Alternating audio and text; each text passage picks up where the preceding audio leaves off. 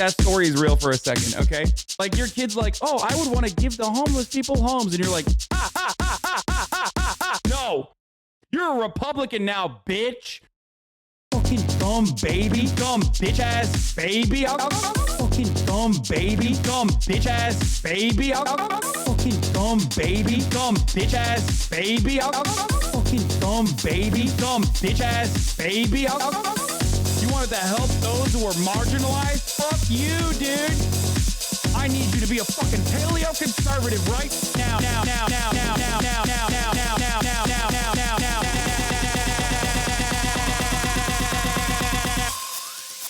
fuck you. Oh, fucking own. Guess what I fucking own? My dumbass daughter who's 6 years old, dude. Stupid fucking baby. You dumb bitch ass baby. Fucking dumb baby. Dumb bitch ass baby. Fucking dumb baby. Dumb bitch ass baby. What's going on, everybody? Dumb baby. Dumb bitch ass. I hope everyone's having a fantastic evening, a fantastic afternoon, a fantastic pre-noon. No matter where you are in the world.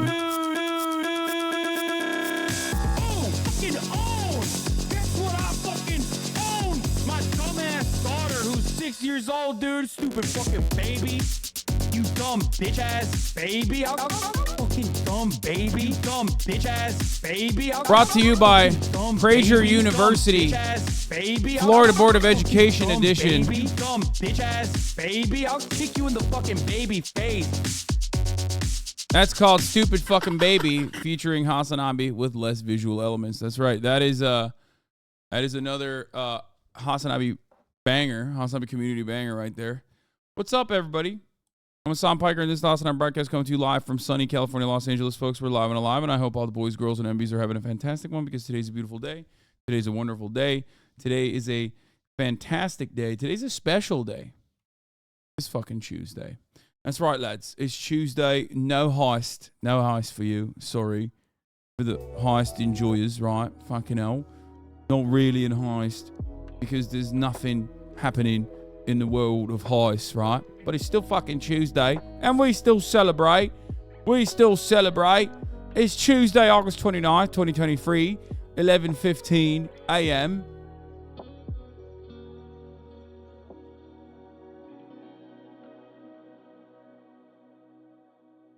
There's hurricanes in Florida. Big hurricanes. Lots happening. You know, things are back to normal, yeah? No hurricanes in California. Hurricanes in Florida. Like it's supposed to be. Hurricane Idalia, they're saying. Category 3 is what will happen Wednesday, 8 a.m. as it makes landfall. Right now, Tuesday at 2 p.m., Hurricane Idalia is only at 1, Category 1, about to hit Cat 3. Not going to be looking great for little Rhonda. Anyway, but yeah, I'm live. Hope everyone's having a great one. This is the part of the broadcast where I tell you a little bit about my personal news, about what's going on in my life, about what's happening in the world of HasanAbi for all my parasocialists. For all my parasocialists out there. Okay? We're here. We're live. In between the time period where I press the stop streaming button and press the start streaming button, not much has happened in my life. Let me tell you why. I've been playing a lot of Ishin like a dragon. Like crazy. That's mostly what I've been doing. Nothing else, just that.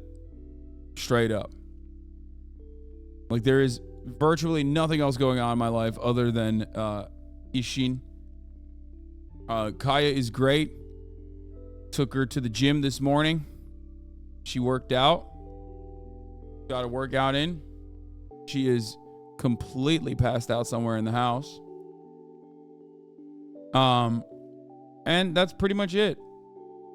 That's it. That's all I got going on. Do you still do the walking parts of your stream? I haven't walked on the treadmill, and I should start doing that. I should start doing that again. What's the pup workout routine like? Honestly, the pup workout routine is there is a 65-pound Belgian Malinois that's 2 years old at the gym. And the workout routine for Kaya is going directly into the gym and wrestling with him for the entire duration that I'm there working out. Like literally nonstop. Nonstop. It was pull day at the gym this morning. And when I first woke up, I had like massive neck pain. My scaps were on fire because I was doing those pike push-ups that you saw on my Instagram stories yesterday that I posted. And the pike push-ups, they really develop your scaps, and they were on fire, but in a good way. And my neck was on fire a little bit, but not in such a good way. And I think it's because I've been just like squeezing so much whenever I do these like T's and Y's and A's, but specifically when I do face pulls, I feel like I'm just, you know, maybe trying too hard. Or maybe it's because I rarely ever utilize those muscles because I have winged scaps. Unhinged Karens for fun time later. There's going to be a lot more fun time today, I think, because like there isn't really much happening. This is like a dull period in the news world. But yeah, last night I went to a dinner. I had a dinner, a big business meeting dinner, you know, and that's pretty much it. Didn't really do anything there. Some fun stuff coming down. We have on Sunday, we will finally have the pop-up shop, the meet and greet.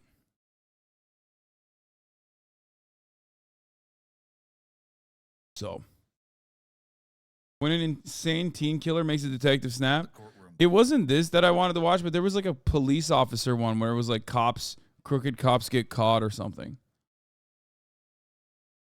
Kind of crazy that the president's mugshot dropped, and we're like, it's a dull point in news. It's true, though. I mean, there's only so much coverage that you can do. A bit, your grip on the facefuls have something to do with it. To be honest, it sounds like you're getting good isolation activation, so it's probably good to go. Yeah, anyway, but my upper back was like a bit on fire this morning when I first woke up. And I thought to myself, like, am I going to be able to go to the gym this morning? And what's happening here? Like, should I quit? Should I not go today? And, of course, I said, fuck no. I pulled a David Goggins. I said, who's going to carry these boats? You know what I mean? Who's going to carry this fucking stream?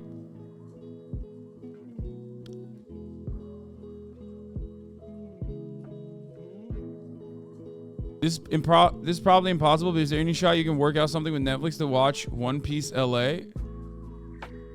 Wait, first of all, if I did a Netflix watch party for One Piece, that would be me promoting a struck work during historic WGA and Screen Actors Guild AFTRA strikes. Yep. Yeah, we saw the bring back Twitter cheers and boos against Elon at Valo yesterday.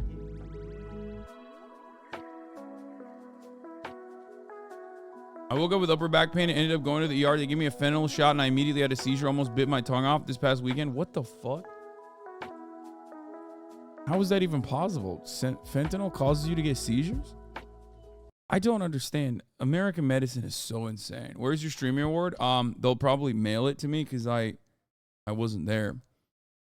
Oh yeah, that one. Incorrect. That is the one I think. When a corrupt cop realizes he's been caught. Yeah, that's the one I wanted to watch. Your newest YouTube video was fire, by the way. The editing is so good. This one, the America Has a Problem one. Okay, hell yeah. Okay, Will's been popping off on the edits. Sports you actually want to know? What? As reported on ESPN 100 just now, the shooting at the Guaranteed Rate Field during a White Sox game was indeed by an accidental discharge by one of the women grazed by the bullet. She reportedly snuck the gun past metal detectors, hiding into the folds of her belly fat. Are you fucking joking? What is what?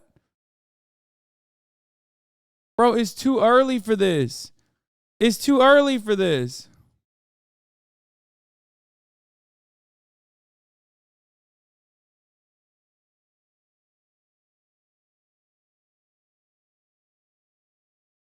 It happened last.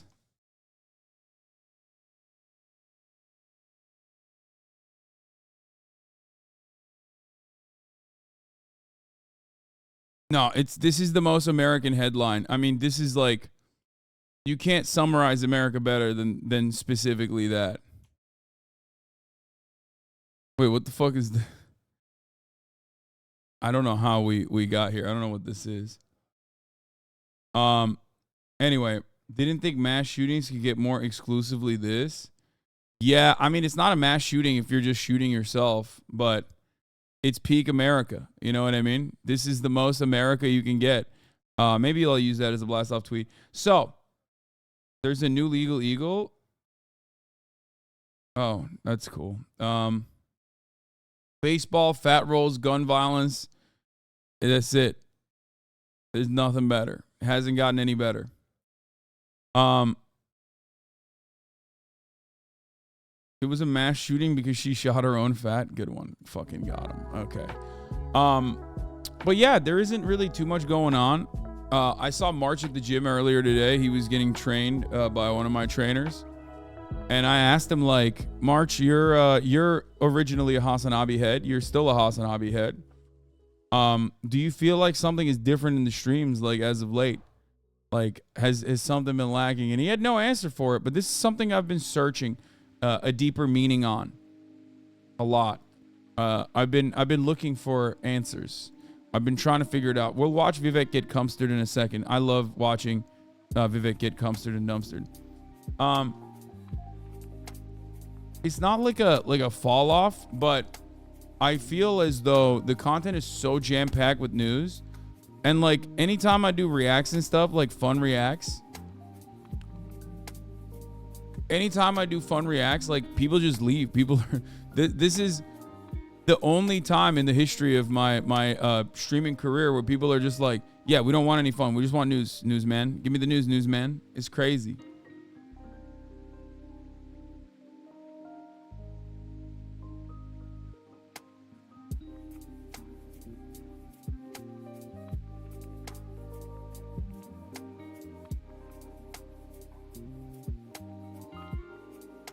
It's less just JCS than normal. Too much politics, not enough fun. That's what I'm saying. I think you've lost a lot of the casual non-news viewers. Yeah. I think a lot of the non-news viewers are just like, fuck this shit. This guy only does news. I hate it. He's angry all the time. You know? His reacts take too long. But I love the reacts. I think the reacts are great. Community-based stuff has been lacking, like P.O. Box and Okay Buddy. I think so too. I think that's definitely a thing that is different now than from when I was a smaller content creator. New Cop Panic Attack just dropped. Get the Narcan. Oh, hell yeah. Love that. I love watching this shit. This is extremely my shit.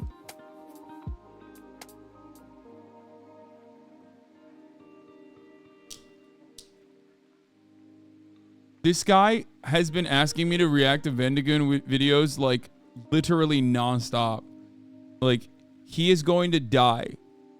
Like he's been cursed by this very specific ancient Japanese curse that dictates that I watch Wendigoon videos. And if I don't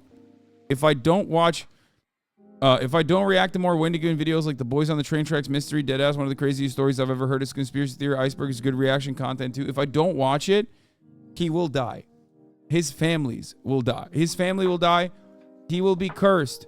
A curse has been placed upon 7 lineages. Okay? 7 bloodlines in his family. 7 generations. I must watch a Wendigoon video. I must react to it.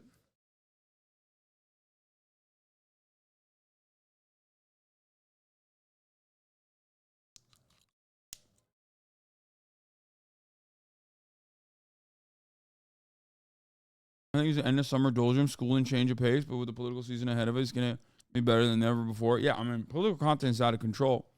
We got that shit on the lockdown. Yeah, he's on the train tracks right now. He is literally the kid on the train tracks, and the train is coming. The train is bouldering down the train tracks, and it's going to overtake him unless I watch a Wendigoon video.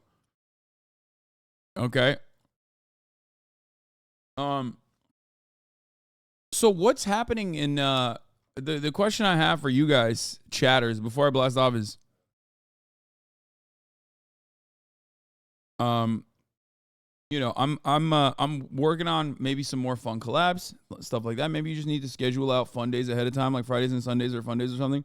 Then people get used to it over time. Yeah, I mean, it kind of is like that already, where we like really dial back on the hardcore news on the weekends and just do mostly fun reacts. We'll figure it out. Are you working on Funko collabs? No. Funko has reached out to me before though.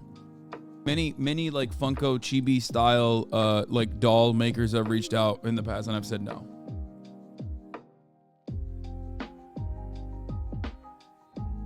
When you're reacting to Survivor, it's so good. I've never watched it, but Carl kind of put me on it and said like that I should react to like the earlier seasons of Survivor, saying that, I mean, he's such a huge fan.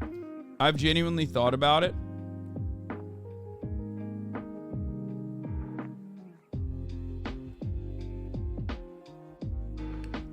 But anyway, I think the streams overall have been consistently good. Keep up. Stop thinking too much. No, I think so too. I think the streams are great. I don't think the content is like bad or anything. I just think that it's not as captivating for normies, and we always got to bring in some normies. We don't want to be. That's why I yell at people when they're being like kind of gross and icky to normies by constantly talking about how triggered they are or some shit when someone says something out of pocket.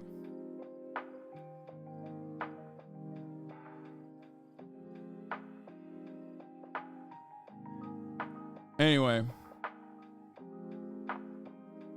I have a great React idea. We need to get this man to watch Canada's Worst Driver, Signal Boosters. I have.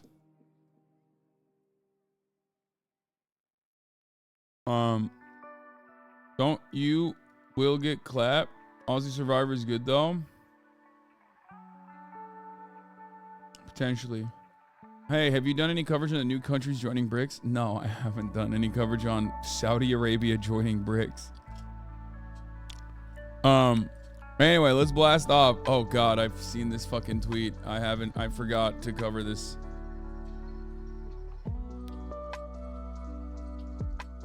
But yeah, I'm fucking doing skinning the cats crazy.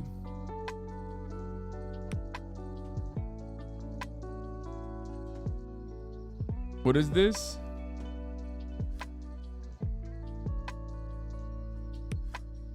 HasanAbi Clips Industrial Complex versus HasanAbi Gaming. What is it? I'm confused. HasanAbi Complex Gaming versus overall 793 vids out of 15K. Yeah, there's not a lot of gaming happening.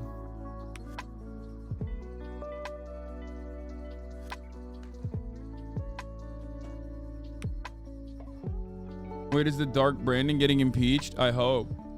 Probably not.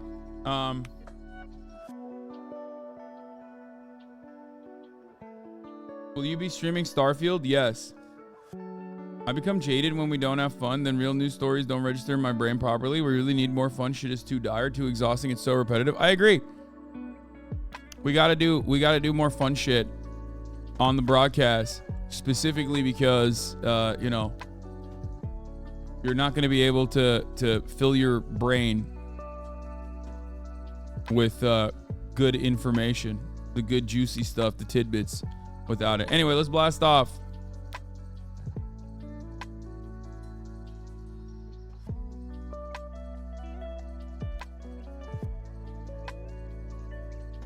When is the BG sex happening? I'm not gonna do that. Dude, this hurricane looks straight like a peepee, right? Am I crazy? Doesn't this look like a super hung penis? Like, it just looks like it's hanging dong. Like, this is the ball sack, this is the dick. I can't be the only one that's seeing this, right? Am I seeing cock? Is this Freudian? Like, what's happening here? Have you seen more that classified military docs were leaked on War Thunder forums?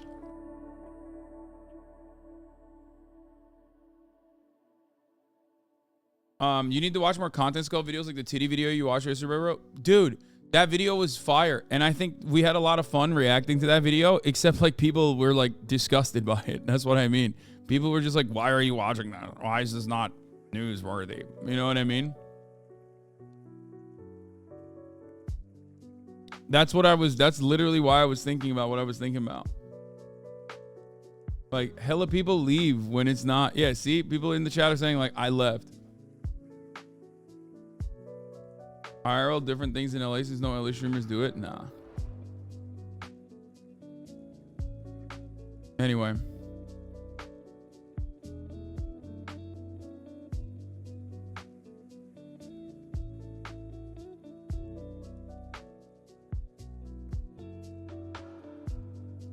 The 2v Tuesdays were great though. Yeah, 2v2e Tuesdays.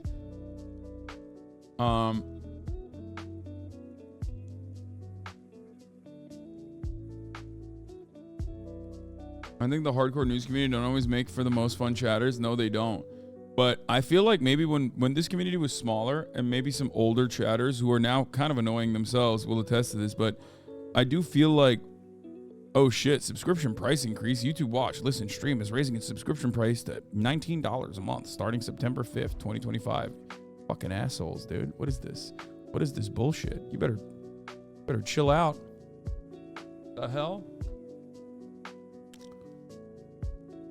But in the olden days when this community was like much smaller, there was like a really good balance of like memes versus news. That's what I'm saying. Maybe I'm just getting nostalgia for no fucking reason. I don't know. Whatever. Cock rate stream when, Hasan? Every day, baby. Yeah, 90-day horny mormies, like all that kind of stuff. That's what this. That's what was my bread and butter beyond the news. You know what I mean?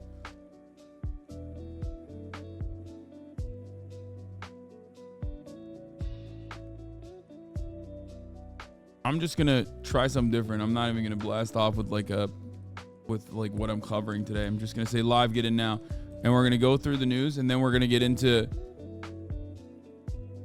We're gonna go through the news, and then we're gonna get into fun shit, like fun reacts, like because we have a lot on the docket. Look at this. We have Beauty and the Geek, which I think is great. Try not to laugh at St. Karen's. I might not watch this one. There's still the Aiden Ross healthy gamer.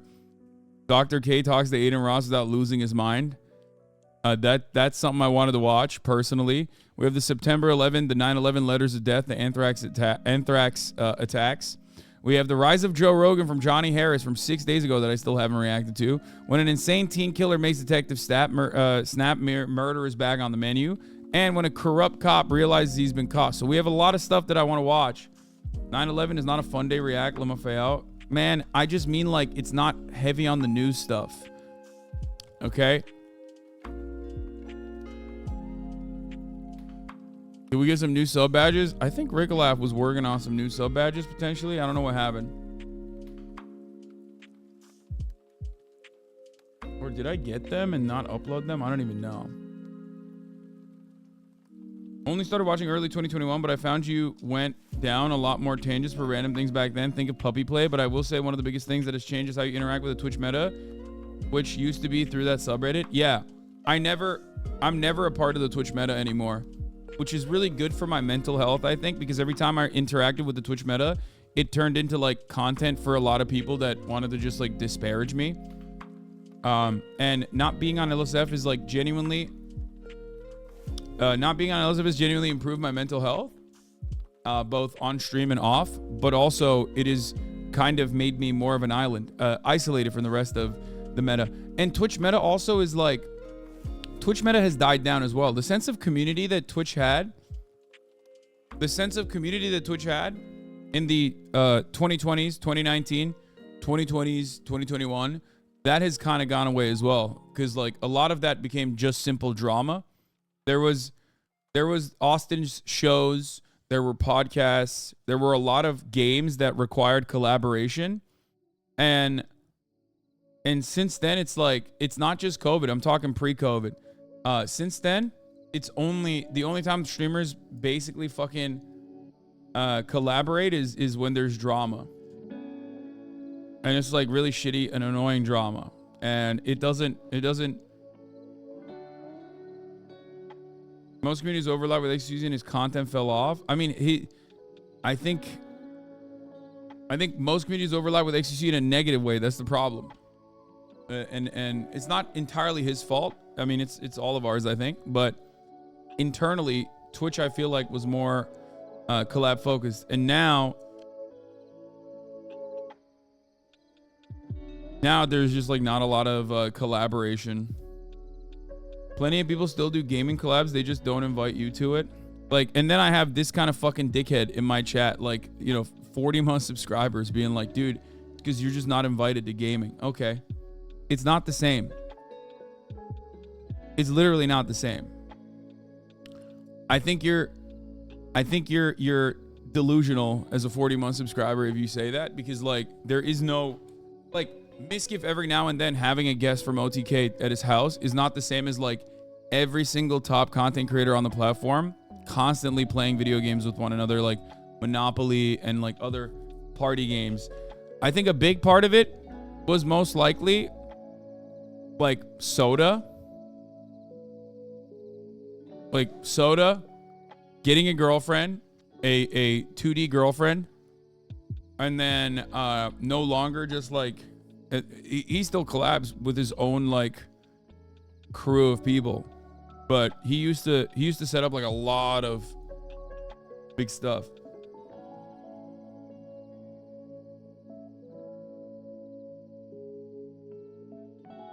Anyway, now anytime we do collabs, it has to be like a big ass fucking event, you know what I mean? It's like, it has to be pre-produced, all the shit. It's like it's almost corporate, you know what I mean? Crazy. Anyway,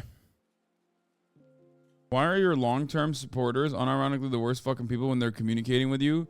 Well, it's because they feel like they know me for a very long time, so they think they can get away with like saying unhinged shit. Anyway.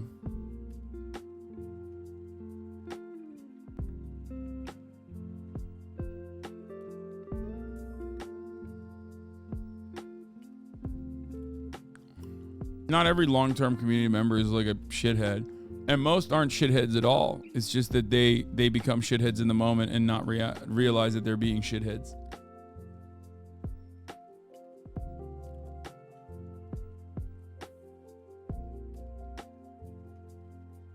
Anyway, here we go. We blast it off. Click on it. Let the people know. Start playing Goose Goose Duck with friends, like Among Us, but better. What is Goose Goose Duck?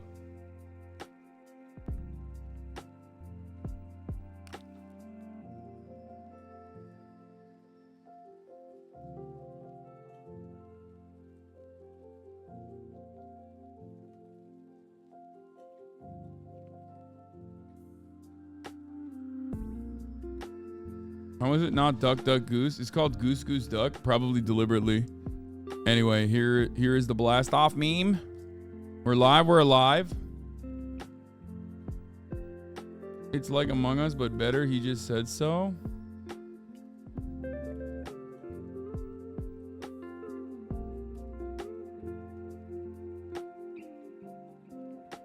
Oda was in LA and got interviewed by the New York Times. Wait, what? One Piece creator hopes to defy a history of failure. Live action manga and anime adaptations found little success, but in a rare interview, Eiichiro Oda discussed why Netflix's series could be the exception. No fucking shot he went on. He was in Los Angeles?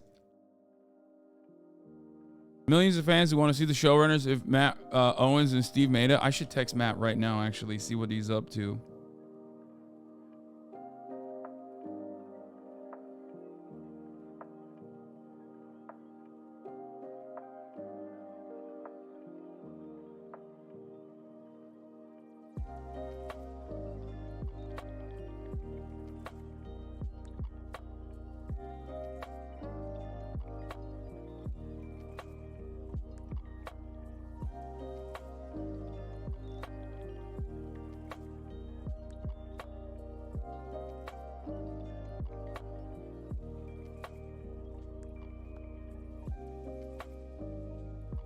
Wait.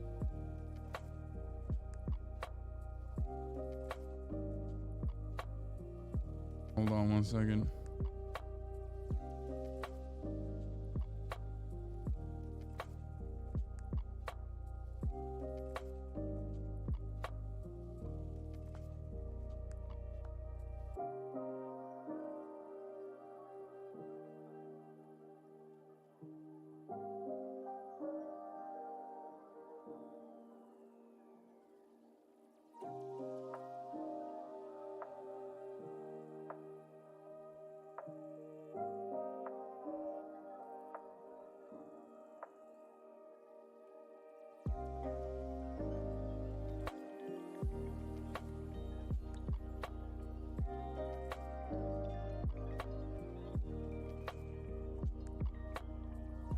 1 second. Sorry.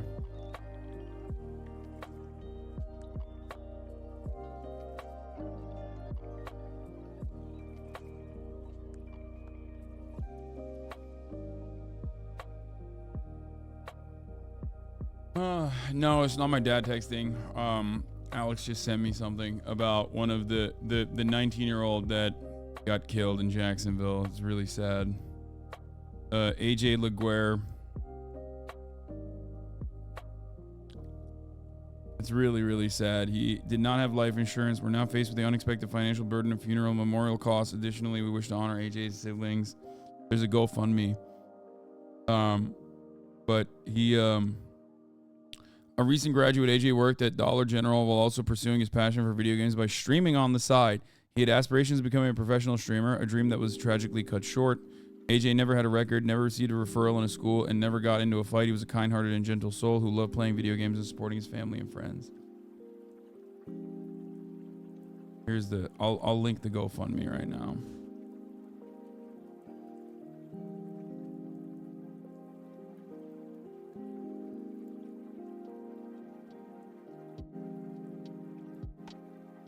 Hold on.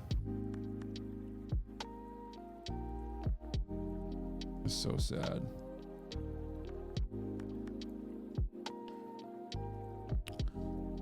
I donated as well.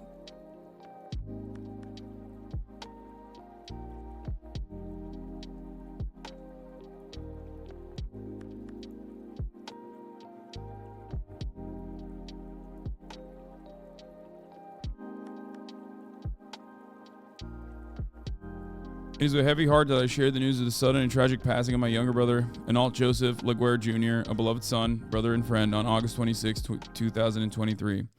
AJ was one of the innocent victims of a senseless, racially motivated mass shooting that occurred at the Dollar General in Jacksonville, Florida. AJ was born on October 25th, 2004, and was the youngest of 7 siblings.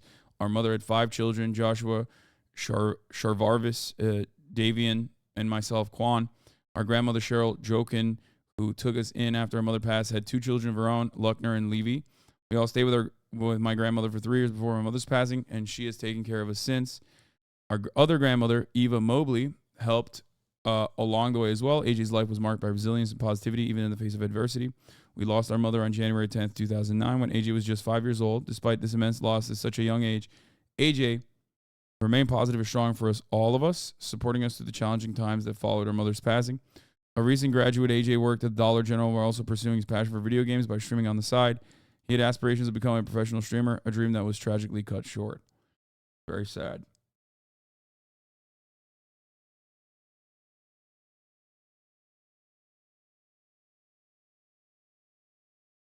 Am I crazy for thinking it's kind of fucked up how every time something happens to a black person, they have to specify they never had a record? Like, that even changes anything? Yeah, I mean, it's just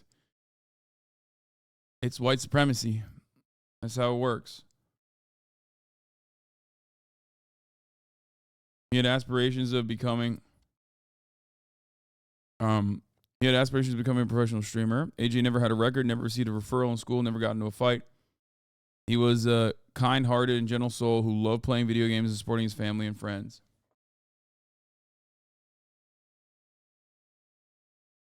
Unfortunately, AJ did not have life insurance, and we're now faced with the unexpected financial burden of funeral memorial costs.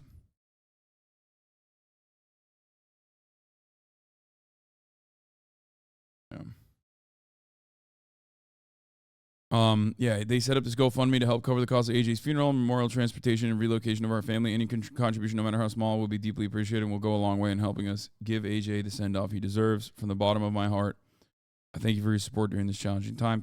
Please keep AJ and our family in your thoughts and prayers. Yeah. It's shitty. I don't know what else to say. And that is just so fucked up. Are you going to donate too? I already did, my man. Why you got to ask me that? Why you got to ask that?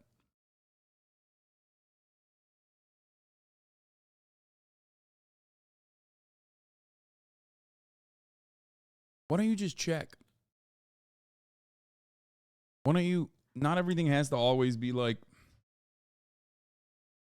You know what I mean?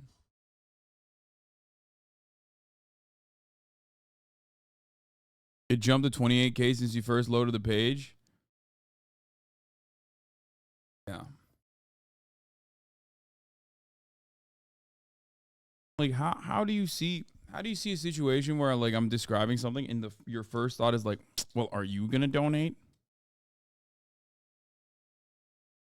No, I'm just not gonna donate. Yeah, never mind.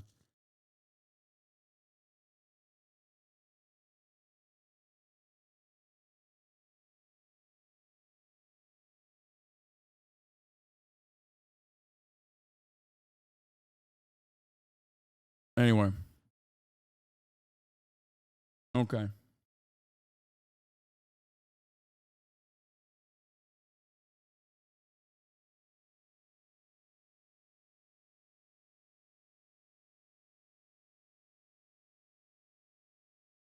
$50K is how much funerals cost in the US? Holy shit. No, it's probably like relocation, funeral, like a bunch of stuff.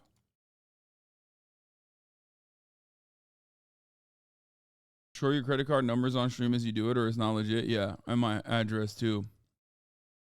All right. Let's get to the news, okay?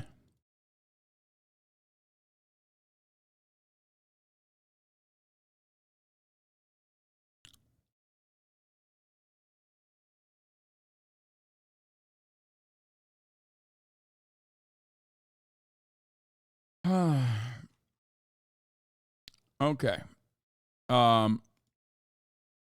The judges set the Trump trial date in 2020 election case. We covered this yesterday briefly. It's going to start in March 4th, right up on Super Tuesday. That's the federal one. The other one that's happening is happening much faster. Vivek went on Sean Hannity, and Sean Hannity ate his ass a little bit, which is crazy. Vivek is just getting owned left and right by everybody. And I will admit that one thing that I was very deeply and undesirably, one thing that I was very deeply frustrated by with Vivek was how like annoying of a debate lord he was. And I think that he tries a little too hard and is basically like an Indian Blake Masters with a little bit better rhetoric than Blake Masters. Like he dialed back on the school shooter aspect. Like if there were like a bunch of different skill sets that these candidates had, if you guys remember Blake Masters in Arizona, he maxed out on the school shooter vibes, right? But he was very much the same like cutthroat businessman who very clearly was saying the right lines for a hyper online community of right-wing Republicans to hear. Okay? And Vivek is definitely doing that. Ron DeSantis tried doing that as well and has failed thus far. Not everyone can do it like Donald Trump, who people are invested in because he's Donald Trump. Now, Blake Masters looked like a major creep to the average American, and that's why he got absolutely destroyed. Vivek is like Indian Blake Masters, but not as much as a school shooter, but instead a school debater. Okay? He gives off debate club vibes. Like his smarminess and his insistence on like just constantly trying to have an argument, a conversation, I think is very annoying for the average American. At first, I thought, you know, he's hitting all the Trump lines and I think people will like him. But now I realize it's more so just an online phenomena. I think that it's more so just people online that will like him. I mean, obviously, I've said time and time again that there was no shot he was winning regardless. But I do feel like his attitude, the way he operates, the way he carries himself, and how interested he is in having a conversation, okay, I think those qualities make him unlikable. Okay? I don't think these qualities make him likable. I think they make him annoying. So much so that Eminem has sent him a cease and desist. Eminem to the presidential candidate Vivek Ramaswamy, stop using lose yourself. He has roasted Vivek Ramaswamy, who went viral for rapping an Eminem song. Now the presidential candidate has been rebuffed by the Detroit Star. BMI, the licensing organization that oversees the public performance of Eminem's songs, delivered a cease and desist letter last Wednesday to the Ohio Republican demanding that Ramaswamy stop performing Eminem's music. It's pretty funny to be like an Eminem guy and constantly sing Eminem when you know he's like a massive lib. Like, he's a huge lib. He's like a Hillary Clinton style liberal too. Like, he'll rap about like he'll rap about like how, you know, guns are bad or how abortion should be protected and shit. You know what I mean? He's like very openly rapped about those things to a degree where it's like kind of corny, as a matter of fact. You know what I mean? Like, yeah, Trump is orange. What can you rhyme with orange? Porridge. That's that type of shit. The letter was first reported by the UK's Daily Mail and was confirmed to the Free Press Monday by a representative for Eminem. Yeah, that's an awfully hot coffee pot. Should I pour it on Donald Trump? Probably not.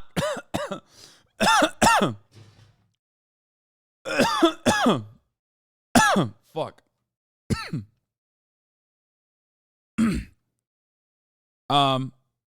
Anyway, he God damn it. Here's old Vivek.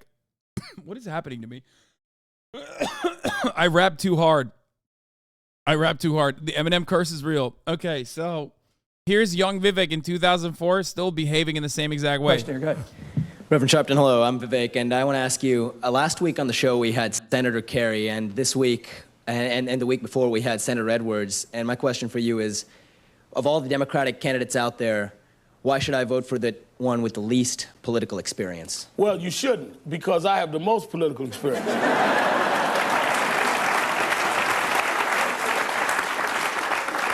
I got involved in the political... What a throwback, dude. Al Sharpton. Fat Al Sharpton. Goddamn.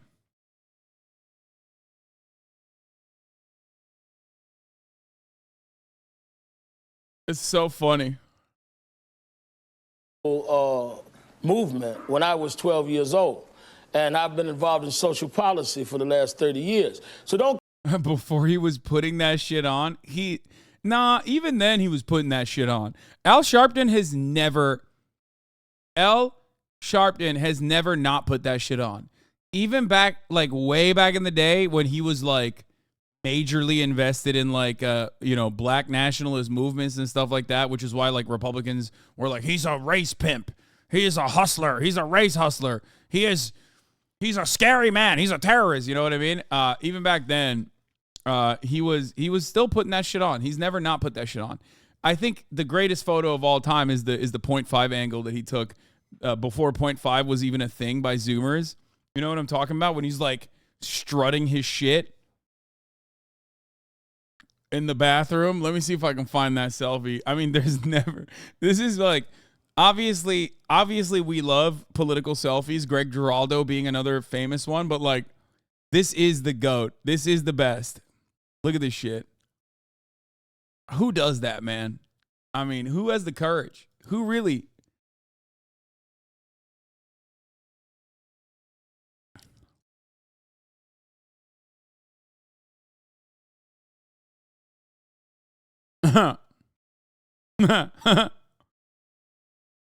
Yeah, he was so bad for this. Yeah, a bad bitch, you mean? Because that's true. He hasn't stopped, by the way. He still does it every now and then. He is the king of the selfies. Look at this.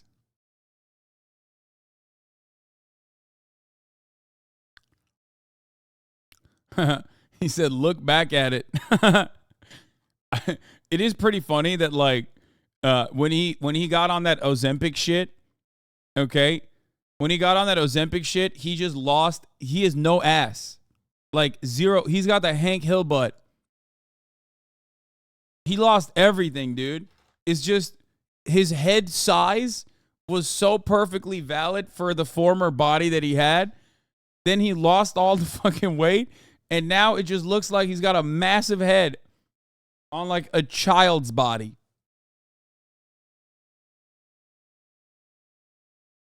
With the fucking Hank Hill butt, too. What happened to you, but backwards? Yeah, he is the reverse Hasan. Anyway, this is not a Photoshop pic. No, this is just how big his head is. Anyway, let's continue. Confuse people that have a job with political experience. Whoever the head of some local bureaucracy has a job in Cambridge. That doesn't mean that they have political experience, and it doesn't mean they have the experience to run the United States. What the fuck? A very incredibly rare Striker 6 not shit pose. Unfortunately, I work in pharma. I met Vivek in person and worked on his failed Alzheimer's drug for 2 years, which was his first project, RVT 101. His string of Vant companies are the worst pharma industry practices times 10. They bought decent molecules and pumped every dollar they could out of them in stock price, knowing they could never be successful drugs. Not a shit pose. That's crazy. A very incredibly rare Striker 6 not shit post moment. This is, I've never seen this man sincere pose. He broke character. It's wild. Casually breaking some NDM shirt? No, that's not. Everybody knows that Vivek's first big entry into the pharma field was literally a failed Alzheimer's drug that, as we talked about many times over now, had failed 4 times on trials, and he literally just did a perfectly legal pump and dump, pretty much. Made out like a bandit. It's super common. It happens in pharmaceuticals all the time. It's gotten significantly worse with the VC Silicon Valley types entering the fray. Yeah, I saw Kanye got caught getting head in Italy. I saw. It was kind of weird. I'm conflicted on that one. I predicted the Eminem thing over 2 weeks ago. I hope Eminem calls Vivek to stay, stops playing my song. That song is for Obama Libs gym playlist and nothing else. True. Yeah. Government. So I think that we confuse title holders with political experience, as we have seen with the present occupant in the White House. George Bush was a governor and clearly has shown he doesn't have political experience. Next one. Wow. He was Vivek back then was a libtard getting George Soros bucks, you know what I'm saying? Anyway, nowadays, our boy Vivek is running around doing the most, trying to be like the smarmiest, most annoying debate lord you could possibly be. And one of the things that he's been doing is just consistently going on news broadcasts and getting cumstered. I don't know why he has chosen to do this. I don't know why he keeps going on news broadcasts and then they keep owning him. And it's like people like Dana Bash, which normally you don't expect to own anybody, really. It is really, really, really sad. A sad state of affairs that the debate lord is trying to come across like he's getting some owns and just ends up getting owned instead. And it's not even just from the likes of Dana Bash or MSNBC hosts. I forget this lady's name. It's even from Sean Hannity because of his obscure ass foreign policy positions that are completely beyond the pale for mainstream media, which has a damn near bipartisan consensus on what America is going to do on its foreign affairs. That is like the major reason, Andrea Mitchell. Okay, thank you. That is one of the major reasons why he keeps getting yelled at. It's pretty funny. It's like they're not even getting mad at his like Republican shit for the most part. They're usually getting mad, even on the Republican side, they're getting mad at things that he is saying about foreign policy, like how he claims he's not going to give money to Israel or some shit, okay? You can't do that. Or how he thinks like Russia will be our ally against the war against China that's coming up. It's like such an odd line. It is such an odd thing to defend when you're running for president, when Americans are just across the board united. Like Republicans are united on this shit. Democrats are united on this shit. Democrats yell at other Democrats that stray away from the mainstream perspective. Like, how do you not see that? Are you that incapable of reading the room? Anyway, it's very odd. It's very odd to see. It's like an unsubscribed member at the top of the hour thinking that you're not gonna see an ad. You're gonna see an ad at the top of the hour.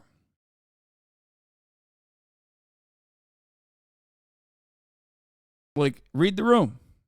Now, of course, if you no longer want to see those ads, all you need to do is subscribe for $5 or free with a Twitch Prime by connecting your Amazon Prime account to your Twitch account. You get one free Prime subscription. Use it on your favorite broadcaster. Here's the 3-minute ad break now. So that means you would not have certified the results that night before midnight on January 6th. Here he is. Oh, sorry. Here he is doubling down on his position that Mike Pence should have refused to certify the election on January 6th until he could employ one weird trick to unilaterally implement voter ID and change federal election law. Wait, let me see if this is on the playlist, actually. If this is on the docket, I'll watch the full one instead. Christie. It's not on the docket. Okay. Let me see if I can find the full video. Because this is this from this morning?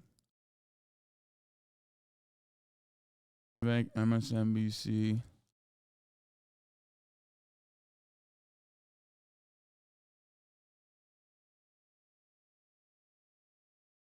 No, I can't find it. Anyway, all right, let's just go after these bits and pieces. You would not have certified the results that night before midnight on January 6th, while that was your constitutional obligation. What if Kamala Harris did that? What if Joe Biden and Kamala Harris win? To be clear, would she have that same authority? To be clear, I stand by what I said. But how could you get legislation through, sir, in, that kind of legislation through in time to certify the election? You would be violating your oath as vice president. There would have been. So I respectfully disagree, Andrea. I stand by what I said in that interview, not what you just said that I said.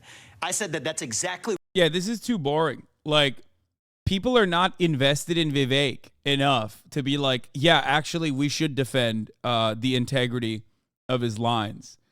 Like, every time I hear from this dude, it's always, it's not what I said. I said something else, and you're saying that I didn't say the thing that I actually said, but here's what I really said. It's like, bro, no one cares. No one cares. No one cares. Stop it. Don't go on these fucking shows anymore, okay? Don't. You are not looking good. You think you're looking good. You're not looking good, okay? Like, these are not slam dunks. When Donald Trump does stuff like this, like when he course corrects or whatever, there is already an audience that is invested in what he has said, okay? And he rarely ever is like, nope, you're lying. Here's what I actually said. Like, he doesn't do that. That is minutia, okay?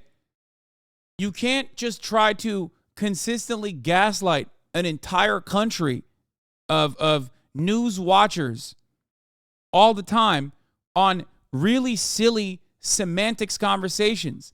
This is literally the most, not even a debate lord, not even a debate pervert, the most debate pedophile thing you can do, okay?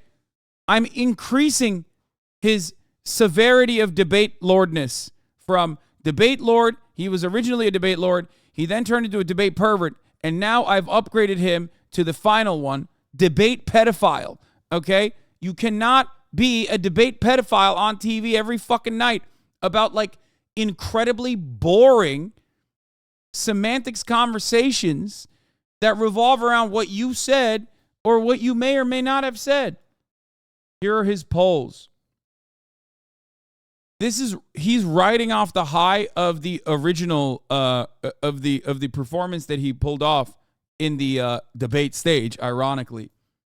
But if he keeps this shit up, I feel like the more people see him, the more bored they're gonna get. They're not like, I don't think people look at this and go, maybe I'm wrong, but I don't think people look at this and go, wow, he's really sticking it to mainstream media. He just comes across as like really fucking slimy.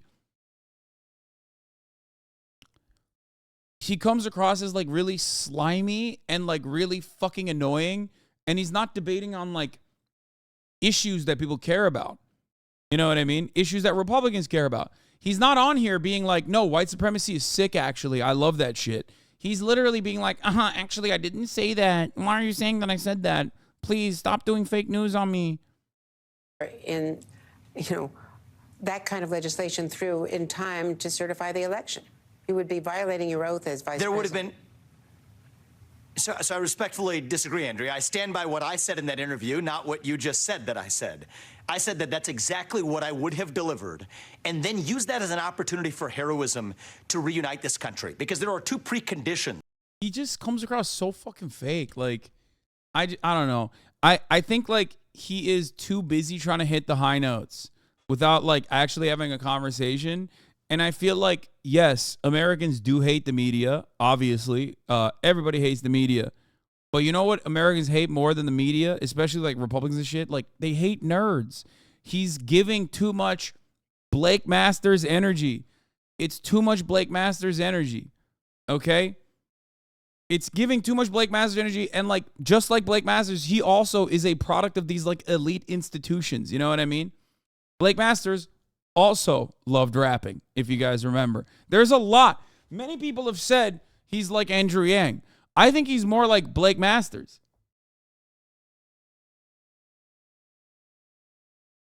For the health of our constitutional republic.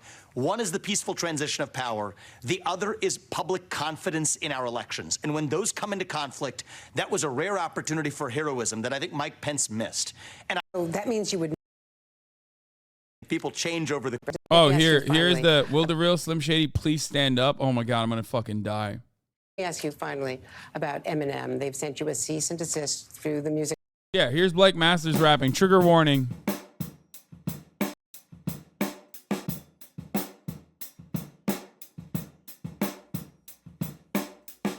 Now the press is having a day. They're getting all mad. They're looking for a fight. I'm reading the news. I'm like, this shit ain't right. What's going on here? He can't speak the truth. What if she was a sweetie? What if she was cute? I'm not going to show you the whole thing because I don't want everyone in my community to commit harakiri, like collectively get into a room with like a bunch of katanas and engage in mass suicide. So I'm not going to do that. I'm not going to do that to you because this is nuclear cringe, okay? This will do psychic damage. This will do psychic damage to you. This is what they play in Guantanamo Bay. Okay, this is the worst level of enhanced interrogation. We're not going to do that. He raps like a racist Lin-Manuel Miranda. True. Okay, let's move on. What are those red lines? As war paint. He's doing like tribal war paint because he's like, I hate woke culture. Like I can do Indian war paint. You know, that kind of thing. Company to stop using "Lose Yourself" on the trail. Have you agreed to move on? Yeah, look, I think that I'll respect his wishes, but I would just say, will the real Slim Shady please stand up? Eminem in his rise used to be a guy who actually stood up to the establishment and said the things that the establishment didn't want him to say. Oh my God. Yeah, like fucking, like raping people or killing his mom. Like, I'm a 35-year-old former, or I'm a 38-year-old former pharma tech CEO. And I don't know why Eminem is no longer talking about raping women. What is happening? He should be talking about beating his wife and raping her like when he was cool. I think that's cool. It's like, bro, you are literally 40. Shut the fuck up, okay? What are you saying right now? You're not like a fucking cringe teenager, okay? You're running for president, dog. You ready for president? The fuck? Will the real Slim Shady please stand up? Ah, ha, ha, ha, ah. Fuck. What's wrong with 40? I'm literally 40.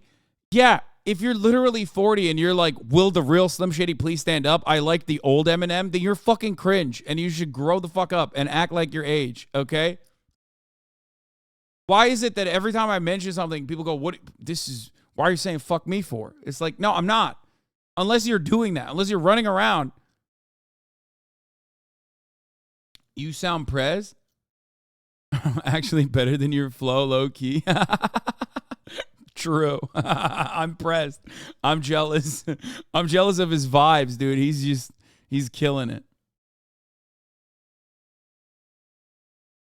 Ay, ay, ay. I think the fact that my political viewpoints may differ from his, I think people change over the course of their lives. But I have hope for him that he will one day rediscover the renegade that made him. This is also the classic, like, conservatives are the counterculture. They're the real counterculture, which actually it ties perfectly into the next thing that I want to show you. Great, and I'm rooting for that success in his life. Well, Vivek Ramaswamy, thank you for your time today. To be continued. Let's have more opportunity to talk. Yeah, it's great. To be continued. Oh, here it is. Conservative is the new punk rock. It's no longer rage against the machine. It's rage for the machine. They love saying this. I remember when I was growing up, I was like a mega punk rocker, and I was just super anti-establishment, super anti-system, oppression, stupid laws telling me how to think, how to live my life, people trying to dictate what I do, you know. Yeah, like, don't get ugly face tattoos, okay? This guy was like, no, man. If getting ugly face tattoos is illegal, put me in jail. Put me in a Supermax prison. Do you understand? I'm going to Supermax. I'm getting the worst tattoos you've ever seen. It's like super punk rock when I was a kid. Like, I had a whole mohawk. It was like a foot tall for like most of my... Honestly, H would have fucked up by not hiring this guy to be a fishman. I've never seen more of a fishman lookalike in the wild with the teeth and all. You know what I mean? He just straight up... This dude straight up looks more fishman than all the fishmen on the live action One Piece, okay?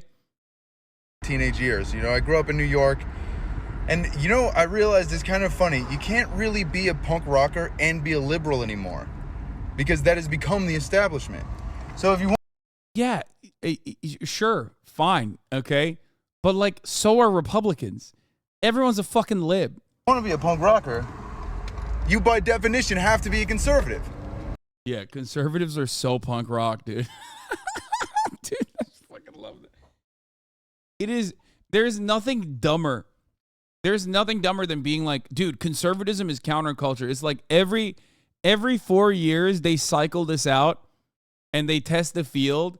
And then like the broader majority of Christian conservatives that vote for the Republican Party reliably are like, no, shut the fuck up. That's not, like, what are you talking about? No.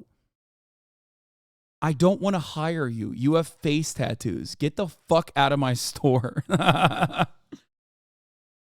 Yeah. There's nothing that says punk rock like funding the police more, which the Democrats do, and so do the Republicans, okay? This guy better be using that Celtic nodding pattern. Our culture is not your costume. Sometimes it is, but still. It's the weirdest thing. And like, you know, I know you're probably going to get all mad and try to defend your point. Like, oh, well, they're Christians. Like, that just makes you the bigot, strangely enough. So, good on all you Christians for being real punk rockers while the world has... Like, they don't want that. This is like incredibly alt, incredibly niche, okay? Like, imagine a guy who has been a reliable Republican Party voter, who voted for Donald Trump, loves him. He owns an HVAC business, okay, in Indiana. Do you think that lifelong church-going, you know, Donald Trump-loving guy wants to be called fucking punk rock as a Christian? He's like, that's that devil's music, boy. Get the fuck out of my store. Fuck you mean? Punk rock? What are you saying? Like, who do you think is the median Republican voter? You think it's this fucking guy? Absolutely not. I know the liberal monoculture is so overpowering that you have like blue-haired SJWs and you have blue-haired Republicans now. Okay? Especially post-COVID, a lot of like these granola moms and shit went full-blown QAnon, right? But that is still a tiny part of the base. It's not even a part of the base, really.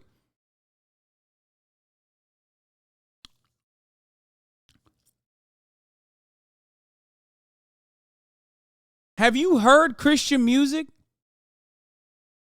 Have you ever been to an area where there's like actually just like normal Christian people around?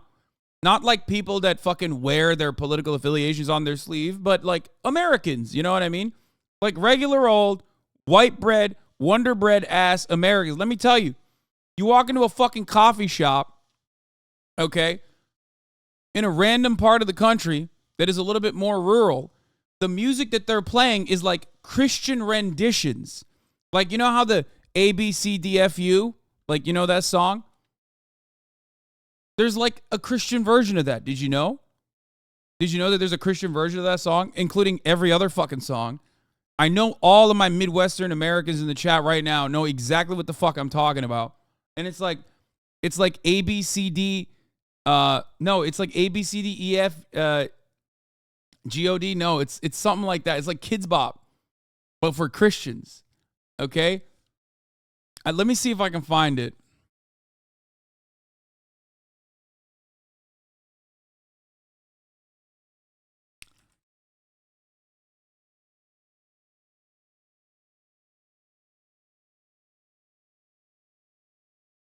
ABCD. Is this? I gave my life, I got Jesus on my side. Tell my sins goodbye, let the devil run and hide. I'm free, no defeat, I proclaim my victory till the end of time. Cause my like, you walk into a fucking coffee shop and this shit's blasting. You think that guy wants to be called punk rock? You think that motherfucker who's like, maybe this guy who's singing it wants to be called punk rock because he's a TikTok Satanist. But the people that are enjoying this music, the broader majority, not a single one of those motherfuckers want to be called punk rock. They don't want to be counterculture. My God loves me.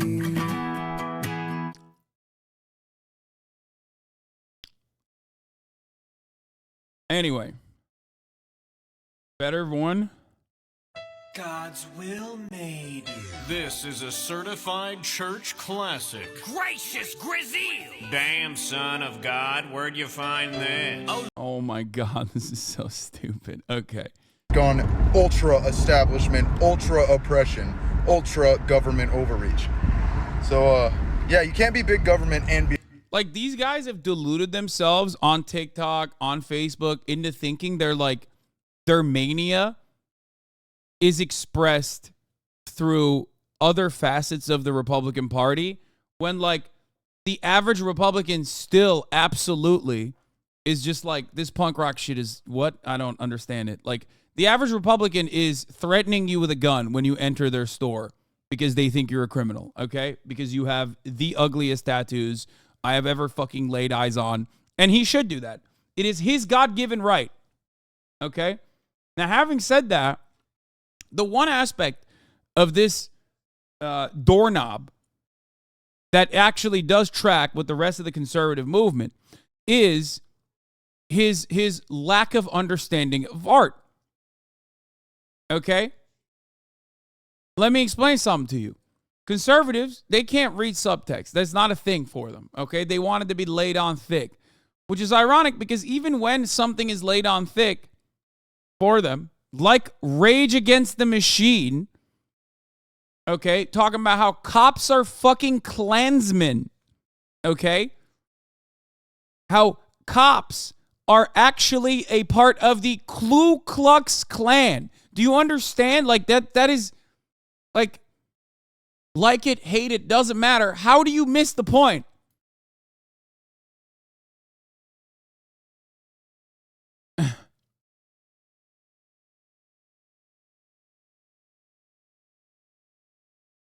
How do you miss that point? It's not even subtle. It's not even subtext. It is the text. Okay? So for those people to just like listen to that music and be like, well, you know, it seems to me like they're raging for the vaccine now, blah, blah, blah. It's like, dude, shut the fuck up. You just don't understand it. Okay? Be a punk rocker. That makes no fucking sense at all. So there's a shout out to all you globalists out there. Keep doing what you're doing. We'll see how long it lasts. Yeah, dude. The punk rock scene is gonna fucking win over the minds and hearts of everyday Americans too.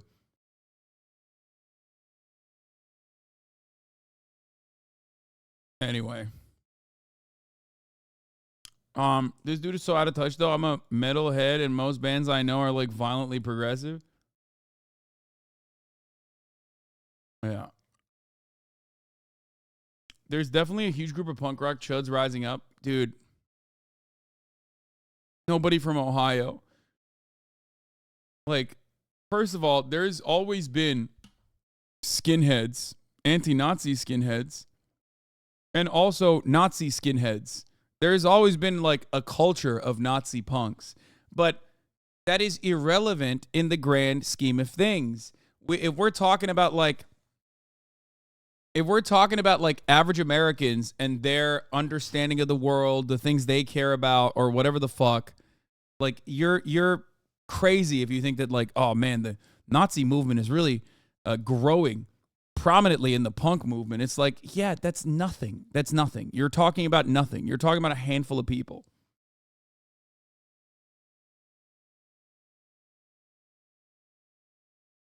Okay?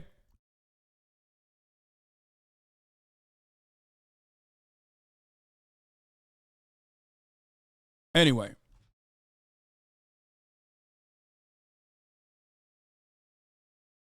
It's just, yeah, this is not even like a well-defined ideology for them. It doesn't matter. I guess it's like reactionary and maybe like a willingness to do violence and willingness to be contrarian that has like captivated them. So they think that that is what this is about.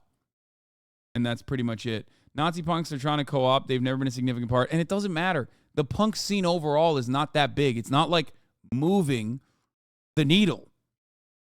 It's not representative of anything other than a totally isolated niche subsect of a genre.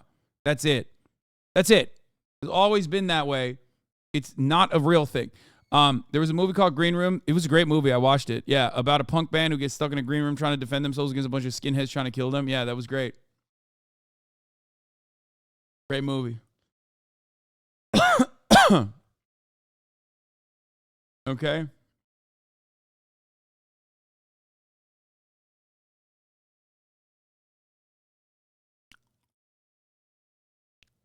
Hannity also cooked up a sloppy steak for our boy Vivek Ramaswamy. Let's take a look. Over some of the issues, though. You know, you said aid to Israel, our #1 ally, only democracy in the region, should end in 2028, and that they should be integrated That's with false. their neighbors. I have an exact quote. You want me to read it? That's actually... Yeah, I can tell you the exact quote. What I said is it would be a mark of success if we ever got to a point in our relationship with Israel, if Israel never needed the United States' aid. And Sean, you know how politics is played. A lot of the other professional politicians who have been threatened by my rise have used that statement to say that I would cut off aid to Israel. That's not correct. I've been... Go over some of... Is wild. That he's doing the whole, like, that's not what I said. Here's what I actually said. Oh, my God. Like, at a certain point, if Laura Ingraham is the only person who's, like, dick riding you, and even Sean Hannity is like, I can't believe you said you would deny aid to Israel, which I'm not even talking about how insane that is as a conversation piece here, that, like, Sean Hannity, again, substitute Israel for any other country, and you will understand how fucking insane this conversation is. Okay? Like, I cannot believe you said aid to Estonia should end by 2028 is not a conversation that you are ever going to have. Okay? It's not going to happen People will be like, what are you talking about? Shut the fuck up. What? We're giving money to Estonia? Stop it. Okay?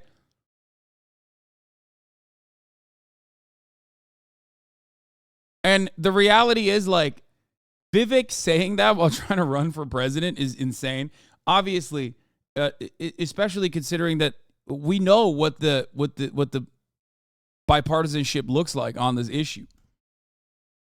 Here's another foreign policy take that, again, Vivek like kind of deviates away from the foreign policy blob, but in the weirdest ways possible, which even conservatives end up yelling at him for, because Americans are united on foreign policy.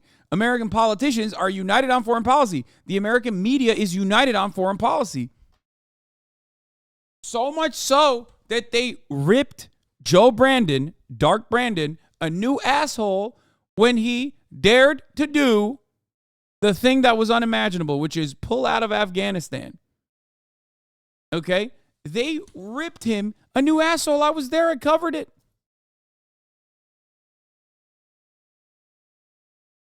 You have no fucking idea what that would mean if we didn't support Israel. They would not be able to defend themselves. And okay, what would be the issue? Yeah. It's just like, I don't know why he has these like insane crank takes that he thinks he's going to be able to get across. Okay? Maybe he thinks that like enough of the Republican Party doesn't care about like constant flow of money to foreign countries. Like, but again, you're forgetting America First is not actually about fucking literally cutting aid to our foreign allies against waging holy battles against our foreign adversaries. It's just, you're supposed to just say that. You're not supposed to like defend it. Okay.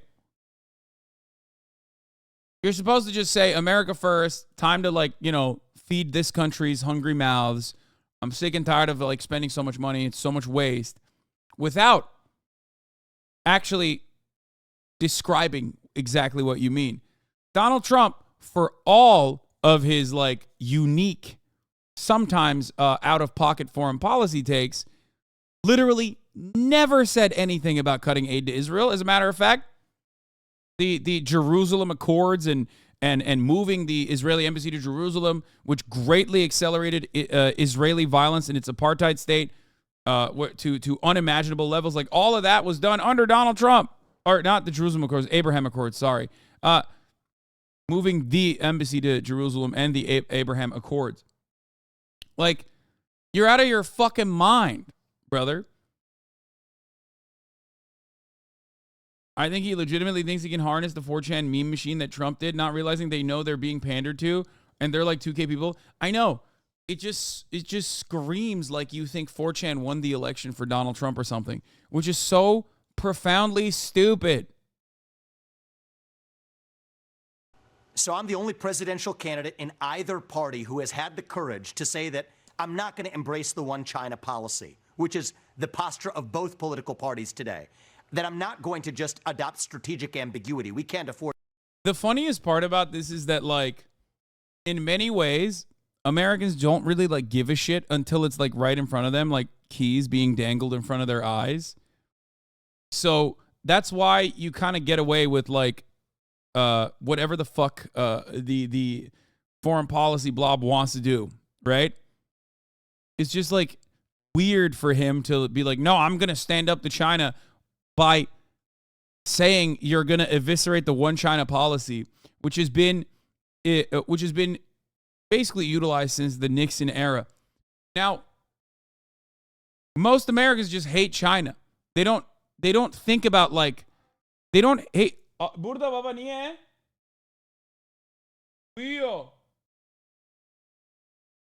They don't hate China because like of what China is doing to Taiwan or whatever. Like, they don't give a shit. They just hate China because China spiritually is out there. This like foreign entity is out there threatening American hegemonic power. They don't even think about it on those terms. They just think like, well, those guys, they don't look like us. They're out there and they're like kind of fucking our shit up, I think. I don't really understand. I don't really know what's going on here, but I don't like it. Okay? Like, not a single person is like, yeah, I hate China because, what they're doing in Taiwan is unbearable. I can't stand for this. Chiang Kai-shek, he was a brave man. We must defend his honor. What Mao did, what Mao and his forces did to them brave Chinese warriors who stood up and got absolutely cumstered and relegated to an island. Okay? We must defend their honor. We must bring it back.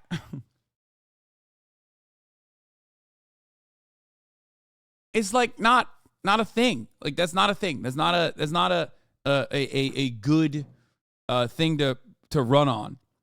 Call me a lib, but I don't like their lack of civil liberties and authoritarian tendencies, but don't read that as my liking or preferring America. First of all, you are a liberal, yes, but like, it is nutty to me to move beyond, I'm just going to stand up to China, which is what everyone says anyway, and actually get down to like exactly how you're going to stand up to China by eviscerating the one China policy when you're not going to do that.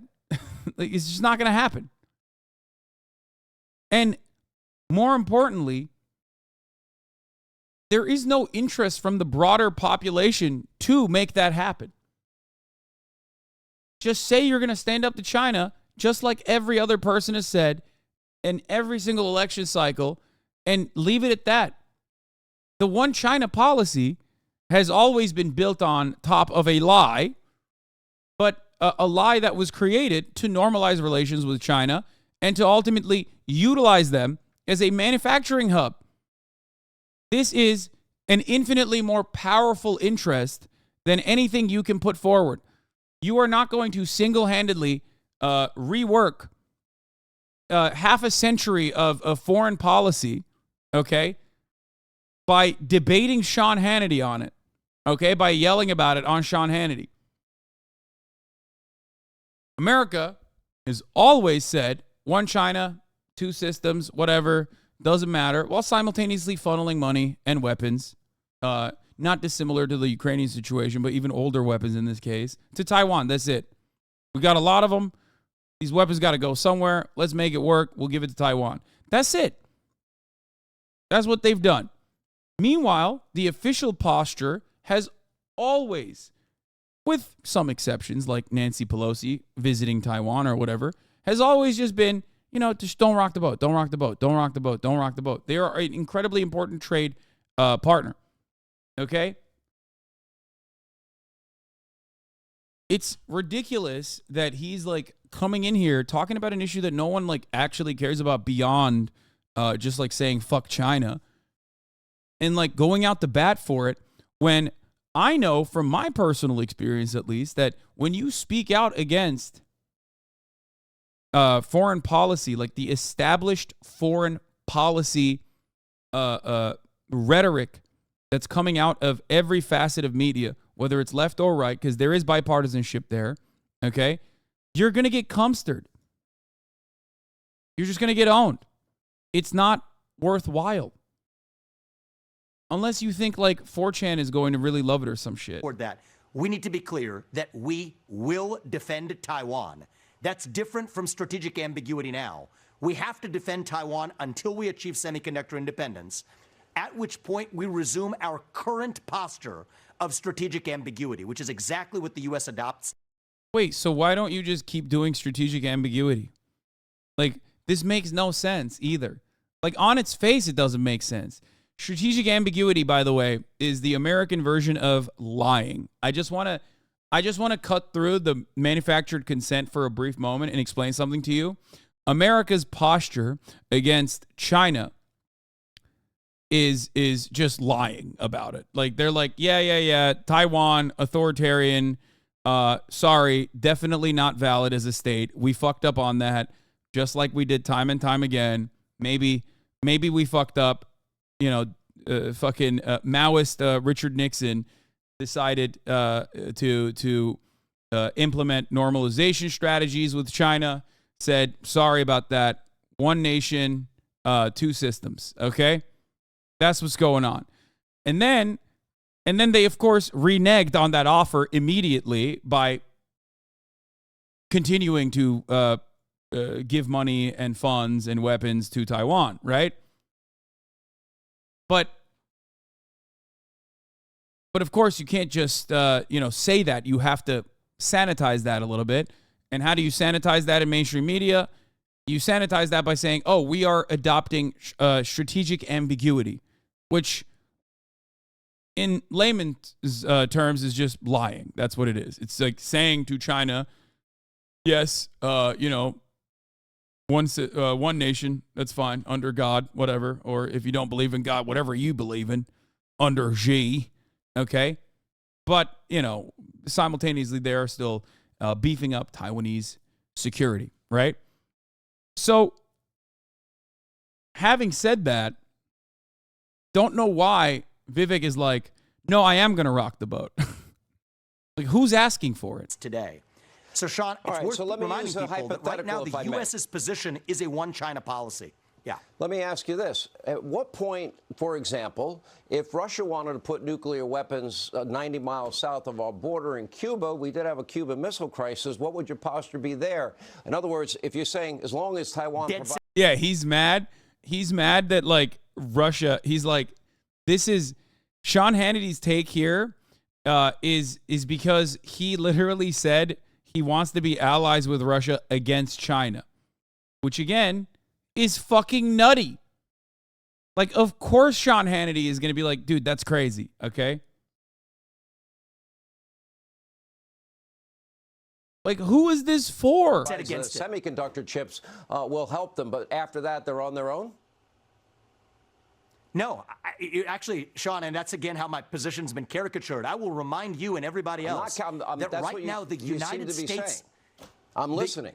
No, it's not what I'm saying, because...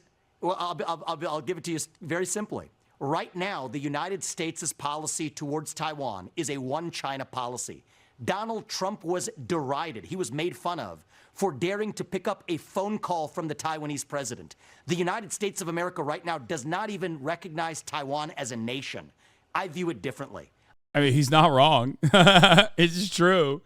But there's a reason for why they do strategic ambiguity, which you kind of understand, which is why you also said, oh, yeah, after I somehow beef up defenses for Taiwan, I will go back to strategic ambiguity. And it's like, okay, so you're not doing anything different. You claim you want to rock the boat, but then you also are not rocking the boat. It's so dumb. I am clear that we will defend Taiwan. I'm the only politician in either party that has the courage to say it. And then I would resume. Well, I would resume the current position of the United States after we've achieved semiconductor independence. So that... Yeah, anyone who actually wants to take on China has to be willing to completely destroy the entire global economy, and Americans would lose their treats for at least a decade. It's not a real position. Yeah, until we have actual complete slavery in this country, where like every prison is operating as a manufacturing facility in the United States of America, where they work for like a cent, okay? Where they can, where America can have competitive manufacturing output that has as low cost manufacturing as like Chinese competitors, and not just Chinese competitors, because quality of life has also improved in China dramatically over the course of the past couple of decades. We're not talking about China in like fucking early 2000s anymore. So even China has this issue now where like their manufacturing capabilities have to also be outsourced to another country half the fucking time, because their factory conditions have gotten better and their manufacturing conditions or their labor conditions have gotten better, because the people are demanding, the people are literally due to genuine urbanization and genuine improvements on their lives and genuine Chinese prosperity have turned around and been like, okay, well, we need to also outsource now. And for the record, did you just say out? Are they? Yeah, yes. The memes of like, Chinese factories with Chinese factories where people are getting fucking whipped and working like 90 hours a week are no longer the reality in many of these cities. I mean, look at fucking Shenzhen. Look at how much Shenzhen has developed over the course of the past couple of decades.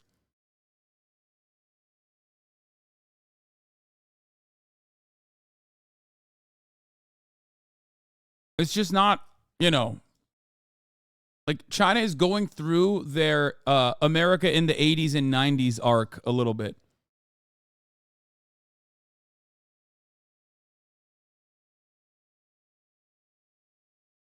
Why do people think China is so heavily invested in Africa? They are building institutions to begin moving manufacturing under Chinese investments. You know.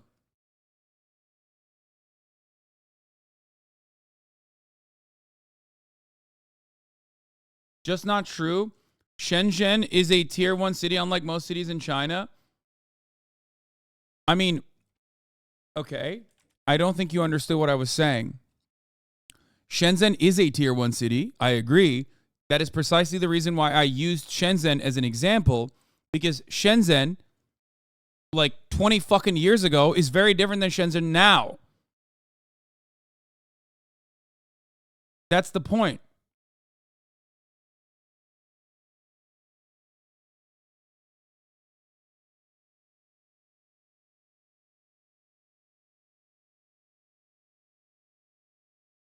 It is like that is a manufacturing hub that has rapidly developed, okay? Rapidly developed into a city that is much larger than most American cities, much more modern than most American cities. That's my point.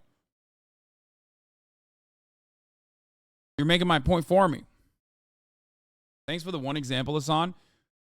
You think there's only one example of Chinese manufacturing, Chinese productive forces being raised to a degree where, like, Chinese quality of life demands higher pay and better workplace conditions? That is just reality. I am describing to you the reality in China that you can literally see with your own 2 eyes. Oh my God. China is not fucking North Korea.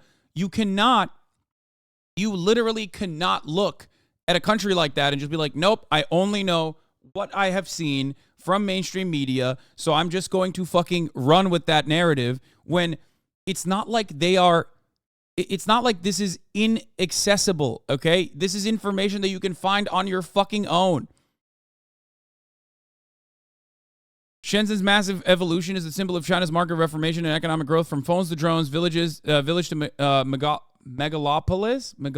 Wait, how do you fucking say that word? Whatever. See how Shenzhen has changed over the years. This is what it looked like in 1980, dude.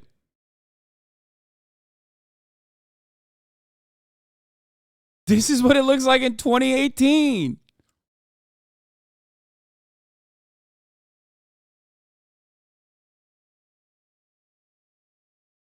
It's crazy. Look at this.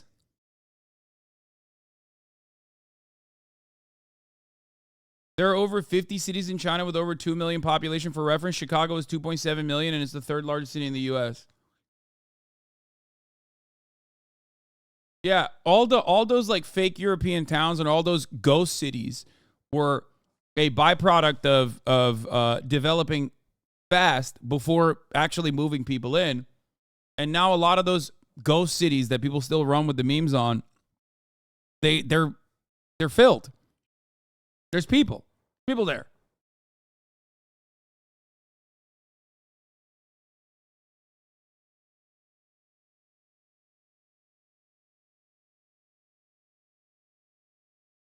So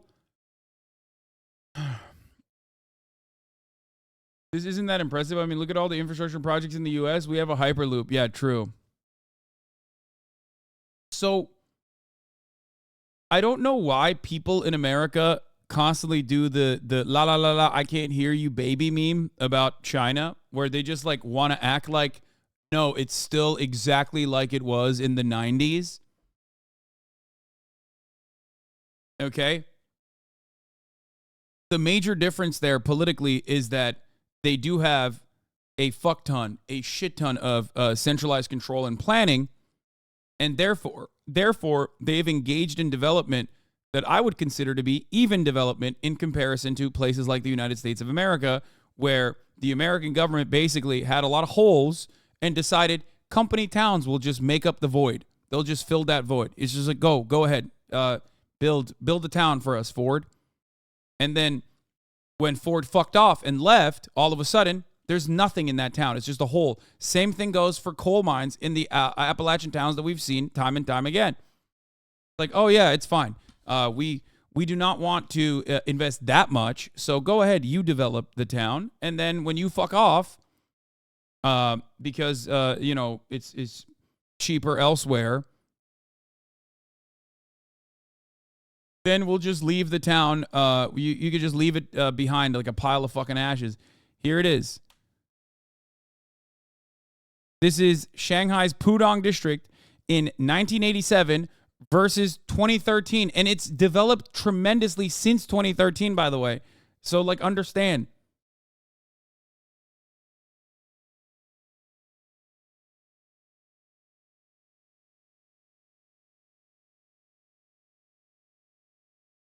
Per capita, they have the wealth similar to Hungary. Economists are starting to ponder if the Chinese are more wealthy than the Mexicans.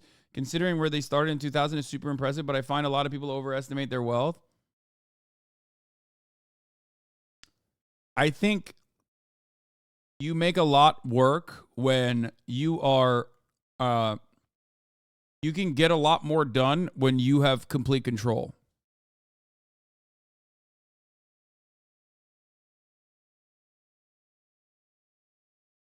Okay? That's it.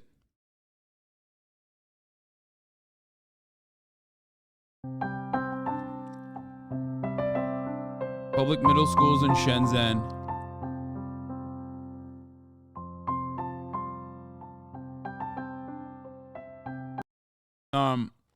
Pudong was a ghost city in 2009 or something, by the way. Now it's not. Weird how you have to build buildings before people live there, not after. Yeah.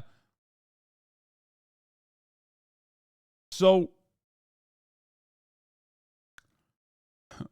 Tier 2 and Tier 3 cities were neglected, though. Tier 1 cities, housing costs got crazy. That's really funny that you say that, because, like, their housing costs got crazy is such a meme. Because, yes, you're right. For China, it is a lot. But, you know, when I think about it with an American lens, I can't help but laugh. Because, like, their maximum rent is like $300 a month. I know that it doesn't matter because, like, we're talking about the Chinese economy, but, like, it's still, everything is still infinitely cheaper, like unimaginably cheaper. Anyway.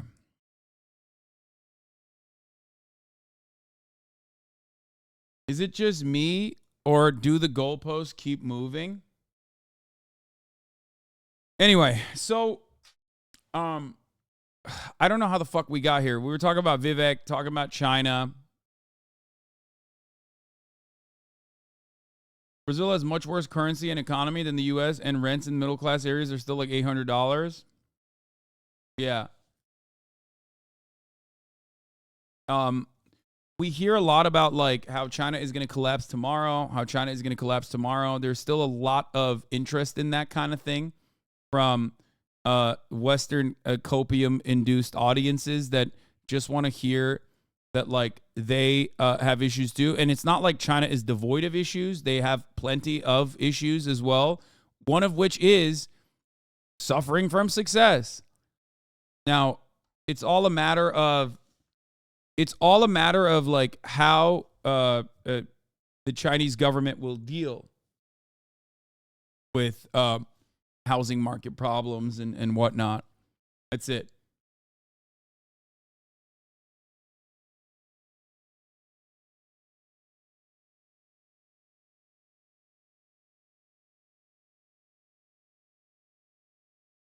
The chatter who said China is as wealthy as Mexico is talking bullshit, by the way. China's GDP per capita is comparable to that of Mexico, but median wealth in China is considerably higher, as most Chinese own at least one home. Also, not even talking about significantly lower crime rate, but obviously that all doesn't matter as China will collapse in 24 days. Lao Y and Serpenza on YouTube talk about this impending collapse nonstop. Yeah, because they're not talking about the impending collapse because it's actually going to happen. They're talking about it because people want to hear it. That's They're content creators. They're making content. Okay? It's so weird to think about how little I actually know about modern China, despite how many times I've heard it talked about on news and stuff. It's not weird because, like, a lot of coverage on China comes from people who have an open disdain for the for like any kind of Chinese development. They see it understandably as a threat to American hegemonic power. And it doesn't even matter what like China's foreign policy interests are. They're just scared. Because China becoming a major player and a superpower is a threat to America's current global dominance. Okay? It spells doom for the American empire collapsing. It's a reminder, like no one wants to be reminded that they're dying. You know what I mean? You don't want to be reminded at the top of the hour ad break. You don't want to be reminded that you're dying. But at the top of the hour, there's still a 3-minute ad break that comes. And you can do stuff to mitigate that. You can, for example, subscribe for $5 or for free with a Twitch Prime by connecting your Amazon Prime account to your Twitch account where you get 1 free Prime subscription a month. Okay? And use it on your favorite broadcaster. Hopefully that's me, your #1 China simp. Okay? And that way you'll avoid it. Sakura Gore, thank you for the 20 gifted subs, allowing 20 people to also no longer see the ads at the top of the hour.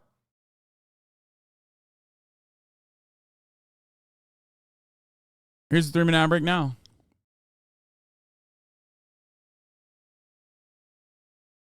Why can't I like all those things that China does are positive, but still think they're too restrictive on freedom of speech, right to assembly, expression, etc.? Wait, what? Well, then you agree with me. What do you mean? That's what I think as well. I don't care that America's global hegemony is threatened. That's a good thing. I just support more civil liberties, I think. I don't know. I'm still trying to learn and keep an open mind, though. Wait, what? That's my, I believe that. Yes, I agree with you on that. I don't live there. I could. I think China would be an awesome place to live. Okay? And before you say, well, think about all of the awful things that they're doing. Look at the One Belt, One Road initiative, or they're doing neo-colonialism in Africa, similar to the World Bank and IMF, even though, it's not exactly the same. Or look at what they've done to the Uyghurs in Xinjiang. They've done cultural genocide. I live in America. America, as it stands, still is pound for pound much more evil, right? And I still choose to live here. I still love America. I still think that America has a lot of promise. I could live in China under similar opinions, okay? The only difference is I would not be able to exist in China. I would not be able to freely say whatever the fuck I want in China. That is just the truth. So, for that reason, I choose to live here.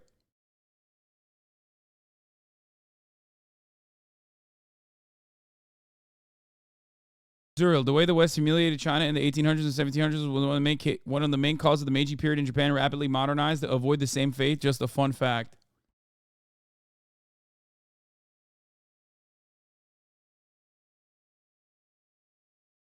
That's getting clip chimped.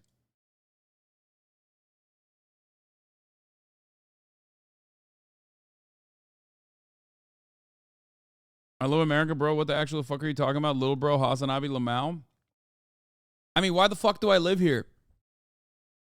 I think that America still has a lot of promise. It's up to debate. It's up for debate whether or not they will ever capitalize on its promise. Most likely not. But still the reality.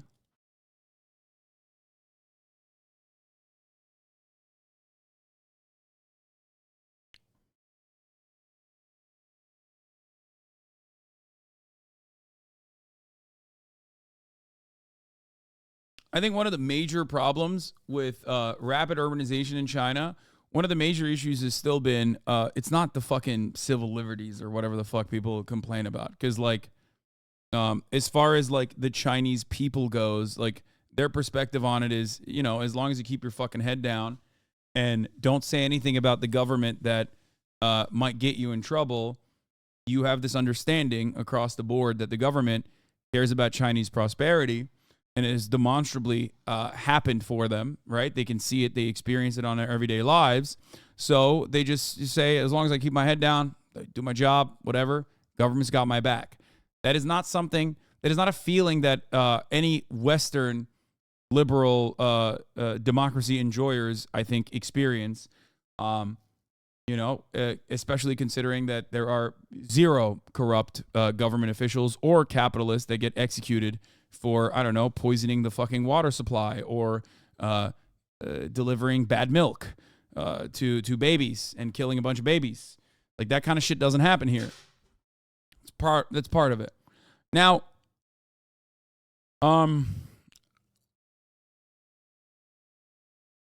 they have your back until you exercise freedom. Yes, that is true. I'm not saying that this is good. I'm saying that I don't even agree with that because I like freedom of speech. Anyway, yeah,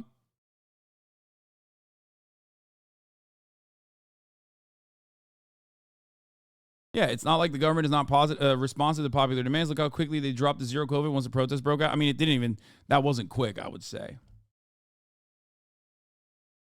Of course, it's great if you're selfish and have no moral compass.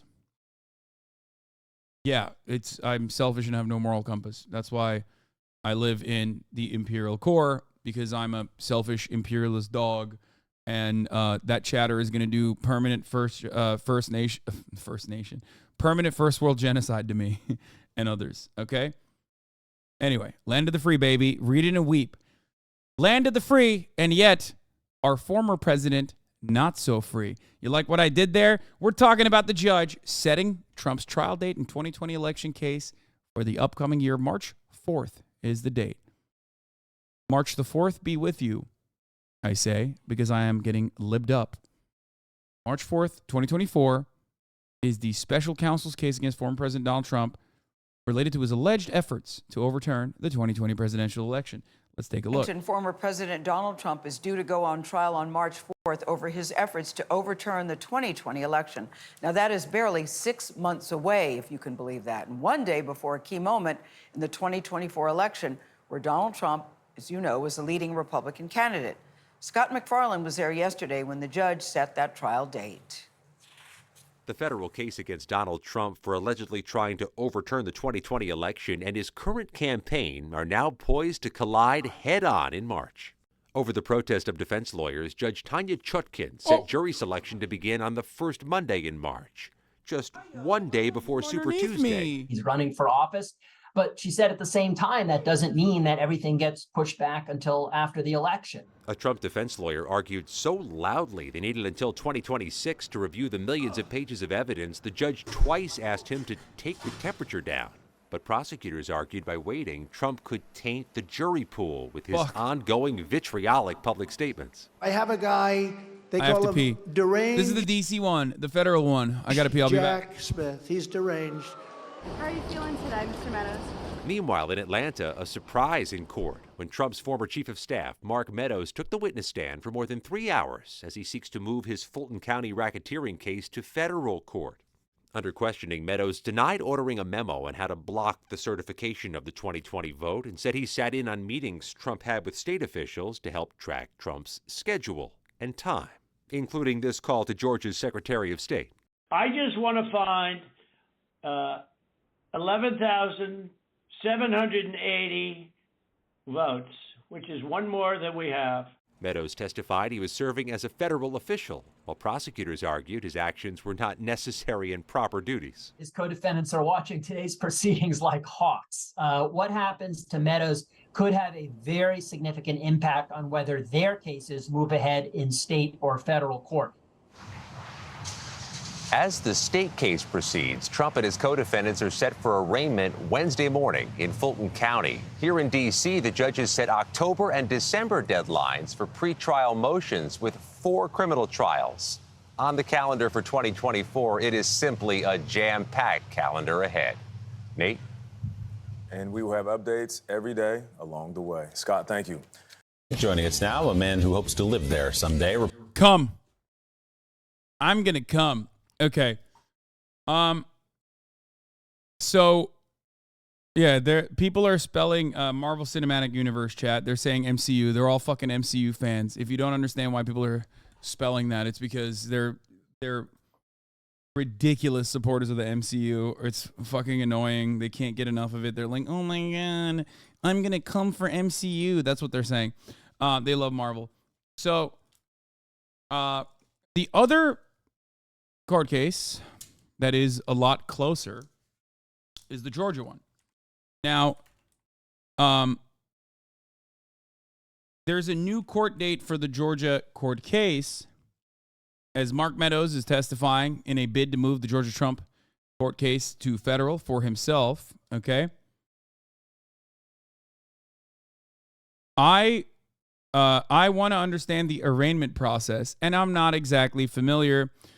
It seems that former President Trump will be arraigned next Wednesday in Georgia over charges he and 18 co-defendants sought to overturn the state's election results.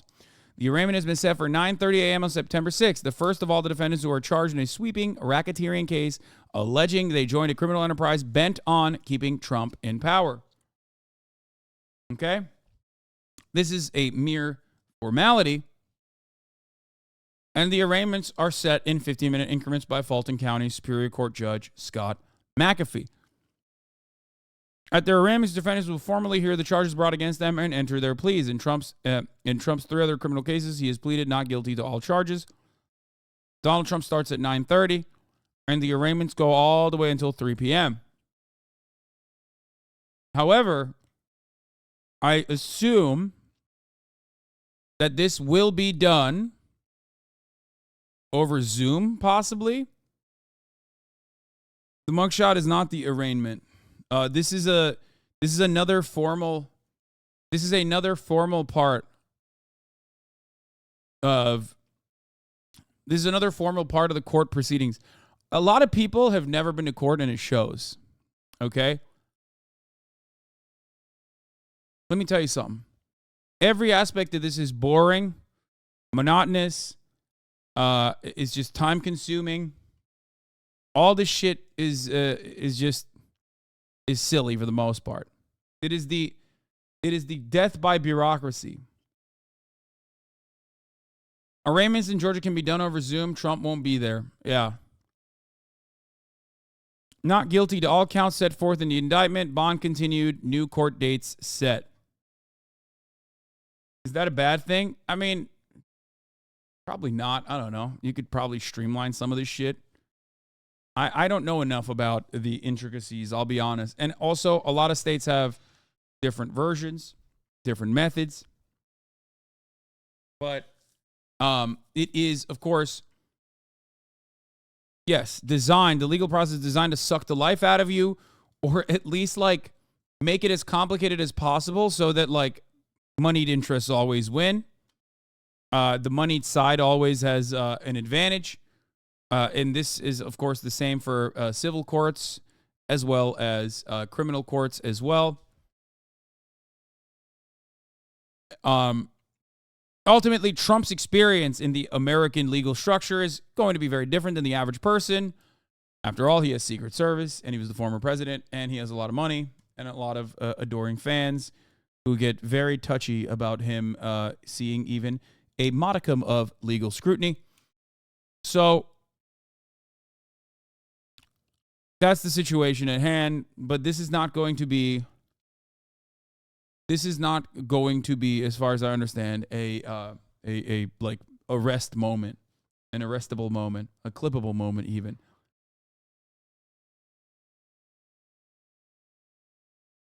Hasan abi, sen salaklık yaptın, sana villa veriyorlar ama ben salaklık yaptım, bana sus diyorlar. Nasıl senin gibi salak olabilirim? Yardım edebilir misin bana?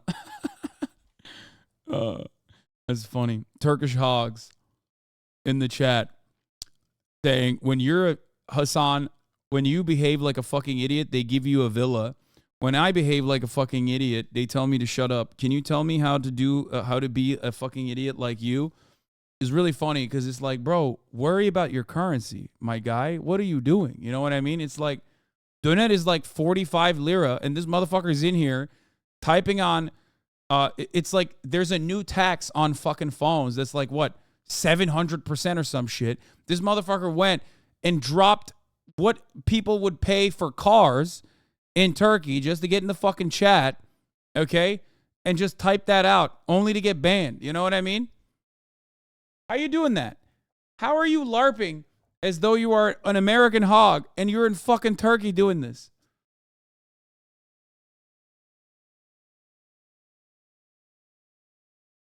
İnanamıyorum yani.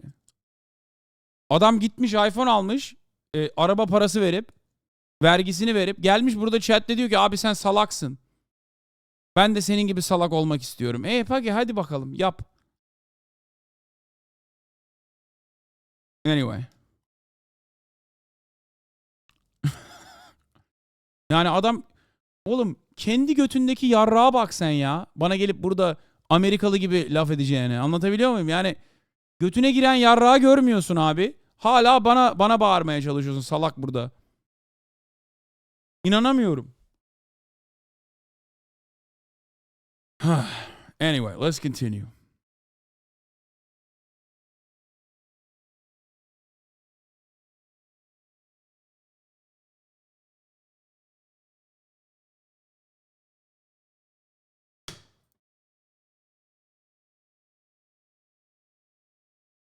That's what I said. Yep. Now I want to them. Okay. Let's move away from this. Let's talk about Christopher Christie. I'm unafraid to tell the truth about Donald Trump. Christie getting more prominence from MSNBC than any Republican news outlet should spell trouble for his Republican primary prospects. But of course, none of this is real. Everybody knows who the fucking real president is. His name is Donald Trump. Everybody knows who the real primary winner is. His name is also Donald Trump.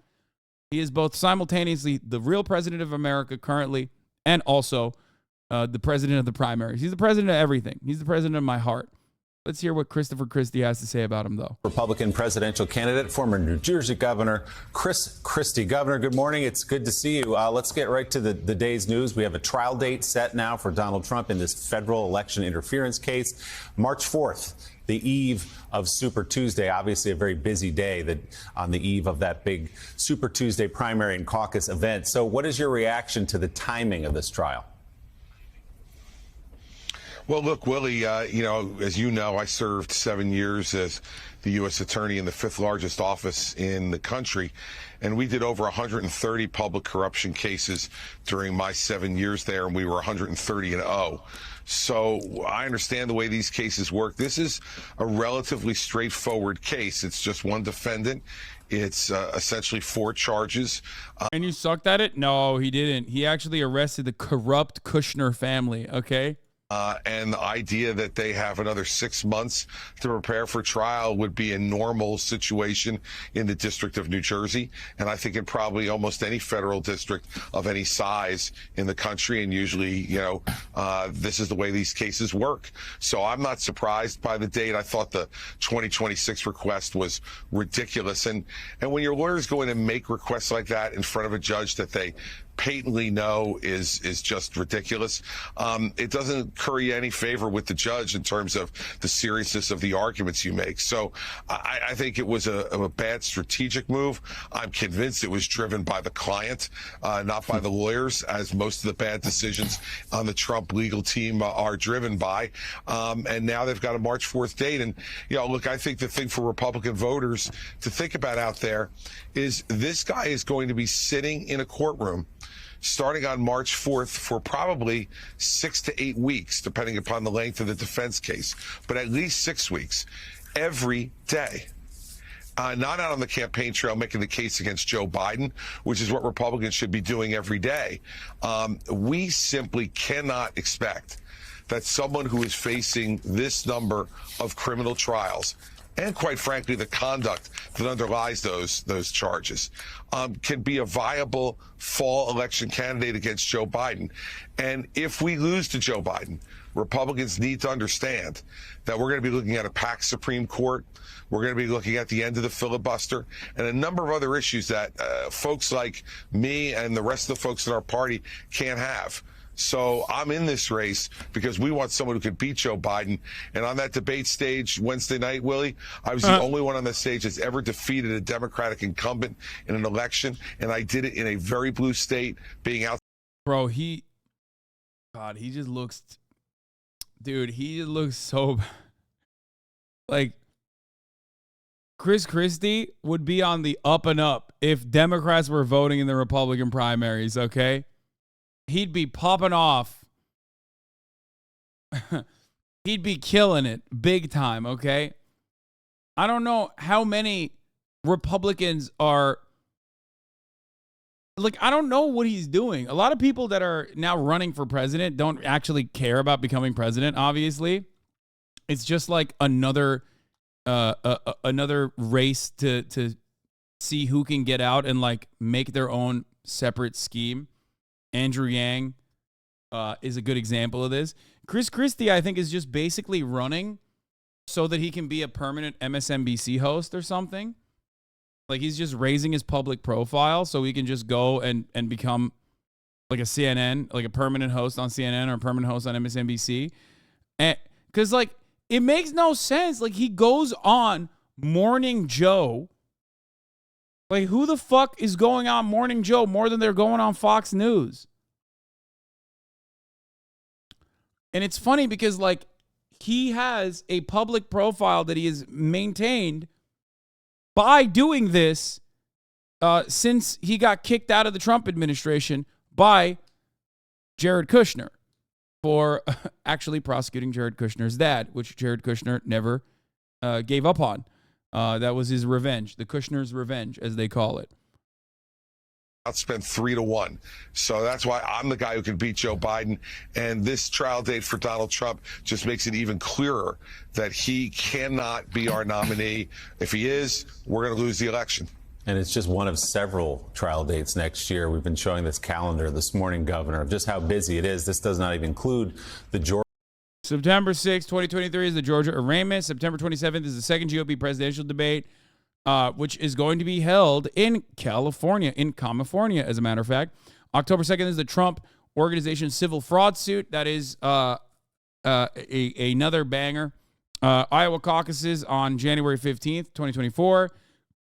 January 15th also happens to be the E. Jean Carroll civil defamation suit, which is pretty funny because, like that one is just, all of these other things are Trump's fault, right? But that one in particular is absolutely just the most avoidable lawsuit because this is the second civil defamation suit that will 100% destroy Trump again. Okay, he's absolutely getting cooked on that one because he did it 24 hours. He defamed E. Jean Carroll in an identical manner 24 hours after his prior suit had ended, where he was forced to pay $5 million to E. Jean Carroll for the defamation suit that he lost. Like, you didn't have to do that. You didn't have to fucking directly. You didn't have to literally defame the person who you just lost a defamation suit to in the exact same way on CNN.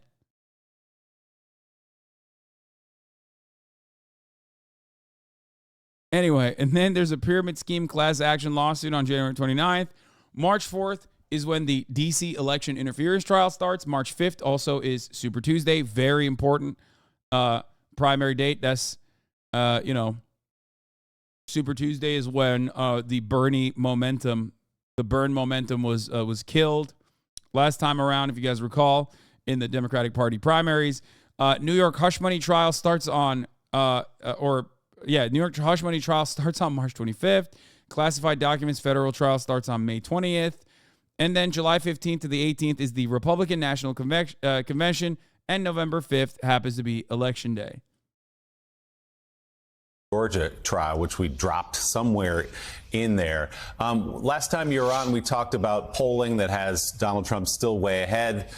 But we want to talk about state polling because this morning the AJC has one. That was kind of national polling. The AJC has a new poll out this morning, Georgia, after everything that's gone on, after the mugshot and the booking and everything else. And Donald Trump still enjoys a 42-point lead over Ron DeSantis in the state of Georgia. So what convinces you, Governor, that dynamic changes over? Oh, that's so awesome. Two-time impeachment winner. He's going to be a quadruple-time jail winner. You know what I mean? He's just, dude, it's so good. God, I love American politics so much. There is no comparison, okay? He's just killing it, dude. He's killing it. What are you going to do about it, Christie? For the next several months, that somehow voters who have stood by Donald Trump and, in fact, in some cases, intensified their support. The irony of this situation is that, like, there are other issues. There are secondary issues that we're not even talking about because everyone is so laser focused on Donald Trump. Issues such as, well, what happens if Donald Trump does become the primary, the candidate, the winner of the Republican primaries? Well, then he's a one-term president automatically. Okay? He's a one-term president. That's unimaginable. You're giving incumbents' advantage away immediately. That's crazy. That's nutty. Okay? So that's one thing, which is weirdly enough not expressed in the Republican primaries where these guys are going up against Donald Trump. Not a single person has brought this up. Every time I'm watching, I'm like, when will they say, like, Donald Trump is only a one-term president even if he wins? Like, what? Like, what's going on? Why is nobody bringing that up? That's a major. I guess Ron DeSantis used to say it. I haven't really heard him say it.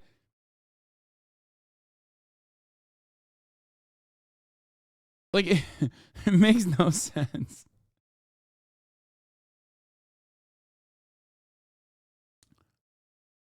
Anyway, the 4% that didn't try to hang Mike Pence.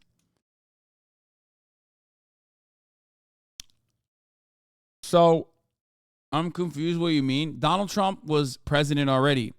America now has a term limit for presidents. You can only be a president for 2 terms.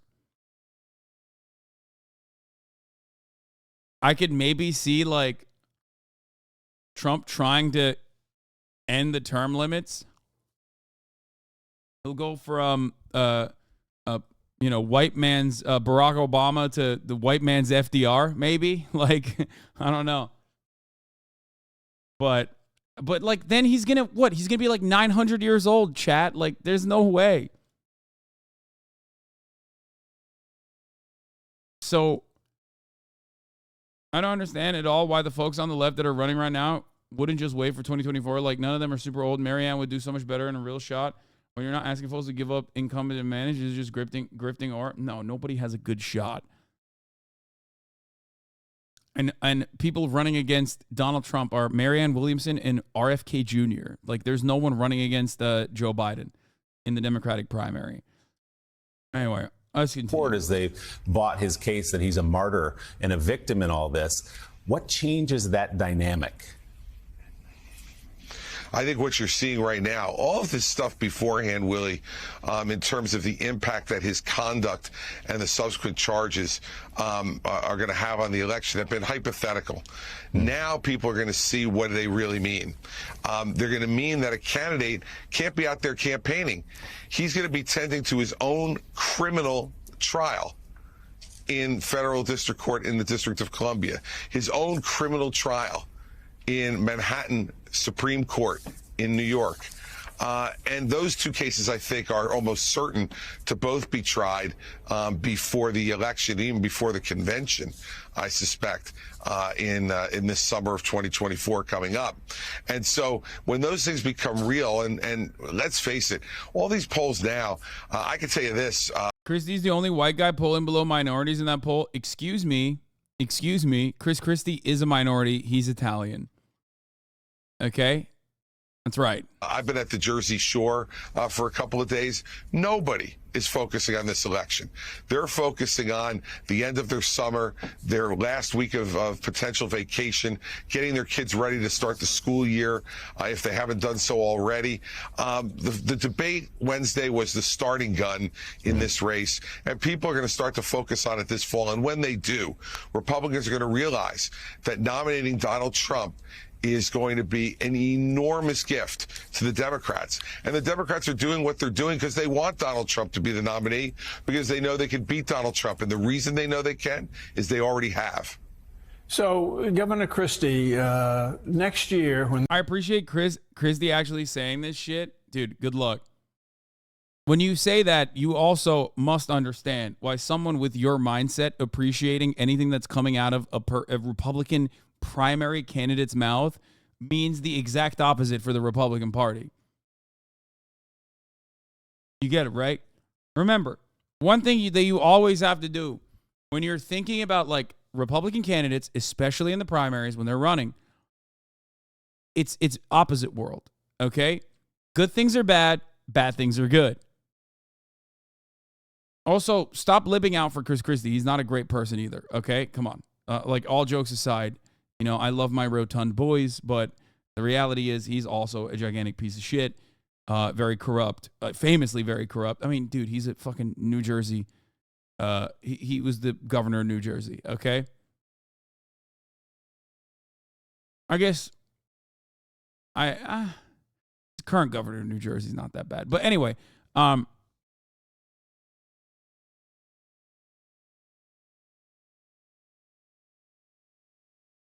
but regardless,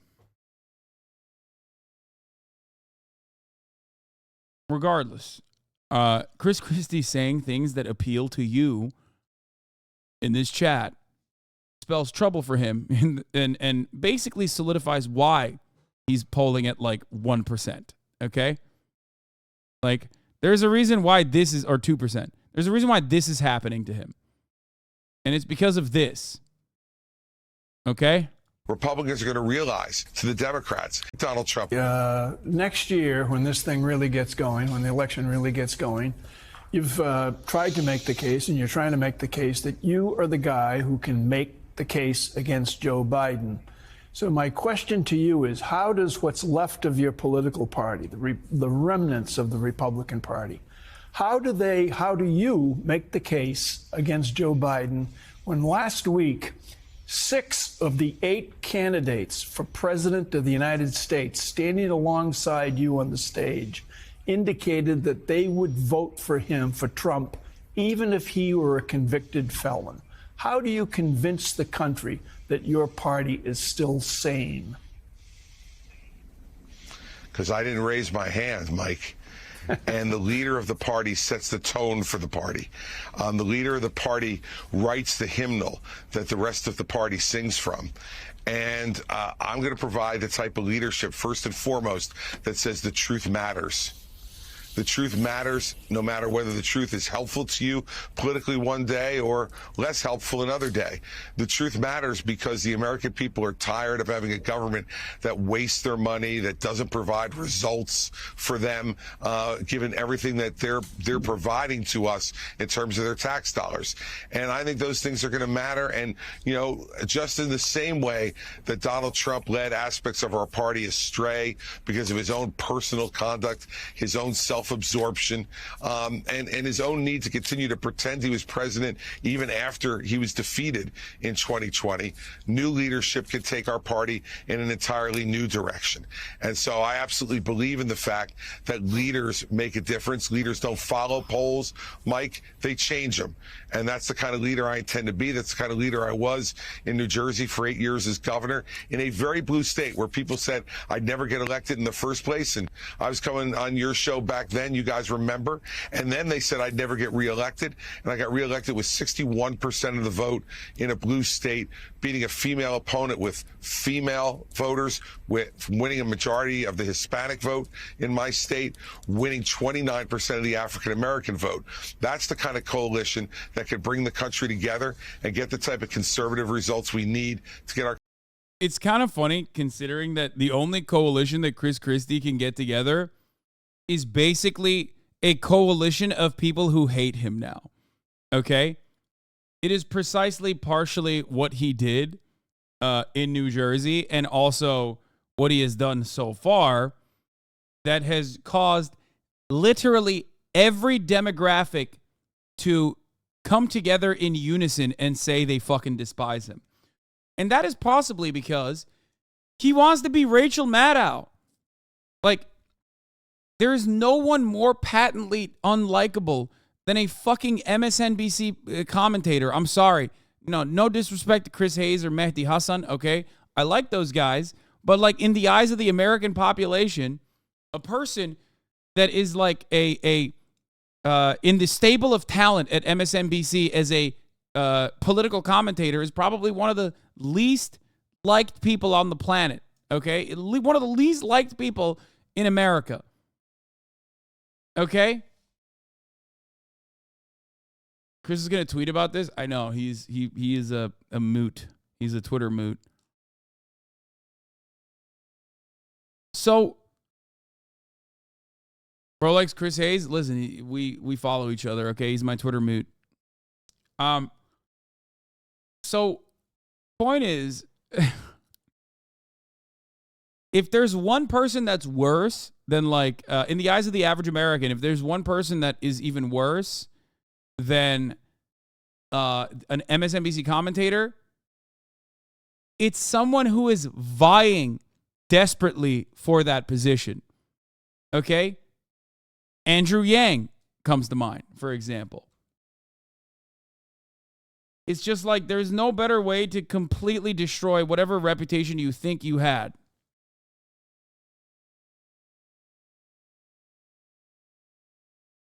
If you are very openly trying to become an MSNBC commentator. That's what the job you're looking for. I just believe leadership matters. It makes a difference. And if I didn't, Mike, I wouldn't be running for president.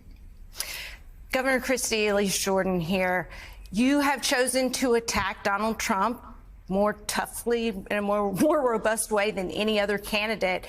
And most Republican consultants, I'm sure. This in and of itself is also very Democratic Party adjacent. Like, this is so libbed up. What do I mean by this? Democrats love winning, or Democrats hate winning. They love losing gracefully, right? They love losing graciously. They are like, oh yeah, well, you know, we lost, but at least we did the right thing. Okay? And this in and of itself is like an incredibly libbed up thing that they're hyping Chris Christie up for. They're like, yeah, you're getting pummeled in the polls. You're polling at 2%. Okay? There's a random like pharma tech guy who's polling better than you, who nobody knew about until like 3 months ago. But at least you're winning the moral victory, right? At least you're you know, they're going low, but you're going high. What do you have to say about that? And it's like, dude, what are we doing here? Like, they should have me on there. I'd probably fucking poll better if I was doing Hank Pecker than Chris Christie at this point. Are saying don't do that. It's Republican voters still like Donald Trump. It's very tough to actually win. You cannot stand anyone not dick riding your god Trump is so obvious. You are sickening. True. If you're attacking Donald Trump, how do you attack and still make headway in the polls? Well, at least, look, I can tell you this. I have not been in the race even 3 months yet. And we've gone from 0 to 14% in the latest poll in New Hampshire. Clearly in second place, ahead of Ron DeSantis in fourth and Vivek Ramaswamy in third. And we're now within 20 points of Donald Trump in New Hampshire. He's only at 34%. And so, you know, what matters is the truth. And you could say I'm attacking Donald Trump, and I understand that's the way some people would look at it. Yeah, what matters is the truth. Said no winner of the Republican Party ever, okay? No, man. The truth don't matter. The fuck? We already live in a post-Trump world. But even in a pre-Trump world, in the Republican Party especially, like, the truth never mattered. At it. But what I'm doing is telling the truth about Donald Trump. And I'm unafraid to do so. And that's why I didn't raise my hand on the stage on Wednesday night, because The minimum bar we should have for someone to be running for president of the United States is that they're not indicted or convicted of felonies. Let alone the underlying conduct that is in these, the classified documents case, the January 6th case. Bro's been on MSNBC's payroll for so long, he forgot like what they're covering on Fox News. You know what I mean? At any given moment, if you go to Fox News right now, live, okay? If you go to the Fox News live coverage, let's see. Let me see if I can find like, let's see what let's check in on Fox News. Let's see what the fuck they're talking about. And this is the morning going on in Florida. That could work for him just to show, leading through something like this. Your thoughts? Yeah, that's right. I think the way he handles this hurricane will definitely show off his leadership qualities or not. Okay, now is not a good time to actually tune into Fox News because this is the one time where they're doing like normal news coverage right before Fox 5. There's this one pocket at Fox News where they actually do like regular news coverage, and that pocket is sandwiched between Fox 5 and Fox and Friends in the morning. And this is the one time that we clicked on Fox News and they're actually doing normal news coverage with President instead Biden. Instead of just freaking the fuck out about like Hunter Biden or whatever the fuck when they're living in a completely alternative reality. This is definitely telling, especially after the debate and going into the next one where he can talk about more of these culture issues, but he'll have this kind of in his back pocket. Got it. Guys, I want to thank you both very much for that. By the way, we're getting more updates from Florida to prepare for the big storm. Hotel chains are offering hurricane distress rates to help those who might otherwise fear going there or don't have the money to go there. Also waiving pet fees for some evacuees who want to make sure they're taking their dog or cat or anyone else. They're waiving pet fees for some evacuees. Like evacuees that have pets with good vibes. If your pet has fucked vibes, we're not waiving the fees. These are acts that are just beneath the office he held when he committed those acts when he was president, and the acts that he's committed since he was president are well beneath the bar we should have for anybody who aspires to be president again. So what I'm doing is telling the truth to folks, and I'm doing it in the way I've always done it.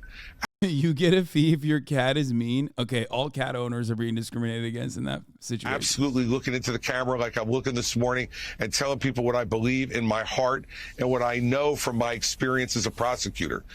This guy is in big trouble. He's in big trouble because he did it to himself, and he's inflicting that damage now on our party and on our country. That's not right, and someone needs to stand up against that. I'm the one who's doing it, and by the way, that now has me in second place in New Hampshire, at least after not even 3 months. So I'm not nearly as pessimistic as some others are. And wow, he's killing it, dude. He finally made it to second place in New Hampshire, baby. This is like, he's been going off about New Hampshire. He's like, yeah, we care about New Hampshire. We care about New Hampshire. Great. You have designed an incredible campaign for yourself, sir. It's going to be really funny when he's like not even second place in New Hampshire by the end of it, but love that.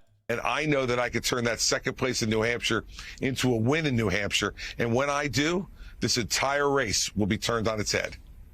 Governor Christie, good morning. Jonathan Lemire, you just said that the debate last week was sort of the starting point of this race. And we did see it had some impact in the polls. A few candidates saw the numbers go up a little bit. And we saw Donald Trump's. When he says he's second place in New Hampshire, like, let's look at New Hampshire polling real quick. Okay, I just want to see something here. How much of a double-digit lead does Donald Trump have in New Hampshire right now against Christie? Oh, okay, let's see. Real Clear Politics says RCP average Trump plus 31.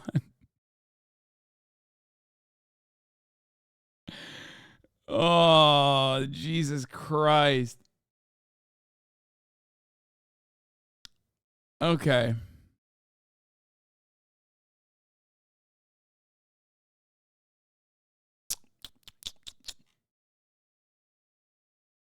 I mean, he's really He's making it out the hood with this one, dude. It's happening for him. Chris Christie at 14%. That's old. The new polling has him at 14% by Echelon Insights.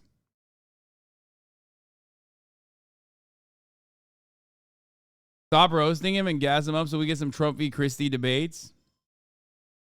That's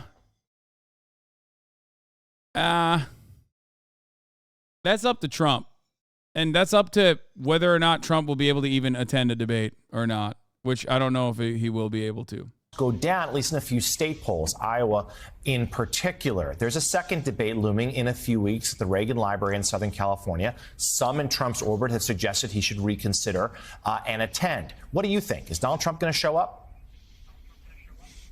No, I don't think he'll show up at the Reagan Library debate, Jonathan. And the reason I don't is, again, his pettiness and everything to him is personal. Bro, he has to show up, man. I'm so mad. He can't do this to me, okay? He can't fucking do this to me. He has to. He has to debate. Please show up, sir. Please. Please. Please show up. Please. Fuck. Like I said, I think it would be truly beneficial for him to show up. I do legitimately think that. And I do think that there's a different reason why he can't, and the reason is potentially because he doesn't want to ask for permission to show up and debate next to a key witness in his federal court case, at least. Personal. And so he's had a conflict for the last 8 years. You can't have a televised trial and debates. Pick one. No, I want both. I want both. With the Reagan Library. He's insulted that he hasn't been invited to speak there. He doesn't like the chairman of the Reagan Foundation. And, all of that is more important to Donald Trump than giving Republican voters an opportunity to hear all of the candidates who want to be president compare their views up on the stage. So, no, I don't believe he'll show up at the Reagan Library debate, but I keep my eye on the debate in Tuscaloosa, Alabama in October, because at that point he will have lost even more ground in the polls, in my view. And, that's all Donald Trump cares about is looking at the latest poll. What do you mean he's lost? What ground did he lose? What ground did he lose in the last debate? He didn't even lose ground in the last debate. He's like, oh, man, Donald Trump's going to keep losing that ground. I'm coming for him in New Hampshire.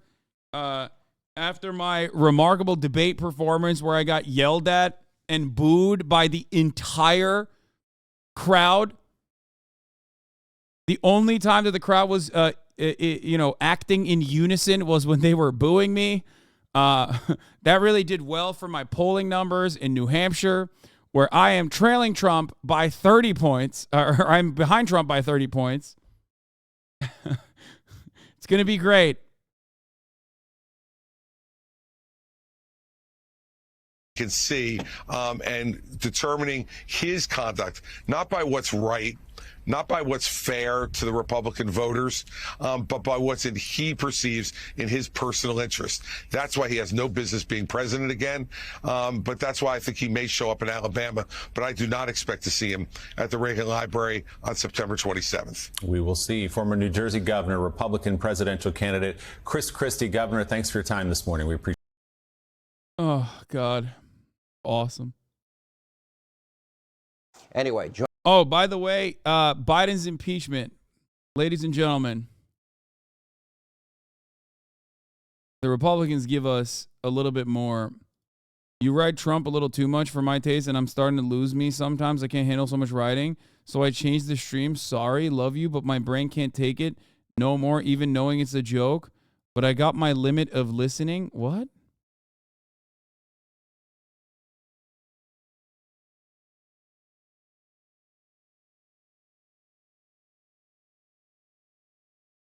Okay.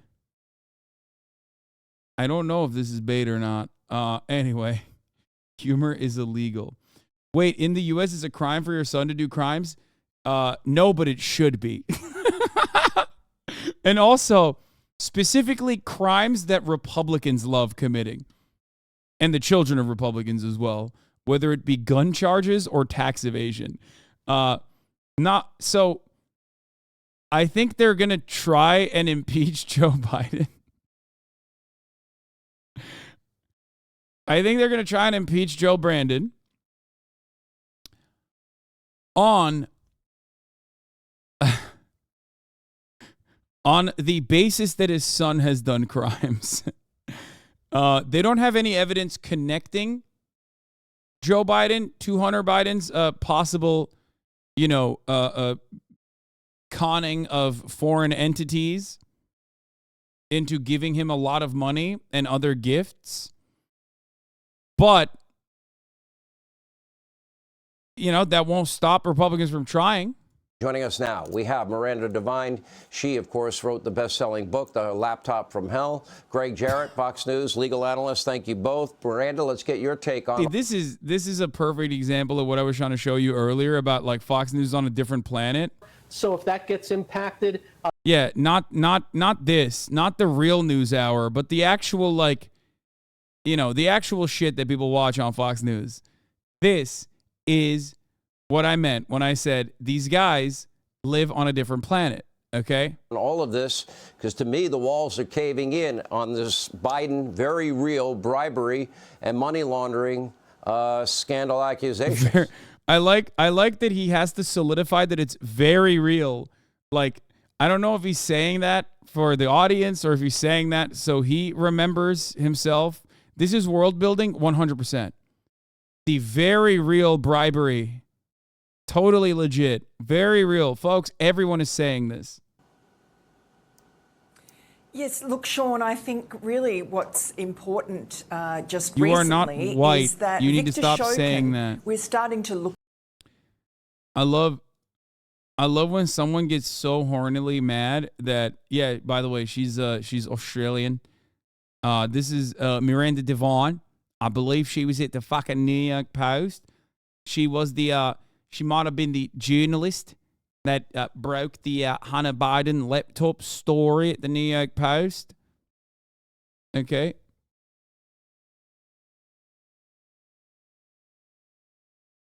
You are not white. You need to stop saying that. He got so mad. He got so fucking mad that he just couldn't even type it out. You know what I mean?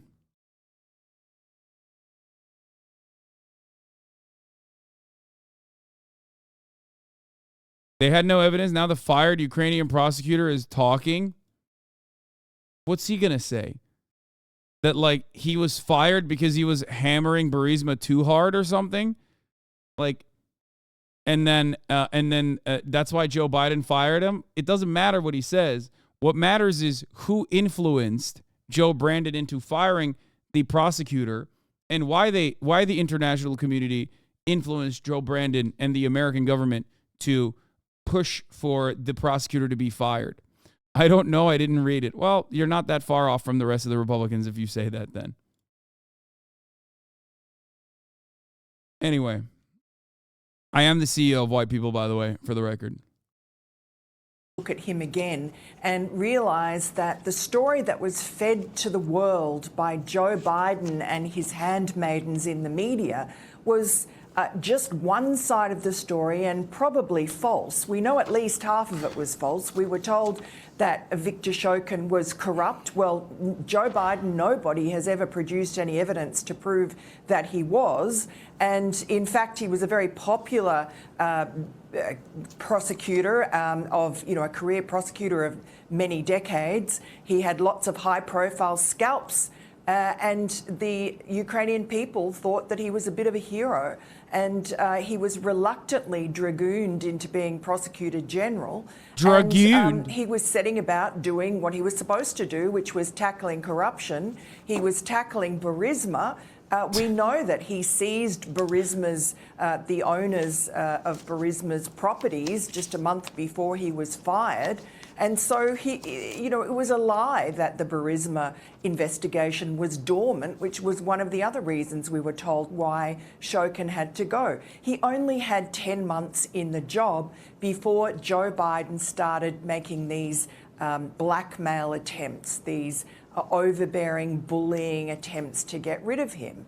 And, you can only assume that there must have been something for Joe Biden, that he went above and beyond what government policy was at that time by withholding $1 billion in US aid. And that's the story that ended up getting Donald Trump impeached. He got impeached for what Joe Biden had done wrong. Greg Jarrett, we also have... Dude, I don't even think this is that boring. I think that this is the one aspect of the story that at least has like legs, if you believe them. If you look at the actual details, here's the oversight committee and their key investigation onto the Biden's influence peddling timeline.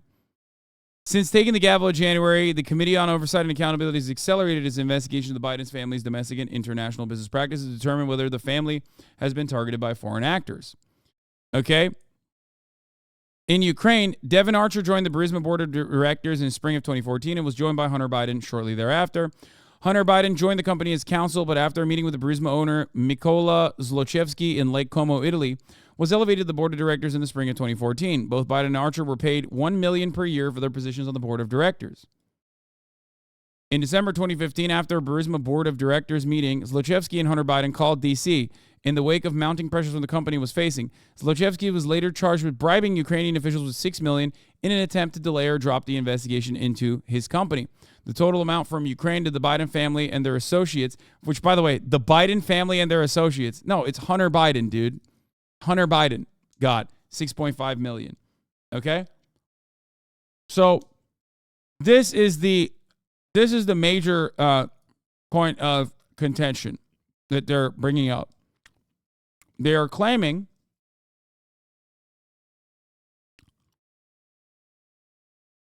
that Hunter Biden goaded his dad, Joe Biden, into saying this. This ironically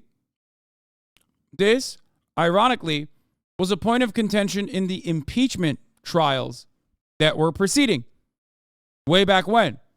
Republicans tried to run with this narrative that like, oh, Hunter Biden and Joe Biden are the actual corrupt parties because Joe Biden called for a prosecutor to be pulled from the Burisma case because Hunter Biden was on the board of directors for Burisma. The problem is, at least as far as I understand it, as far as I understood it back then, okay, that the international community was demanding that this prosecutor be pulled from the case in Burisma and replaced with a prosecutor that would actually properly charge Burisma, the company, the Ukrainian company that Hunter Biden was on the board of directors for.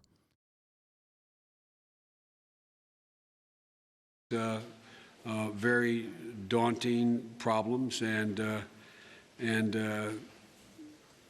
some might say humiliating threats that are taking place indirectly, but the opportunity to generate a united Ukraine, getting it right is within your grasp, and we want to be your partner, your friend in the project. We want to, and we're ready to assist. We can help in stabilizing and strengthening Ukraine's economy by helping you withstand the unfair economic pressure being thrust upon you. We stand ready to do that. Like, unless the argument is that Hunter Biden somehow had not only pull from his dad, Joe Biden, but also the International Monetary Fund, because Ukraine, which was a client state even back then for the United States of America, did have a lot of corruption, so much so that all of the NATO Andes themselves were quite literally writing articles about how Zelensky and also like all, or not just Zelensky, sorry, but like every single Ukrainian administration thus far has been infinitely more corrupt than the past one. This is all before Russia invaded Ukraine. Why are you making things up?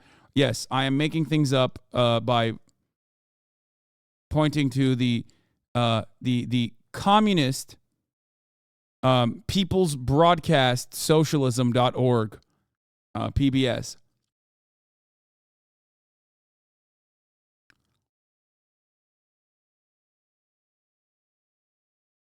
At the heart of the matter are events that took place in 2016 when former Vice President Joe Biden threatened to pull $1 billion in loan guarantees from the struggling post-Soviet nation if its prosecutor general wasn't fired. We're talking about Shokin, the man that Biden was talking about in that conversation. Okay? Echoing demands of other allies in the International Monetary Fund who wanted Ukraine's judicial system rid of corruption. But President Donald Trump alleges that Biden did this in order to stop an investigation into Ukrainian energy company called Burisma, which his son Hunter served on the board of. Okay?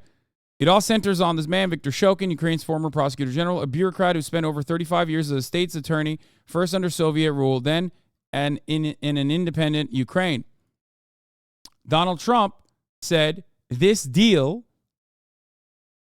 of Joe Biden asking to rid of the prosecutor was actually corrupt because Hunter Biden was the one who got his dad, and I guess somehow the IMF and all of these other like civil society State Department cutouts to demand that the main prosecutor get fired and replaced.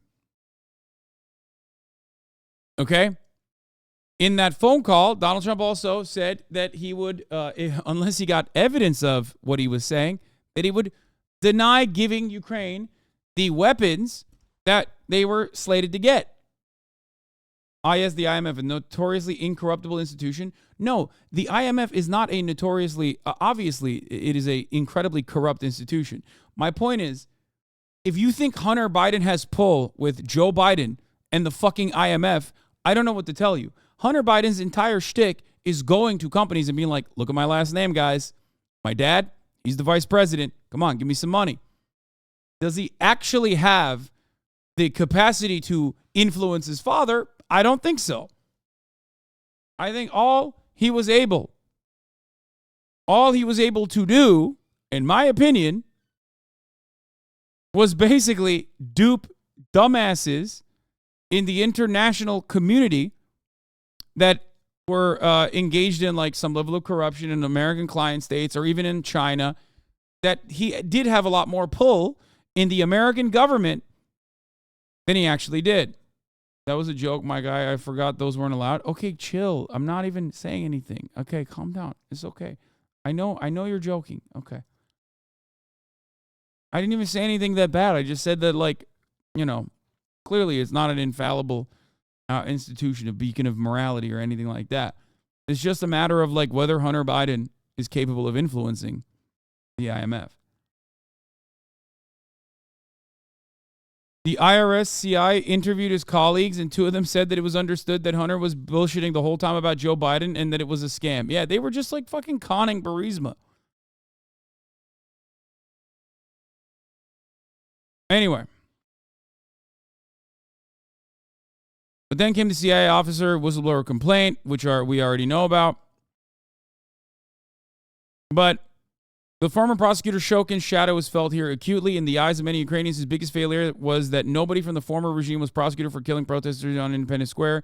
Parliamentarian Yehor Soboliev was the first official to demand the prosecutor's dismissal. It was time when people strongly hoped that murders here on the Maidan will be investigated. It was time when people strongly hoped that the great corruption in Yanukovych's presidency will be punished. In 2015, I personally initiated the resignation of General Prosecutor Shokin. So Shokin was a prosecutor that not only Joe Biden personally demanded to unseat, but people in Ukraine demanded to unseat. Not entirely related to the Burisma case, but he was seen as, at least for the civil society organizations, which, by the way, are significantly more unified under the American foreign policy blob umbrella than fucking Hunter Biden, okay? That they were the ones who wanted this guy to be unseated, okay?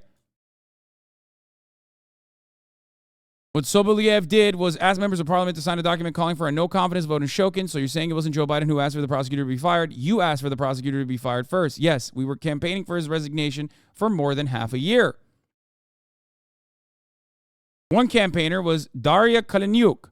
She heads the Anti-Corruption Action Center in Kyiv and has been a leading voice against corruption here since before the revolution that overthrew Ukraine's pro-Russia leader, Yanukovych. She demanded Shokin's ouster for attacking reformers in his office and said another reason was failure to investigate the grand corruption of Yanukovych. So the real reason, okay, in my opinion, was a little bit more complex. Mostly America's State Department's interest in Ukraine and how the former prosecutor, before being unseated, was not following the orders to a T.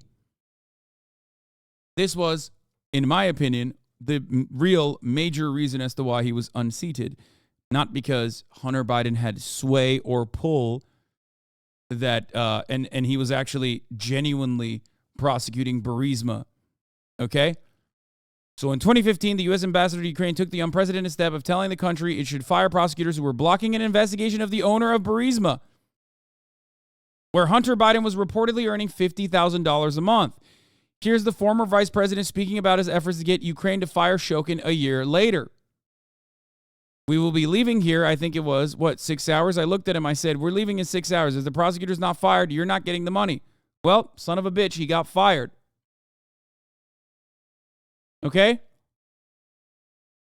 The reason for why the prosecutor was fired at the time was because they said he wasn't adequately prosecuting Burisma, not prosecuting Burisma too hard. Ukraine's finance minister, who was a deputy minister at the time, said, well, we had 3 guarantees that were extended to us by the U.S. government, which were a big help. There were some conditions with regards to the corporate governance reform. All the conditions were reform and market-oriented. Fast forward 2019, and it's easy to understand why Ukraine's current government is unwilling to criticize Trump's narrative of the Shokin dismissal or anything else for that matter, because they depend on the United States for financial support for its economy and for its security in eastern Ukraine, where it's fighting Russian troops and Russia-backed separatists. This is pre-invasion, guys. What does market-oriented mean? It means democratizing markets. It means privatization. That's what it means.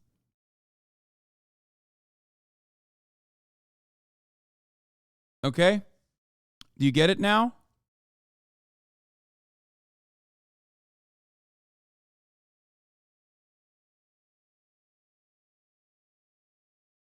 So, that is the situation for Victor Shokin. That is the situation for why he was fired. Do you understand?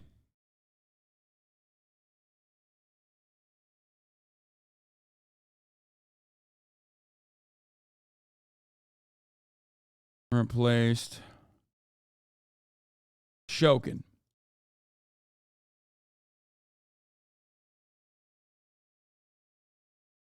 And then, as far as I understand, the prosecutor that replaced wait,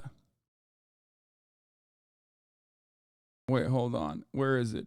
Here it is. Let's take a look at this as well. Explainer, Biden allies pushed out Ukrainian prosecutor because he didn't pursue corruption cases. Shokin's inaction prompted international calls for his ouster and ultimately resulted in his removal by the Ukrainian parliament. Without pressure from Joe Biden, European diplomats, the IMF, and other international organizations, Shokin would not have been fired, said Daria Kaleniuk, co-founder and executive director of the Anti-Corruption Action Center in Kyiv. Civil society organizations in Ukraine, which work closely with 3-letter agencies, the 3-letter agency in America, wanted him to resign. Do we now think that Hunter Biden was CIA? Do we think that Hunter Biden had the CIA's best interest in mind? Do we think that Hunter Biden actually was able to get the CIA and civil society organizations in Ukraine to pressure Joe Brandon, his dad, so that a different prosecutor would take Shokin's place? Is that what we think?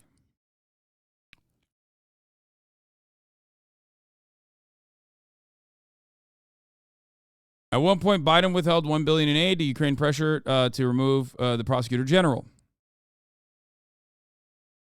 They say this benefited Biden's son. That's the main plot point for the Republican Party. I need you guys to understand this is important. This is a big part of the story because this is what supposedly connects Hunter Biden's corruption, nepotism, duping of Burisma and other, foreign corporations. This is what ties him to Joe Biden. Did Joe Biden act on behalf of Hunter Biden? Okay? Except their assertion is contradicted by former diplomatic officials who were following the issue at the time. Burisma Holdings was not under national under scrutiny at the time. Joe Biden called for Shokin's ouster, according to the National Anti-Corruption Bureau of Ukraine, an independent agency set up in 2014 that has worked closely with the FBI. Shokin's office had investigated Burisma, but the probe focused on a period before Hunter Biden joined the company. The investigation dealt with the Ministry of Ecology, which allegedly granted special permits to Burisma between 2010 and 2012. The agency said Hunter Biden did not join until 2014. Critics of Hunter Biden have questioned how he landed such a lucrative role, but it's obvious. Because his last name is Biden. Okay?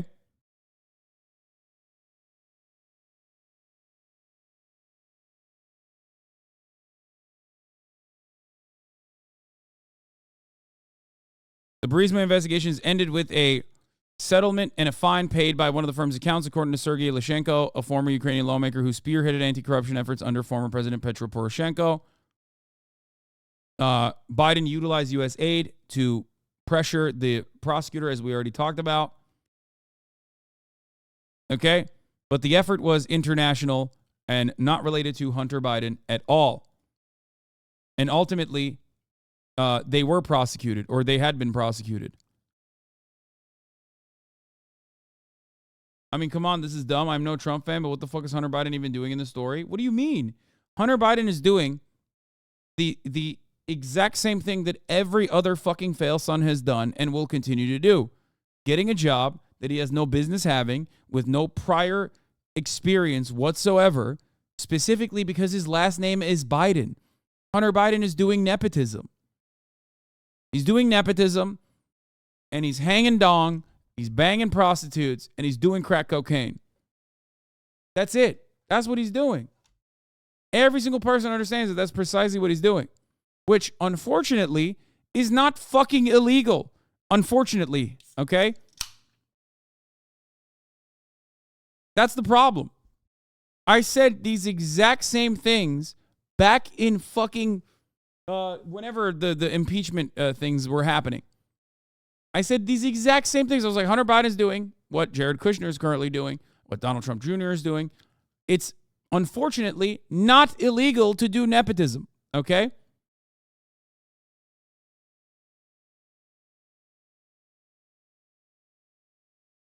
It is a part of the privilege that you gain when you get into a position of prominence, that your fucking dumbass kids can also get jobs that they had no business getting, like I did, because I was related to Cenk Uygur, his nephew, and now my job is to serve you top of the hour ad breaks at the top of every hour. Okay? How did I get this job, this cushy ass gig? Nepotism. Everybody knows this. Okay? Me, Hunter Biden, Jared Kushner, Nepo babies. Now, of course, this Nepo baby will serve you a 3-minute ad break. If you don't want to see those ads, all you need to do is subscribe for $5 or free with the Twitch Prime. By connecting your Amazon Prime account to your Twitch account, you get 1 free Prime subscription a month. Use it on your favorite broadcaster, your favorite Nepo baby. Hopefully that's me, because it doesn't seem like Jared Kushner is streaming. Neither is DJT. Hunter Biden, if he started streaming, it's over for me. You can also get gifted a sub if you're lucky. Here's the 3-minute ad break now.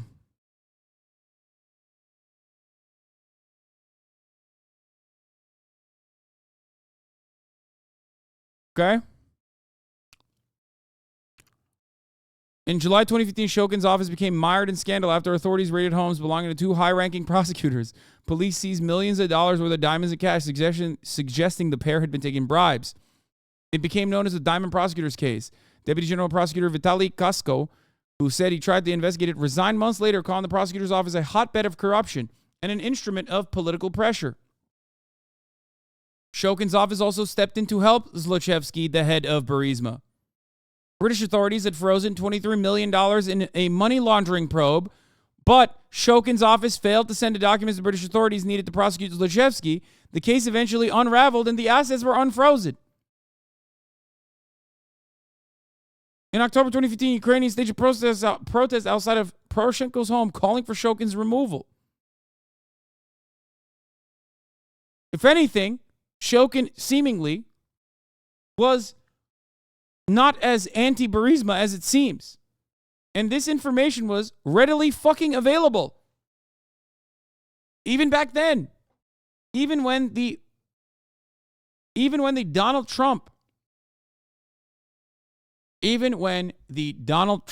impeachment scandal was unfolding, because they've been running the Hunter Biden and Joe Biden collaborated to fire Shokin because, Shokin was any day now going to investigate Hunter Biden and investigate Burisma, which Hunter Biden was sitting on the board of. Okay? They've been running that narrative for fucking years. For years. Okay?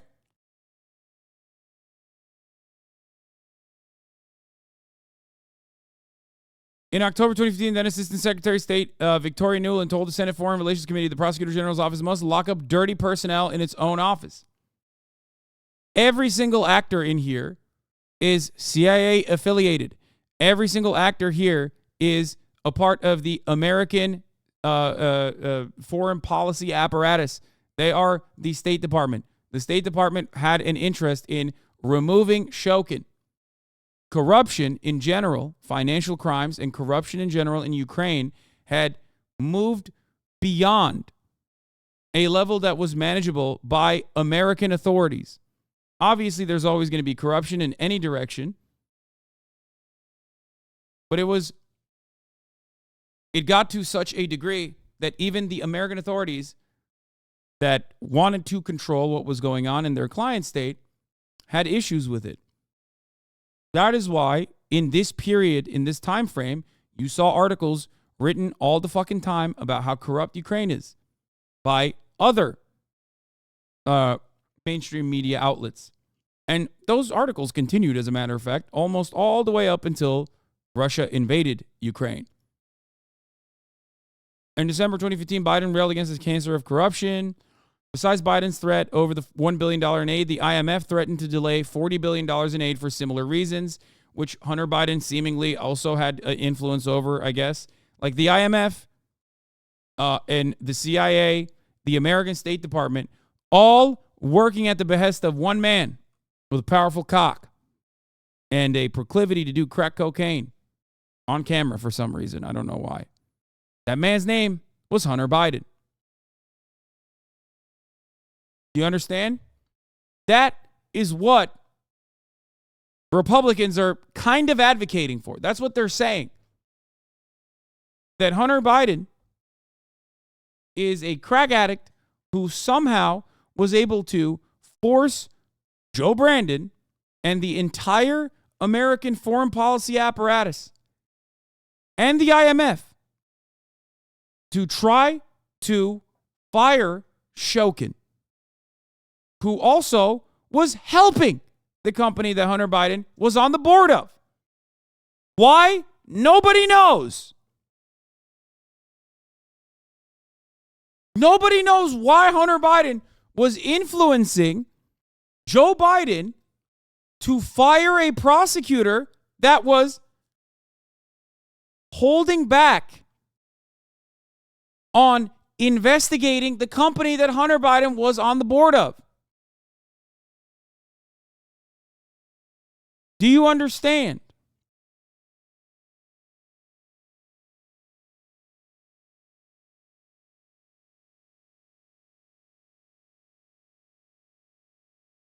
I hope Tombinsky said that the new Prosecutor General will ensure that the Office of the Prosecutor General becomes independent from political influence and pressure and enjoys public trust.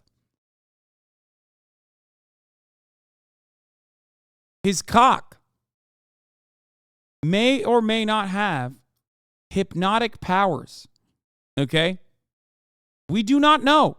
Hopefully, the Government Accountability Office and the House Oversight Committee will finally figure out how Hunter Biden was able to pull this shit.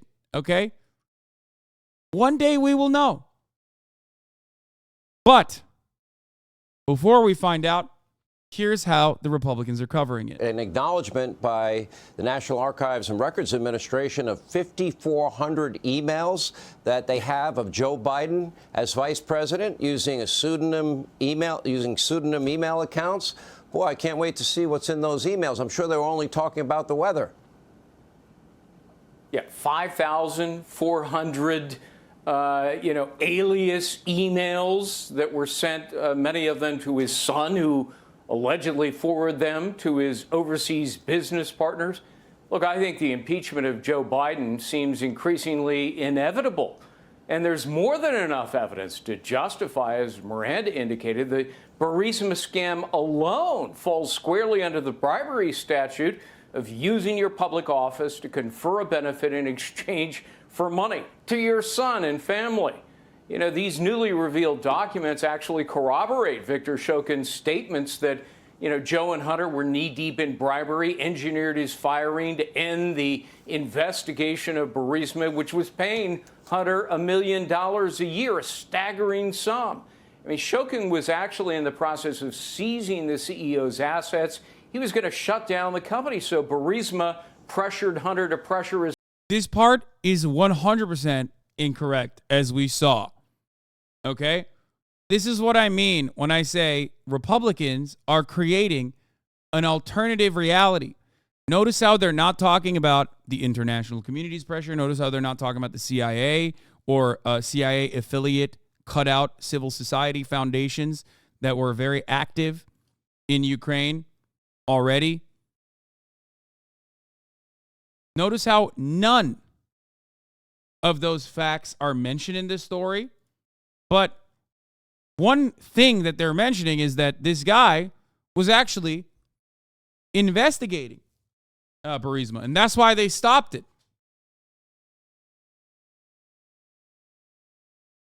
The fuck? CIA is breaking my camera too.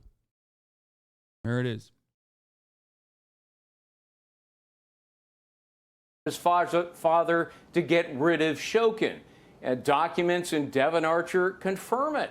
And when Shokin was canned, the probe vanished magically overnight, and then the cash continued to flow to Hunter. So, it doesn't matter if Joe received a penny, because under the law, if the money goes to another person or entity other than the office holder, that's still bribery, and that is an impeachable offense. All right, Greg Jarrett, Miranda, thank you both. We appreciate it. Hey, Sean Hannity here. Hey. Anyway.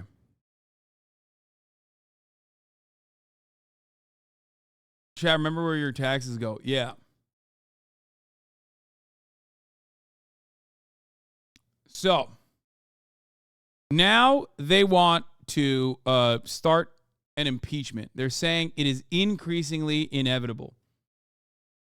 How will they impeach Joe Biden? Well, you can't really impeach Joe Biden by saying your son sucks.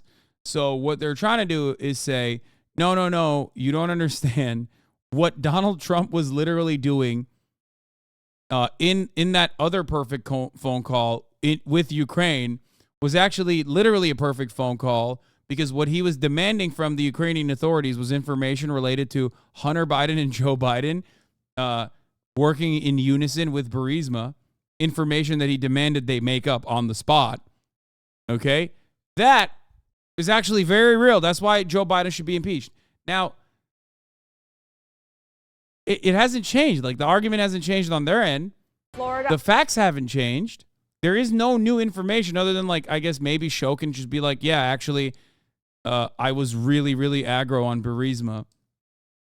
But then you could just ask him, okay, if you were really aggressively pursuing Burisma, then why did you refuse to send information over to the British authorities that had seized the Burisma executives' funds? Like, why did you allow the executive to get his funds back from British authorities then? Now,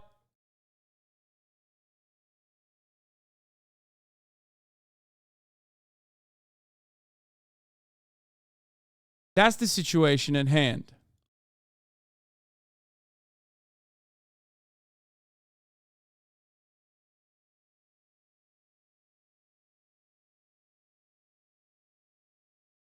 Here is the actual report from the New York Times at the time. Ukraine ousts Viktor Shokin, top prosecutor, and political stability hangs in the balance.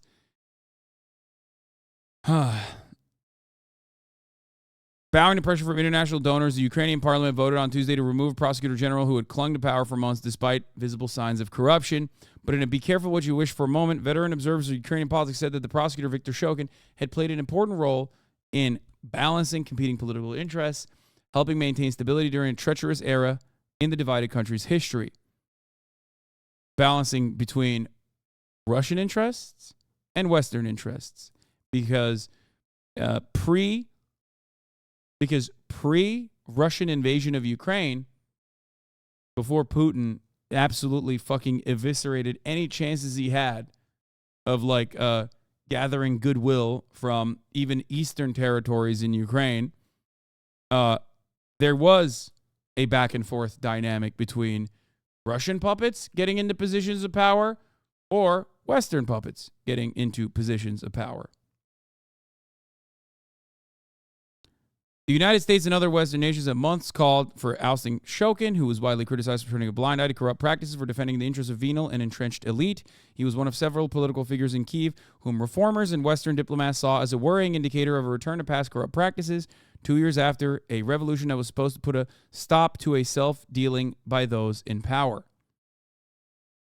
Problems festered in Kyiv drew increasingly sharp criticism from Western diplomats and leaders. In a visit in December, Vice President Joseph Robinette Biden Jr. said corruption was eating Ukraine. Fuck. Where the fuck is it? Corruption was eating Ukraine like a cancer. Christine Lagarde, the managing director of the International Monetary Fund, which props up Ukraine financially, said last month progress was so slow in fighting corruption that it's hard to see how the IMF-supported program could continue. Mr. Shokin, before he was fired, also fired his reform-minded deputy prosecutor, David Sakvaredlidze, with whom he had feuding. It was not immediately clear that the firing would remain in force. With the prosecutor's office in turmoil throughout Ukraine on Tuesday, one of his appointees in the Odessa regional office was arrested by military prosecutors assumed to be loyal to Mr. Shokin. Foreign donors had complained about rot in the prosecutor's office, not least because much of the money suspected of being stolen was theirs. That's like the major contributing reason as to why this guy was fired.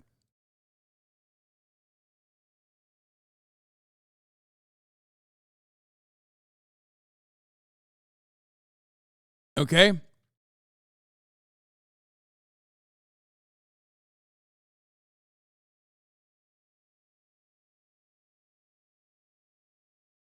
Why doesn't Hunter Biden just pull one of these? Yeah, he should just do that. Anyway, let's move on. Let's talk about Hurricane Watch. Eyes a monster, a major hurricane swirling off its shores. Forecasters warn that Hurricane Idalia could be a once-in-a-lifetime storm that will gain strength as it barrels towards the Panhandle. Already, officials have ordered evacuations across much of the Gulf Coast. They've told residents to expect widespread power outages for days, and they warn storm surges as tall as 2 cars stacked on top of one another. And that, of course, that poses a life or death risk to anyone who stays behind. Let's get straight to CNN meteorologist Derek Van Dam, who is in Clearwater, Florida. What are you seeing so far, Derek? Yeah, Donna, it's the calm before the storm. And listen, what we've got behind us is a record warm ocean, and that is not what we want to see this time of year with a strengthening storm. It is going to feed off of that warm water, and that means we are expecting a strengthening Hurricane Idalia upon arrival, right? Wednesday morning, that is what we're eyeing for the Big Bend. Look at 85-mile-per-hour winds. That is still a Category 1, but we are forecasting a powerful Category 3 teetering on a Category 4. You're splitting hairs when you start talking about the potential destruction that a storm of that magnitude can actually bring. But it is over the open waters of the eastern Gulf of Mexico, and it is pushing up the storm surge as we speak. There's the latest information from the National Hurricane Center. 125 miles per hour. That's just a tick short of the Category 4 status, and you can see how it exits Florida and enters into southern Georgia and the Carolinas. You need to be watching the storm very closely as well. Wonderful resources here at CNN. We have the ability to show you from the air why this coastline is so susceptible, and you can see the approach of some of the... I don't get it. Climate change is fake. Once in a lifetime... the once in a lifetime freak weather situation, the hurricane is just, I mean, that's just normal. The first rain band. It happened last year. It's happening again this year. It's just like, what do you mean? Into the greater Clearwater. Technically, it's things have the lifespan of 1 year. Once in a lifetime can mean anything. Okay, it could mean that maybe the lifespan of a butterfly, really. Beach area, Tampa Bay, within the next hour or so, we expect tropical storm force gusts. But these numbers have been updated from the National Hurricane Center in terms of potential storm surge. Again, this is above normally dry ground. As we zoom into the Big Bend of Florida, this area has the potential to see up to 15 feet of storm surge. We have all seen this story play out before. We are reminded of what happened roughly a year ago in Fort Myers Beach with the storm surge and the catastrophe that unfolded there. But this is the worst case scenario for a highly vulnerable coastline, and you can see why. It is just so shallow in this part of the world. The intercoastal to the barrier islands there standing roughly 5 to 10 feet above sea level. So if you're talking 12 feet of inundation, the potential to have that water come up and over these areas is certainly a possibility. Where we're located and also into Tampa Bay, 4 to 7 feet, that will still cause problems across the immediate coastline, and we're going to monitor that very closely as well. Dana. Derek, we will be talking very frequently as this storm gets even closer to where you are. Thank you for putting that all in perspective. Appreciate it. And already in Florida, Florida was hit by 4 major hurricanes between 1975 and 1999. So far in the 21st century, has been hit by 7, and now 8 with Idalia. Yeah, nothing weird there. I don't know what you're talking about. It's a totally normal thing that happens. You tilted Myron into oblivion. Dude has Lego man hair on the Tim Pool's podcast. Wait, oh my God, did he get a fucking hair restoration? I called him bald so much that what the fuck happened to that top of that dome, brother? What the hell? Oh my Lord.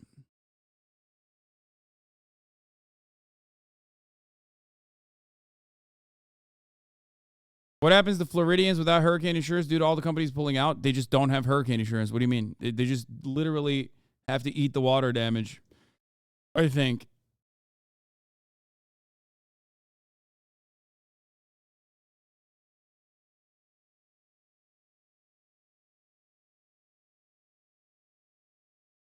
Did you cover them getting demonetized? No, because I don't care about them at all. Like I rarely ever cover them because they have been on a dramatic fall off spree for after the brief moment of attention they got, because they were just like, they seemingly at a time when like misogynistic content is so poppin',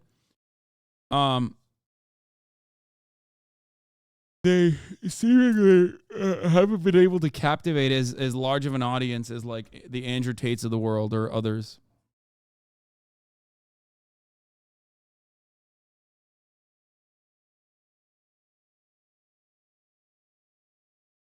I like to pretend I'm HasanAbi when I have a little Diet Coke. Nice.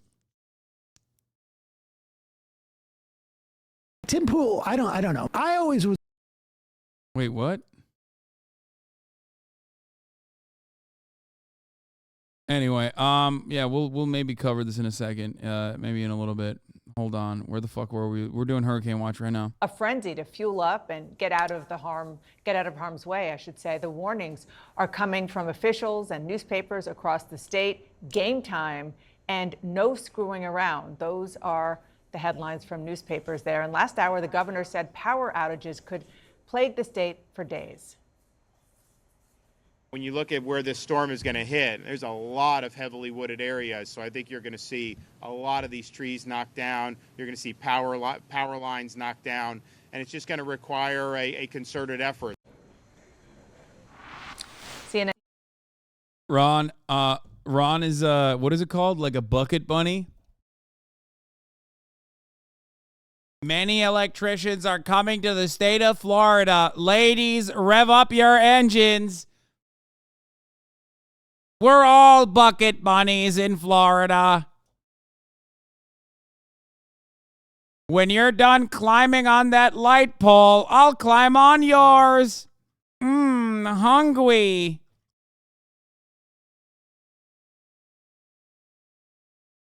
That's such a deep cut. Many people don't even have any idea what the fuck I just said. For our European chatters, in the aftermath of a hurricane, there is an intense need for linemen in that particular disaster area to put the electricity poles back up. There is an entire culture dedicated to having sexual intercourse, adultery usually, with these people that work on the electricity lines. Okay? Those ladies are called bucket bunnies. I'm a pole boy, which is the guy who fucks the line wives when the linemen are at storm. If you want a more technical look at the hurricane, I recommend a YouTube channel called Tropical Tidbits. No, I don't want a technical look at the...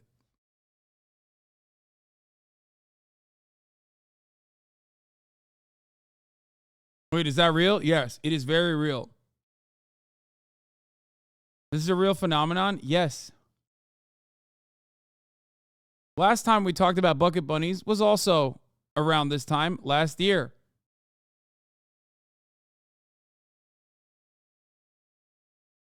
Which was, you know, last time a fucking hurricane happened in Florida. That was once in a lifetime. And Sarah Seidner is covering it all for us. Sarah, really blunt warnings coming from officials up and down the coast there.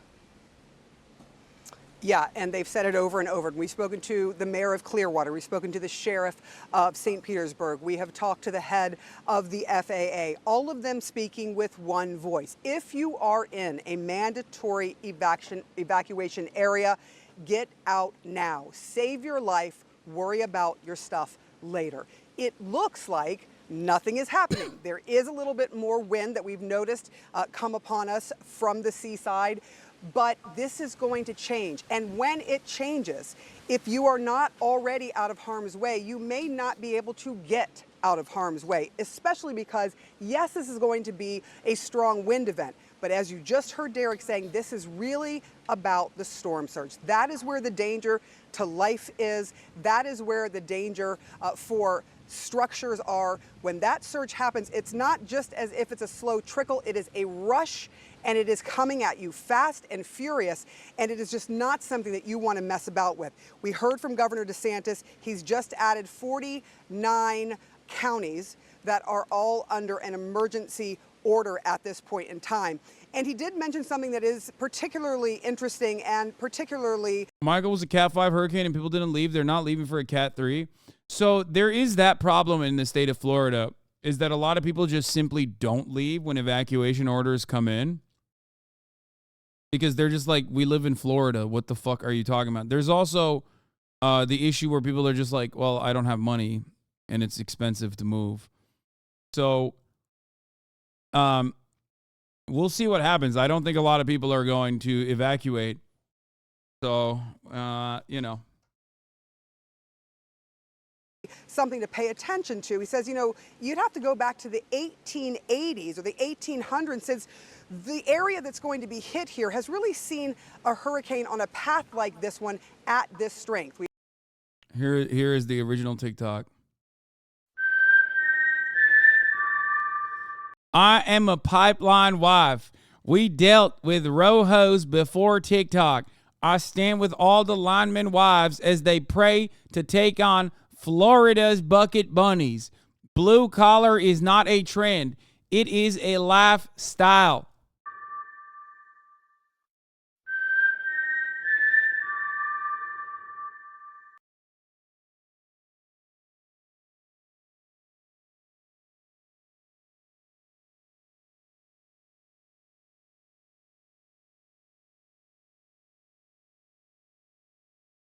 America is just so sweet, dude. It's so sick.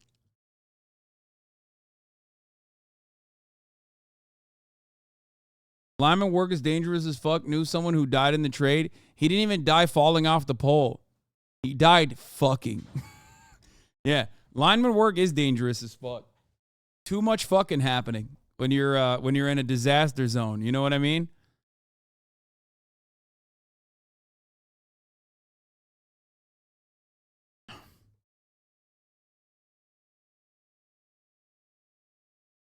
Here's the thirst trap one.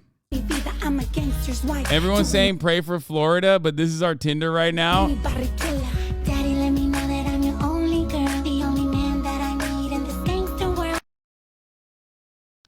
Hell yeah. Listen, to all the linemen, I know I have some in the community too. Get out there. Get to fucking, okay?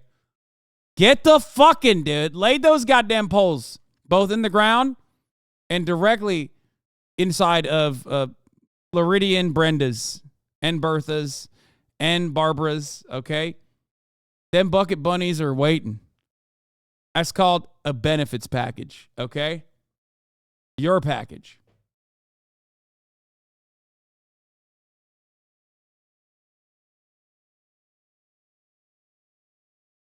Florida P, wild sus. Hey, listen. You got to live dangerously. You're here for a good time, not a long time, okay? I have a friend that worked for SoCal Edison that got an STD in Mississippi doing line work. Yeah, see? Told you. I don't understand why this is considered dangerous. Isn't climbing an electric pole during hurricane official HasanAbi safety advice? Yes.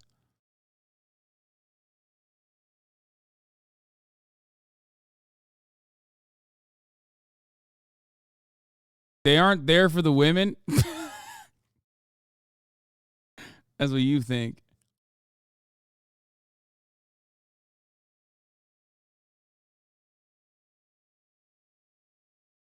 Anyway, let's get back to Idalia. We are expecting it to be, by the time it hits landfall, a Category 3. That's packing a whole lot of winds, but mostly it's bringing up that water.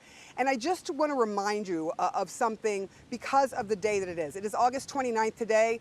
In 2005. Yeah, linemen do get paid super well to go to Florida during emergencies. That's you know, one yet another way that climate change is contributing to at least one aspect of the American economy.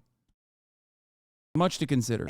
August 29th is seared into a lot of our memories because that is when Hurricane Katrina made landfall. And that, too, was a Category 3 storm. And what was that all about? It was about the water. That's what was so deadly. That was the problem. And everyone needs to be aware of that if they are in a mandatory evacuation zone. Dana? Such an important point. I was actually thinking about that this morning as I looked at the calendar. A memory that is seared into all of our memories back then, a very unfortunate one. Sarah, thank you so much. We will be checking back with you throughout the day, even the hour, if you see something change there. Right now, I want to show our viewers some live pictures of Key West. You can see winds are already whipping around as Idalia lumbers towards the coast there. And in Cuba, already it's getting a brutal glimpse into what Florida might see in mere hours. People are wading through knee-high water as evacuation buses idling in rapidly rising storm surge. You see those photos there, that video. I want to go to Cuba. That's where CNN's Patrick Ottman is. Patrick, what are you seeing?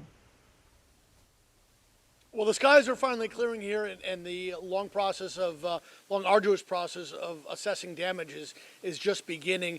And of course, when Idalia skirted western Cuba, it came as a much weaker storm than what Floridians will face. It was a tropical storm, and then it turned into a Category 1 hurricane early this morning. And while it would seem like Cuba missed the bullet, those images of people walking through flooded streets, some of the rain that we felt all throughout the morning, it was just lashing people who were trying to go to work. We didn't expect it would be quite this bad in Havana, but we had hours this morning where the rain absolutely pounded us, and we saw how quickly the streets can flood, how the wind can just pick up out of nowhere. It actually knocked over some of our camera equipment kind of out of the blue this morning. So situations can change very, very quickly. And of course, Cuba got a much weaker storm than what Floridians are going to face. Here is our hurricane neurodivergence correspondence. Hurricane Idalia is currently a Category 2 hurricane with maximum wind speeds of 100 miles per hour and a minimum pressure of 972 mbar. Life-threatening storm surges and hurricane conditions expected along portions of the Gulf Coast of Florida tonight and into Wednesday. Hurricane Idalia is expected to become a Category 3 by the time it makes landfall. Thank you, Stinky19, for the hurricane neurodivergence update. Because as Idalia travels towards Florida, it is going through warmer waters, and that is the fuel for hurricanes. So Floridians are going to face a much, much stronger storm than we faced here in Cuba. Patrick, thank you so much for that. Appreciate it. And the storm is spelling travel mayhem. It is one of the busiest weekends coming up of the... Remember when Tim Pool said LA deserved a hurricane? Yeah. I have to mention something. Like, I know a lot of people love doing the thing like the other region of Los Angeles that got, or the other region of America that got hit with this like natural disaster deserved it. People did it with Texas, people do it with California, people do it with Florida all the time. But like one thing to remember is that climate change impacts you in different ways, no matter where you are. Sometimes in a similar way, like hurricanes in Los Angeles, which is really unique, potentially, which didn't actually end up happening. But if it's not happening in the same exact way as it is in Florida, it's going to happen to you in California with wildfires. I found them.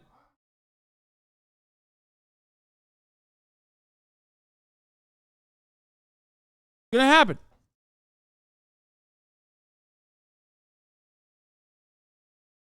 This is my dad. The entire year. It's Labor Day weekend. Let's talk about that with our own Pete Montine. So Pete, for those planning on traveling this week or looking ahead to this weekend, what should they know? You know, if you have a trip to Disney World or Universal or Tampa, you are no doubt glued to the airline app to see what the latest is about how this storm could impact things, and it could really have a nationwide impact. You know, we're hearing from Southwest Airlines, which is especially well leveraged out of Tampa, and it could be disproportionately impacted by this storm. The Tampa airport closed at 12:01 a.m. today, a preemptive strike really, because they're mostly concerned there about the storm surge. The airport is right on the bay, and they're also concerned about projectiles, the infrastructure, trying to move airplanes out of the way. It's really... Absolutely brain dead take. To cheer for a natural disaster will inevitably kill people just trying to get through the day. It's cringe when either side does that shit. No, I agree with you. I do. My point is that don't cheer regardless, but if you think that you're safe, you're fucking not, because we live on the same planet. My point was trying to explain to people that like climate change, no matter how you perceive it, is going to impact you in some way, shape, or form. Like even these fucking dumbass billionaires who think that their children or their next of kin is fine. Like, no, they're not going to be fine either. The world, the world as you know it and as you experience it is never going to be the same. The next generation that comes after us and the generation beyond that, they are not going to live on the same planet. And I don't mean like I don't mean that in like a utopian way or anything like that, or even a dystopian way. I just mean like 100%. The climate is dramatically changing. Extreme weather conditions are becoming permanent. This is going to have a permanent. These temperature increases is already dramatically changing agricultural output in nations that have been victims of colonial violence, victims of imperialism, and therefore do not have the infrastructure to withstand such changes. America itself, despite being at the center of imperialism and the imperial core, also does not have the infrastructure to to withstand such dramatic changes. So no matter what happens, climate change is always going to impact everybody. You just can't avoid it. Like you don't live in fucking Mars, so stop cheering it on. Stop cheering on some of the externalities because you're not watching from fucking Mars. You're watching from Earth. Okay? Warmer water equals stronger storms. Caribbean has been hitting all-time water temp records this year. This is how global warming causes stronger storms. Yeah. Causing a trickle-down effect to cancellations nationwide. These are the latest numbers from FlightAware. About 491 cancellations. That's the latest from FlightAware. Checking it right now. 1,083 delays nationwide. These numbers are going up by the moment. The FAA is monitoring this from its data center, its command center in Warrenton, Virginia, and it says it has had a teleconference earlier today. There is another one being planned for later on today. There is big concern here that this storm is going for some major hubs. St. Pete Clearwater, it closes at 3 p.m. this afternoon, so we're only hours away from that. What's interesting is that Orlando International Airport will remain open. Thankfully, at least right now, at least the airport is saying that it's inland and it won't be too impacted that badly. But we're seeing airlines already try to make it easier for passengers to change plans. So many people anticipated to travel for this long Labor Day weekend, and we know that behaviors have changed. A lot of people really start traveling on Thursday just because of the fact that they can work from home. So this could have a really big impact here, Dana. Okay, we'll keep in touch about that. Thank you so much for that reporting, Pete. We're learning more details about. So before we get to Jacksonville, let's take a look at some fakes, some phonies over at Public Broadcasters of Socialism, PBS. As you guys know, this is the last bastion of Maoist third worldist thought, and as is the case, Public Broadcasters of Socialism channel is going to tell you a whole bunch of hokum about how climate change is real and not a Chinese conspiracy. One of these science communicators, science, which is also fake and gay, just so everybody knows, is going to tell us why Florida is the riskiest region in the United States to live as climate change worsens. Let's take a look. 21, just 1 year, nearly 1 in 10 homes in the U.S. were impacted by natural hazards. And many places with the highest climate risk in the U.S. are also seeing some of the highest growth. When we ask home buyers and sellers directly, is climate change impacting your decision to buy a home, to move to a particular location? It's yes. The answer is yes. But then well, you know, because this is, for the record, these guys, after all, climate change is fake. These guys made this in January 25th, 2023. That's how you know climate change is fake, because China had told them that they were going to use space lasers in Hawaii, and they were going to use hurricane lasers in Florida ahead of time. when you look at the macro trends of where people are actually moving, they're moving into harm's way. Here's the thing. A quick search for weather hazards in just about any geographic location will bring up news of disasters and dire predictions of worse to come. So how can we make informed decisions about where to live and how to manage risk? It turns out that even though some places will face far more hazards as the climate warms, identifying the riskiest low-key best places, ironically, are deep in the pocket of, you know, otherwise territories that Americans have made fun of, myself included, and considered uninhabitable. Anyway, but we won't talk about that. Let's continue. Places in the future is really hard. Take Alexander Pishlaris as an example. In 2020, he was living in Portland, Oregon, and the wildfires and smoke of that summer got so bad that he decided to move to Florida. But when his car nearly flooded while driving through Miami Beach during heavy rain, he realized he hadn't escaped his weather woes. Oh man, is it Duluth, Minnesota? Stop it. That's not a real place. So we worked with some of the best minds in this space to help us sift through the data, find where hazards overlap, and Oklahoma is not the best flyover state because Oklahoma, due to uninterrupted, unadulterated, pure fracking, has been able to do something incredibly unique, which is basically make the Turkish conspiracies of like an earthquake machine real. Also, Oklahoma has tremendous amounts of tornadoes, but one thing that you have to remember is that Oklahoma literally, despite on top of having the tornadoes regularly, has insane earthquakes, like unprecedented earthquakes, because while fracking doesn't always cause earthquakes, it certainly does when they are positioned on fault lines in one particular region, specifically Oklahoma. It's not that fracking causes earthquakes all the time, everywhere, but if fault lines are aligned in a certain way, fracking does definitely cause earthquakes. Oklahoma is the example. Is 100% where this has happened.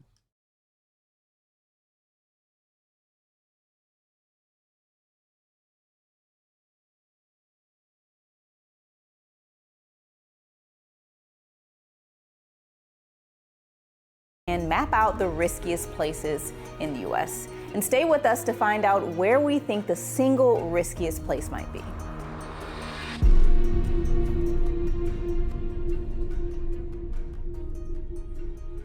As extreme weather increases all over the country, how do we figure out the riskiest places?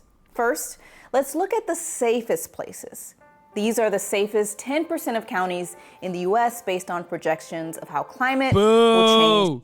What is this? We're literally making America Canada? What the hell's going on? Boo! Boo! Boo! Boring. Boo! No! Boring. No! Nobody wants to live there. By the middle of the century. As the humid climate niche characterized by mean annual temperatures around 55 degrees Fahrenheit moves north, some places that are particularly cold now might actually get safer because, as we know from previous episodes, the most deadly weather in the U.S. is extreme cold.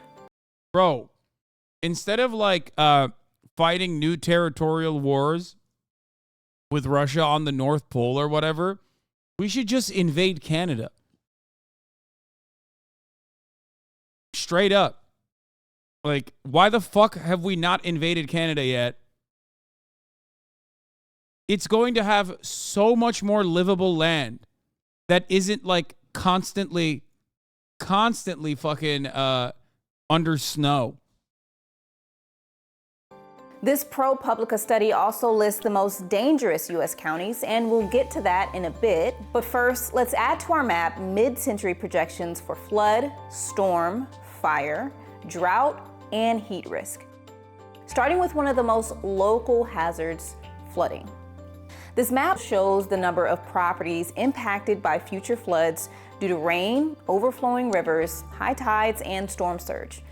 Many coastal towns will be impacted by rising sea levels, and places like West Virginia will be slammed with heavy rain as the I don't get it. Just sell your house once it floods. Duh. I mean, you have insurance. You have flooding insurance, right? Right?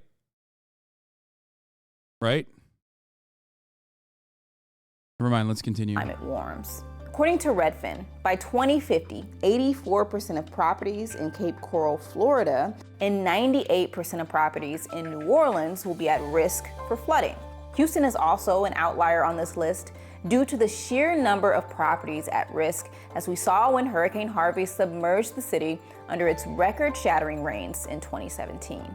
But what about storms? It seems like these extreme precipitation events are causing more and more damage as the climate warms.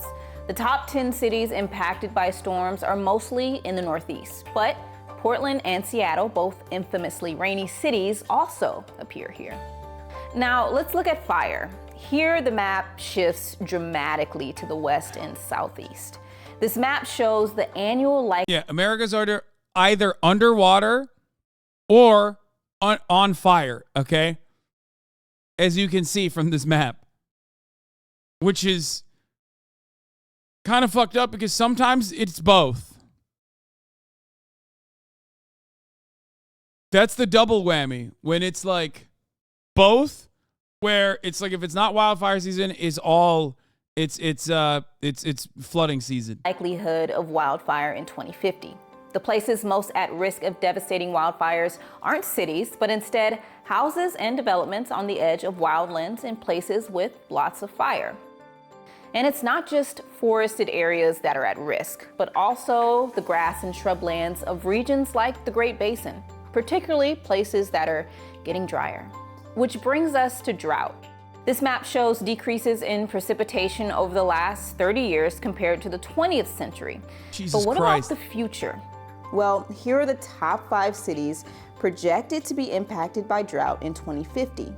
4 of them rely on water from the Colorado River, which is already in a decades-long drought, and large water use cuts in the basin are inevitable. Lastly, let's look at the second most common cause of weather-related deaths in the US: heat.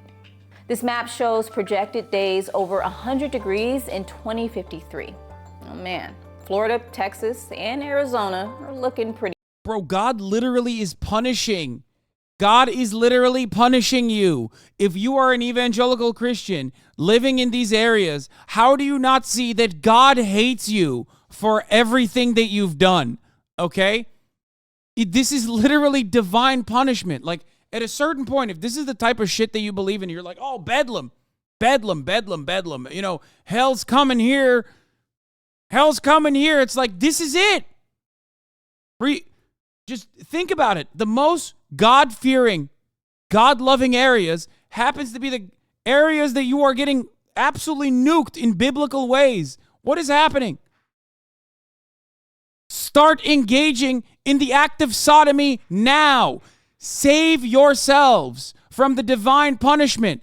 Turns out God is gay as fuck. God's trans as fuck. Start transmogrifying the children. Start doing sodomy. Save your nation from eternal hellfire and damnation. Do your part.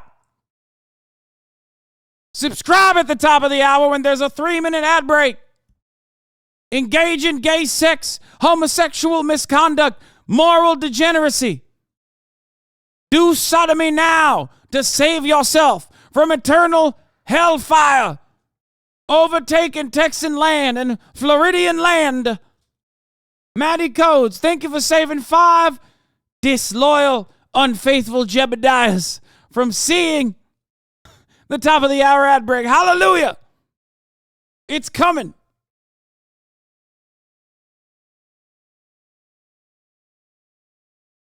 Fit Kiss 89. Here's the 3-minute ad break now. Naomi plays games.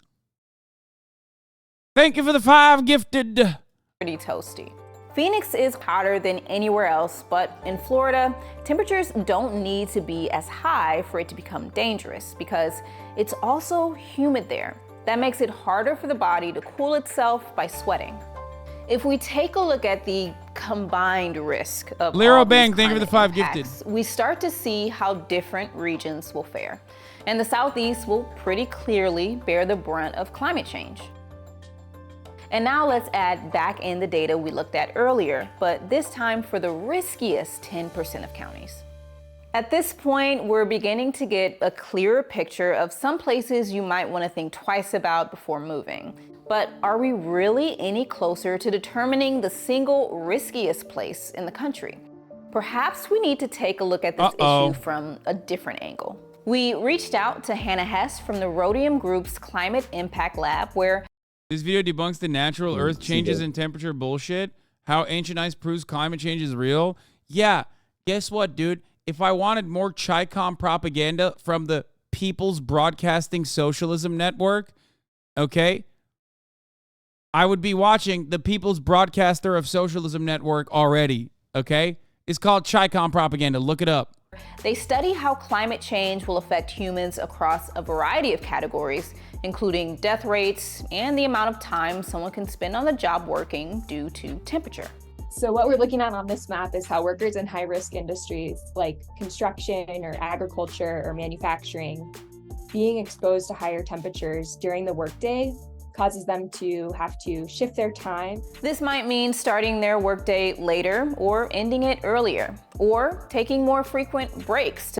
Or none of the above, just eat it. You know what I mean? Which is what we're going with. Or changing the labor workforce dramatically.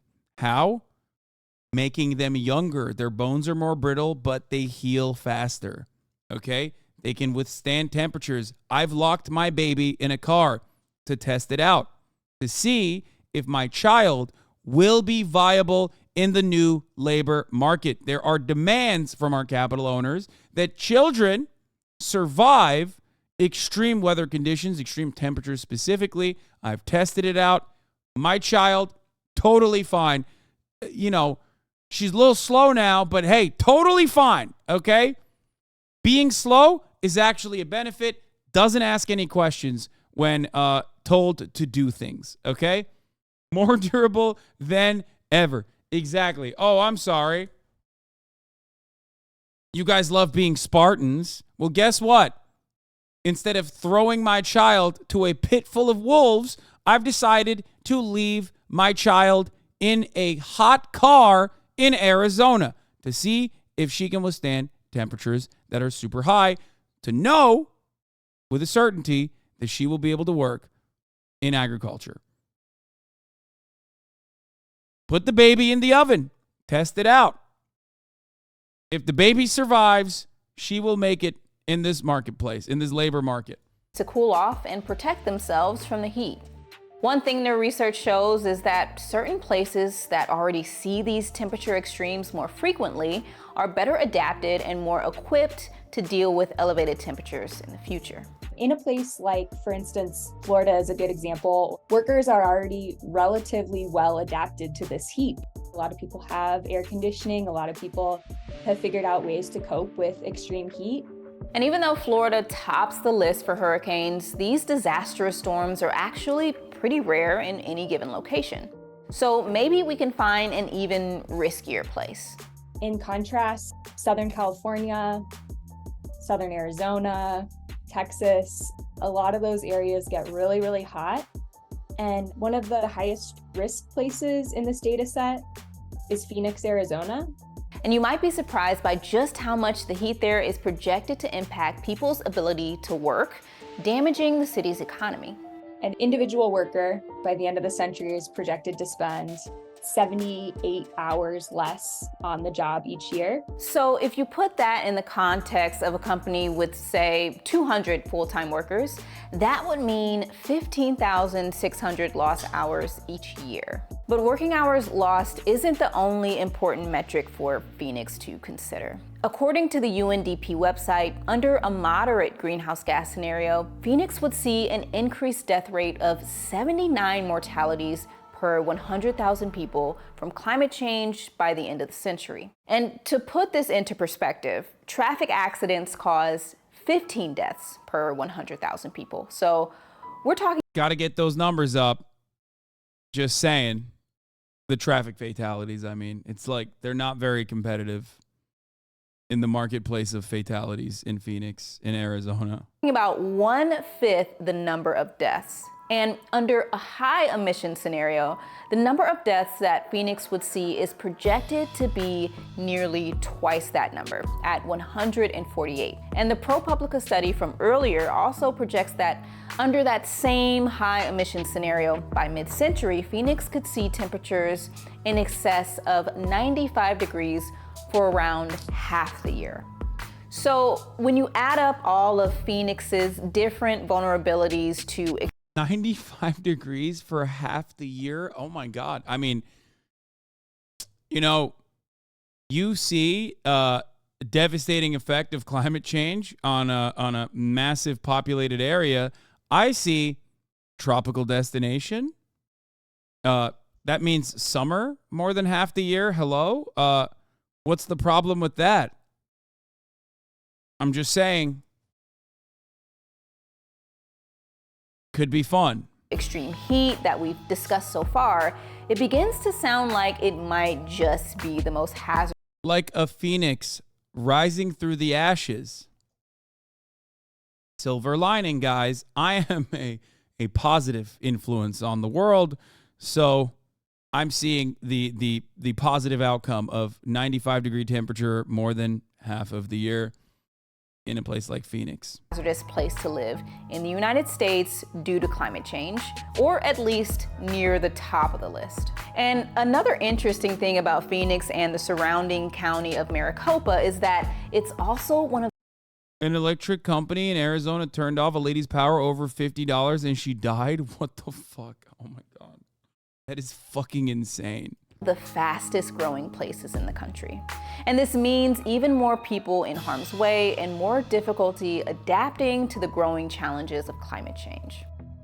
But as we mentioned back in the beginning of this episode, when you look at moving trends across the US, the weird thing is Phoenix isn't that weird. Among the 20 fastest growing US metropolitan areas, you'll recognize many of the places we've already discussed because of their climate risks. And almost none of them are in the least risky regions. But to figure out why people are moving to the most hazardous locations, let's start by taking a closer look at why they're choosing to leave. The answer is Americans are stupid, okay? No taxes, and also because Americans are dumb.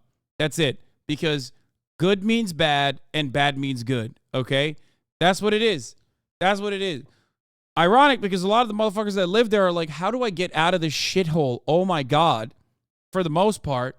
And these guys are like rushing. They're like, oh my God, it's so sick. I love paying no fucking taxes. Let me build a house directly on top of the water. Okay? Leave the safest ones. People are leaving these climate resilient areas for economic reasons. On the one hand, you have people leaving because of affordability. They're leaving the West Coast or the East Coast, these coastal markets where home prices have gone up very dramatically. People would love to live in the most climate resilient areas. Like San Francisco, for example, has a very moderate temperature. It doesn't really have risks from hurricanes or drought or anything like that, but people are being forced out of that area into more wildfire risky areas. Yeah, a big part of the issue is housing, though. Inland California, because of the lack of housing. So yeah, people care about it, but money ultimately is the number one motivator, just being able to afford a home in the first place. In fact, the top 5 cities in population outflow are all extremely expensive coastal towns. Another especially safe region is the Midwest or Rust Belt. But people are leaving there for a totally different reason. It's not because housing isn't affordable there. People in the Midwest are leaving due to a lack of economic opportunity because they can't find jobs that pay enough for them to have the standard of living that they want. So they go to places with more economic prosperity. And what does it say about our country that people are having to move to riskier and riskier places instead of away from them? Jesse Keenan focuses on finding answers to problems like these, and his research shows that a big part of the solution comes down to information. Our brains are there to run out of the way when a bus is heading our direction or a tiger is running to eat. Nope. My man, you did too much college. Like, these people did too much college. They read books and shit. Like, it makes no sense. They're like, whoa, I don't get it. Like, why aren't people moving away from the bus? Motherfucker, people are like, the bus is not there, libtard. Shut the fuck up. You're fake and gay and a nerd. I don't want to hear from you. That's what's going on. Heck, people are like saying, no, ride the bus faster. Come at me faster, bus. I'll take it on. Us, right? We're not physiologically oriented for slow violence and incremental notions of risk. So we're just from the get-go impaired in our ability to understand the accumulation of risk. The more information that consumers have access to, the greater likelihood it is going to have that they are going to Yeah, I mean, literally, we just saw an island burn down and people are like, lasers did it. Chinese lasers must have done this. So like, I get what he's trying to say. It's something that I've talked about quite a bit, which is that climate change doesn't happen overnight. So the ecological disasters that follow as a consequence of anthropogenic climate change happen like a slow burn. Temperatures rising, water levels rising as a consequence of that. This happens over the course of many, many years. And therefore, it's not like immediately tangible, except there are very tangible externalities that you can see and feel, like fucking Florida.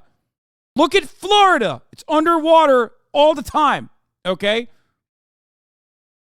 And yet, people still look at those tangible externalities and go, something different. It's not, it's whatever. I got a pool. Got an outdoor pool and indoor pool in my house, which is cool. I wanted the beachfront property. Now the beach has come inside of my house. I see no problem with this. Shift their behavior accordingly. The availability of this kind of long-term hazard information is crucial. And according to Redfin's data, it is making a difference. We did find an effect that people who were previously viewing extremely risky homes in terms of flood risk went on to make offers on homes with half the risk once they saw that information. So it seems like it is having a tangible impact on customers. The most important thing we can tell people is just to prepare.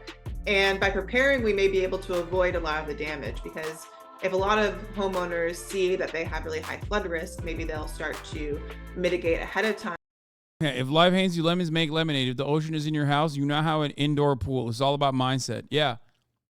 I'm manifesting that the fucking my half flooded home is actually now an indoor pool that I can swim in and have fun. It's really good for my daily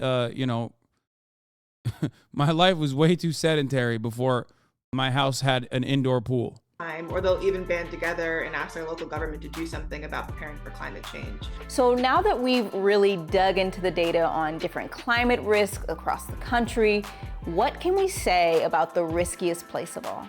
Well, when you factor in all of the risks that we've talked about, Florida, Louisiana, Texas, and the California-Arizona border look like places you should think twice about before moving to. But according to the ProPublica study, there is one county that comes out on top: Beaufort County, South Carolina. This county is at risk of nearly all of the natural hazards, including a couple that... I'm telling you, they're not doing enough butt fucking, okay? Let me tell you, Beaufort, get those numbers up, okay?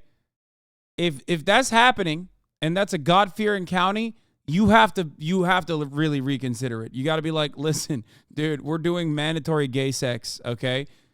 It's like the elderly are like, I don't want to do it. I don't want to do it. I don't want to do butt fucking. It's like, no, you have to do it. Mandatory butt sex. God hates when you don't fuck each other in the butt. We didn't talk about impacts to crops and wet bulb temperatures. Wet bulb is a big topic to explain here, but for now, I can tell you that it refers to the dangerous combination of heat and humidity where the human body becomes essentially unable to cool itself down. But that's a topic for a future episode. For now, we'd like to hear what you think. Are you planning on moving, or have you made a move recently? Has this episode changed the way you think about your decision? Let us know in the comments. Nope.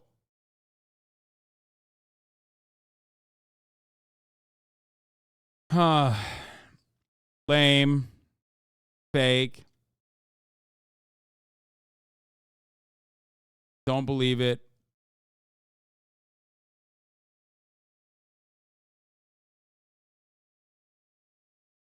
Anyway. I can't even move if I wanted to. I'm poor. This is America. Yeah, I mean, I know. And ironically, of course, or not ironically, but like sadly, a lot of people that are moving to those places are still moving to those places because of affordability.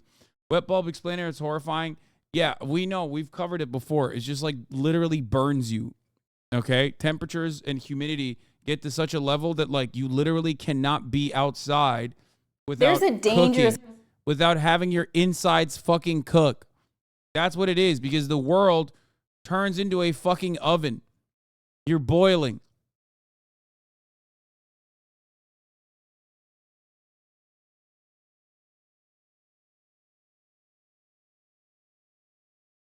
Bro, this is all cap anyway. Where's the TikTok evidence or the Facebook articles to prove it?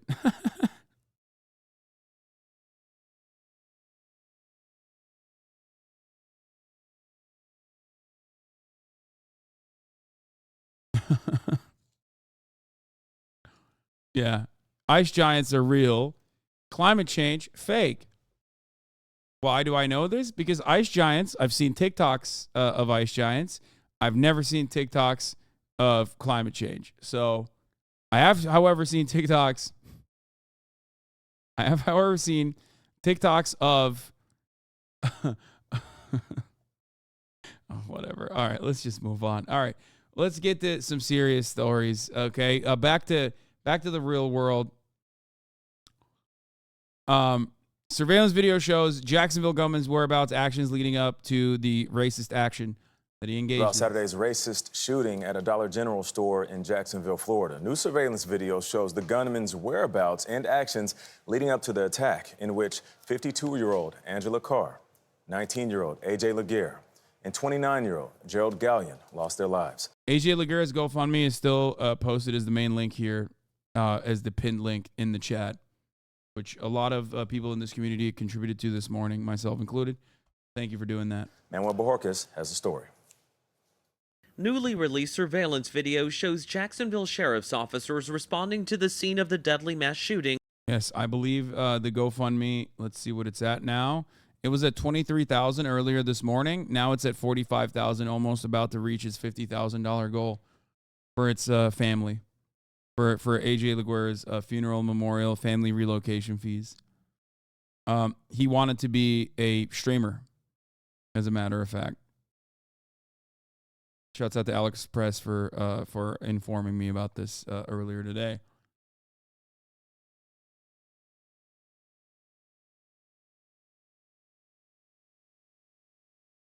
Recent graduate, worked at Dollar General while pursuing his passion for video games by streaming on the side. He had aspirations of becoming a professional streamer, a dream that was tragically cut short. AJ never had a record, never received a referral in school, and never got into a fight. He was a kind-hearted and gentle soul who loved playing video games and supporting his family and friends. Very, very unfair. At the Dollar General store Saturday. Authorities say just a short time earlier, the gunman was captured on video entering another discount store nearby. He held the door for a few people, even purchased items. But Jacksonville Sheriff T.K. Waters says a security officer in the parking lot may have thwarted any other plans. It doesn't appear to me that he wanted to face anyone that may cause him any issues. 10 minutes after leaving, surveillance video captured him putting on what appears to be a bulletproof vest in the parking lot of Edward Waters University, a historically black college. Students saw him and alerted campus security officer Lieutenant Antonio Bailey. What did they tell you? They stated that they seen a individual that was putting on what appeared to be a tactical vest, what appeared to be gloves, mask, hat, and that we needed to check that vehicle out. Bailey can be seen approaching the gunman, who then speeds off to Dollar General. The shooter's father called 911 after authorities say he got a concerning text from him. We do know that he's receiving psychiatric help. He has been? Yes, and he's been on meds too. But the father tells the dispatcher he believes his son had stopped taking those. Did police not look for him after? It was too late. He sent a text message to his dad to use a screwdriver to break into his room after he had already started. I think it was after he was done shooting. Meds. Quan Lagarre's little brother, 19-year-old store employee AJ Lagarre Jr., died in the shooting. All he was doing is just at work. He was just at work, man. For CBS Mornings, Manuel Bojorquez, Jacksonville. To the fatal shooting on a This chat is wild for calling him a Nazi. Nazis are the craziest shit ever during the Holocaust. What? Bro, is your brain okay? The motherfucker literally had swastikas painted on the side of his gun. The fuck are you talking about? He wrote a manifesto. How many how many fucking kills does a Nazi need to have before you're like, oh yeah, no, actually, then how many people, how many black people specifically does one have to kill at random until you're like not going to be a fucking weird pedantic nerd and a loser?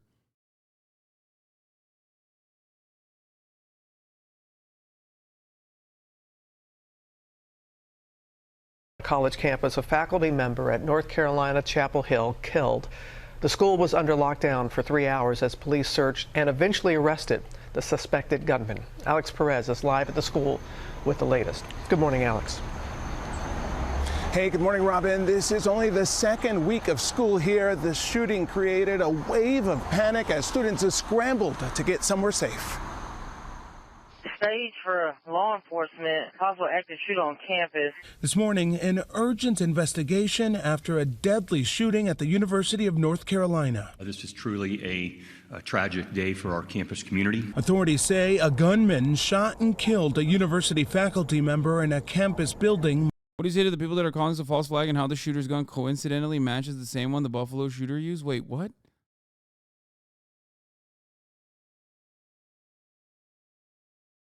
Are people even doing that? Like, I mean, I'm sure they are because they're fucking insane. But like, what do you mean? Of course it's matching. First of all, yeah, it's matching that gun because it's a very popular gun. That's it.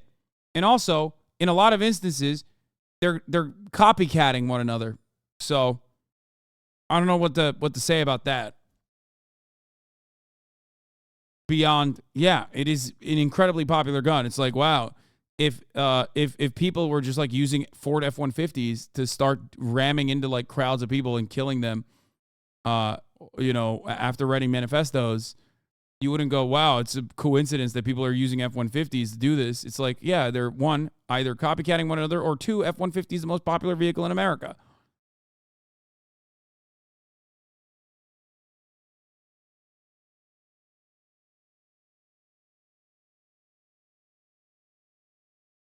I bet if you go to 4chan, you can find 100 people using the word glowy about this. It's 4chan can't make up its mind on whether to gloat about this. Oh, one of our own got like a bunch of kills, like this is what we wanted, or to say it's a Fed. The older divorced dads that use 4chan say it's a Fed thing. The younger ones say this is good. Just don't go on 4chan. Isolated white young male with hateful racial biases nurtured by similar, if not exactly the same online communities as the other one. Curious, yeah. They try to say that about Buffalo too. It's like, oh, it's a false flag. It's like, what is it a false flag for? To say that racism is bad?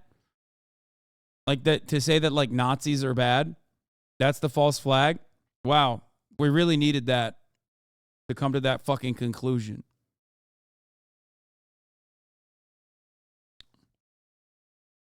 Monday afternoon. It's a day we train for, but we hope it never comes.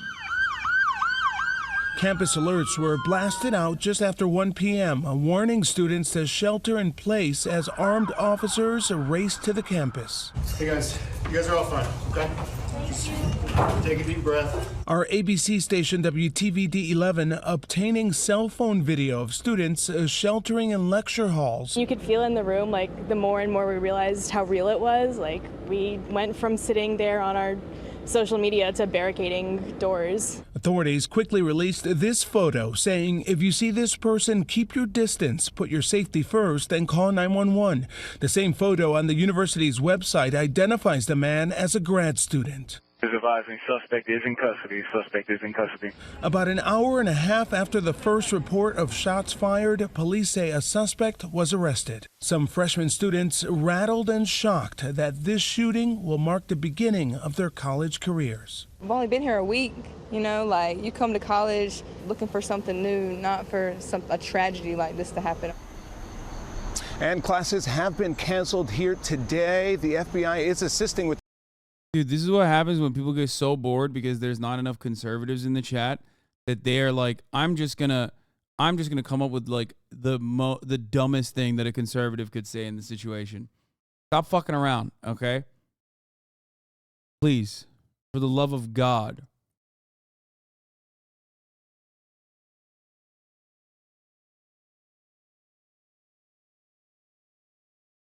the investigation, but authorities say they're still working to pinpoint an exact motive here. Rebecca? Such a tragic story. No, he's just trying to fucking meme because like no one else is fucking saying stupid shit in the chat that I can yell at. So they're just like trying to stun lock me with To the bait. school year. Okay, Alex, thank you.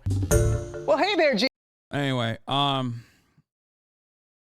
Now to Amazon is testing raising the amounts to get free shipping on orders. It's coming, baby.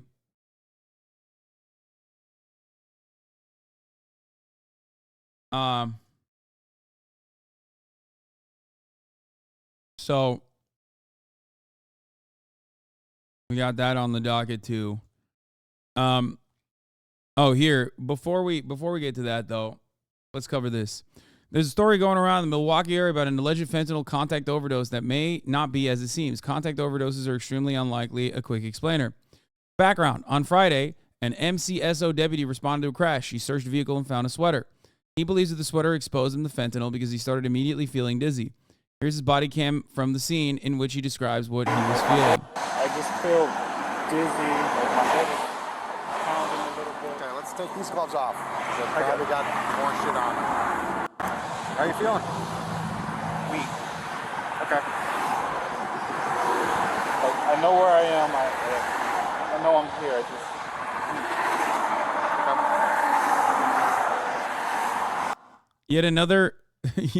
Yet another victim of not cop kryptonite, but climate change making extreme weather conditions permanent. It's just too hot for my man. He got heat exhaustion, and he thinks it must be. He thinks it might be fucking fentanyl overdosing.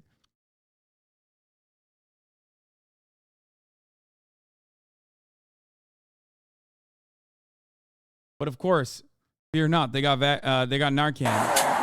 Huh? Same.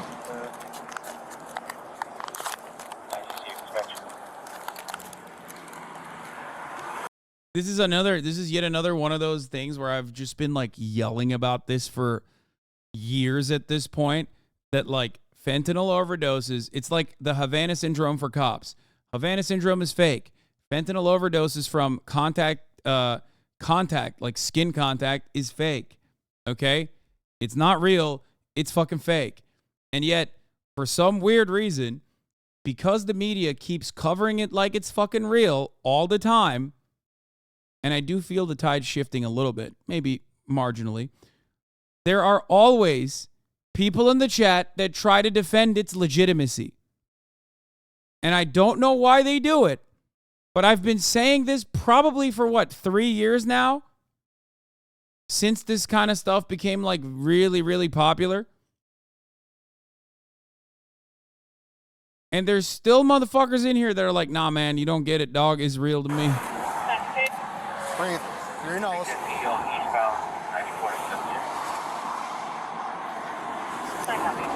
They're not immediate security. A black and red Jenna.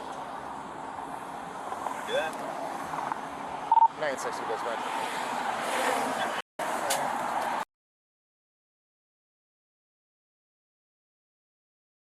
Oh my God. Every time this conversation happens, we talk about transdermal skin contact patches, and we have already covered this a million times over.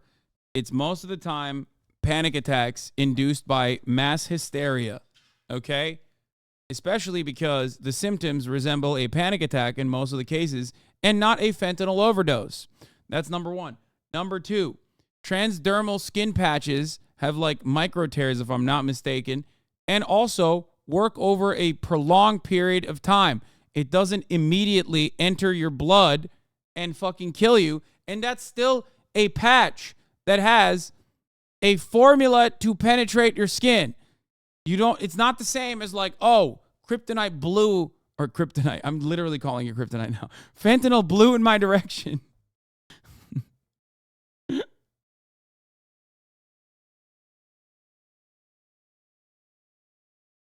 Was off. Today we interviewed that deputy. He described what he felt at the time. I lifted the sweater, and at that point it must have been exposed to what I believe was fentanyl. Immediately after I felt the effects of it I became inert. While conducting the search of the vehicle, I noticed a blue sweater on the floorboard of the vehicle. I lifted the sweater, and at that point I must have been exposed to what I believe to be fentanyl. Immediately after I felt the effects of it, I became inert. I was there, but I couldn't feel anything. I couldn't feel my legs. I was dizzy. My head was hurting. My balance was off. I was unsteady. Yeah, they never also test their blood for fentanyl afterwards, which should tell you everything you need to know about at least the authorities. But fentanyl contact overdoses are extremely unlikely, especially from such brief exposure. Just last week, LA Mayor Karen Bass took heat for saying touching fentanyl can kill you. Toxicologists and medical experts push back hard. Shouts out to Karen Bass for being a cop. That was very cool. Thank you, Karen Bass. You know, maybe it's a conspiracy. Maybe the hundreds of thousands of doctors, if not millions of doctors globally, the millions of EMTs, the millions of nurses in the United States of America or all around the world are lying. They are just getting contact high on the regular, on the job, and they're like, dude, cops are such pussies. They're fucking the bag for the rest of us. We love getting contact high from all the fentanyl that we use in medical settings. Now, another problem here, of course, is that these EMTs are on the same crime scene as the cops are. But because all of the EMTs are druggies who love contact high from fentanyl, that have developed an immunity for fentanyl from years and years of drug abuse, that they are the ones who are not getting high from the same exact fent. They're not overdosing. They just have tolerance.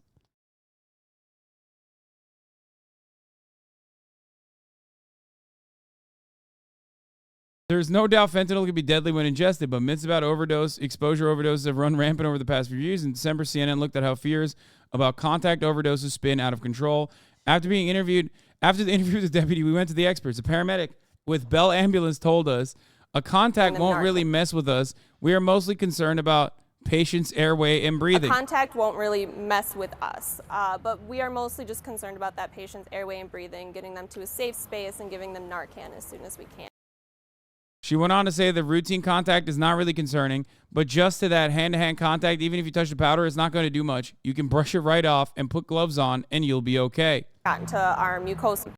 The more likely scenario for you to overdose on fentanyl, or for us to overdose on fentanyl as first responders, would be if it were aerosolized, if somehow they had powder and it got into our mucosal membranes, in our mouth, eyes, nose, somewhere like that. But just that hand-to-hand contact, even if you touch the powder, it's not going to do much. You can brush it right off and put gloves on and you'll be okay. The more likely scenario for you to... I also connected with toxicologist Dr. Ryan Marino. By the way, it doesn't matter. You can literally... There has been countless amounts of coverage dedicated to how big of a lie this is, and it doesn't matter, okay? Propaganda is too powerful. It does not matter. You can never convince these fucking hogs that they're not dying of fentanyl overdoses nonstop. It's so stupid, dude. Your skin is very porous. It can happen. The fuck? No, dude. No. No. No. What are you saying? No, just no. Okay? My answer to you is no. Unless you have like an open wound or something, it's not happening, okay?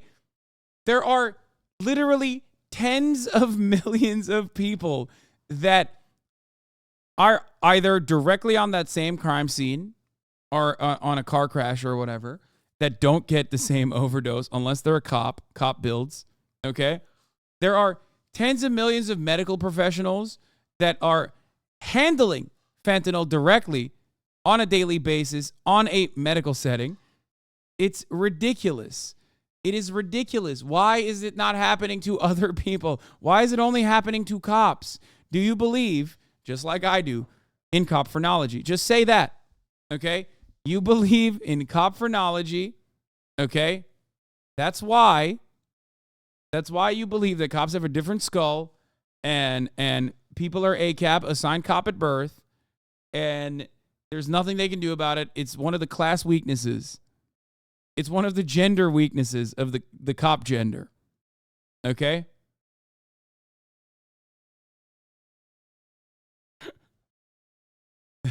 Do you think you get drunk from hand sanitizers? Yeah. Bro, I spilled vodka once on my table and cleaned it up without gloves and got hammered in 30 seconds. My brother is a lib cop. He originally thought he could OD from contact because of propaganda. I showed him proof that it's bullshit, and at least now he's on board that it's bullshit.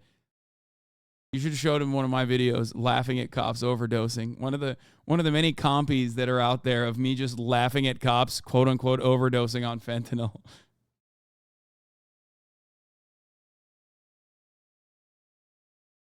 He went on, unless the officer ingested it either by injection, snorting, or by taking it by mouth, it is not possible to overdose on street fentanyl. Some fentanyl patches are used for pain management. They are in a more easily absorbable form than powdered fentanyl. And those patches are designed to be worn over 13 hours and still not cause an overdose, as I've said time and time again. Reactions like the ones in the body cam video could be attributed to many things: the presence of another drug, heat stroke conditions, anxiety or panic, low blood sugar, a psychosomatic response, and others.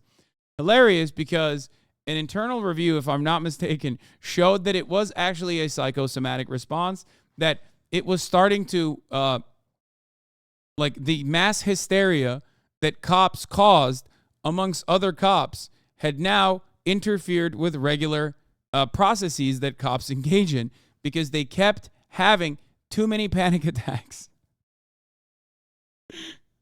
It's awesome. The feedback loop that they created to garner sympathy for how tough their job is when it's not that tough turned into a situation where they now believe it.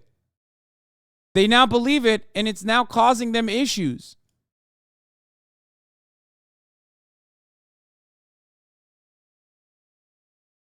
What? Can we watch this classic? Beyond your genetic predisposition, so congratulations. One of the other genetic markers of a cop is being around fentanyl. It kills you. You die immediately. Just very funny. In Five Ives' case, the exposure and his reaction to it was almost instant. A couple seconds later, he took some steps back and he collapsed. I ran over to him. And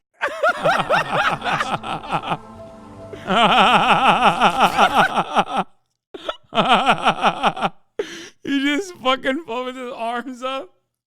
Yo, that's never not funny, man. I love that shit. Oh, Jesus Christ. God, we live in such a stupid nation. Officer down, officer down.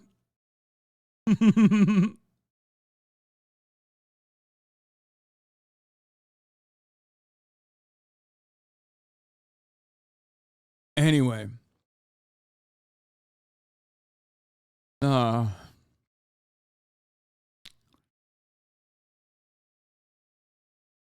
Things that make HasanAbi laugh: farting on dogs, cops, and fentanyl. Yes. Listen, I will give some cops the benefit of the doubt. They might already be pre-drunk, as many are, and we all know mixing opioids with alcohol is the quickest killer. Dude, yeah. Dude, listen. You can't drive around town all day looking at your fucking laptop without being a little drunk. I do not fault cops for, engaging in a little bit of drunk driving, okay? Everybody knows you drive better with a little bit of alcohol in you, okay?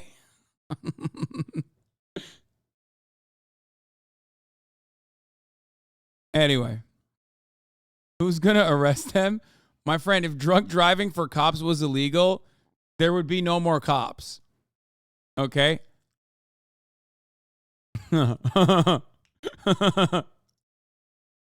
That's... I only drink and drive because driving makes me nervous. Yeah, the same with cops.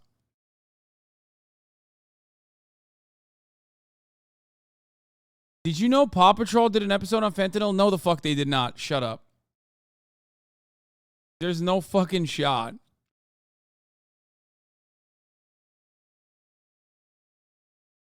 What? I'm fucking with you. Oh, Jesus Christ. I was like, how deep does this well go? The propaganda well.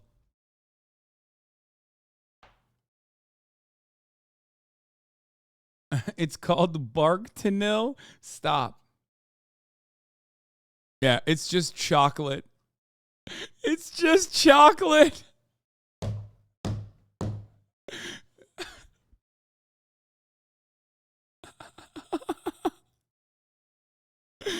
Oh, that's so funny. All right, Amazon's testing raising the amount to get free shipping on orders, baby. Amazon, the company is raising its free shipping minimum for some customers, and Trevor Alt has the details. So they're just pushing it up, right? A little bit, and only for some people. We know everybody's ears perk up when we talk about Amazon free shipping. So what Amazon says is it is testing out this higher threshold for free shipping. Now the minimum is $35, up from $25, so just a $10 difference. But that is a 40% increase for shoppers who want to qualify. This does only apply to people who do not have Amazon Prime, which, as we know, costs about $15 a month, $139 a year. Amazon does have a history of tinkering with their requirements for free shipping. This is not the highest it's ever been. At one point, the threshold was actually $49. They cut it back to $25 in 2017 to compete with Walmart's online expansion. And this new change isn't necessarily permanent. In some spots, like Seattle, it's still $25. Amazon says they're testing it out. They're going to keep evaluating it. Of course, that does also mean this could eventually go even higher than $35. So get your map and your credit card out and figure it out. Never put it away. Just leave it out. Trevor, thank you. All right. Hi, everyone. George Stephanopoulos here. Thanks for checking out the ABC News YouTube channel. If you'd like to get more videos, show highlights, and watch live event coverage, click on the right over here to subscribe to our channel. And don't forget to download the ABC News app for breaking news alerts. Thanks for watching. So we begin in Russia, where it's emerged that the funeral of Wagner chief Yevgeny Prigozhin has been held. His press service said that Prigozhin was buried in a private ceremony outside. Guys, stop spamming Marvel Cinematic Universe. We're not going to do a watch party for all the greatest Marvel Cinematic Universe sequences, okay? Stop. I heard that Prigozhin I heard that Prigozhin also had a fentanyl overdose. That's how he actually died. It wasn't the fucking... It's not the plane crash. He also died of fent overdose. Look at my man's dome. That's a cop. That's a Russian cop skull. Very mischievous, okay? You think like maybe in Russia cop skulls are different? No. That's also a cop dome. See that from a mile away. His home city of St. Petersburg. The Kremlin said President Vladimir Putin would not attend the funeral of his former ally. Services were also held for other leaders of the mercenary group who the Kremlin says were killed in a plane crash last Wednesday. They included Valery Chekolov, Wagner's head of logistics. Let's cross straight away to Yulia Shapovalova, who's live for us in Moscow. So, Yulia, tell us more what we know of Prigozhin's funeral.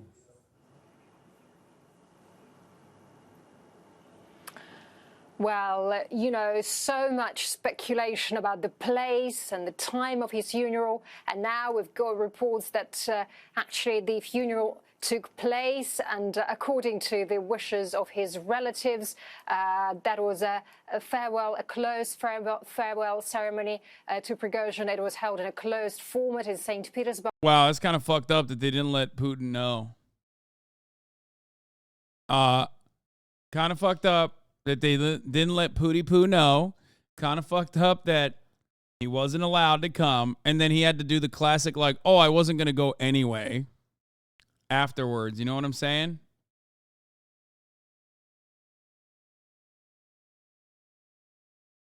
It's like, oh, I didn't even want to go, dude. It's like, bitch, you weren't invited. And only his closest friends and family were present. Around 40 people were present there. The press service of Prigozhin invited all those wishing to say goodbye and bid their farewell to visit Porokhovskoye Cemetery in St. Petersburg. That makes us presume that Prigozhin was buried there at the Porokhovskoye Cemetery. There his father is also buried.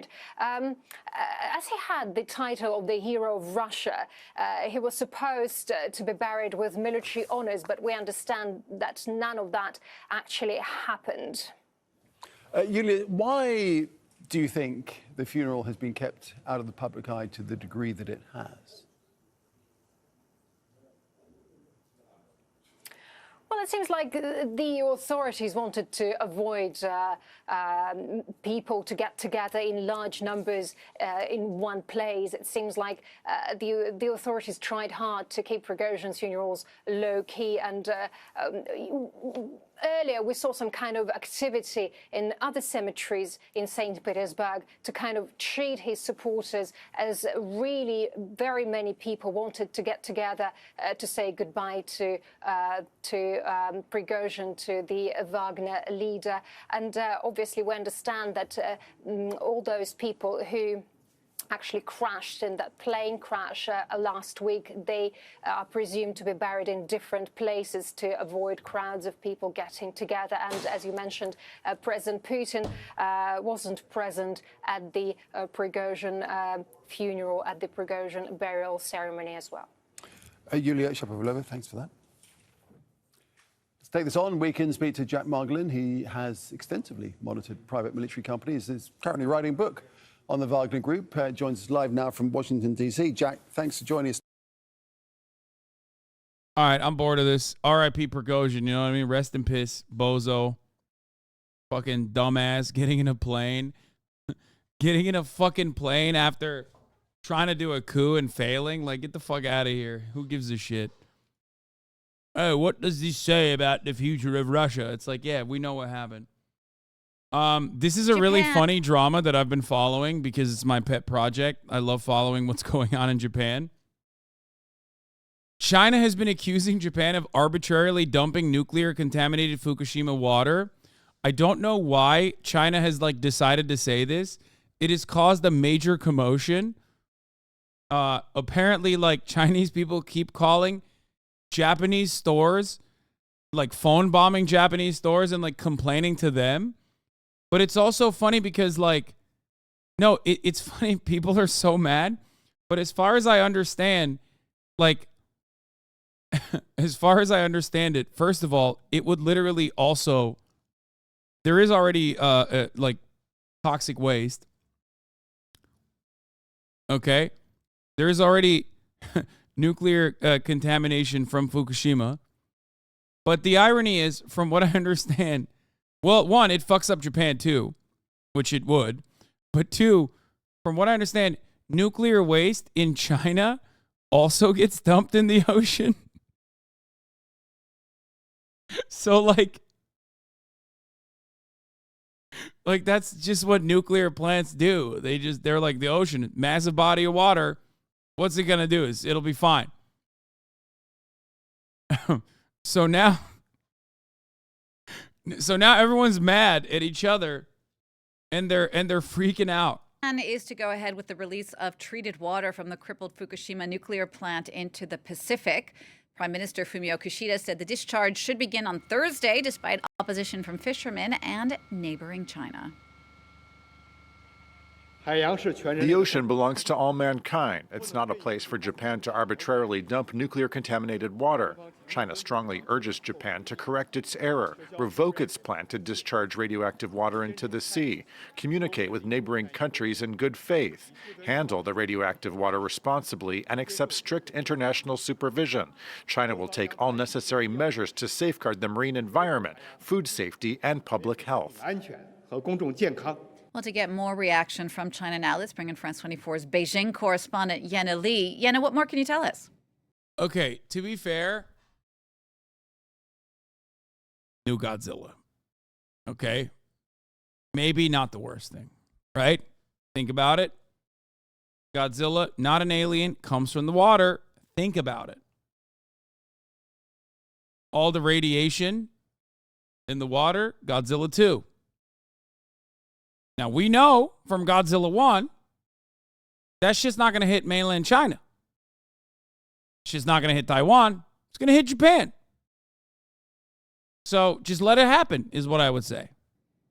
Well, from the start of this controversy, Beijing had been staunchly opposed to Tokyo's plans, with Chinese officials calling it selfish and arrogant. Here, food imports from around 10 Japanese prefectures have been more or less banned since the original nuclear disaster back in 2011. And as Tokyo had been fine-tuning its plans, Beijing strengthened those import controls this summer with, for example, radiation testing on seafood imports. And the situation is similar in Hong Kong, as previously promised, Chief Executive John Lee slapped new controls on food imports just after Japanese Prime Minister Fumio Kishida made that announcement this Tuesday. And the SAR, much like the rest of China, had already tightened existing restrictions last month as well. But despite trade limitations between the two countries over the years, China had been Japan's biggest buyer of seafood from other Japanese prefectures. And it remains to see how this discharge will affect the seafood industry throughout the region. No, it's different. Other nuclear waste won't come directly in contact with radioactive material. It's like drinking a bottle of toilet water versus drinking a bottle of water that was dropped in the toilet.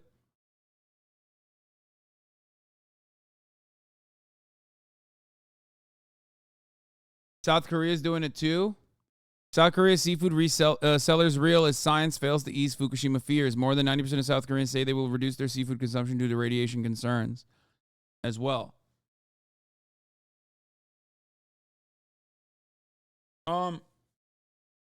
China by volume dumps more tritium, which is relatively harmless, but this water has contacted the exposed core, so there are worries of cesium, which is really bad, being in the water. Japan says they have a new filter system which can eliminate the cesium, make the water more or less normal.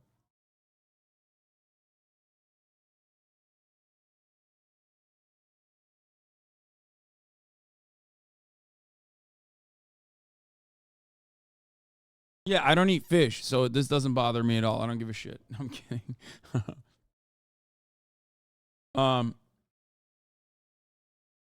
It was exposed to the core. Even treatment cannot remove all contaminants. So, multiple scientists have okayed this plan. China is just saying this because their relationship with Japan has been tattered lately. It's also about South Pacific diplomacy, as China has been speaking up for Pacific Island views who are totally against these Japanese plans. The solution to pollution is dilution. I mean, that is literally that. Okay, DuPont Chemical. Like that's basically what that is. That is what's going on here. They're like, the ocean is massive, guys. It's fine. We can dump a little bit of radioactive matter and it'll be okay. Is what's going on. As far as I understand, dumping toxic pollutants into the ocean is a commonly shared value all around the world, but certainly both in China, South Korea, and Japan.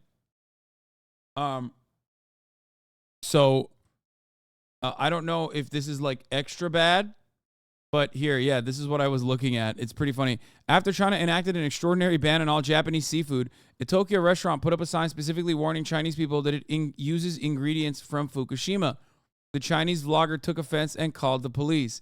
Shinjuku restaurant put up a sign saying all their food comes from Fukushima. This Chinese vlogger feels wronged and calls the police.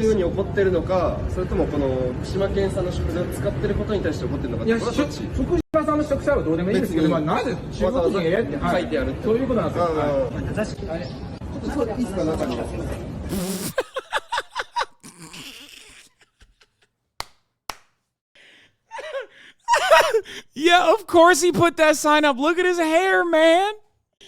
Oh my God. Frankie, super. Bro, that's not the boss, dude. That's a Yakuza boss. What the fuck?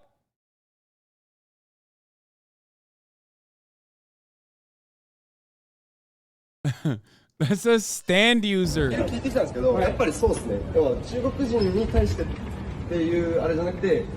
I love the Japanese police being like, no, this is racist because it's allowed. It's racist, but like, it's allowed, okay?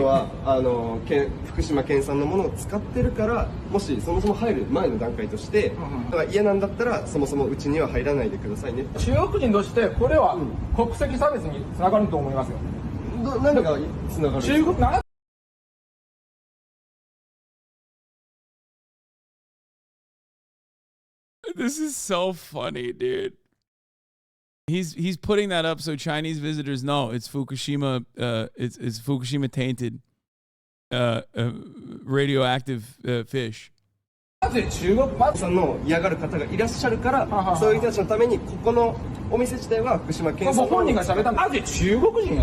特にニュース。Oh, eyvallah baba.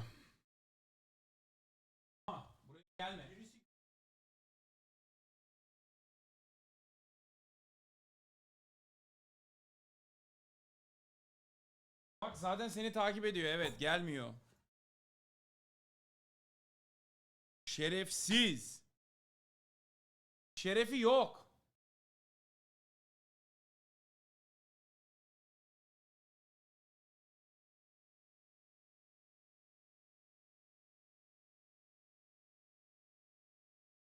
Kaya left me for my dad. And has been following him around the entire day. And that my dad sent me selfies in the family group chat. Sent us group chat, family group chat selfies of him and Kaya just like laying in bed together. It's really fucked up. Actually fucked up. She's dead to me. Oh shit.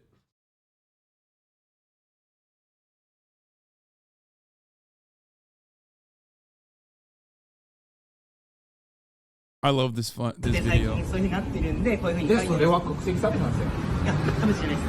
勝手な、もう、お店の経営者の判断、権利があってやってることなので、警察がこれ、こんな書きゃダメだっていうのはできないんで、ですけど、お話聞いたら、これ、日替わりで結構書いてること変わるらしいんで、また明日には書くこと変わるみたいです。今日は変わります？じゃあ。It says Chinese people in the first line. Yeah, it's probably like some kind of fucking protest for Chinese tourists to be like, listen, Chinese people, if you're so afraid of the Fukushima water, like, let me tell you, it's fucking Fukushima tainted fish here.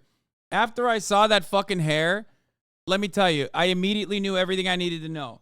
That motherfucker is trolling, okay? Get the hell out of here. Yeah, he says maybe different racism tomorrow. Listen, today, this is the kind of racism that you got. Maybe tomorrow, he's going to write something for the Koreans, okay?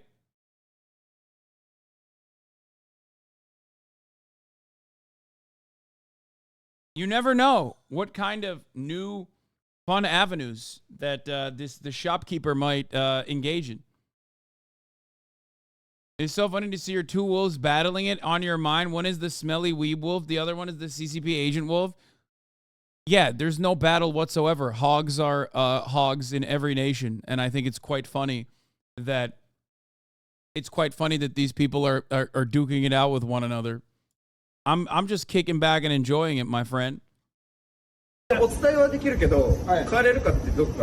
you guys know, I love racism. I am a big fan. Okay, it's a fascinating phenomenon. Oh, now you come back. Now that I have. Hello, Kaya. Hello? Oh, you come back now smelling around, you harlot. Fake, phony.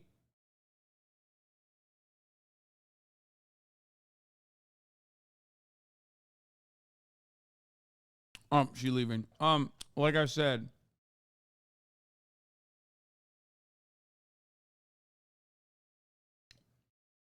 I'm fascinated by it. So this is like a different kind that I'm not used to experiencing, watching on a daily basis. So it's awesome.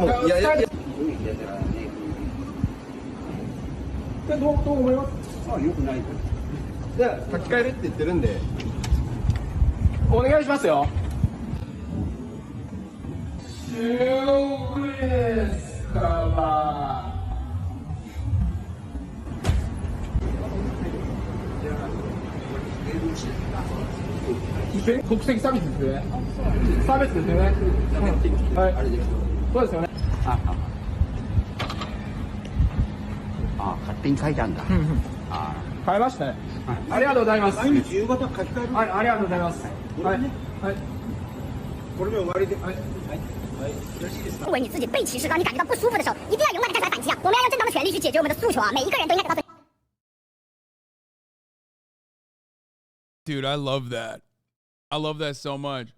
Were you ever stopped by police in Japan? Fuck no. What are they gonna do, bro? I tower over them. What are they gonna do? Tickle me? Are they gonna use the people catchers? They were too afraid. They were like, this is the size of a man we haven't encountered here before. This is unique. What's going on here? Let's just avoid him. They don't even have guns, dude. What are they gonna do?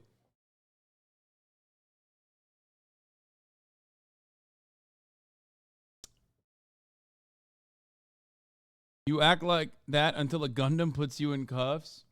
Yeah, they looked at me and they thought I was the giant of Kandahar. Exactly.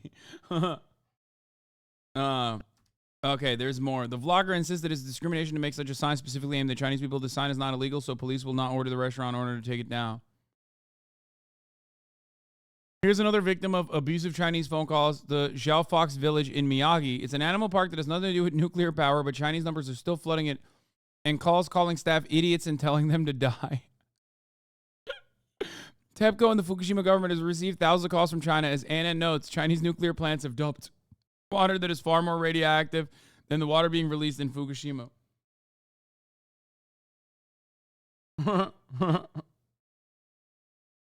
I love this story. This is very like America coded on both sides. It's like dumping toxic pollutants into the water. I love that. That's like very much, that's something that every capitalist nation does. Something that China does too. I love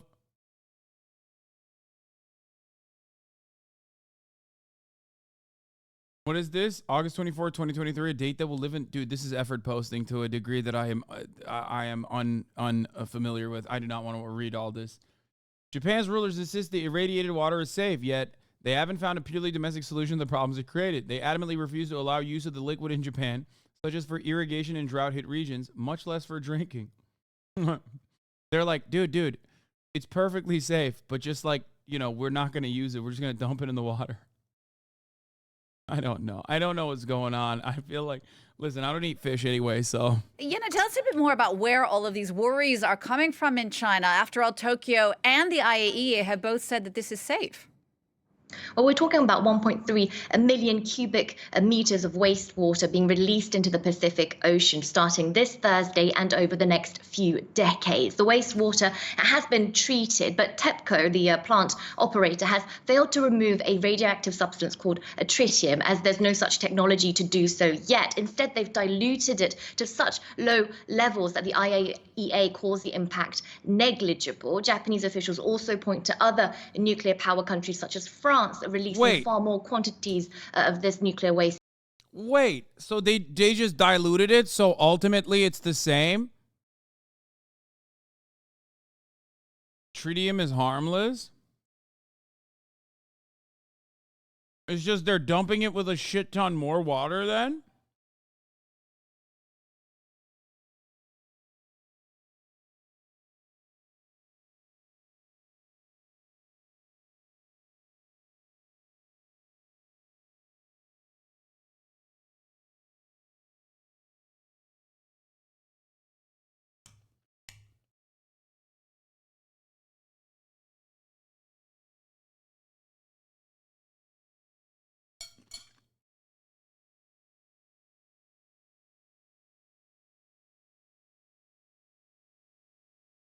They took out the worst isotopes. The only thing that was left is tritium, which is relatively less harmful. Tritium has a half-life of 12 years. My Japanese nuclear engineer friend told me that they purified the water before dumping it as China is overreacting.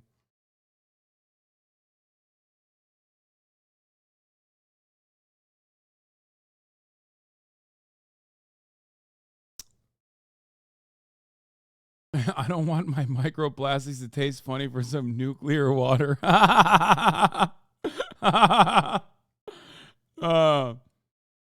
dude. Hey, it took many, many years and concerted efforts to get our microplastics to taste a certain way. Now that we've gotten used to the refined taste of microplastics, they're coming in and ruining it. They're making it spicy water. I don't like it. I don't like it one bit. Fucked up.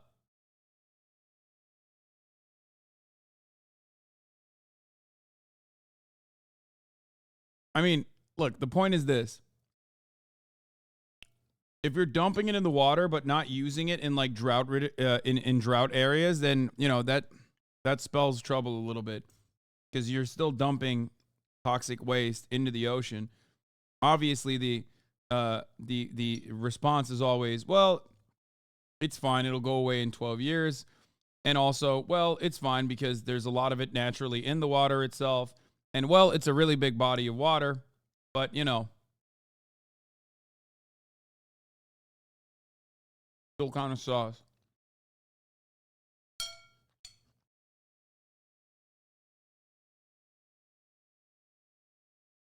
Japan just announced today that they plan to release over 1 million tons of radioactive water into the... There's rad guy glows. Okay, dude, this guy has been radiated too much. Okay, look at his fucking... Look at the vibes he's putting out there. I'm sorry. If you look like a Funko Pop collector due to all the radiation poisoning that you withstood, it doesn't mean everyone else should get to your level of radiation poisoning. The sea this year. So, key thing there is, he just said 1 million tons of water. It could have been 1 billion tons or 1 trillion tons. What matters here is not how much water is being released, but the concentration of radioactive material in that water and how much radioactive material total that is being released. The concentration of radioactive material that they're going to be releasing into the environment is 1,500 becquerels per liter. And that is actually pretty low, which I'll explain later. The water they're referring to is from the Fukushima nuclear power plant disaster in 2011. And for 12 years now, workers have had to pump water through the ruins to prevent the debris from overheating and causing further damage. They then collected, filtered, and stored all of that contaminated water into 1,000 steel tanks crammed onto the Fukushima campus. Key thing there is he said filtered. And that's really important. What they actually do here is they're pulling groundwater out of the fuel debris, and then they take that contaminated water that has all sorts of different contaminants in it, like cesium and strontium. They pass it through what's called the advanced liquid processing system. That removes a vast majority of those radioactive materials, but it doesn't remove your tritium. Tritium is an isotope of hydrogen, so chemically it behaves exactly the same way. When hydrogen is in water, it is that H. I can't trust this guy. This guy could tell me at the top of the hour there is no 3-minute handbrake, and I'd be like, fuck no. Okay? No shot. There's definitely a 3-minute handbrake. Now, of course, you can be like that guy and think that there's no 3-minute handbrake if you're a subscriber who has subscribed for $5 or for free with a Twitch Prime. He has radiated glass behind him, dude. You can trust him. Yeah, that is just telling me I can't trust him. I'd much rather believe ice giants are real than this guy telling me the truth about what's happening here. Okay? The truth about what's happening to you, however, is that the 3-minute handbrake is upon us, which you can avoid if you get gifted a sub. If you're lucky, here's a 3-minute handbrake now. In the H2O. It's really hard to remove that H out of the H2O because it's going to chemically behave the same way. You can't remove water out of water. Which is now running out of space. The IAEA said that the release is safe, and the Fukushima operator... The IAEA should be a good trusted source. They are the experts recognized internationally. Said, and I quote, after treatment, levels of most radioactive particles meet national standards. So, when he says most, what does not meet the national standard is those levels for tritium, because they can't remove the tritium from the water.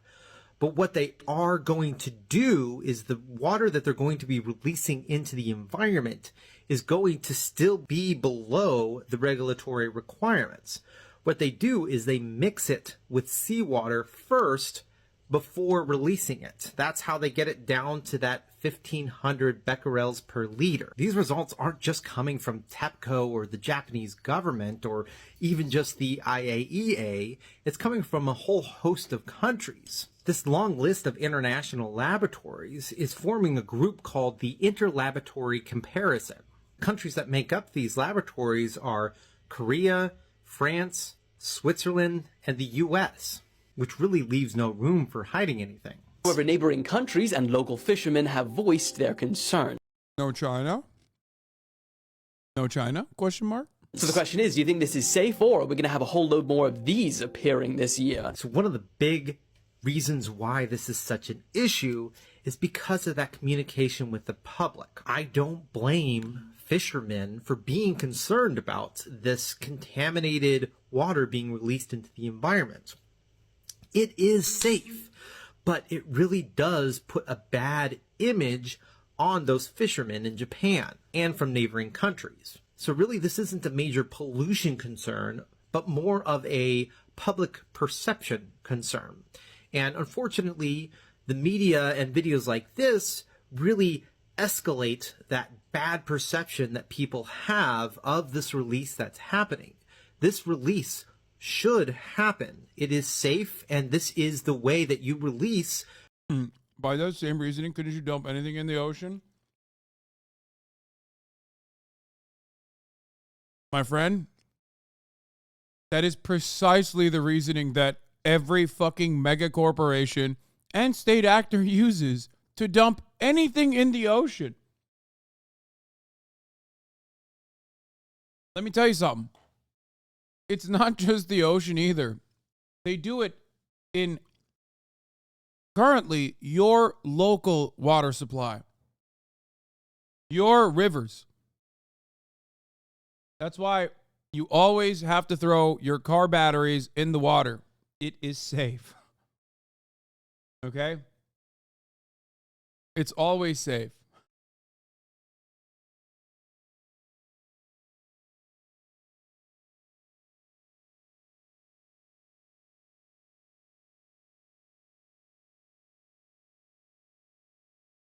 Tritium into the environment. You either release it into the water or you evaporate it into the air. Tritium, as I've mentioned before in some of my videos, has a very low health hazard. It's actually released as a normal everyday practice from facilities around the world without having any effect on the environment. That's because tritium does not concentrate in the ecosystem like things like heavy metals and mercury. If it was easy to concentrate, we'd know how to remove it. The results of releasing this low level of radioactive material into the ocean is very minimal when it comes to the animal life. The amount of dose that is expected to be received by humans from this release is less than 1/100th of one dental x-ray. Now, to put things into perspective, if you wanted to receive the same dose that you would from the naturally occurring radium in one Brazil nut, you would have to drink 3.5 liters of that Fukushima water to get the same dose of radiation. So again, anytime you see the news putting out information like this, remember to put things into perspective. This guy could be the foremost authority on radiation, and I can't get myself to trust him at all. I'm sorry. So much so that I literally now think Brazil nuts are deadly poison and you shouldn't have it. This had the opposite effect. I now am terrified of water. I'm terrified of the Japanese water. I'm more terrified of fish than I was beforehand. And also I'm terrified of Brazilian nuts. Is this how Chuds see Fauci? Maybe.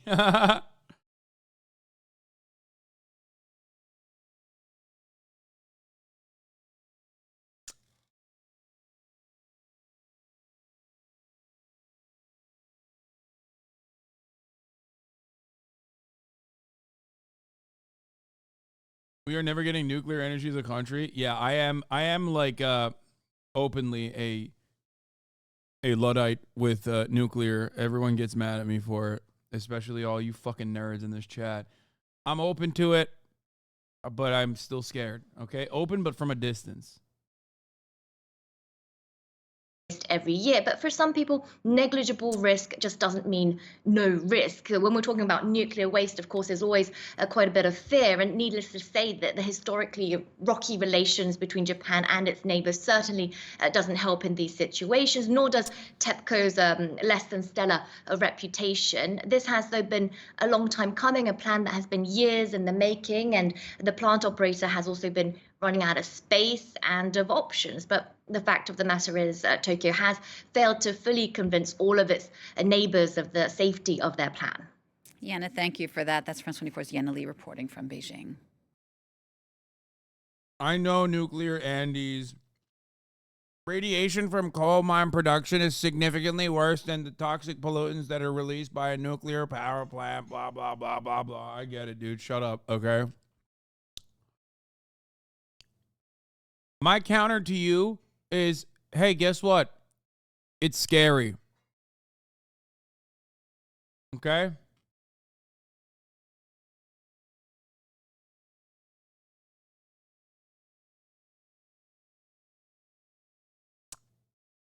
You have a chud brain when nuclear comes up?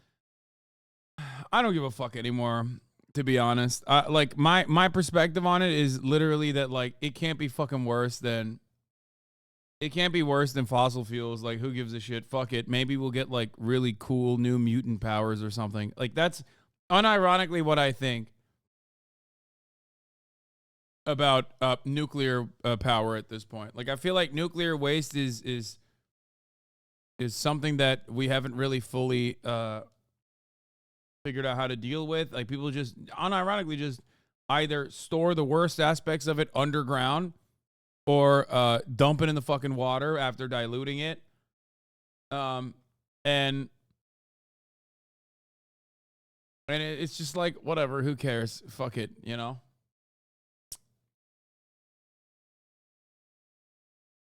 You're making assumptions on a topic you admitted to know nothing about. Oh my God, everyone gets so fucking annoying on this issue. It's okay. Sometimes I'm an entertainer. I don't have to have full-blown knowledge over every single fucking issue that we are covering. It might be a pet issue for you that you are very passionate about. It might not be an issue that I'm very passionate about. It doesn't even matter because America runs on fossil fuels anyway. Okay? So you can get mad all day, every day at me and be like, Hasan, like, you're standing in front of the potential nuclear revolution that we were going to have in America. It's like, okay, well, no, I don't know what to tell you.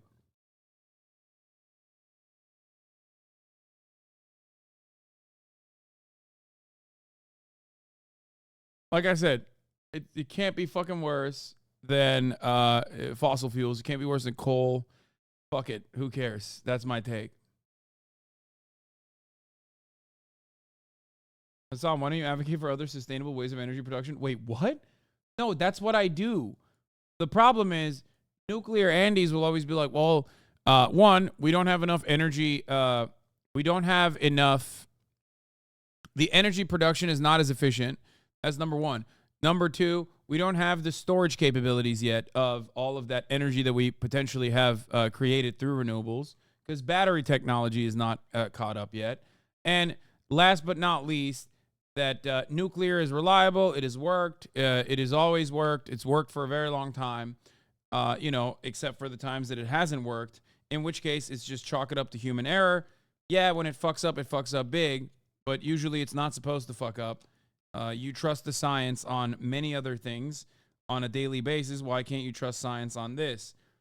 To them, I say, yeah, but scary. But like nuclear radiation, scary. But I don't care. So I've turned a new leaf on nuclear power. For the nuclear Andes in my chat and in this community, they get very upset anytime the subject comes up. I don't care anymore. It's okay. I will become a mutant.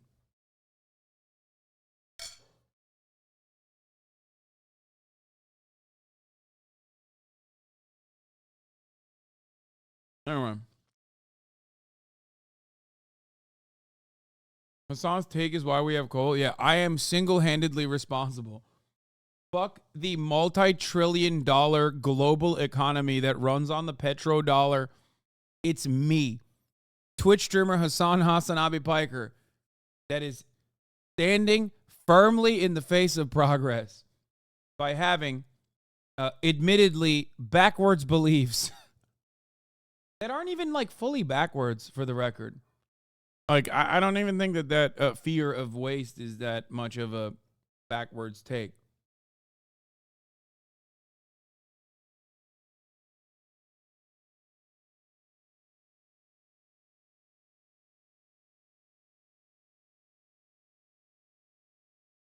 It's not backwards, just mostly wrong.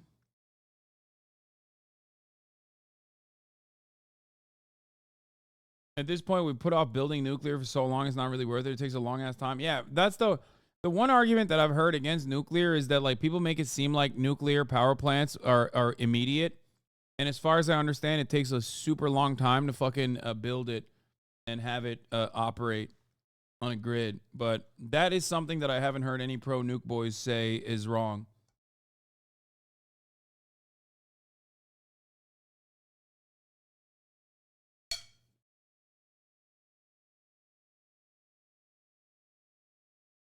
Anyway, let's watch friend of the show, The Rise of Joe Rogan by Johnny Harris. That's right.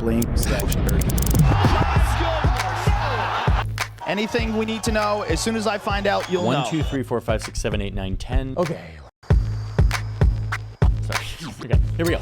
I've wondered for a very long time how Joe Rogan, this guy who describes himself as a professional fool, went from hosting a game show where he eats cockroaches with contestants to becoming the host of perhaps the most popular podcast on earth.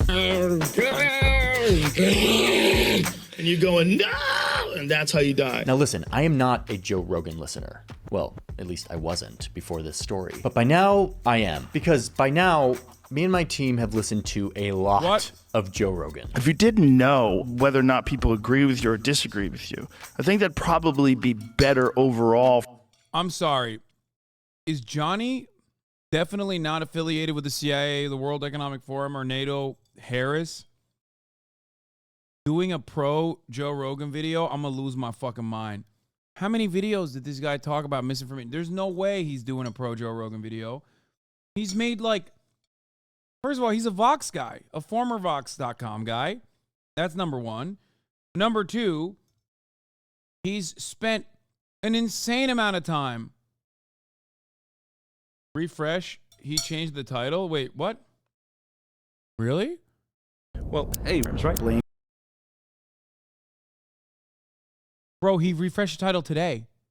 Earlier today, I said I was going to watch this.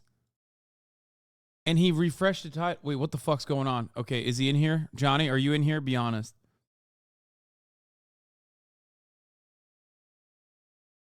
Bro, what the fuck? Johnny Harris is in my walls, dude. Johnny, get out of my walls. Because by now, me and my team have listened to a lot of Joe Rogan. If you didn't know whether or not people agree with you or disagree with you, I think that'd probably be better overall for people. I wanted to understand where this guy came from, what his deal is. What does he say during these like 2 to 3 hour long episodes that are listened to by millions of people? Because for better or worse, he is influencing a lot of people. So let me show you how an average Joe like Rogan can sit around getting high, talking to his friends, and somehow get millions of people to tune in. Now, I know that talking about Joe Rogan can cause some controversy. But at the end of that round, he was deep shit.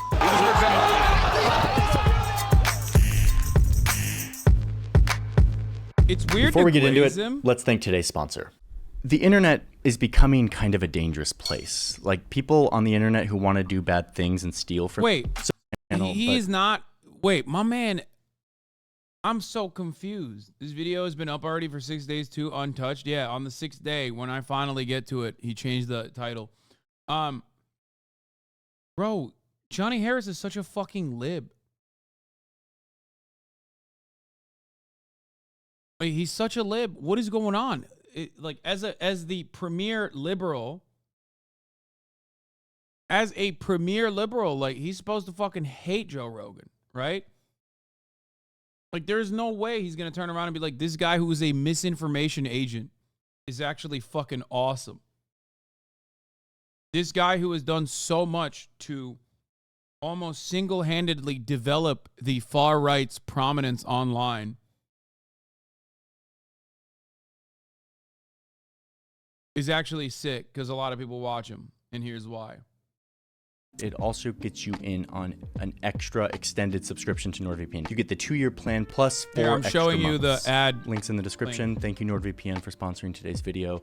Let's get back to Joe Rogan. Okay, so it's 1987, and here's a 20-year-old Joe Rogan taking a guy down with a spinning back kick at a Taekwondo competition. Always moving to new schools, always dealing with new kids, and I wasn't big, and I didn't know how to fight, and I got picked on, and I didn't like it. So I said, I want to figure out how to fight. And eventually, he got really good at it. I was competing from the time I was 15. I just threw myself into it. It's all I did every day. And then one summer night in 1988, when he was 21, he went to an open mic night at a comedy club in Boston. Your legs are sprawled out on the bed like Bambi trying to walk on a frozen lake and banging your head against the headboard. I love it when we make love. His friends goaded him to get up on stage and perform a stand-up set. It must have gone really well because soon after, Rogan moves to LA to make it big in comedy. By the 90s, he was showing up in TV shows as the goofy, lovable comedic relief. Because the light's better over here. Damn, everything's better over here. But this sitcom-y thing wasn't his dream. He loved comedy and fighting. He sounds so much like my fucking from my buddies from college. Like, it's insane. I know like 11 dudes that speak exactly and sound exactly like that with that same exact fucking accent. Mind-boggling. Enter UFC, Ultimate Fighting Championship.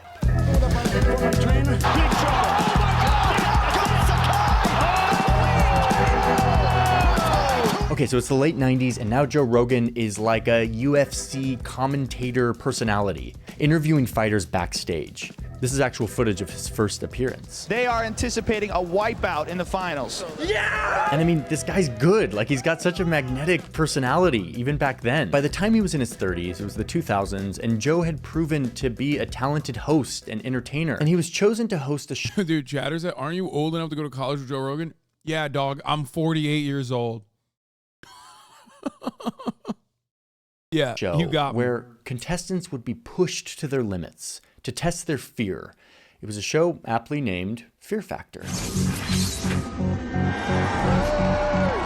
Fear Factor. I mean, I remember this from my childhood. The show had like a huge impact on our media culture. Hold on.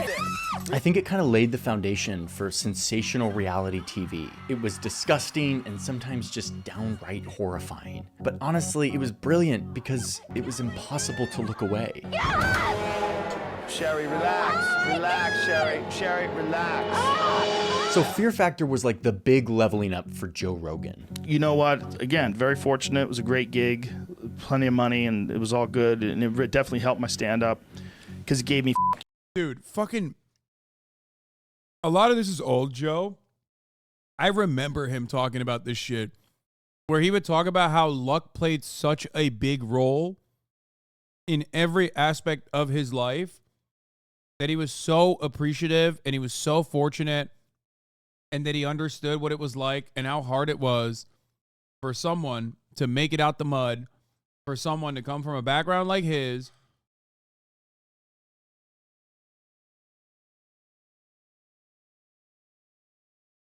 It's funny because, like, maybe new HasanAbi heads don't know this, but, like, I used to be a big-ass fan of Joe Rogan. I used to talk about how I was a big-ass fan of Joe Rogan way back in the day. Obviously, not when I was on Twitch. By that point, he had already completely become, like, a right-wing media monster. But I have a photo with him. I've hung out with him. He probably doesn't remember. He used to be a fan of the Young Turks and Anna Kasparian. Personally, Anna and I went to watch him do stand-up at the Improv We hung out for 3 hours after. This was like many, many years ago. And I thought it was so sick, like that I was talking to this guy whose podcast I was listening to, who I actually was very fond of, not necessarily because of his podcast, but because I always thought like this guy was like he was free. Like he had made so much money off of Hollywood shit, but he was entering a totally new realm in online content creation, which I was a part of as well at that point, right? As a young person who wanted to become a content creator. I would look at him as like the idol. You know what I mean? I would look at him as like the right thing to do. Get the money, sure, but then take that and create your own thing where you have pure editorial freedom. Young Cap Bro was like 29 at this point. No, when I'm talking about with Joe Rogan, I was like 24. He was the blueprint, exactly. And it's really interesting to think of because I saw this guy who was doing podcasting, which was like not as popular back then. It was not as like broadly welcomed, received. The reception was nowhere near the same. Okay. And I thought, wow, here's a guy who, had every opportunity to continue on Hollywood and yet turned around and made his own thing online, had editorial freedom, and was still making money, but also he had influence that he had translated on to a product that was entirely his own. And I thought that was incredible. I wanted to do exactly that. Not like a podcast or whatever, but I wanted to do something where I had that level of financial and editorial freedom, which is ironic because I think I have achieved that. But somewhere along the way, Joe Rogan, during the Gamergate era, started building up right-wing content creators that he was fascinated by. Okay? Joe Rogan was the first place that gave a tremendous amount of prominence to Milo Yiannopoulos, for example. I remember telling people at the Young Turks, Jenk included, to look out for this Milo guy, that he was going to be a big fucking name and was already becoming a big name in the far-right circles. He was one of the first people that had Milo Yiannopoulos on a major influence or a major outlet, basically, at the time. And then now we look back at Milo Yiannopoulos and we're like, yeah, what a joke, what a clown. But like, you don't remember. If you were there at the time, he was like impossible to avoid. Everyone fucking talked about Milo Yiannopoulos. And he was a gigantic piece of shit back then, and not really much has changed. It's just that he got canceled by the right, ironically, due to, I think, something that he said on the Joe Rogan podcast, as a matter of fact. So, he was insanely popular in the 2015 era. He was like a bad boy, you know what I mean? And you know, you could be gay and pro-Trump and like you dress up in these crazy ways and all this shit. Sargon of Akkad was on Joe Rogan. Jordan Peterson was gaining a lot of prominence. Bill Maher also put up Milo Yiannopoulos. Bill Maher also did that. But Joe Rogan had like Stefan Molyneux on. And out and about white supremacists. I think he might have actually deleted that episode, if I'm not mistaken. Because, like, he is just straight up a, openly agitating, anti-Semitic, white nationalist piece of shit. Now, Matt Walsh's had on recently. I'm saying, like, this is in the beginning. Where he was like, oh, I'm just a centrist. He still pulls that shit, but it doesn't matter. Now we know, like, he said he would vote for Ron DeSantis and shit like that. So, I'm talking like back in 2015, 2014 even, when he started basically being the beginning of the alt-right pipeline. Like, he was, as a singular force, the person with the most mainstream appeal, with the most popular fucking podcast, constantly pumping these like weird far-right figures that were sometimes marginal and irrelevant, that became relevant afterwards, or were, you know, relatively relevant, and he just had them on and offered them their platform. Yeah, at his peak, Milo was comparable to Tate if you ignore the arrest spike. Yeah. And he was rich back then, so don't say now that he's rich he does not want to pay taxes. He was very fucking rich back then. You know, I loved it. He would constantly talk about buddies of his even back then. There were certain issues.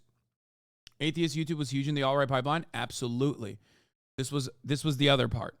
There was a big break-off point that permanently solidified a lot of the atheist YouTubers that actually went in one direction, which was leftism, and atheist YouTubers that went into the full-blown reactionary anti-Obama train. Atheist YouTube pre-Obama was, you know, in its inception of YouTube, basically, when it first started. YouTube used to be a place where a lot of people would shit on. YouTube used to be a place where a lot of people would shit on like former George W. Bush goofs and gaffes, right? 2007, I think, is when it first started. Like the OG YouTubers that were atheists were very much like, fuck the anti-science stuff that the Republican right is pushing for. Fuck the anti-stem cell research from the Bush administration. This was after the Bush administration, but still, like they were like those atheists back then. And I know all this because like I'm literally related to Jank, and like I'm familiar with like Air America and all of these like super old school liberal outlets and the liberal content creation space, independent content creation space. So there was a lot of that. And then atheists under the Obama administration turned around and were like, well, we're anti-everything. We're anti-religion, and we're certainly anti-Islam. But Islam seems to be a way more ever-present danger to America and the rest of the world, actually. So we're only going to talk about Islam. And they slowly but surely, through the likes of Sam Harris and others, became like gigantic Islamophobes who then would always defend their Islamophobic perspectives under the guise of rationality. Like, this is rational, this is logic, this is reason. You should be afraid of Muslims. What little did they know was that a lot of those fucking guys were basically just churning out State Department propaganda. They didn't realize it at the time, and they probably still don't realize it. Many of them actually turned around and maybe offered a little bit of restitution for that. They de-radicalized a little bit. But a lot of them at the time were straight up trying to criticize Obama from, quote unquote, the left, the atheist left, by saying Obama is a Muslim apologist. Sam Harris, Christopher Hitchens, a lot of these people either got second career revitalizations or rose to prominence at that time. Okay? One big turning point in like the online leftist spaces, like a lot of these supposedly progressive atheists became totally fucking right-wing and out of control, was the Sam Harris Cenk Uygur debate. It was a 3-hour debate. It was one of the first ever like 3-hour fucking debates on a political subject matter that got that level of popularity. If people remember that, I don't know. If you might be too fucking old. If you remember that, you probably are or were a piece of shit. Let's be real. And you are not anymore, so that's great. Thank you for coming back to like sanity. But that debate for the online circles was basically the cutoff point. After that, a lot of these like atheist guys who were like fuck Islam, a lot of these Islamophobic atheist guys, the r/Reddit atheist Andes, r/atheism Andes, they became increasingly more reactionary, especially alongside Gamergate, misogynistic. Some of them adopted racist values as well. Okay? Transphobia and the like. Now, since then, even those, including Sam Harris, for example, have kind of shifted their perspective in the Trump era. A lot of those guys were like, okay, maybe we were like a little too crazy about certain things. I don't think Sam Harris has ever apologized for hating Muslims and being a psychopath, being an Islamophobic piece of shit. Sam Harris is not anti-Muslim, nor was Hitchens. Yeah, you're right, brother. He was operating on a different playing field that our ape-like Muslim brains cannot comprehend, myself included. Yeah, thank you. Some of those guys didn't make that turn back to liberalism. Is because they found it easier to sell out to the anti-Islam people, less resistance to that in the U.S., and you can get dumbass racists on board to help spread it. I was a fan of Sam Harris like in 2004, and then started to dislike him when he went only anti-Islam. Yeah. Didn't Sam Harris recently deny that George Floyd was murdered? No, I don't think he did that. Sam Harris has been like very much a unbearable fucking lib again for like the past 4 years, I think.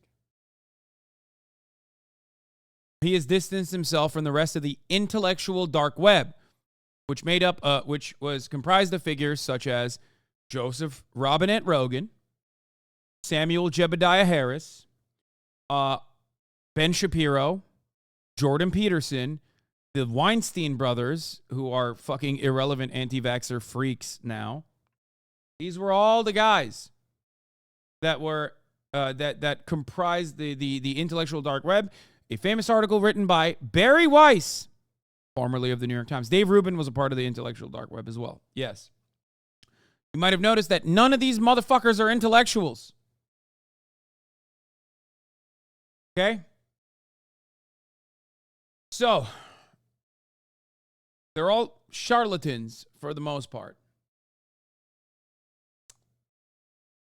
But yeah, the Trump plus anti-vax shit made Sam Harris full-blown snap back to liberalism. I just wanted to give you guys a little bit of like history, online history, from a person who experienced it and got death threats and mass harassment campaigns from every different aspect of every dark corner of the interweb. So, you know, I've gotten it. I've gotten it from all ends. The atheists, the that say, you know, I'm too much of a Muslim defender, to the white supremacists who say I allow too much for black people. Like I let black people get away with too much crime. So I've gotten through all of that. And I was far more alone back then. I do not feel as alone now. I have a wonderful community, a massive, sizable community. But back then, it certainly felt much, much lonelier. Let's continue.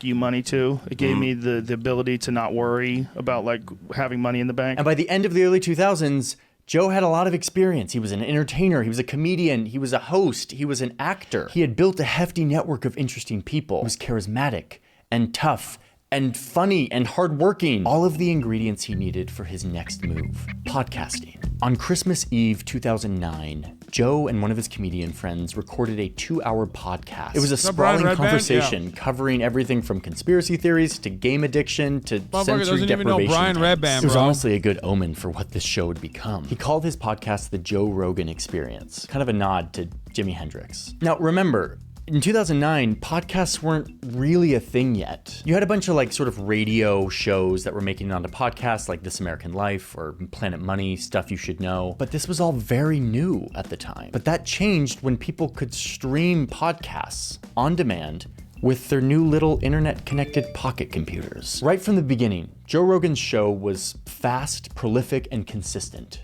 uploading multiple times a week. And by the end of his second year on the show, he had a bunch of big names as guests. We've done everything wrong. These were young male elephants. They're the fastest moving creatures, I think, in the wild once they get going. And chat. Podcasts abso-fucking-lutely were not a thing in 2009. If you're saying podcasts are a thing in 2009, all you're doing is admitting to everyone in the chat that you are probably the oldest fucking nerd in the room. Come on. even I at least have the decency to lie and say podcast became a thing much, much later, and it certainly wasn't a thing in like 2013.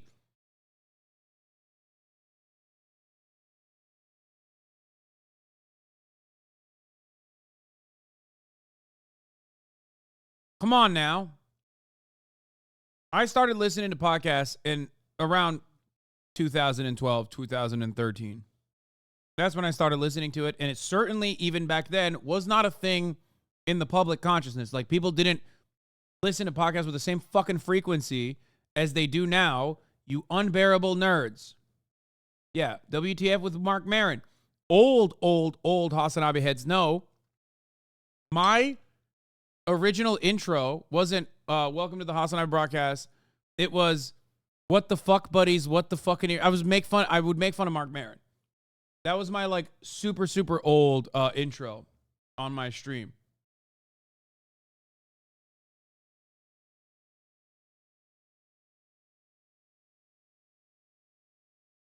Yeah.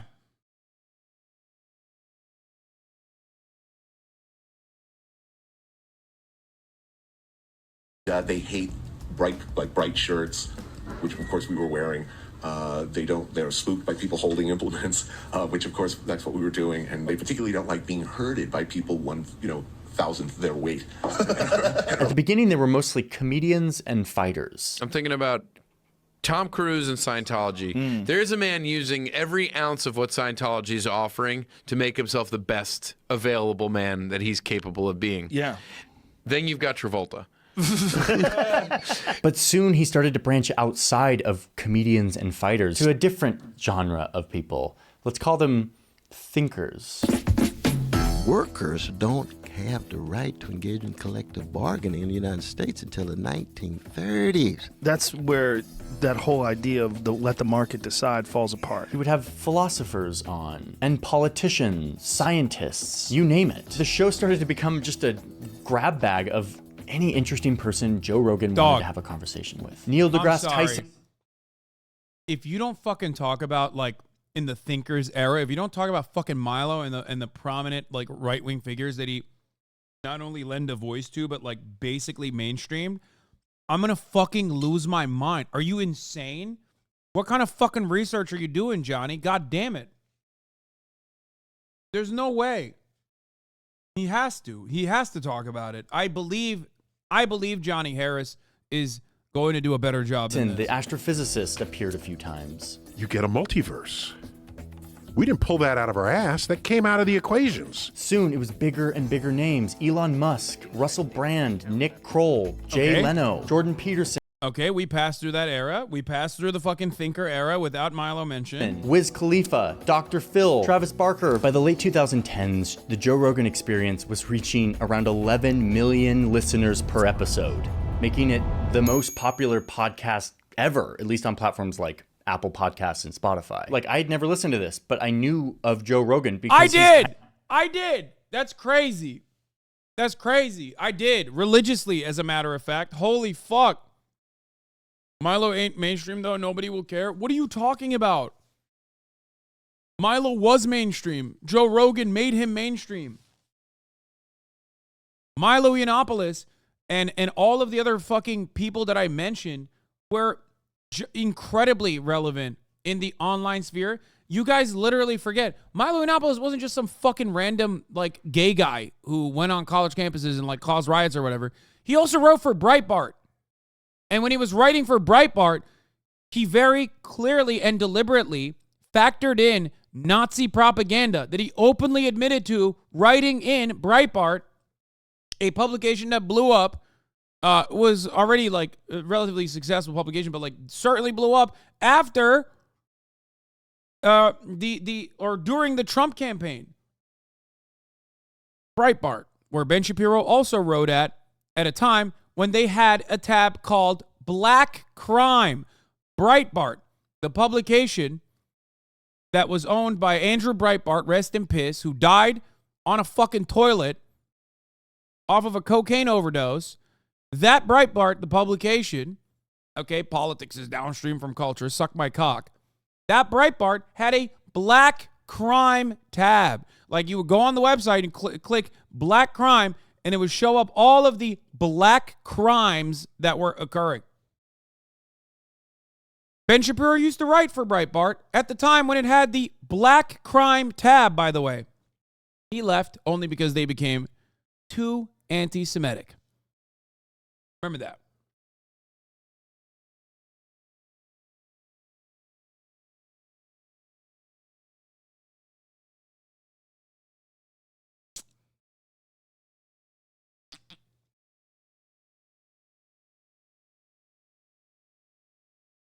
There are a lot of members, even in this community, especially older members, who most likely were stuck in that alt-right pipeline due to the likes of Joe Rogan and Milo Yiannopoulos and many others that were actively and sometimes perhaps very successfully brainwashing, poisoning the minds of the youth.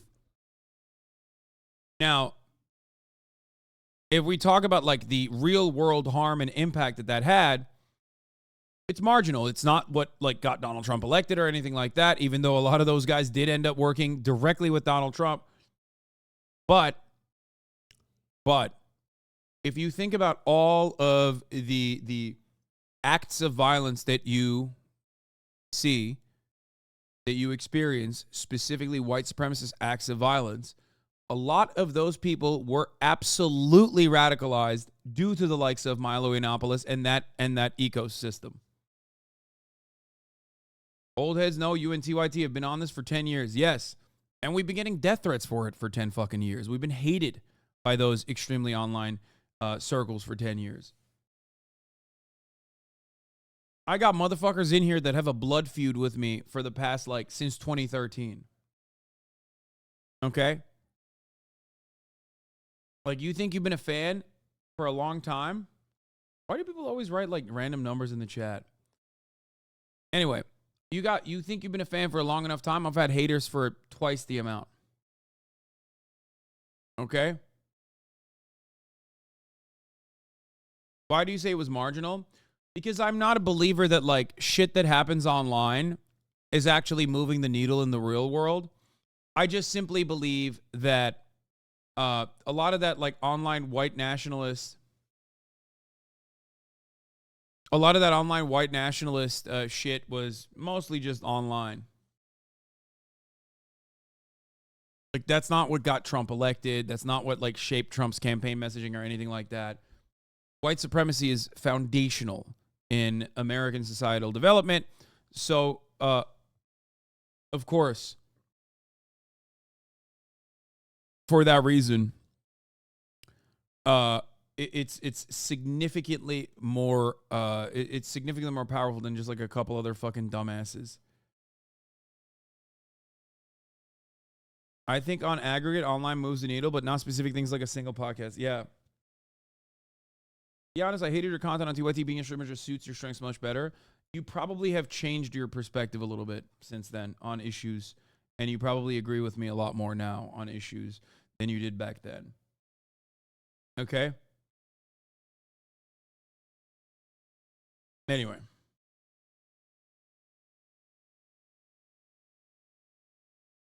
Let's continue. Kind of everywhere when you're scrolling. Nah, your TYT shit was rough. You say that, brother, but like we give it a rewatch regularly on a lot of the things that I've done on TYT. And my political perspective has absolutely stood the test of time. It is nearly identical to the same political commentary that I engage in now on a daily basis. So much so that I could just like play an old clip. Yes, there's cringe jokes and whatnot. Of course. Of course. But you can see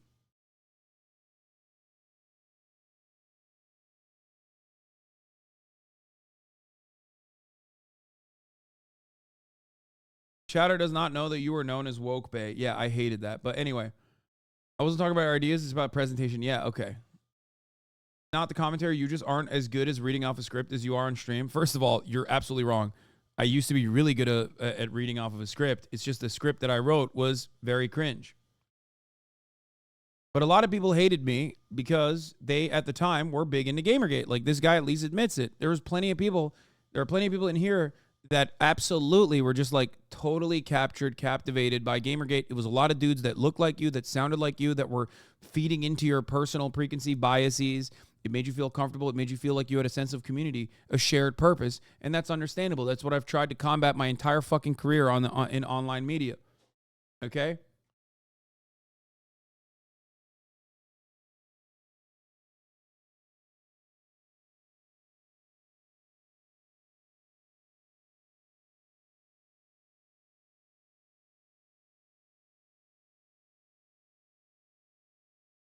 Dog the chatter you just banned.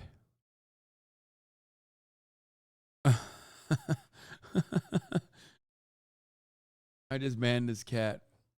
Why do you always do this? Do what? I thought you said it held up. Why do you always do this? It does hold up. I play my old clips all the time in the chat all the time, and it fucking absolutely holds up. Sure, there are some cringe jokes every now and then, but they absolutely hold up. The ideologies are pretty much the same. The talking points are pretty much the same. The issues are identical because none of them will ever be solved. So that's what I'm saying when I say it holds up. It stands the test of time. That's what I mean. Okay? Because it does.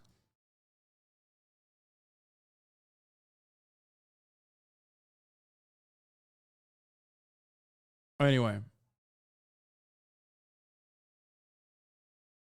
You were weak back then. Couldn't even beat the Nameless King. Yeah, thank you. I'm a Zoomer. What the fuck is Gamergate, Lamau?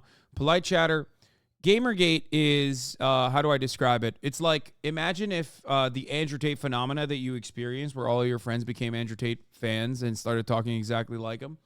Imagine if Andrew Tate was the sweatiest, least washed, most disgusting looking fat slob, neck-bearded nerd with possibly a British accent. Again, still. Okay? Quarter pounder.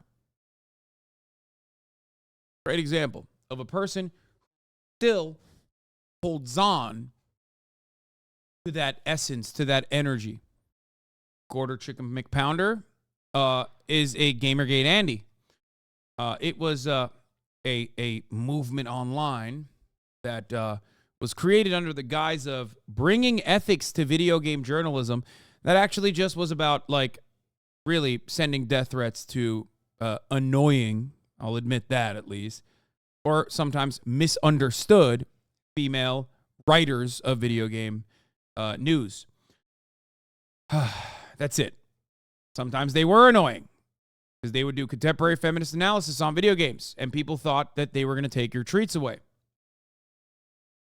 It was just about shitting on women for the most part. Not much has changed, really.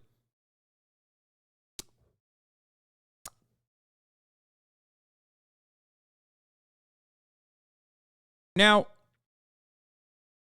trans women too, obviously, but I'm saying, like, it's all the stuff. All of the stuff that you see today, but just way worse with no counter. But the only counter being, like, fucking liberal boomers on mainstream media publications trying to make sense of it or not aware of it at all. There was no like, it was just a feedback loop. There was no counter to these guys. It was everything that you saw. In the gamer space, all matter of commentary people were just, like, either center-right or far-right. This includes some of your favorite content creators who also were captivated by the Gamergate shit. A lot of commentary YouTube pre-2016 were abso-fucking-lutely, right, like I said, center-right or far-right centrists.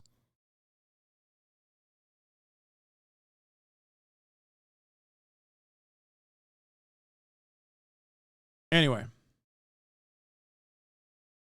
A lot of these guys have either died or basically might as well have died.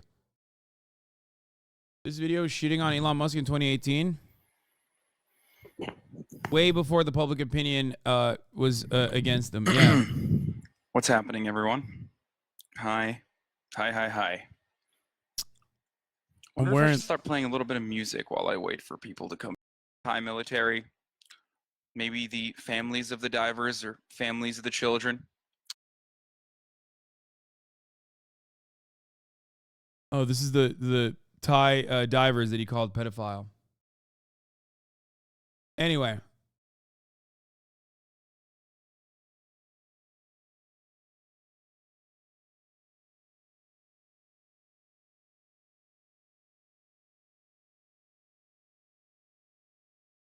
PewDiePie had Ben Shapiro on at the tail end of that era.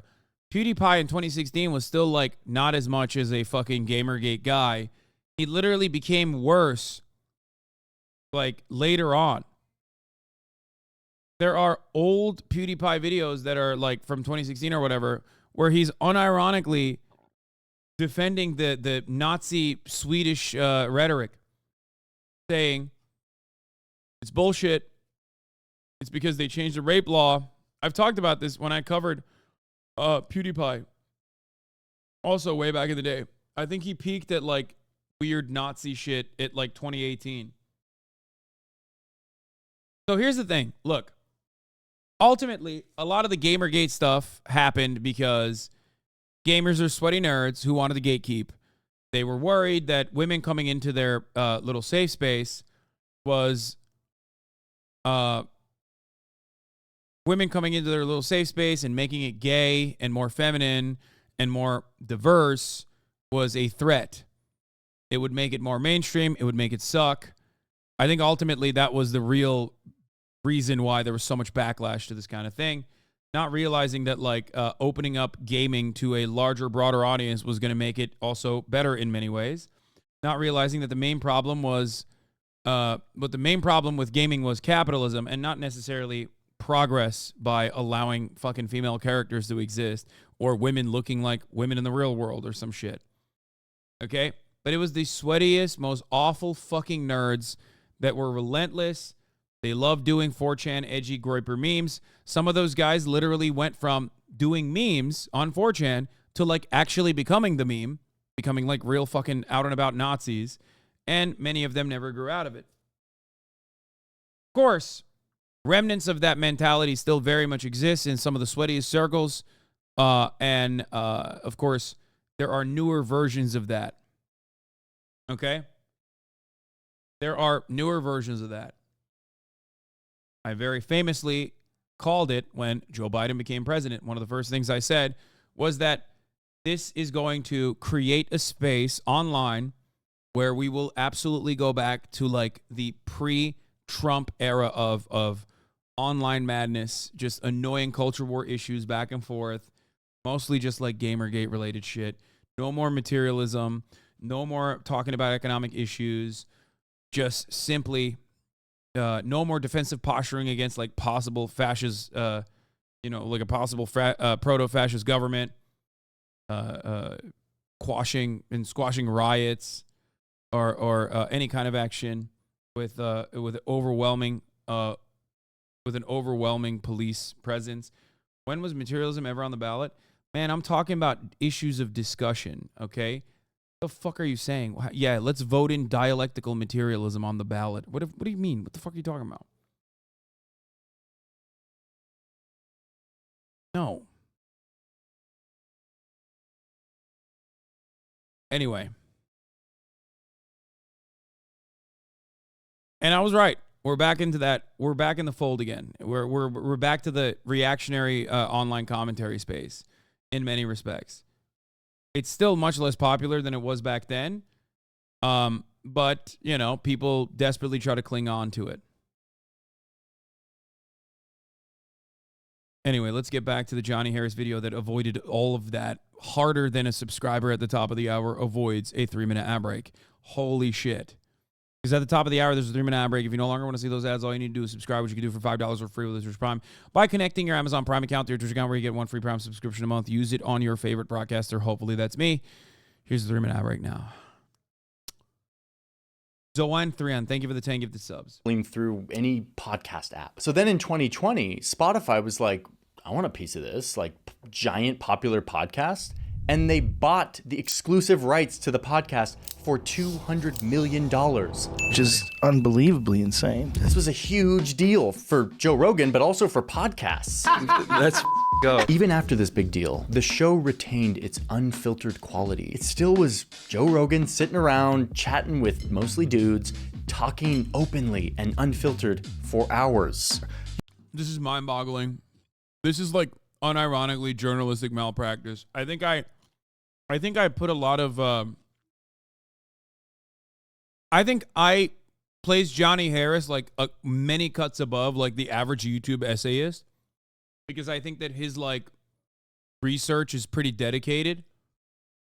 And obviously, like I know we have ideological differences on foreign policy and whatnot, but this is one aspect where I did not think Johnny Harris was going to basically lie by omission to dick ride Joseph Robinette Rogan this way. You don't know what a bear is. I've seen a bear in the wild. When you see a bear in the wild, you're like, oh, you don't give a fuck about me. Often getting progressively more high with his guest. Do people get upset at you if you do certain things? There's tobacco and marijuana in there. I'm getting text messages from friends saying, what the hell are you doing smoking weed? Okay, so my job has apparently turned into getting super deep into watching stuff that I never watched before, like North Korean films, and now Joe Rogan podcasts. Like, I've dedicated a significant amount of my time over the past several months to watching this show. And even still, I'm just scratching the surface. These episodes are long. They're like 2.5 hours on average, and there are almost 2,000 of them. We're talking thousands and thousands of hours of this stuff. Luckily for this story, I had help from our story producer, Alex, to help us listen to a lot of this stuff. I also spoke with some longtime Joe Rogan. Whatever, dog. I'm a One Piece fan, okay? Talk to me when you fucking become a One Piece enjoyer, okay? Get the fuck out of here. And listeners for some insight. And here in the office, we actually had some pretty nice heated debates about Joe Rogan.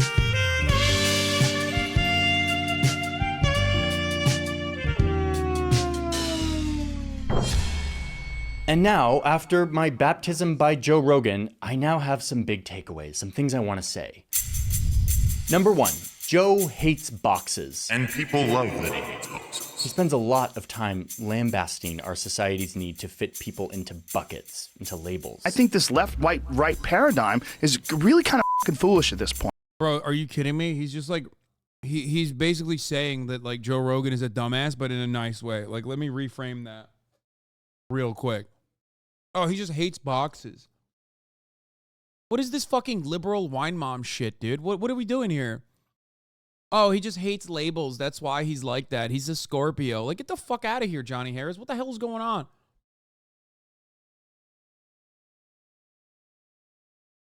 I've never felt this way about a Johnny Harris video until this moment. It's a subject matter that I am the foremost authority and expert on. Maybe that's the reason. Maybe that's how you feel when you hear him talk about like fucking coups that he did not mention or whatever the fuck. I mean, I am by no means a subject matter expert on that, but this is something that I'm an absolute subject matter expert on. And it's deeply and insanely frustrating to see him cover it like this. Oh, he's just like, oh, he's just a guy who hates boxes. Like, that's not... It's how we get when you talk sports. Yeah, but I'm very deliberately telling you I don't know what the fuck I'm talking about with sports and don't care to know. That's the difference. I'm not presenting something on sports like I'm the fucking authority on it. I didn't make a 35-minute YouTube essay on sports. You know what I mean? And indeed, it's fairly impossible to put Joe Rogan into the standard ideological boxes that we're all sort of pressured to fit into. Most of our media discourse loves boxes, loves to inflame our super identities, the things that, like, why is he positioning himself like he wasn't at fucking Vox News, which is like the box creator, okay? They are the box store, okay? They make the fucking boxes. You made the boxes. It was like, oh man, the media, mainstream media is like, they love boxes, right? Not Joe Rogan though. Free thinker, by the way. the fuck out of here. Oh my God. that we must believe in order to be a good liberal or a good conservative. What kind of opinions are okay to have because they don't interfere with anybody else's life, and it's just your philosophy and the way you look at the world, and you should be able to express that opinion and express those ideas in front of someone else who has an opposing idea, and they tell you why they disagree. And so before I listened to 1,000,000 hours of the show, I had mostly seen Joe Rogan in the context of like short little edited clips of like smackdowns showing like some egregious thing that Joe Rogan had said that he was Oh, he was duped. Joe Rogan is an enigma. Okay? A mystery trapped inside of a riddle. Joe Rogan contains multitudes. You don't get it. If you've seen Joe Rogan online, you've probably been clip chimped. Well, let me tell you, as someone who watched uninterrupted thousands of fucking hours of this dumb ape who I used to love and have admiration for, who I've met personally, let me tell you, okay? You're not being clip chimped, okay? What the fuck is this guy saying? Oh, dude, he contains multitudes. Like, when he's talking about ivermectin and throwing the kitchen sink, like, people are just clip chimping him. Except he did do that. Oh, when he's talking about, like, transphobia, he's just, like, he's actually just talking about, like, trans girls in sports. Like, that's a real big issue, dude. He cares about fairness in sports. It's like, dude, what are you saying?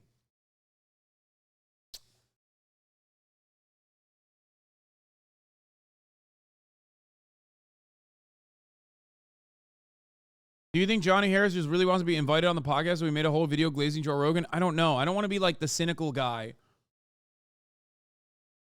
I don't want to be the cynical guy who's like, oh, there's an alternative reason here as to why he's saying these things. Maybe he's just a dumbass. I don't know. We'll see. Transphobic or fatphobic or misogynistic or racist. There's a lot of these mashups out there. She's giant. Like, look at the Yeah. size of her head, her formerly male head. Yeah. That's a giant woman. We walk into We walked in, dude. We walked in the door, and there. He's saying Planet of the Apes in that, by the way. You know, contains multitudes, guys. Yeah. He's saying he walked into, I think it was a movie theater or something, and there was, he said an area where there was only black people was like Planet of the Apes. There was no white people. There was no white people. Wow.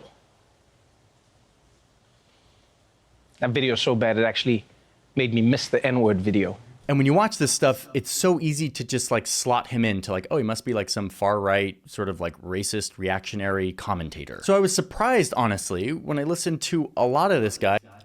And to find out that he is actually like that, right?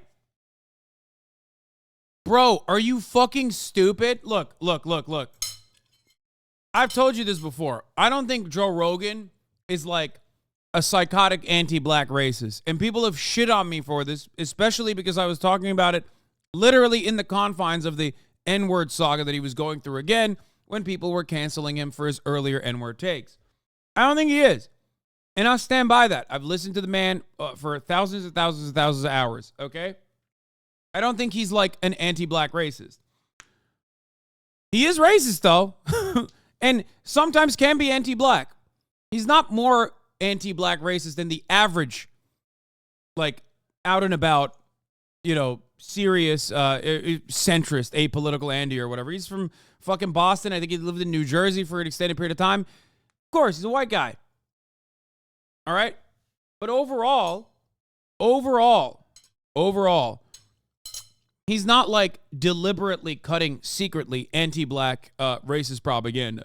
Those older videos, he has apologized for. He knows that shit is bad. That's one thing. Okay? Having said that, however, to act like a lot of this stuff is clipped out of context and he contains multitudes, he offers so much more, is mind-boggling. Okay? Because with Joe Rogan, what you see is what you fucking get. Sure, he's a bit of a chameleon who changes ideologies on a whim in accordance to who he's talking to. But I believe the far better way of analyzing Joe Rogan is off of things, I will categorize this, things he cares about and will defend. Because Joe Rogan is malleable. He's always been that way. Unprincipled and malleable. And back in the day, there were a couple things he put in the I care about this box. Early Joe Rogan always would put smoking weed and even doing DMT in the I care about this box. That box inside of his mushy, soft brain was made by like this impenetrable armor, okay? He would defend it non-fucking stop. Doesn't matter. You could have an expert on. You could have an expert on and convince this man that, like, the moon is fake, and he would probably believe it. But if you told him weed is bad, he'd be like, fuck you. That's not the case. Here is, like, why that is not the case. Fuck yourself. Okay? As a matter of fact, Joe Rogan used to believe that the moon landing was fake. I think he's changed his position on that, but it doesn't matter. So that box grew. Okay? Over time, that box grew. It doesn't mean his brain grew, but things got added into that box. Okay? Things got added in that box that he started fucking unironically defending. One of them was ivermectin or vaccine denial. Another one was cis girls playing with trans girls in sports. The Fallon Fox era. Like where he slowly started dipping his water in the anti-trans shit. Okay? And he dived into it, okay? He fucking dove in head first. And that was literally before the Christian right unironically found out that anti-trans issues only worked really well when it was paired up with sports and fairness in sports. Joe Rogan was ahead of the game. He was a genuine figure that genuinely believed that it was unjustifiable and completely ridiculous to allow trans women to compete with cis women. Okay?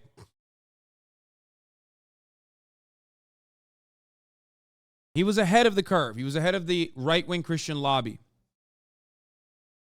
So remember that. That was the other thing that was in his box. Now that box is full of fucking right-wing bullshit. Okay? Completely. Just like cancel culture is so bad. Trans women in sports. Like back in the day, Joe Rogan was an infinitely more interesting figure because the show was interesting because there was a multitude of different opinions.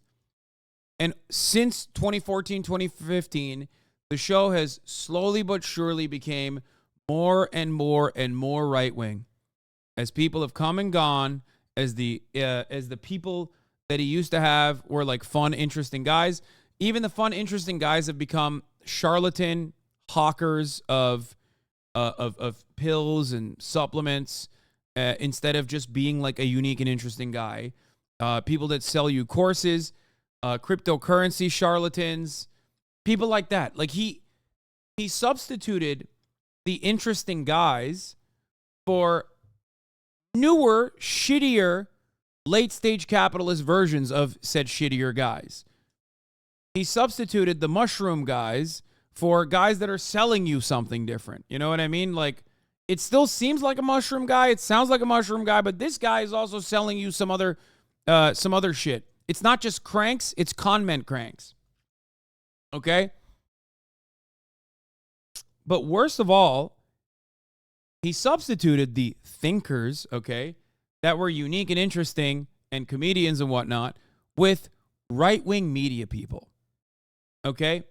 So many right-wing media people have basically gained prominence off of the backs of the Joe Rogan Experience. Genuinely sad state of affairs. And for those of you who are asking, like, why did you stop watching? It's because, honestly, it got fucking boring. You guys know me. I'm not exactly the type of person that would stop watching content because it's offensive, okay? If anything, it made me look at it harder, all right? Because I certainly was fucking locked in, even during the alt-right Gamergate era of Joe Rogan. I was watching all those fucking content creators come on. I was angry. I was white-knuckling through it, but I was still watching because it was still interesting to a certain degree. Now it's just fucking boring. Now it's just an old man who's so out of touch, so rich, and he has created a circle of yes men. He rarely ever has interesting guests on. When he does, they're like barely ever talking about fucking aliens. Like, it doesn't seem like the heart of the show is there. Okay? Podcast was a great outlet for people who didn't have an older brother who smoked weed and told you about dumb shit. Okay? That's what the podcast was.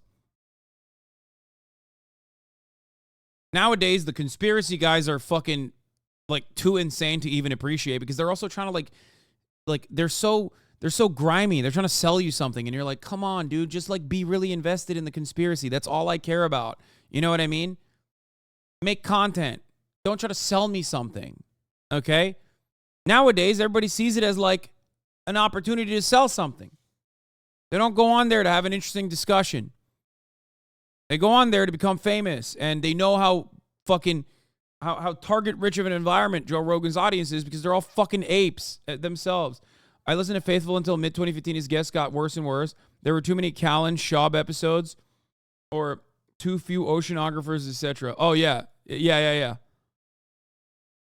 I mean, Brian Callen and Brendan Schaub episodes were also fucking just awful.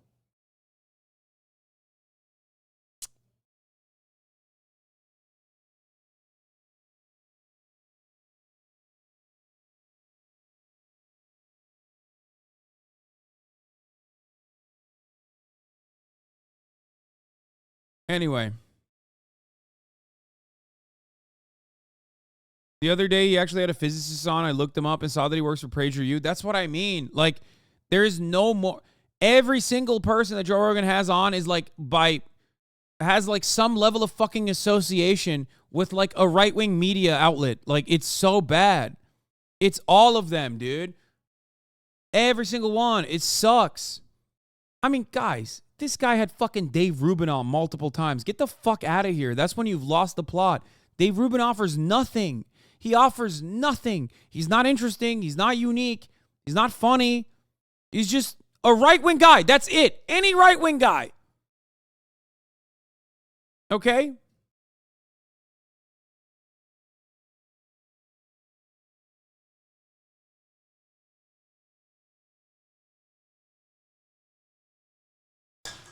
It just sucks.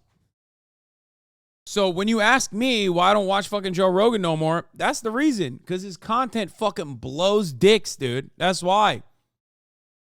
I'd probably still watch Joe Rogan if he was being like insanely racist. If he somehow also managed to make it entertaining, okay? I'm white. The armor of privilege. Probably frustrate me, but I could still find some kind of content out of it. You know what I mean? Yeah, like Alex Jones. Point is, he's also not entertaining.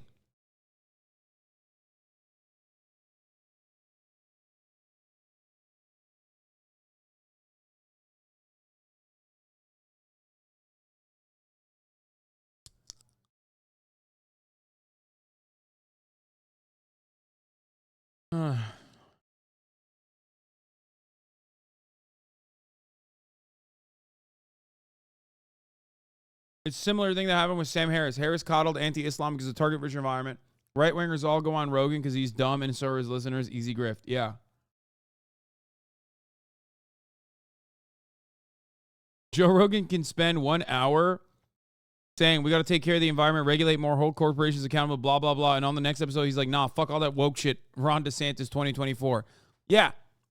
Which is why, if you are Vox.com's very own Johnny motherfucking Harris, how do you make a video like this and you make it seem like Joe Rogan contains multitudes when he's literally a chameleon, and even the dumbest Brazilian jiu-jitsu guy who's been choke slammed so fucking hard that his brain no longer works the same, he might have gotten a stroke from all of his Brazilian jiu-jitsu, even that guy fucking understands that Joe Rogan is a chameleon. So how the fuck did Johnny Harris not see it? This is how you get invited on. I mean, yeah, I will never be invited on the Joe Rogan Experience. Let's be fucking real. Doesn't matter if I'm the most famous person on the planet. That is the reality. Because I do not ride his dick. Johnny Harris, on the other hand, is kind of bouncing on it right now, doing tricks on it a little bit.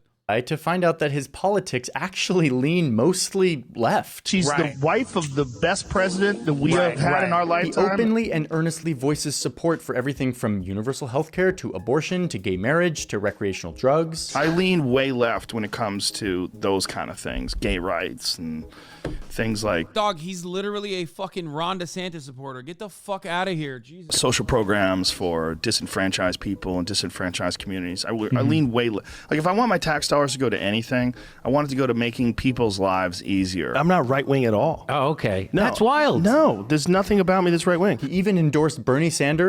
Wait. You know, just two left-wing guys talking, right, Johnny?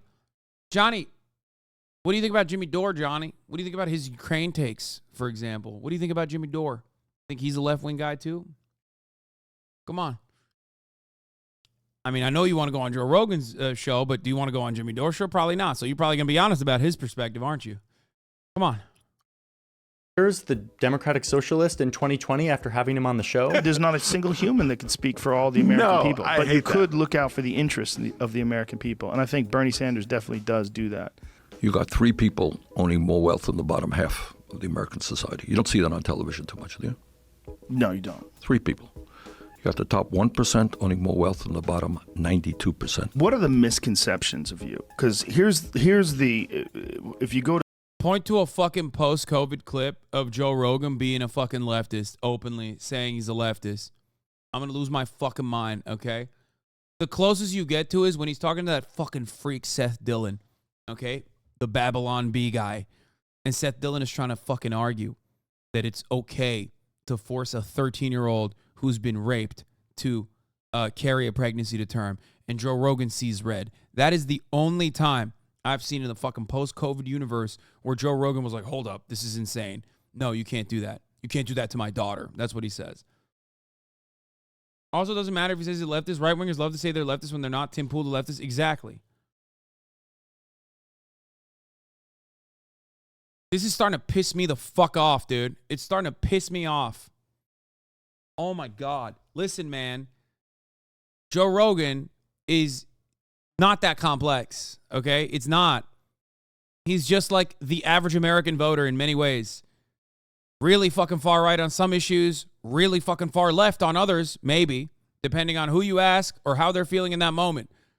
But if there's one thing that Joe Rogan is not, that is a person who has thought things through, okay? He's just like the classic fucking American voter who's like, oh, I voted for a Republican. Now I'm voting for a fucking Democrat. Oh, I don't know. That's who he is.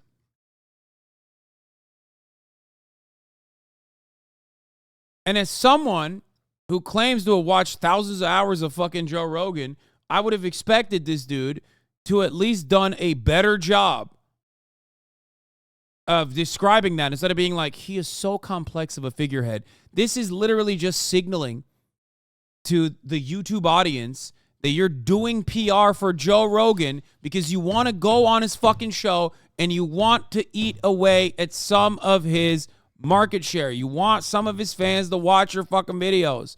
That's it, man. It's so disingenuous. It is so cowardly to do this. It is so fucking cowardly to do this. You can make an honest assessment. I've defended Joe Rogan time and time again on issues where people have taken it too fucking far. Okay?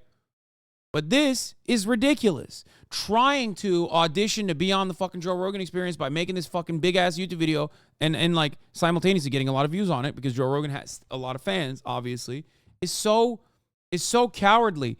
I really hope that this changes a little bit, this video. Like, there's no way this is just a suck show, right? What are the knee-jerk conservative reaction? You talk to people who are not interested in anyone that wants to be a democratic socialist. They hear the name Bernie Sanders. The negative implications are that you are somehow or another going to take their money, right? Is that annoying to you? Yes, it is. Of course it is. Oh, and here he is with presidential hopeful Andrew Yang. Another beacon of left-wing ideas, man. Oh! I'm so mad. I'm so mad. I'm fucking losing my mind. I hate Americans. I hate Americans. I hate how fucking stupid they are about politics. Andrew Yang was never a leftist, okay? From the jump. I don't give a fuck what YouTube personality told you, what YouTube essayist, debater, commentator that told you that Andrew Yang was a fucking left-wing guy. He never was a left-wing guy. UBI is not a leftist concept. If UBI was a leftist concept, then Milton fucking Friedman would be considered a leftist. Fuck!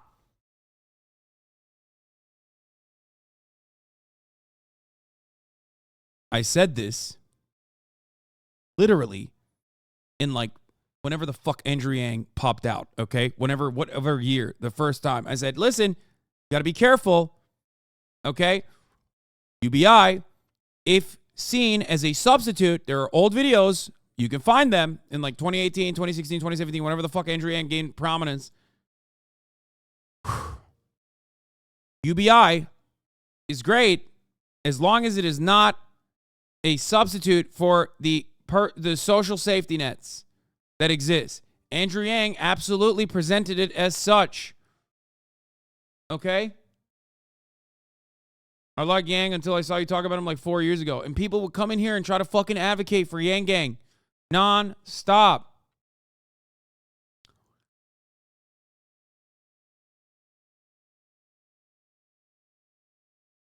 Just wait till the end. You're going to blow one. I am already blowing one. I've already fucking blown a gasket, dude. I'm getting a fucking aneurysm. Oh, he had Andrew Yang on. Such a leftist.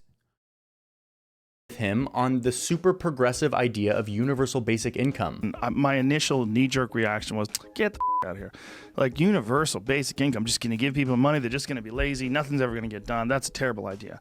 And then I started paying attention to the rise of AI and automation and how many jobs are going to get taken away from. And then once you see the actual numbers, it's pretty staggering. But despite thinking that, he presents his ideas in this very kind of anti-woke, anti-political correctness, say whatever you want type of vibe.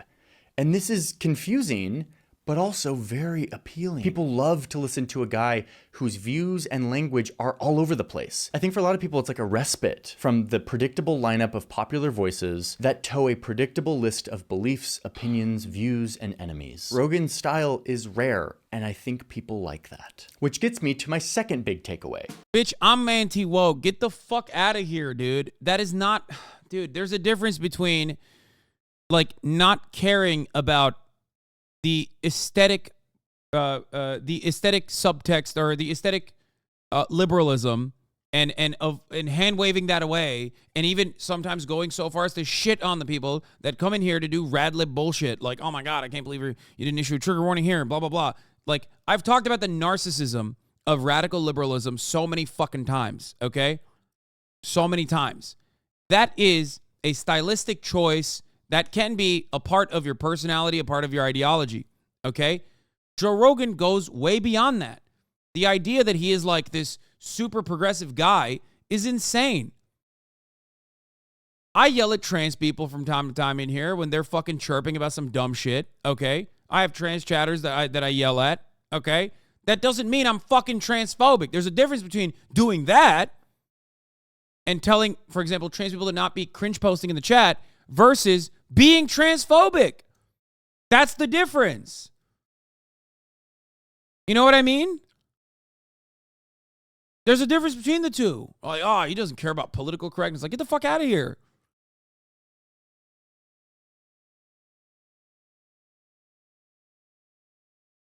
That's crazy. Joe Rogan sells contrarianism. That is his product. A quick reminder that Joe Rogan isn't just a guy. He is a commercial icon, a seasoned performer who performs for an audience for money. He knows what people want, and he is selling something very popular, an alternative to the endless reductionist, polarized name-calling of our current discourse. They all do the same move. They drop down and do the splits. That's what I think when I'm watching your shows too, you know? But he is more corrected to the masses than you, dude. I think the video is meaning that he reaches all the subgroups of society rather than you highly reaching libs when the main audience is leftist. Wait, what? That's crazy to me, man. Johnny like comments on his video saying he hopes he goes on JRE. Look, everybody wants to go on the Joe Rogan Experience. I would love to go on the Joe Rogan Experience. The difference between me and other people is that I'm not going to fucking bounce on Joe's dick to be able to have that opportunity. That's the main difference. Do you get it? And a lot of people know full well that Joe will not have you on if you shit on him. That's it. But Johnny Harris, on the other hand, is blowing bubbles. He's blowing bubbles on it. He's doing tricks on it. I feel like Joe Rogan has fallen off. I think there's still a part of me that is a young Joe Rogan fan that will always say, like, it doesn't matter how little his audience is. I would love to still go on the JRE, the Joe Rogan Experience. It doesn't matter. It doesn't matter, though. I'm not going to fucking, like, lie or omit the truth and act like Joe Rogan is something he's not. It's just so ridiculous. All the same stuff. But and he goes to great lengths to stake himself out as this anti-authority, anti-establishment platform where anyone can come and talk. If you're in one camp, you're supposed to have all the opinions that one camp has. Yeah. And if you do not align with all the opinions that one camp has, you find yourself cast out of the group. No woke police, no mainstream media bias, no corporate deception, just an earnest, curious guy trying to find the truth and not really worrying too much. Yeah, anyone but Sam Cedar, you know what I mean? Anyone but Sam Cedar. Like, no, man, no. If you've ever fucking criticized Joe Rogan extensively, you're not going on it, okay? Look at Kyle Kalinske. Love Kyle. You won't see Kyle fucking doing anti-Joe Rogan commentary ever. Why? Because Kyle's on the Joe Rogan Experience. David Pakman, I don't even think David does that. Or if he has, I don't know if he's going on the Joe Rogan Experience anytime soon. You know what I mean?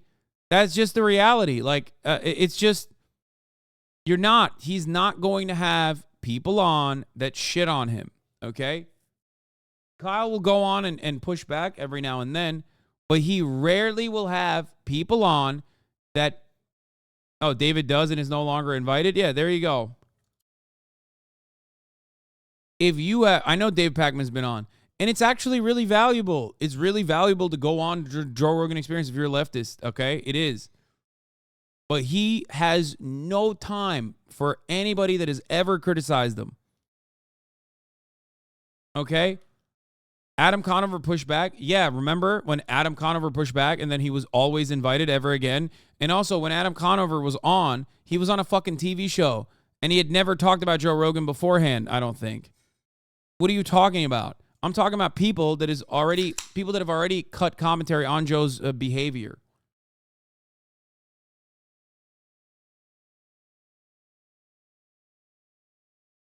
About changing his language to fit the politically correct sensitivities of the day. What I didn't anticipate was social media and the echo chambers that it would provide. Right. And that these ideological echo chambers also come with virtue signaling, and that people get on these things because you're only dealing with a short amount of characters, and you state something that you know is going to get a bunch of likes, and people are very addicted to likes. The fans I talk to love this about Joe Rogan. Like, he's like the antidote to like the corporate mainstream biased media that's polarizing us all. And frankly, I think he leans into this as his brand. Which gets me to my third point, and this is where I have my biggest critique of Joe Rogan. Joe lets people talk. That's your biggest critique of Joe Rogan?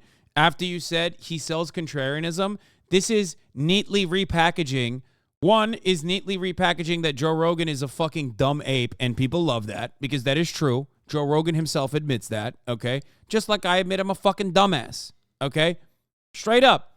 Joe Rogan is a dumb ape. He doesn't hate boxes. He just doesn't understand it. Okay? He's not engaging in like hyper intellectual conversations that go beyond the neatly confined ideological boxes that we have in neoliberal monoculture. Okay? Number two, Joe sells contrarianism is just reactionary politics. Joe sells reactionary politics. When you're a dumb ape, you, of course, respond like a dumb ape to new things that are happening around you that you cannot understand. You have two options when you're a fucking dumb ape. I'm a dumb ape, too, so I know this, okay? I'm a dumb ape. So when I see something that I don't fucking fully understand, my immediate reaction isn't like, fuck that. No, stay there, not happening. My immediate reaction is either I don't care enough about this. Who gives a fuck? Move on. Or let me understand. Let me try to see what is going on in the world that I am now privy to. Okay? What's happening? Why are these people saying these things? Is there any truth to what's going on here? Joe doesn't do that. He's like, that's different. That's change. Me no like change. That is reactionary. Okay? He's not selling contrarianism. He's selling reactionary politics, reacting to stimuli, reacting to progress happening all around him, refusing to identify with it, refusing to understand it, and saying, change bad, change bad, change bad.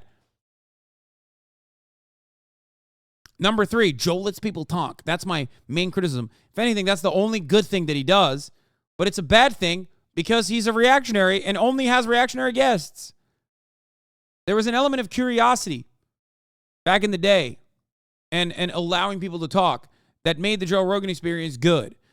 But when the guests and the style of guests changed, all of a sudden the nature of the content changed.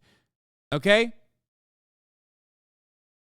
I love the idea of being contrarian when you're literally selling mainstream American conservative reactionary politics. What the fuck is reactionary? What the fuck is contrarian about Joe Rogan when he's like half the time saying shit that you would either hear on MSNBC or more than half the time saying shit that you hear on Fox News on a daily basis? Woke culture sucks. These youth are too gay. They're too liberal. They're too woke.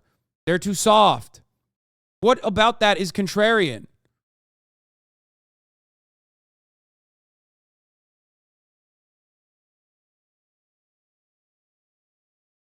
Yeah, Joe has also gotten mad at Jamie for proving him/his guests wrong, pushing misinformation. Jamie rarely pulls shit up anymore, and he used to. He used to at least be like the final barrier, like the Cheeto holding the door as the SWAT team is ready to break it. That was Jamie pulling shit up on his computer. Now that's kind of gone too.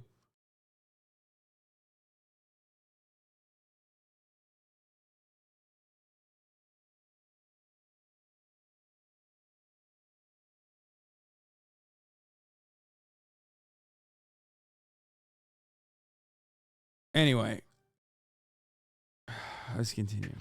And talk and talk and talk. The principles of human interaction on this planet are largely dictated by our ability to discuss things, even if you disagree. As we've seen, Joe has had a huge variety of guests on his show. A lot of these are like famous people that you just get to watch talk in this sort of unfiltered way, like Robert Downey Jr. or Miley Cyrus. But then you also have a lot of people with big opinions and big points of view, from super mainstream and respected voices to experts on like really specific science things.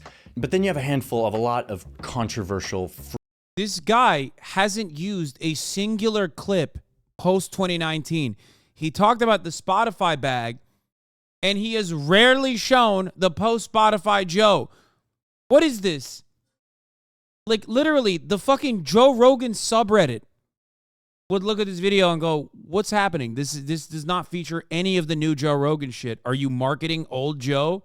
You're showing some of his highlights with, like, you know, controversial parts of it too, while avoiding some of the more controversial parts, as a matter of fact. Like, not really talking about any of the times that he's had out and about white supremacists on, like fucking Gavin McGinnis, Stefan Molnier, Sargon of Akkad,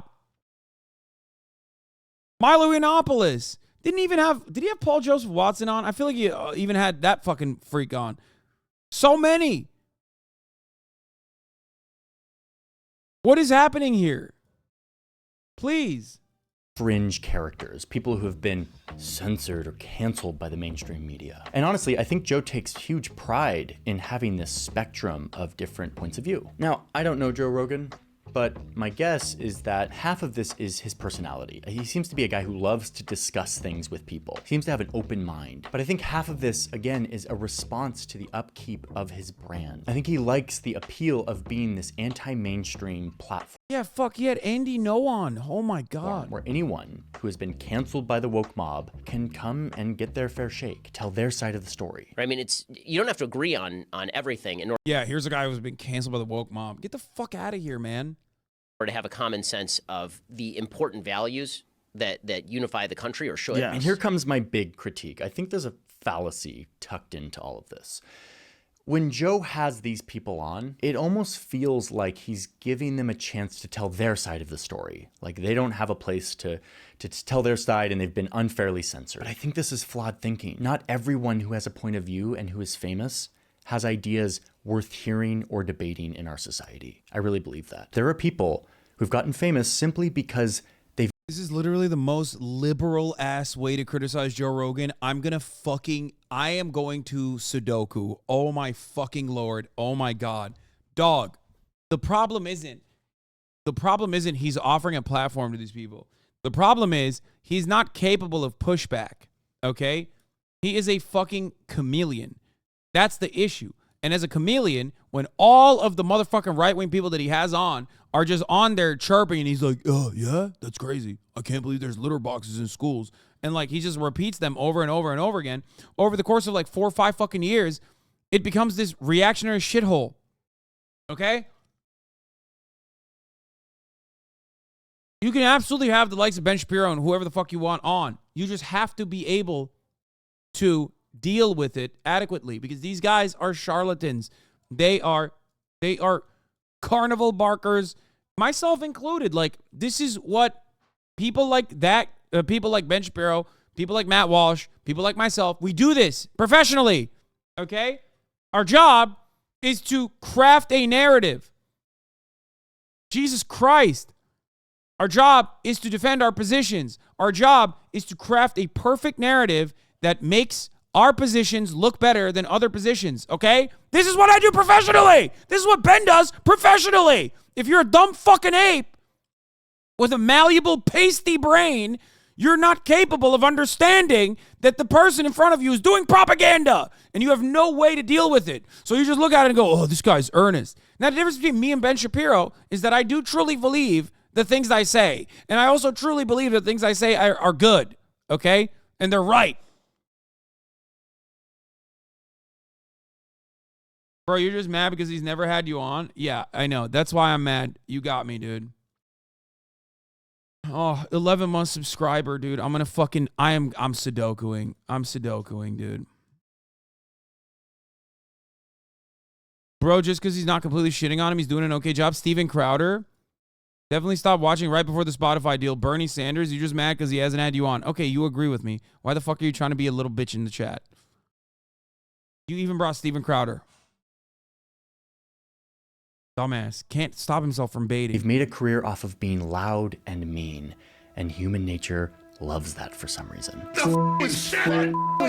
Senate voted to kill babies. Like, here's a show with Gavin McInnes. I started this gang called the Proud Boys. And the Proud Boys? The Proud Boys. What's Proud Boys about? A far-right extremist group that promotes white supremacy ideology and proudly promotes violence against groups they don't agree with. 4 members of the Proud Boys, that far-right extremist organization, well, they've been found guilty of seditious conspiracy for their roles in the January 6th attack on the Capitol. Hasan apologized, Joni. Suck my dick, dude. Oh, man. He had one criticism in 18 minutes. Like, here he is fondly remembering the time. After fucking glazing him. Like, he's like, oh, my God, the Proud Boys did January 6th, and Joe Rogan had Gavin McInnes on. Oh, no, man. He's not cooking in this shit. I thought he was. Because I'm a firm believer that, like, liberalism was going to jump out at a certain point and stop Johnny from you know, glazing up this titan of a man who has been at the forefront of anti-trans rhetoric online, forefront of fucking anti-vaxxer shit online. You know what I mean? Joe Rogan has had on every fucking prominent anti-vaxxer, anti-science kook and crank that has a website from 1994 that's still selling colloidal silver supplements on the entire planet. Okay? He hasn't stopped doing that.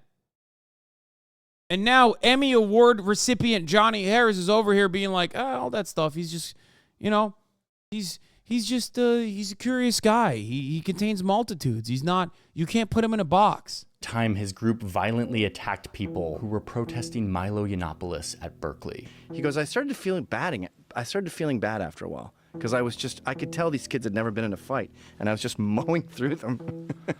I mean, I don't know. Like, having a guy on your show. Like, That's his biggest criticism, is that Joe Rogan just lets people like this talk too much because he's curious.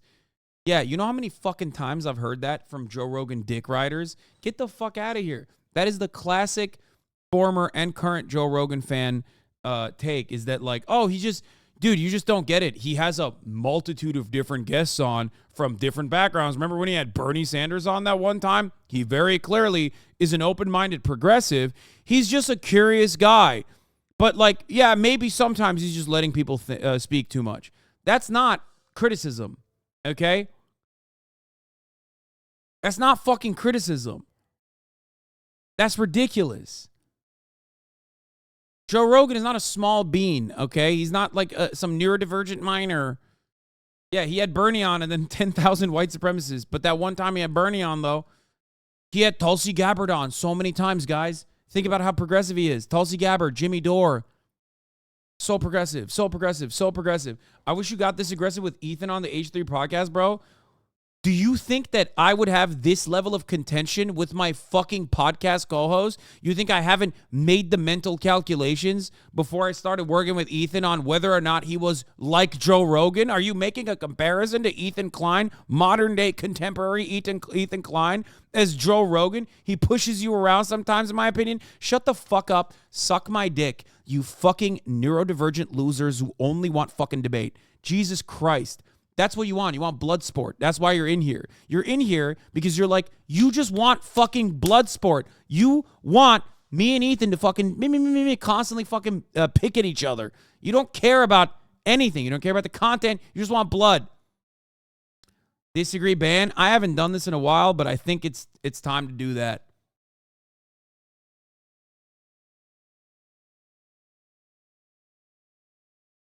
Are you fucking stupid? You think I would have a podcast with a co-host that has Joe Rogan brain rot right now? What are you, fucking insane?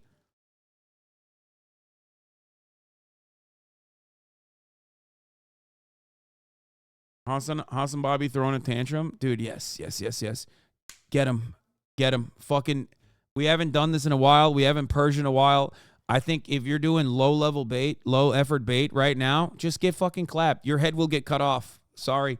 We'll pull you out in the fucking public square and execute you summarily, okay? It's been a minute. I haven't done a purge in a long time. Go ahead. Talk about how I ban disagreeers all the time. I don't give a fuck. I'll ban you.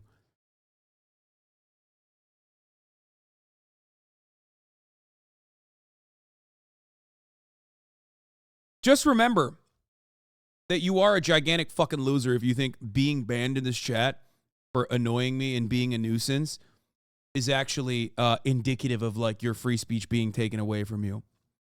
You can take that to the bank. You can take that to the subreddits. You can fucking cry about it and be like, Hasan, he hates criticism. He hates it. He's so thin-skinned. You can cry about it all you want. It'll make you feel better if you want. Ultimately, you are a weak, insecure baby. If that is your like, if that's what you think you were put on this earth for. You know what I mean? And there are plenty of others like you. So you'll find plenty of other fucking weirdos, complainers, crying alongside you. A lot of them are fucking losers, okay? Don't be a loser. The only thing that it isn't indicative is your own securities law. Yeah. You're right. A deeply and undesirably insecure man gets fucking professionally shitted on by thousands of people on a daily basis. Brother, when I pull a chatter up here and a couple chatters at you, you literally lose your shit. You wet your diapers, okay? The fuck do you mean? This is what I do for a living. There is not a single person that you know, your favorite content creator doesn't withstand this much criticism on a daily basis. Look at you. Like, you think this is bravery that you're demonstrating. You said, yes, I'm right. You're anonymous online. You're talking shit in a Twitch chat. I'm sorry. Like, none of us are actually breaking new boundaries here, okay? My man said, GG easy, like, we're going to fucking ban him, and he did something super brave. Yes, I'm right.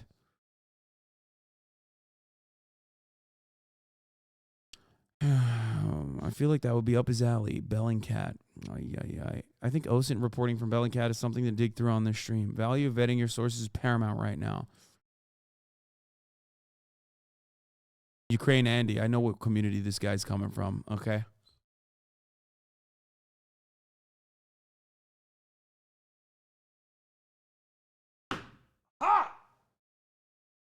Sorry. I had to kill that fly.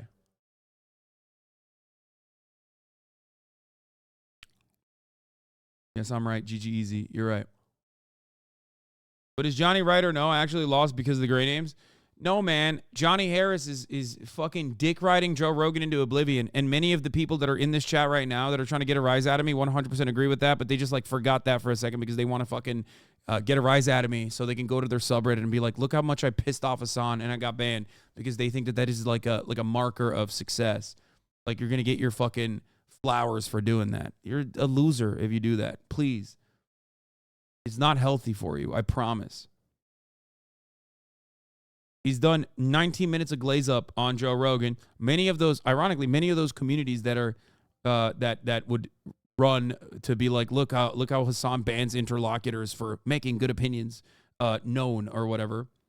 Okay, would also agree with me on this shit. He's like constantly fucking anti-science. Joe Rogan, I mean. Okay.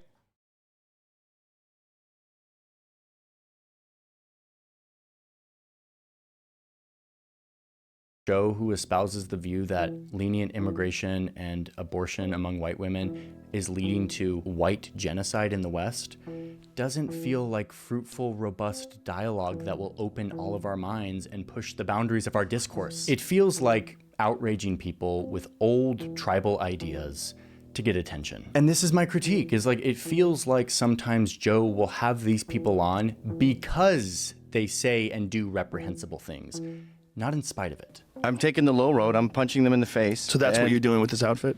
Yes. They think they can ruin his work because he jerked off in front of some people. You know, I'm not going to bow down before them and say you were right, and they want me to. But they weren't right. I'm right. I wrote it. Again, his brand is the anti-establishment place where you won't get censored by the woke police. But listen, Joe is absolutely right. Being able to say things, no matter how much I disagree with them, is a vital right. It is an unnatural and precarious thing. People should be able to speak, and we must protect that. I believe that. And Joe should absolutely legally be allowed to give his giant megaphone to whoever he wants. But that doesn't mean I'm not going to critique it. Because listen, having this open-minded, likable guy who's very good at entertaining us, give his... Yeah, dude, he's right. Dude, it's just... People are just mad at Joe Rogan for giving a megaphone, dude. Just express yourself. This is literally liberalism's major issue. Like this unironically is how... This is the reason why many leftists say cut a liberal and a fascist bleeds, because it's the idea of it's so simple to infiltrate liberal circles with civility and aesthetics while simultaneously promoting really, really fucking violent ideologies. Okay, it's like, oh, I'm just gonna critique it. Well, critique it. You haven't critiqued it. If Joe Rogan is a chameleon who changes shapes and ideologies with every single fucking person that he has on, well, then look to his fucking ideology of his guests. Whenever he has a political guest on, it's almost always right-wing to far right, including literal out and about Nazis, man. Come on. This is so stupid. It's like, oh man, he's just like a little, he's just a curious guy. He's a little guy. He doesn't know what he's doing. Like this is a more liberal version of like Joe Rogan dick riding.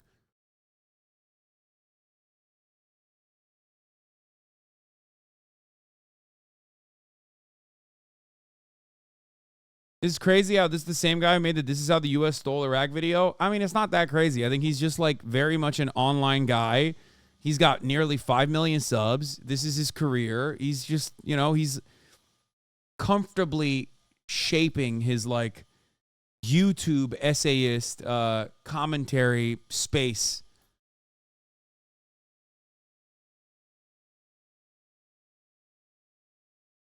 You know, that's what he's doing.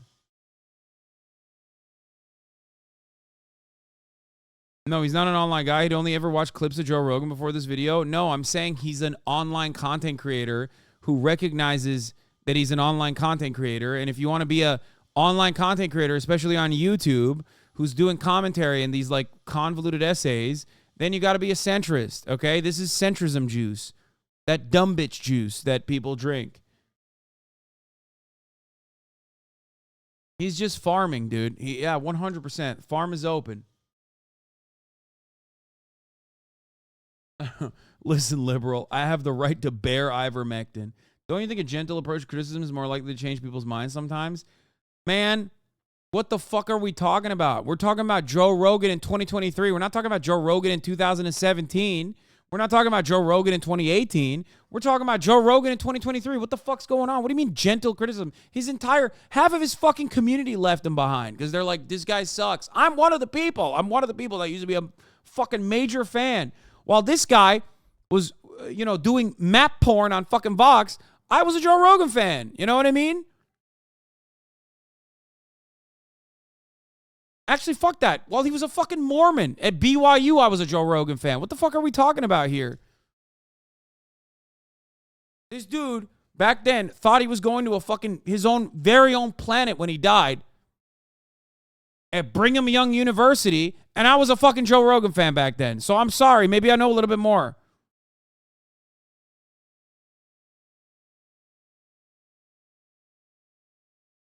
Megaphone to other dudes who promote violence, who tear down science, who invent fake facts and talk about them like they're real. It doesn't promote curiosity. It normalizes lying. There you it go. validates factlessness, which is something that, if you haven't heard, we already have a problem with. We're already battling that. Nuclear bombs actually don't exist. That they never actually figured it out, but they realized that the threat of nuclear bombs. I used to pull this up every time I talked about Joe Rogan because there were so many unimaginable Joe Rogan dick riders who would come in here and be like, dude, you're just a fucking idiot. You don't understand Joe. Joe's not like that, blah, blah, blah. And I would pull this up. We don't get that as much anymore. Okay? Where was this at? This is at the Improv, man.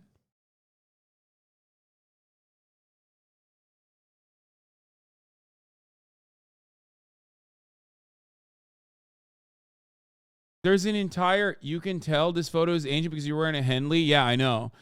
The photo is ancient because I'm wearing a Henley and Joe's wearing this one guy that he used to promote all the fucking time. The person who made these shirts. He used to talk about it on a show all the time.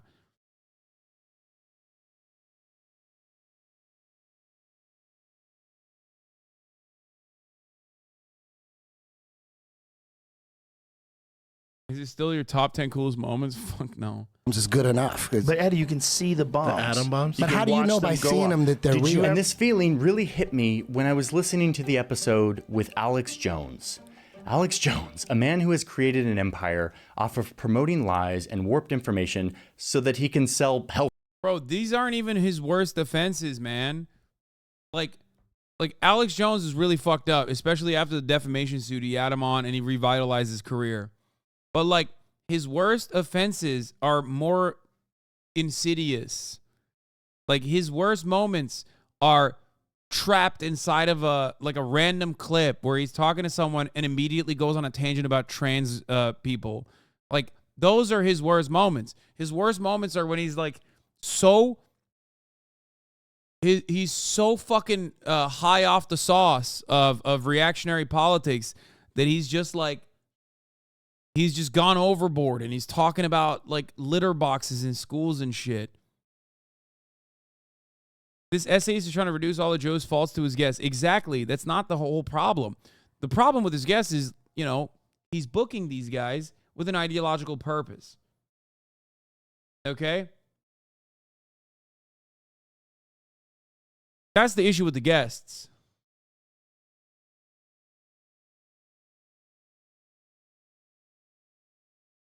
But the biggest issue is stuff that Joe Rogan defends vociferously. Okay?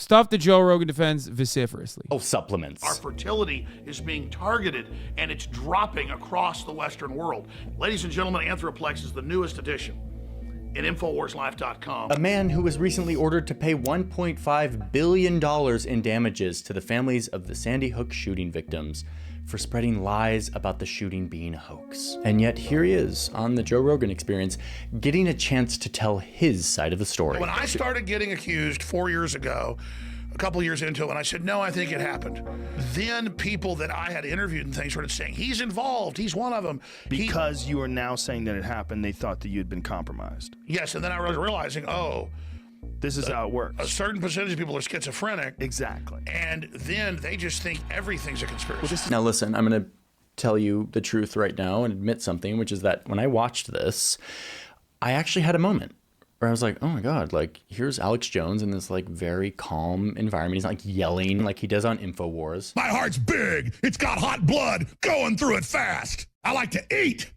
I like to have children. And I literally thought like, wait, is Alex Jones like, was he wrongfully accused, or was this overly exaggerated? Was this like a witch hunt to censor this guy because he's like kind of has far right views? Because this felt like a proper moment for Jones to tell his side of the story. What? I began to realize, because I was on the receiving end of people pulling up in white vans with guns at my office saying, I know you put a microchip in my head and I'm going to kill you. So I came out and I said, listen, I never sent anybody to the houses, but I... Dude, no fucking way. Dude. Yeah, no, this got to be because he's a Mormon, right? Like, this is some former Mormon shit. Like, what's the study that shows that, like, former Mormons are way more susceptible to multi-level marketing schemes? Because, like, a part of their brains have been rewired in a dramatic capacity that, like, is really hard to develop. There ain't no fucking way. No, what is... I'm pausing too early. I'm pausing too early. No shot. He's going to explain his take. There's no shot. Context.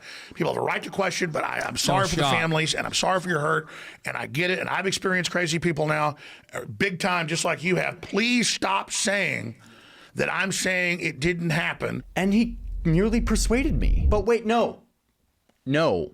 Then I remembered that my full-time job is to do journalism. No one died in 2012 in Sandy Hook. And luckily, I sit around and fact-check things all day. And I researched it, and I reminded myself that there's actually not a ton of nuance here. The facts. Alex Jones repeatedly claimed that the Sandy Hook shooting... Okay, he didn't go that far. Okay, holy shit. Yeah, journalism. Thank you for doing a lot of journalism on this one, by the way. That was great. So much journalism has happened here. He's hearing Joe have polite conversations and is immediately convinced. Yeah, brother, that's the point, okay? I think that basically gives the game away for why he is behaving this way. Because Joe Rogan has a lot of the aesthetics of free speech and civility that you need to have to be able to exist in polite society, okay? I don't think that Alex Jones is some like nefarious, hyper far right, like ideologically driven fascist that is too cowardly to say these things on his own and like tricks people into brainwashing them by having right-wing people on. Okay? I don't think that that's the case. I think that Joe Rogan is a dumbass. Okay? He is objectively not very smart. He knows it. He's very talented. He's very successful as a media guy. But he's not very smart when it comes to, I guess, being well-read or exercising. Oh, did I say Alex Jones? I was talking about Joe Rogan when I was talking about civility, liberalism, the aesthetics of civility, and like, having debates for the sake of having a debate. Not Alex Jones. Alex Jones is an awesome entertainer. I love him. He's done nothing wrong, okay? Sandy Hook was a conspiracy. So, anyway, but Joe Rogan. Back to Joe Rogan.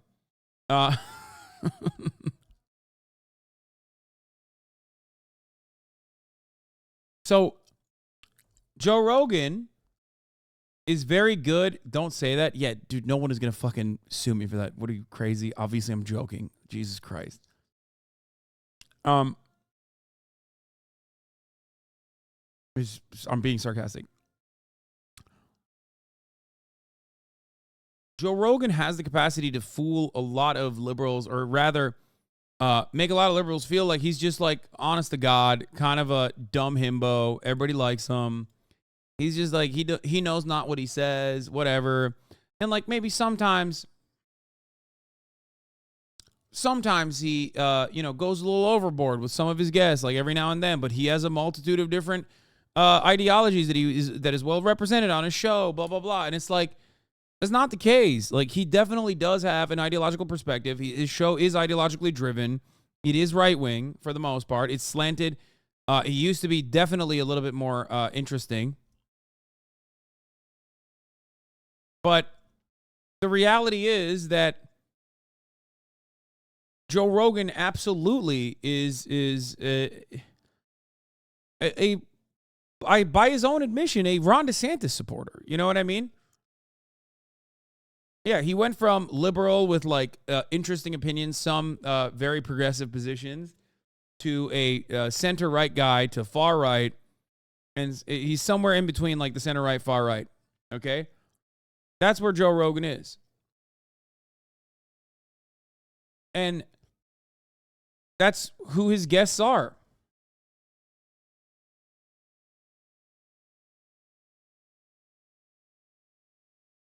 So the idea that like he knows not what he's doing, or the biggest problem is that like he can sometimes let people speak too much, is really silly. He is susceptible to propaganda just like anyone else is, just like I am, just like you are. He has eaten the propaganda from the right, hook, line, and sinker, and basically created this this echo chamber of center right to far right figures that are all yes men, whose careers heavily rely on being able to appear on the Joe Rogan Experience. And Johnny Harris, being the liberal that he is, has kind of gotten duped, I guess. If I'm going to look at this and assume that Johnny Harris is sincere with the things that he's saying, and he's not cynically making this centrist-ass video specifically so he can go on the Joe Rogan Experience, then I'm afraid he's naive and he was duped. Okay? If this video is sincere, then Johnny Harris is the most naive motherfucker I've ever met in my entire life, and he is super duper duped by Joe Rogan. But I don't believe that, because I think Johnny Harris is much smarter than that. Okay?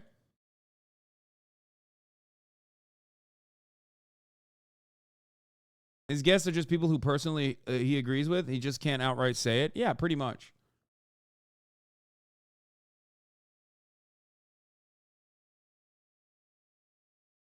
That's charitable to offer that possibility. I mean, I think he's glazing, but maybe he's just naive and he like saw a guy who's just trying to simply have ideas or conversations, and he thought maybe he was clip chimped a lot, I guess. And now he's like, well, you know, Joe Rogan is not all that bad.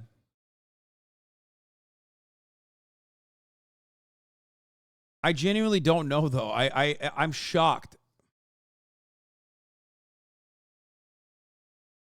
Johnny Harris cares more about telling a story than doing right sometimes. Examples of the coup video and the China video. Dude even admits to it. He will just do shit to fit a story.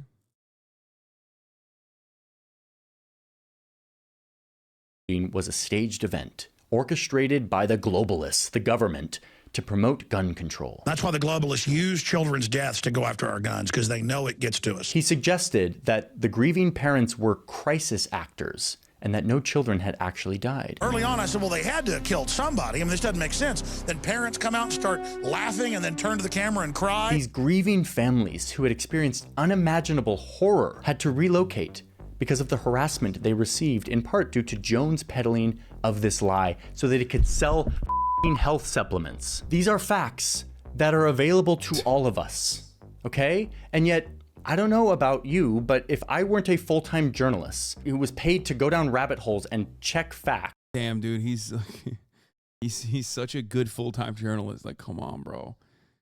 I'm sorry. You can't be fucking glazing up big homie over here for 24 minutes and then be like, I'm a fact-checking full-time journalist. Like, no, man.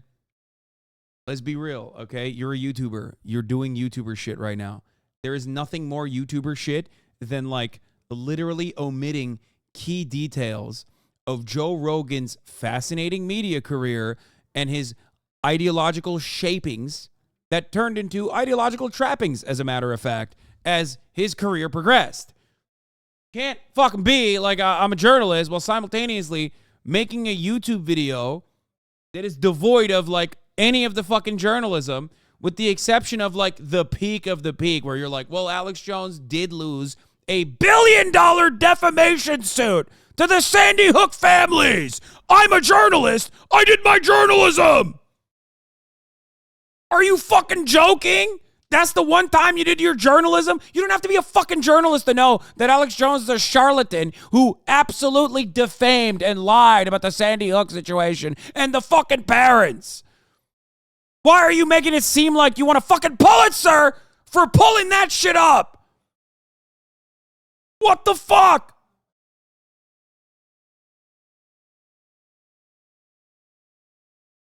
Guys, I had a revelation. Alex Jones lost a defamation suit. I'm a journalist. That's why I know this. You are not. You dumb simpleton. You are not a journalist, so you don't know. You dumb simpletons at home. You don't know this. I'm a journalist, though. I'll tell you. You know, I pulled it up. I pulled that shit up as a journalist and figured out that Alex Jones was lying about what he said on the Joe Rogan Experience. But he almost got me there. He almost got me. But thank God there was a massively popular defamation suit that was historic, record-breaking awards were given as a consequence of Alex Jones's defamation and lies about Sandy Hook. Thank God for thank God for Johnny being a journalist, dude. He pulled that shit up.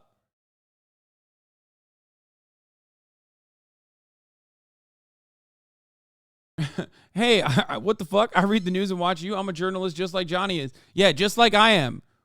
Everyone in the chat and myself, we're all journalists here because we knew that Alex Jones did engaged in defamation.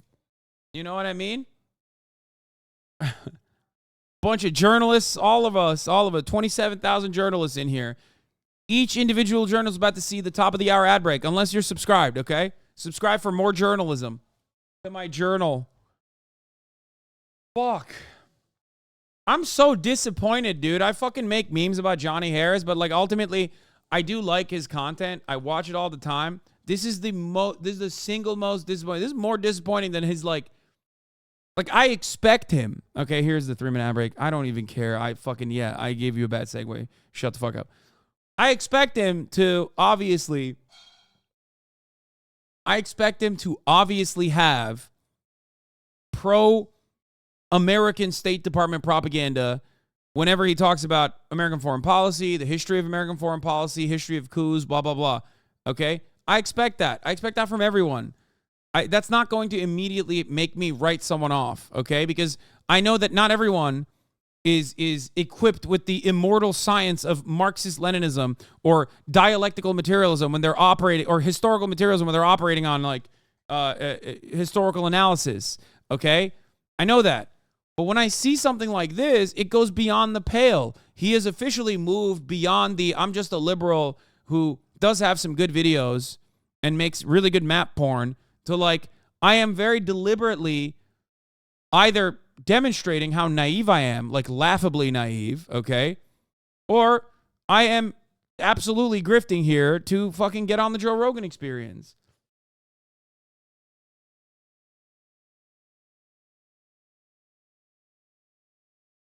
You've been talking like an hour straight. Do you just click off the stream at the end of the night and scream into your silent room, Lamau? No, I'm not. I don't. Yeah. Joe Rogan is just an open-minded guy, bro. Come on, just an open-minded guy. He's just hanging out with the governor. What do you mean? Same height as the governor, by the way. Fucking manlet.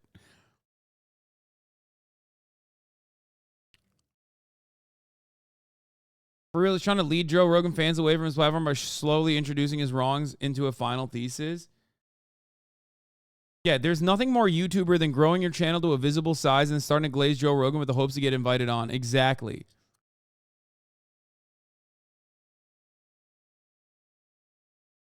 I gave my friend a beer. I am now a bartender.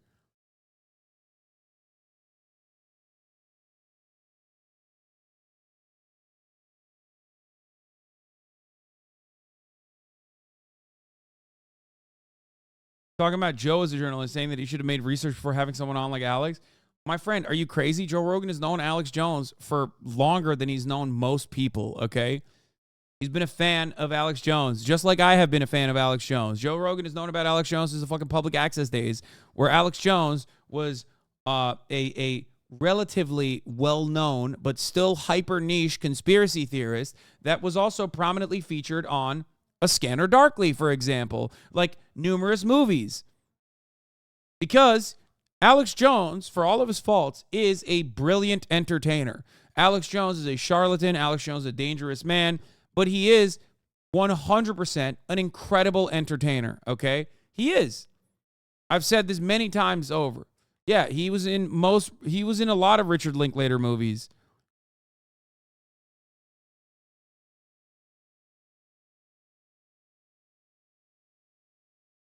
I can see Alex Jones for the entertainment factor, okay? As a matter of fact, I was in a lot. Alex Jones was heavily featured on my stream in the early days. He was literally a alert back when I had alerts pop up. You would hear Alex Jones's voice throughout the entire fucking broadcast. Okay? He is a very entertaining guy. He's crazy. Okay? Problem is, we as a society are not ready to be entertained by him. We unfortunately are too fucking brain broken and believe the psychotic shit that he's saying. Now, having said that, you don't need to be a fucking journalist to know that Alex Jones has absolutely engaged in dangerous conspiracy theories. Oh my God, I'm losing my mind. I'm not sure I would have gone and done this. I'm not sure I would have gone and reviewed all of the facts and wrestled with them in my mind, especially not after listening to 2.5 hours of Alex Jones talking. I think the idea of trusting your viewer to go fact check everything you say is irresponsible and naive. I spend every day of my life making sure that the things I tell you are factually accurate. If I get something wrong, it's a cardinal sin. In a world of algorithms and misinformation and Russian bots, it becomes nearly impossible to fact check everything you see, which is why we rely on trusted voices to help us navigate the information out there, to help us navigate what is real and what is not. So instead, Alex Jones, a man who makes money off lies, gets to tell his side of the story. And what does he do with his time? Surprise, he lies. The amount of Sandy Hook coverage against me has been so insane and so huge because it's supposed to be the first domino that once I'm taken down, then all the dominoes fall. He tells a story about how this was all one big conspiracy to take. Yeah, where's the fucking Mr. Journalism fact check on like the metric ton of like psychotic conspiracy ramblings revolving around COVID from Joe Rogan? Okay? What's going on there? Journalist guy, please do some journalism on the fucking ivermectin shit. Where is that? Where's the metric ton of journalism from, I don't know, where is the modicum of journalism for all of the times that Joe Rogan has talked about like fucking trans people and anti-trans screeds? Please explain to me where the journalism is. Journalism, man, what is happening? All of the people that are openly white supremacists that Joe Rogan has offered a platform to.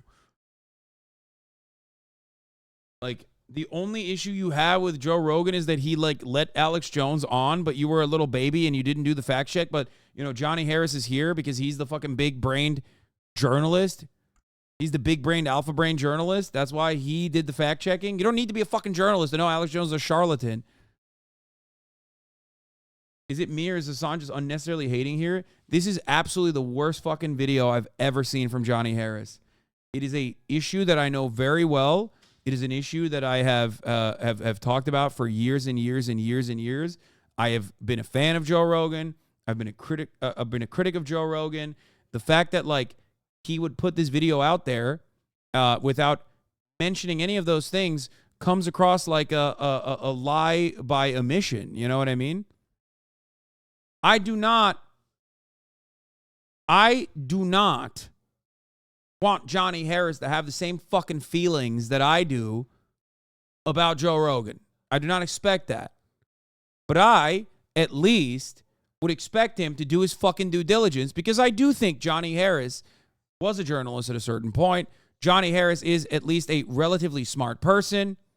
It's just like shocking to me that he would write this And it makes me feel like he only wrote this either A, because he is the most naive person and he just like watched too much Joe Rogan until he gaslit himself into believing that Joe Rogan is this like honest actor who is just, who contains multitudes, or because he's just grifting his way into more YouTube mainstream prominence. And you can't do that without clearing the Joe Rogan hurdle. You gotta pay the big dogs their respect. And Joe Rogan is still a big dog in the field.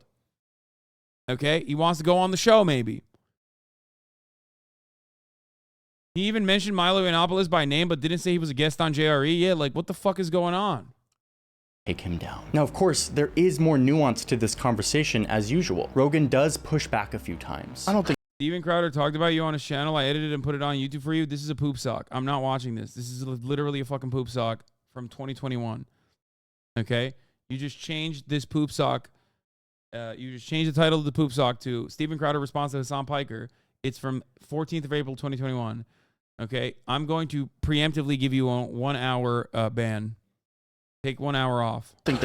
I think the majority of them are angry because the narrative has been that you're sending people to these Sandy Hook families' homes. But I guess I'm wondering why. Why is this the person that you want on your show, Joe? You're a curious, open-minded guy, and you've decided that this guy's voice is who deserves your megaphone to 11 million people. And this doesn't even get to the other hours that Jones has on Rogan's show, where he outlines his theories on genetics and race. Native Americans, you can mind control really fast. Why is that?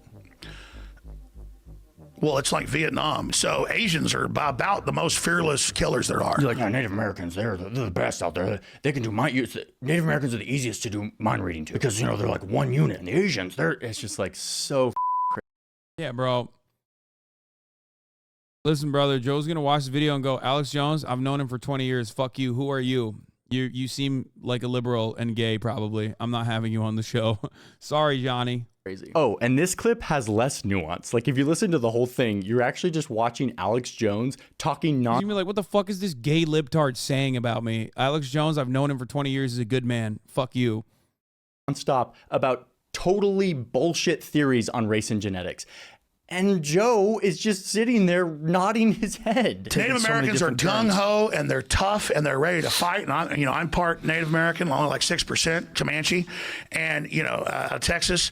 And just that little bit makes me wild. No, they're not breaking any laws. This is their right. But what the f***? This isn't exploring both sides. You could literally cut this entire conversation about Joe Rogan. Not just Alex Jones, but about the things that Joe Rogan truly firmly believes and will advocate for. What the fuck? You could cut this video about every single right-wing guest that Joe Rogan has had on. It shouldn't take for the most famous conspiracy theorist, who is literally a defamation trial loser, for you to go, wow, I can't believe Joe Rogan is like not doing both sides here. It's really fucked up, kind of damaging. Also, you can't unpack criticisms that you have for Joe Rogan by hiding them under criticisms of Alex Jones. That's what he's doing, by the way. That's what this cowardly man is doing. You can say all of this about Joe Rogan. He doesn't want to say it about Joe Rogan. He doesn't want to say about Matt Walsh either, which is another person that Joe Rogan had on. Okay? Yeah, he ain't trying to go on Alex Jones' show, so he's like, Joe Rogan is great. I love him. He's curious. He's intellectually honest. He just wants to have a good conversation. But this Alex Jones guy, guys, I'm a journalist. I found out that Alex Jones lost a defamation suit because of his harassment campaign against the families of Sandy Hook victims. Did you guys know that? Thank God that I'm a big journalist who uncovered this deep truth that Joe Rogan somehow did not have access to. Joe Rogan, quite irresponsible, sir. Please think clearly next time you make such a decision. I mean, wow. This isn't nuanced conversation. This is pretend information framed as rigorous discussion, echoing ideas and thought processes that have been used for centuries to divide and demean people. This isn't balanced conversation. It's faulty logic and factlessness disguised as discourse. I have no respect for it. And listen, Joe Rogan wouldn't disagree with me fully on this. He knows that putting people on his show helps them, helps their ideas. When you were paused at 11, I thought you were being a little unfair. Now I'm pissed too. There is no way you come out of this video if you know what I know about Joe Rogan, if you know what I know about this space, even a little bit of this, okay? If you've watched actual Joe Rogan podcasts, okay, whether on the stream or whether on your own, and you watch this video, there is 0% chance you're going to come out of this going, yeah, that's right. This Johnny Harris guy, he's doing a really good job with these critiques. There's no fucking way. This is like a reverse Sunny V2 video or a Sunny V2 video on Joe Rogan. Ideas. And by the way, I'm not a Trump supporter in any way, shape, or form.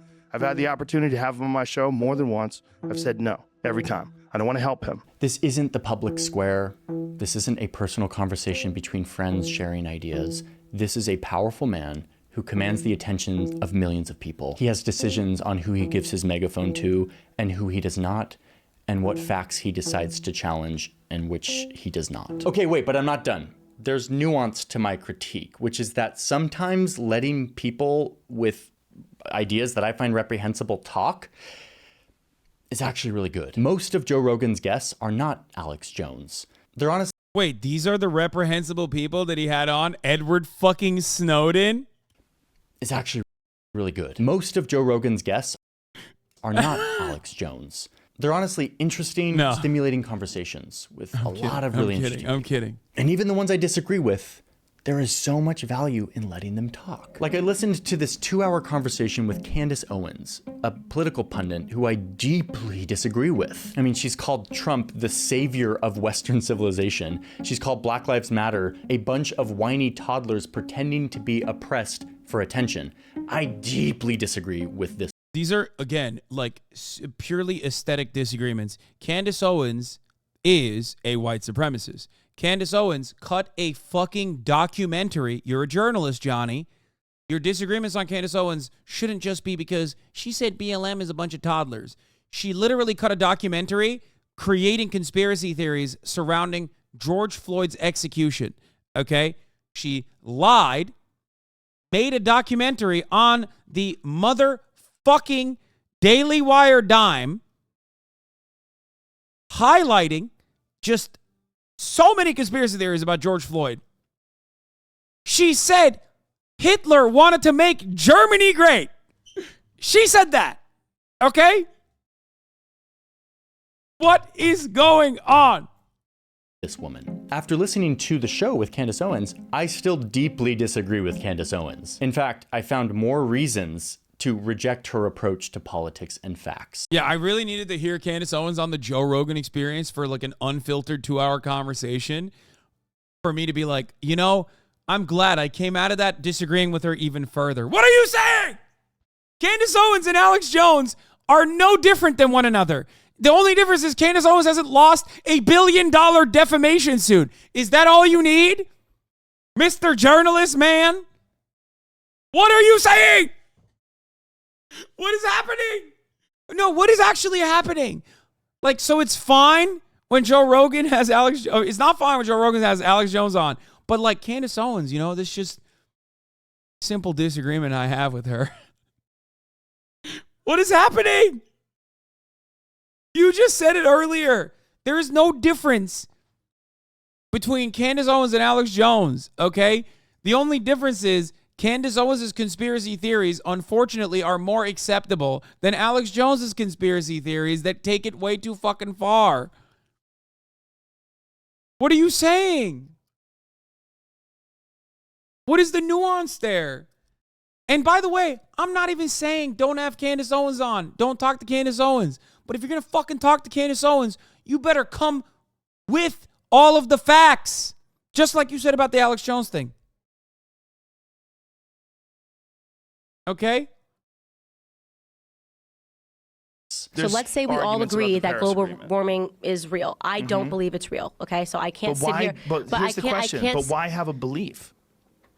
What do you mean? Why have a belief as to whether or not global warming is real or not real? Because I just find that when things you don't understand the science. You are correct. But crucially, suddenly what I couldn't do was hate her like was so easy before. It's really hard to hate someone when you listen to them speak. I received some voicemail messages from about 4 kids, and the language was pretty strange. Nah, I'm done. Liberalism is over. Honestly, fucking JD Pond, permanent first world genocide. I think that China is overtaking, and fuck it, I'm gonna die in the process, but it's okay. You know what I mean? I'm tapped out.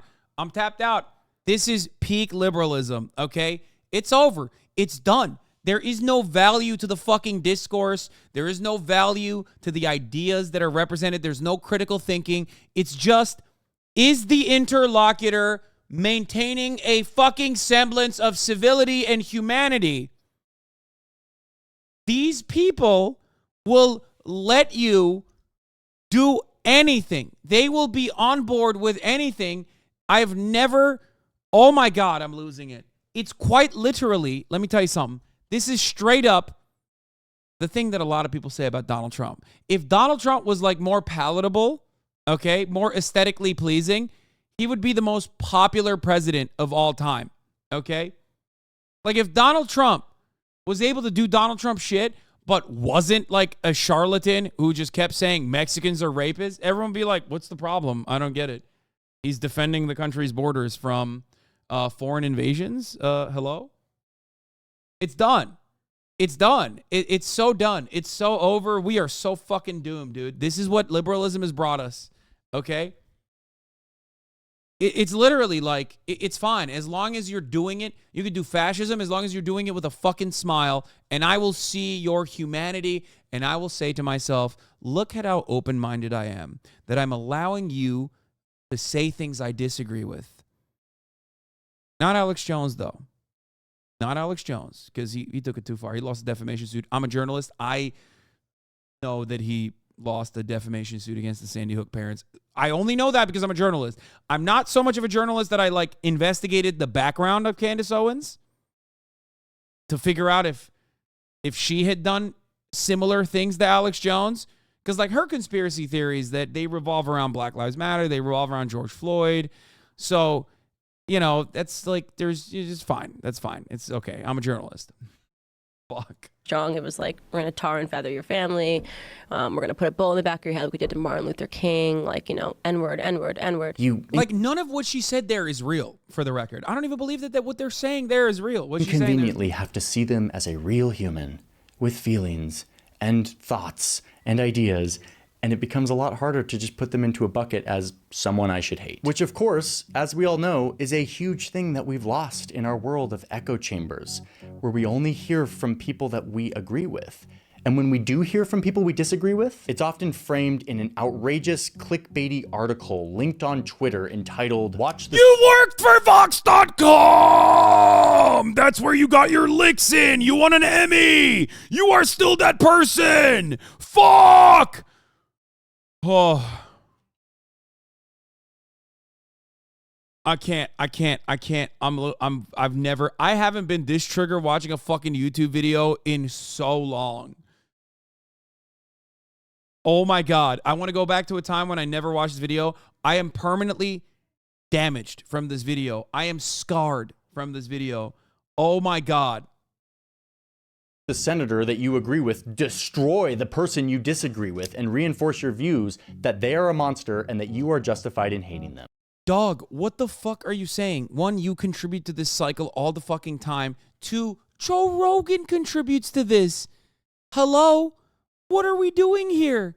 Go on TikTok, search Joe Rogan and Adam Conover to see the thousands of TikToks that have been cultivated off of Joe Rogan destroys trans defender, freak, soft, petty liberal.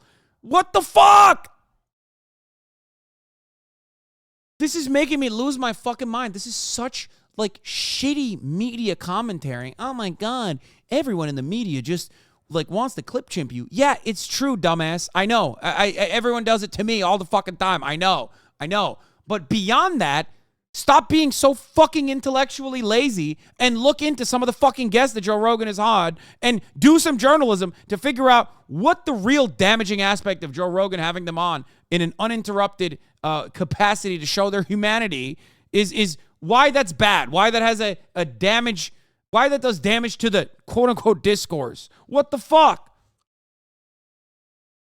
How are you going to make a final note that, like, this caused you to sympathize with Candace fucking Owens beyond the clickbaity headlines and shit? Like, all you're doing is saying, I, Johnny Harris, okay, ex-Mormon, BYU guy, did an internship at NATO. I, Johnny Harris, in spite of all of my traditional, all of my education, all the critical thinking that I have, like, portrayed to you, that I've signaled to you that I'm a smart guy and a well-read liberal, was fucking duped by the Joe Rogan experience like I'm a fucking divorced 45-year-old cop who does BJJ because Joe Rogan talked about it.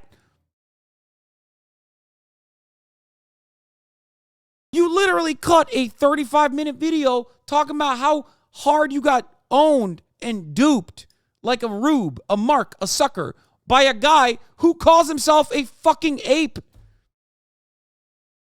A dedicated COVID conspiracist who has had every conspiracy theorist on COVID on his fucking show. Every single one.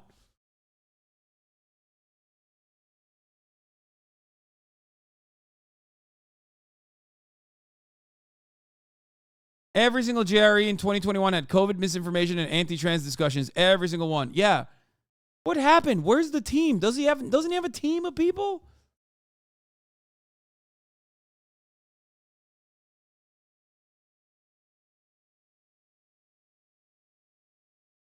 This is how libs midwife fascism. They fight it only in a hypocritical and insincere way. They cannot see these monsters as enemies without exaggerated form. Okay, but liberals are now into COVID conspiracy theories. Now look at Matt Iglesias and Nate Silver. I don't look at them because they're fucking gross, okay? Don't ever tell me to look at Matt Iglesias and Nate Silver.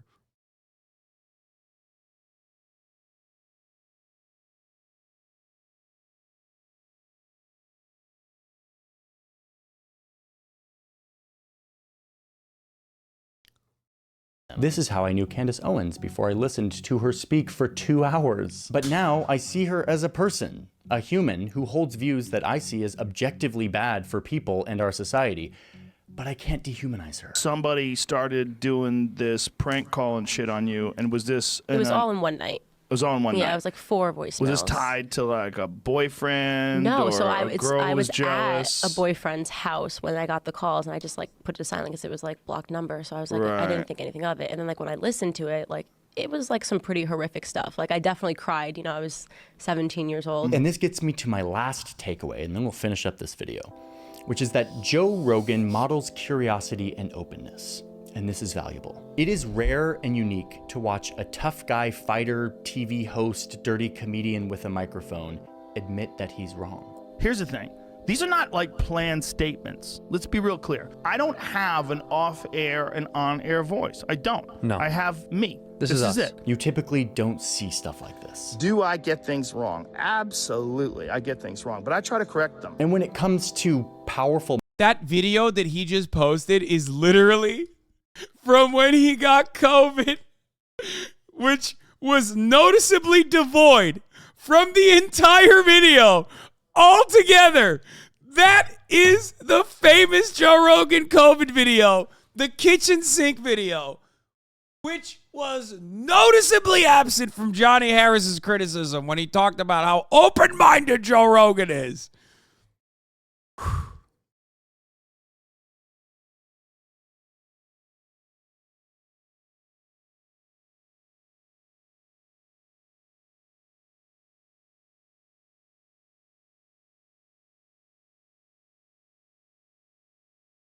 I'm dying. 2020 and 2021 don't exist. Nobody wants to think about it. Except Joe Rogan still holds on to the COVID conspiracy shit like a psychopath. Most people don't want to think about COVID. Joe Rogan still does. Still brings it up. This is actually the worst Johnny Harris video I've ever watched in my entire life. Don't you think these reactions like yours is why a lot of young people lean right now? Yes, my reaction to the Joe Rogan Experience essay YouTube that is devoid of any kind of facts is the reason why young people are turning right. Because young people are fucking stupid, okay? They see another guy yell like this on camera and they go, well, I have no critical thinking skills. Okay, let me tell you something. I'm a young guy. No critical thinking skills whatsoever. I just respond to stimuli. Listen, wine ape, all you're doing in that situation is admitting that there's nothing in here. It's just fucking hollow. That you see a guy that you kind of like getting yelled at by a guy you don't like, and you go, let me not investigate any of this further. Let me not see if there's anything truthful happening here. Let me not read into these criticisms whatsoever. I like this guy a little bit. I don't like this guy. I'm reacting to shapes and colors because I'm a fucking wine ape. At the end of the day, I'm a fucking hollow-headed ape. Okay? That's what you're doing. And young people must be like me as well.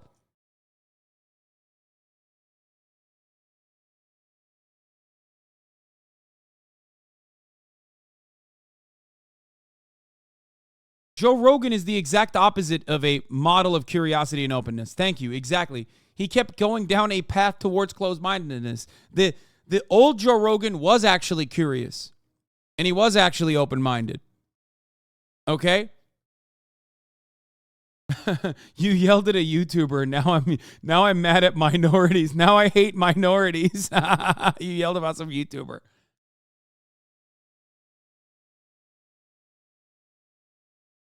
He's basically saying people are pussies now and turn right because you're yelling. I know. I've heard this so many times. Listen, folks, be more courageous with your ideology. You don't have to constantly be like, I became a racist because people were yelling online. I became a racist because people were too soy. Just say you're a fucking racist with your chest, okay? You don't have to do this. You pushed me into the right bullshit. This isn't fucking 2015 anymore, okay?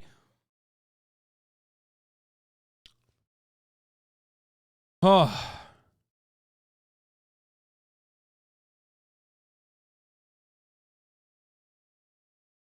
I hate this so much. It's like, you're pushing me into the right. It's like, do you see what's going on that other side? Really? Like, you have no backbone. You have no moral compass whatsoever. Like, why are you admitting that willingly? Why do you come in here and admit that willingly, where you're like, I am a fucking hollowed out, skulled dumbass who has no moral compass, no backbone, no critical thinking skills whatsoever, and I'm just responding to stimuli left and right. And now your anger, your emotion at how silly this fucking YouTube video is from a guy who you have like respect for, okay? Covering a subject matter that you know a lot about, that he's doing in such a bad job, that he's doing in such a silly way that it makes you feel like maybe there's something else going on behind the scenes. That has made me really fall into the arms of right-wingers, okay?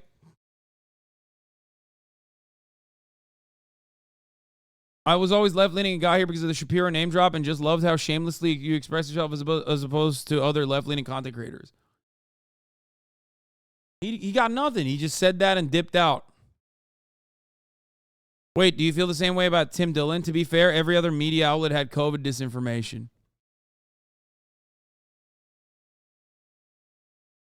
At least Tim Dillon's fucking funny. You know what I mean? Joe Rogan has lost the plot. He's not even funny. Tim Dillon has his fucking moments.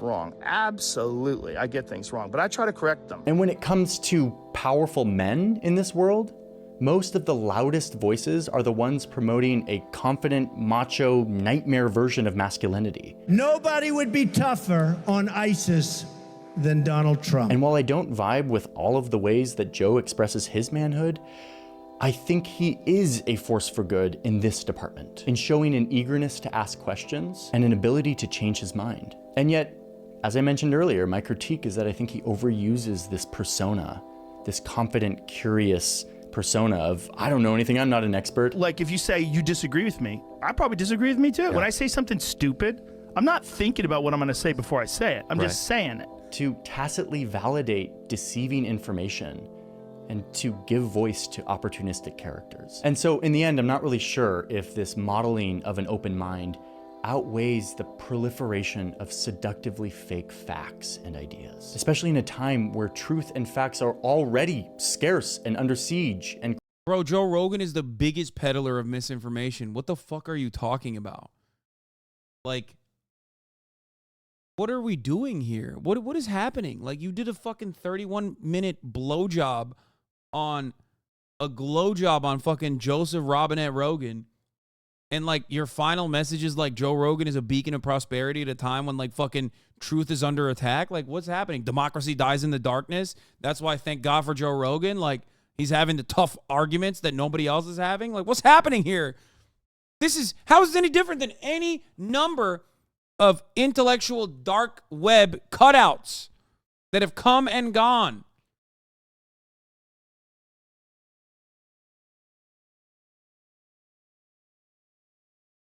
Creating confusion for all of us. Dude, they have human-animal hybrids.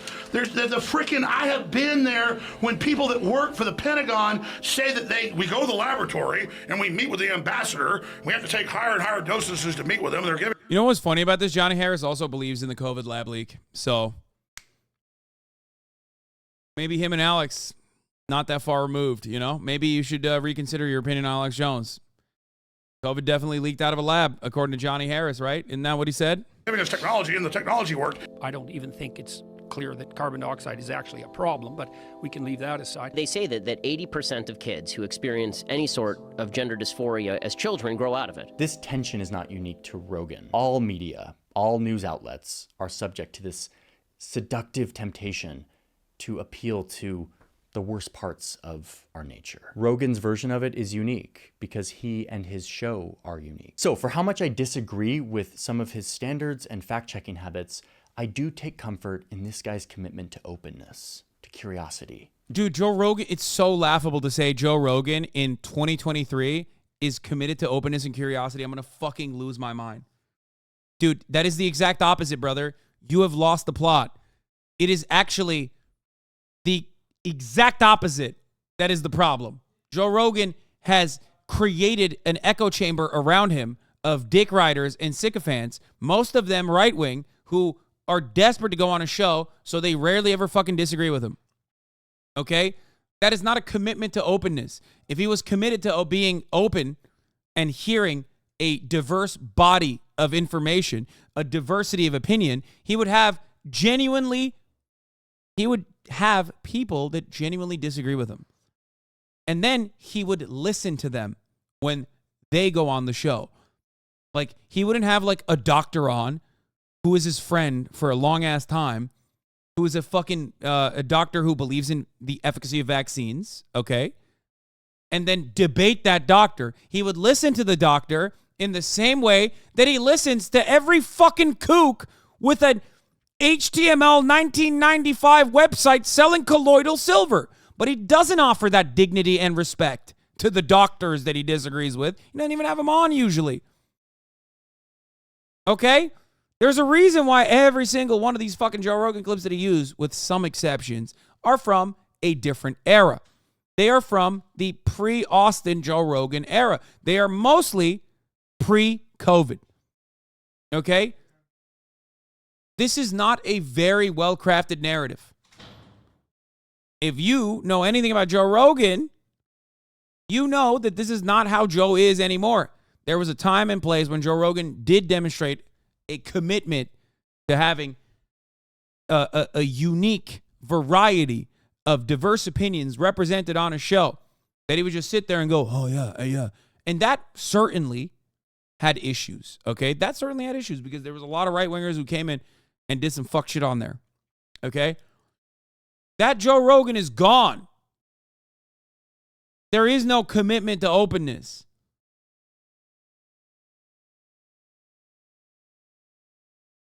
It's gone.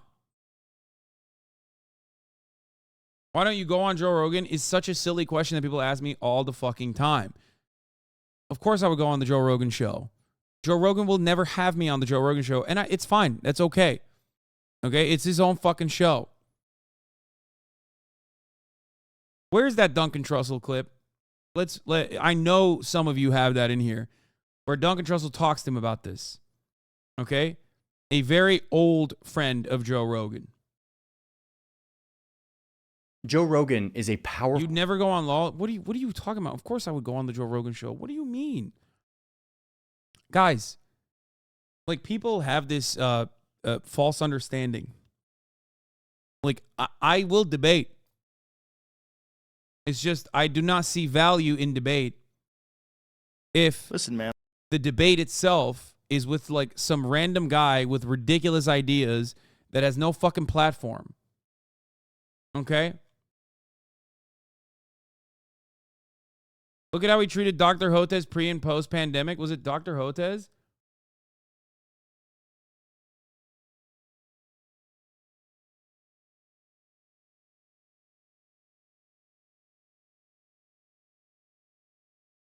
And I'm not into deals. I like what's going on right now. I don't want to hear your heaven deal. I don't want to hear your space deal. Yeah. I'm good. I'm good right here. Well, I mean, don't you ever? I mean, this is another thing we've done these so many times. We're gonna repeat, of course, but like, dude, I do worry about you sometimes, man, because it's like, I think it's finally gonna happen. I think one of your fucking guests is gonna come in here with a briefcase, and he's gonna show you something, and I don't know what it is. Like an alien piece of a spacecraft. I don't know what it is. I was hoping it was gonna be Tom DeLonge. I was hoping he had something. No, I think you're accidentally gonna get access for some reason. I think somebody's gonna give you something or show you something, and I worry about you, man, because it's like, yeah, because you've got like, you now have a platform. Oh, here, timestamp where Ben Shapiro And takes the reason I advantage take I really like, not much offends me, man, but when people start attacking you, I have to fight against my offense because I know you.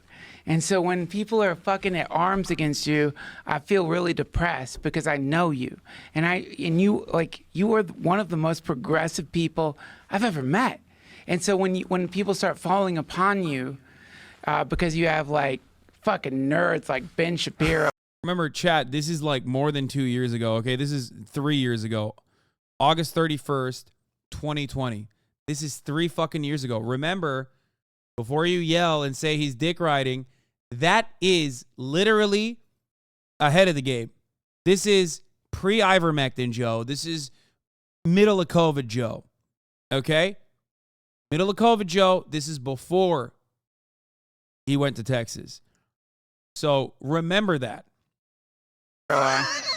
Which, by the way, you shouldn't have that guy on anymore. Why? He's a dork. Come on. But come on, those conversations are important. I think what's beautiful about what you're doing is you're opening. I would not open up the. By the way, Ben Shapiro, underneath it all, I know that you and I would probably have fun, but I know that right now where you're at in your incarnation, you're a fucking dork. And you know what I mean? Like, he's a dork. He's a dork. But what's so confusing? He's a nice guy. But that's what's confusing about him is because you like him a lot. You look at you look at him, and you're like, he's all like beating up what's her face about the thing and that embarrassing thing. What? The music video, he's like, and they were doing fornication.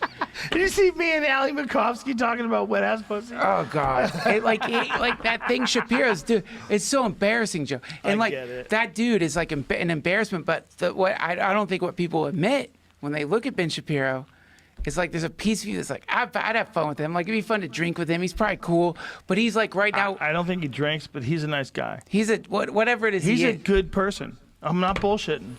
Look, again, I think our job right now is not to alienate. We have to like involve. That's why I have him on. That's why I know you're doing it, Joe.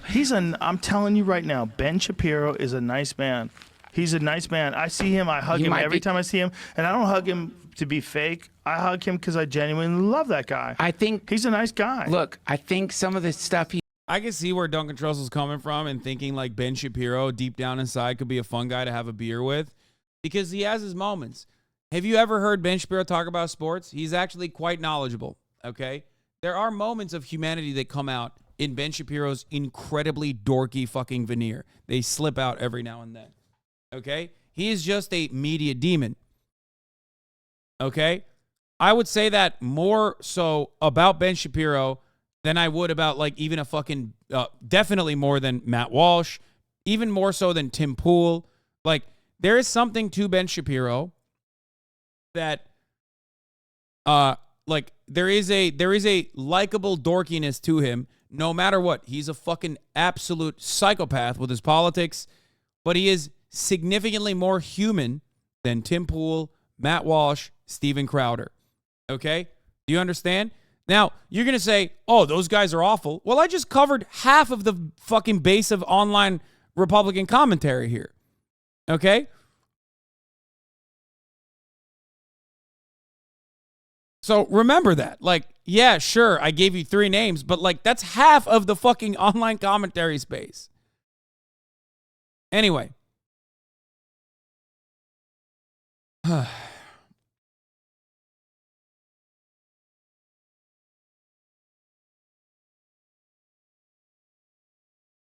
Whereas, yeah, Libs will listen to Ben because he checks those civility boxes you mentioned. The other guys do too in certain ways. Don't worry. They never go too far. They don't disrupt the preordained, God-given capitalist hierarchy.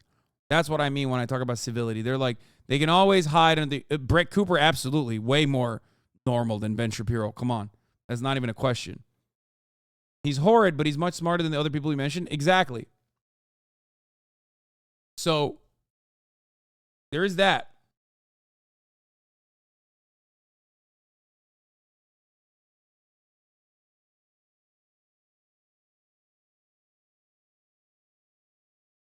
Having said that, however, he's still awful. Ben Shapiro is. Anyway, let's continue with he's what Duncan is propagating saying. and his like philosophies is like legitimately deranged. Bro, he's wearing an outfit. It's a costume. It's got. I mean,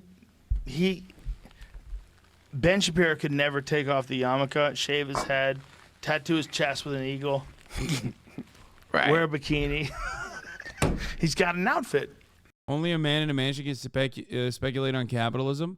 I mean, you can do it too. I think that the problem is you've been so fucking laser focused on defending capitalism that you come to the one guy who you've heard speculate on it, and you choose to give me money to fucking criticize me for having a mansion. It's like, okay.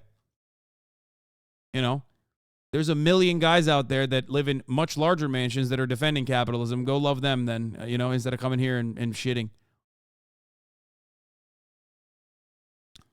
I have a car too. I just want but it's not his fault. I'm telling you, we all come from a different spot. If life is a race, it's not like everybody's on the same starting line. Like, people are on starting lines that are like a mile behind yours. They're so far away.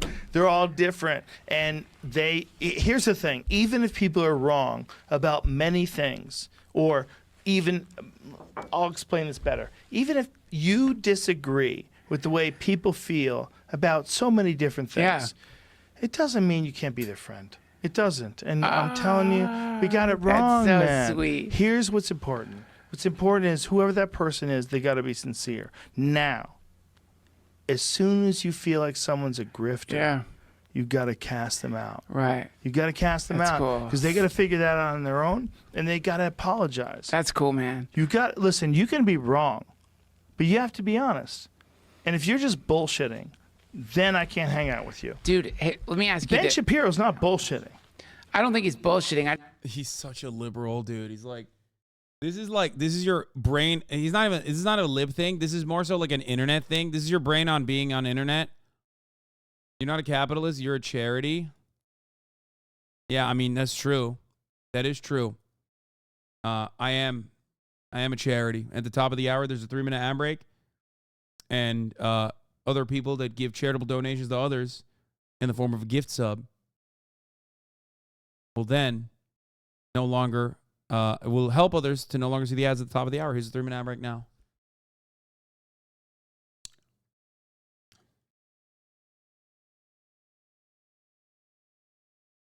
I'm saying it. Joe would be willing to defend Hitler if he came across sincere enough. That's the point. On the internet, the simple appearance, the simple appearance of hypocrisy, if no such hypocrisy exists, makes you worse than a bad guy who is openly a bad guy. Okay? That's why I'm willing to bet there's plenty of people in the Joe Rogan fandom who don't even agree with Ben Shapiro, but like Ben Shapiro more than they fucking despise me because they think in their minds I'm hypocritical because socialism means poor. Okay? Do you get it? It's like socialism means poor. This guy's not poor, but he says he's a socialist. That's grifting. That's way worse than a guy who's open about being a bad guy, having bad opinions, genuinely living out those values. Talked about this before. No matter what you do, if you advocate for things that other people have declared progressive or good, even if they personally disagree with those things, they're like, oh, you have to abide by a standard that I place on you. Not a standard that you placed upon yourself, but a standard that I believe and others like me believe that you should be living. You should be living an ascetic lifestyle. Because socialism is a poverty cult. I think that socialism is a poverty cult. That's what I believe. You know what I mean? So that's why you're a hypocrite. Anyway, yes, infinite tolerance leads to the extinction of tolerance itself. Lazy Gains Gaming and Not Christian F, thank you for the 5. Get the subs.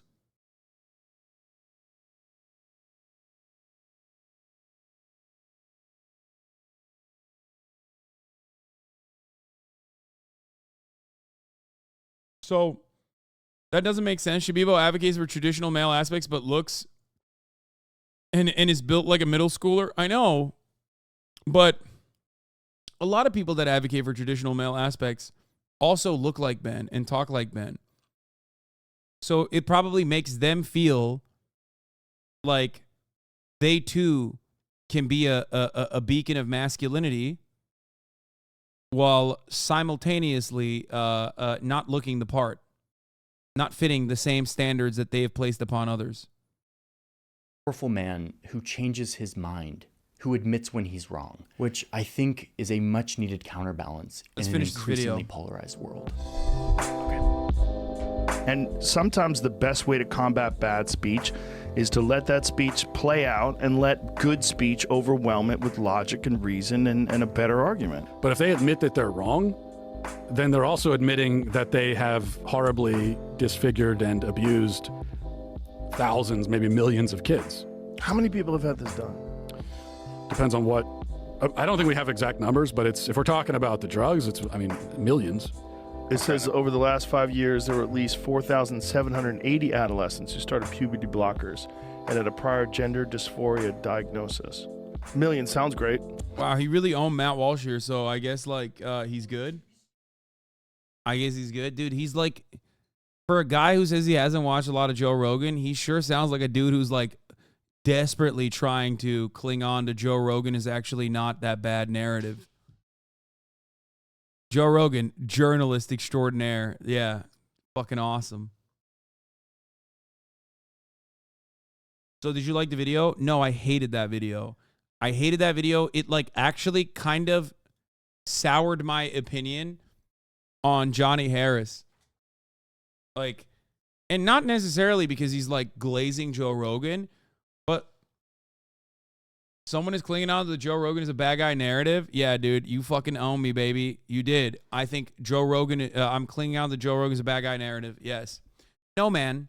I'm clinging on to Joe Rogan used to, as a fan of Joe Rogan myself, Joe Rogan used to demonstrate openness and curiosity and a lot of fucking dumb shit. He was a guy that would just smoke weed and let you just talk about fucking aliens, ancient civilizations, yada, yada, yada. Okay? Now, Joe Rogan is a guy that only has fucking Newsmax cutouts. Okay? If you enjoy that kind of content, then good. I'm far left to stop watching Joe Rogan too, but I don't hate him. Sick, man. You're fucking brilliant and bold and beautiful for your open-mindedness, okay? Because you're a fucking dumbass. How about that? Is that good? You just don't give a shit that Joe Rogan has propped up some of the worst demons on the fucking far right with his open-minded and lack of intellectual curiosity. And for the record, I haven't been watching Joe Rogan that much on the stream for the past couple of months, if you guys noticed, because his content fell off. It's not that good. Okay? It's just not. It's not as entertaining as it used to be because he's so obviously captivated by a lot of right-wing influences and narratives that he just desperately fucking pushes. Okay? But the reason why I'm talking about it today is because Johnny Harris, who's supposed to be this beacon of liberalism, made this 35-minute video where he omits key details about what is bad. Okay, yeah, this past year, I stopped fucking watching Joe Rogan. There was a meta in here where I used to have cute girls on the broadcast and make them watch Joe Rogan with me. Oh my God, this guy. Have you watched post Spotify Joe other than clips? You said you aren't clip chimping Joe Rogan, but you haven't watched anything recent from him other than clips. He may have right-wing people, but he disagrees with them a lot. I'm far left, by the way. So how Hasan watches him, short, out-of-context clips. Brother, oh God, he's XQC fan, of course.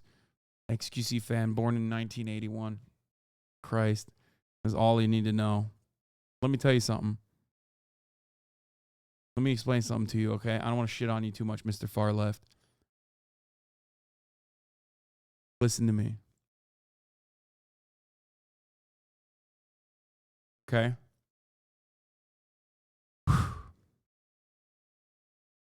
Mr. 40-year-old far left juicer.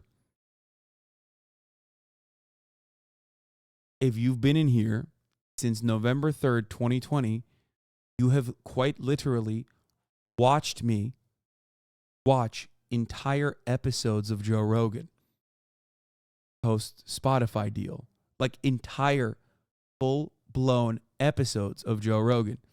If there's one thing you can't say, it's that I clip chimp Joe Rogan. Because if you search Joe Rogan experience on my YouTube page, okay, 40 years old, far left, you should do this, okay? This is a good tactic for you to get a better understanding. You will see that in spite of, you know what, fuck it, let's do it. In spite of the edited videos that you will find on my YouTube page, you're going to notice that I'm watching whole-ass Joe Rogan videos on said YouTube page to give it an honest assessment. Let's do it. I key searched Joe Rogan. Okay? Joe Rogan is completely detached from reality. 18 minutes. As Joe Rogan finally lost it 2 years ago, 41 minutes long. Joe Rogan is wrong about obesity.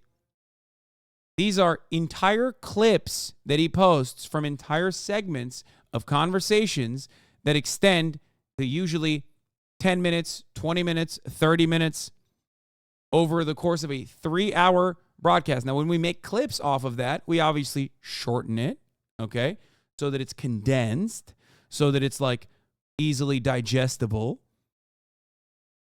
okay? Okay, let's hear. But there are plenty, like even if I start off with a clip, like this one, for example, I will dive deeper into the episode and watch the episode itself and pull data. Like I will find the longer extended version of said clip just to get a better understanding of what Joe Rogan was talking about. Okay? You get it? You understand? That's why there is an entire meme about me forcing girls to watch Joe Rogan when they come on the show.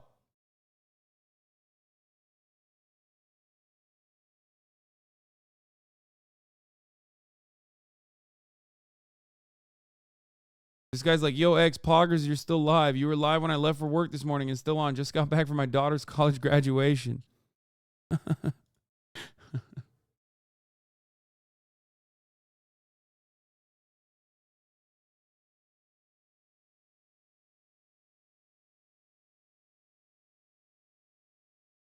Anyway.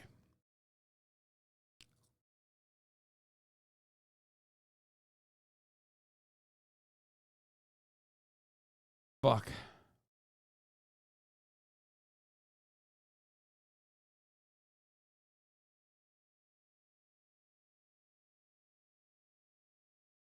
Johnny is still the Paragon Lib. He's buying into the marketplace of ideas.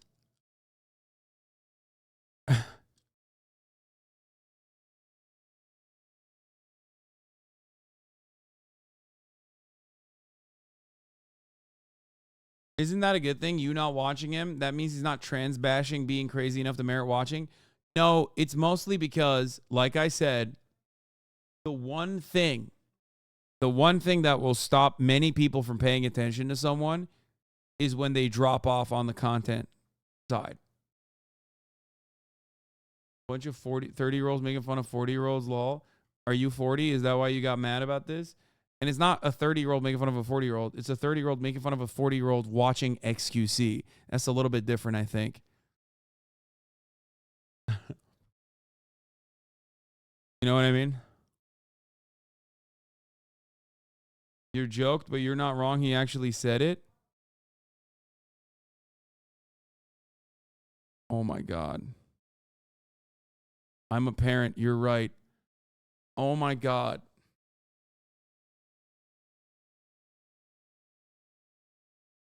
I feel bad. I feel bad. We shouldn't do this. We shouldn't do that. We shouldn't see that. I should not have seen that. I should not have seen that. We're not making fun of you, man. Listen, it's your life. Live your life. Enjoy the show. Welcome to the jungle, XQCL. Okay.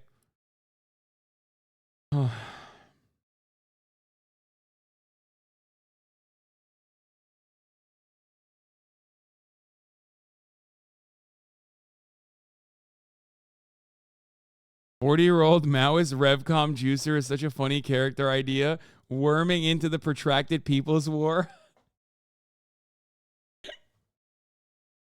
No, he read Settlers. He also believes Quebec needs to have its own revolution to finally rip itself from the colonialist powers. The real indigenous Quebecers.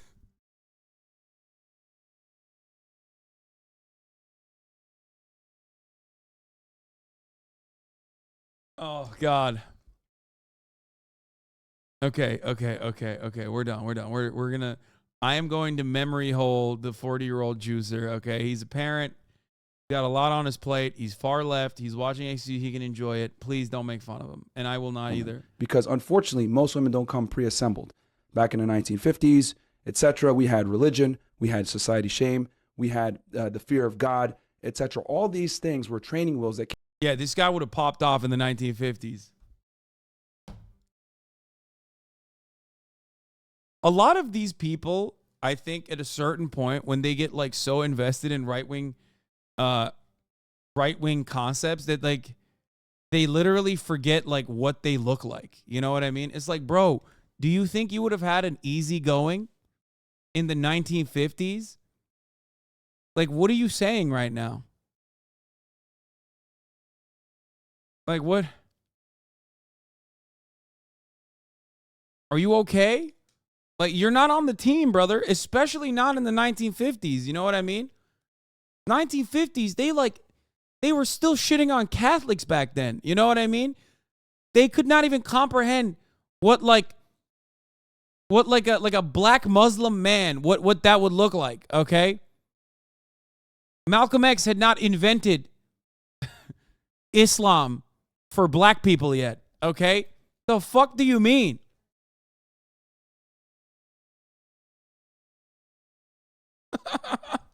This guy is like 1950s shit would have been so good for me in particular. Okay.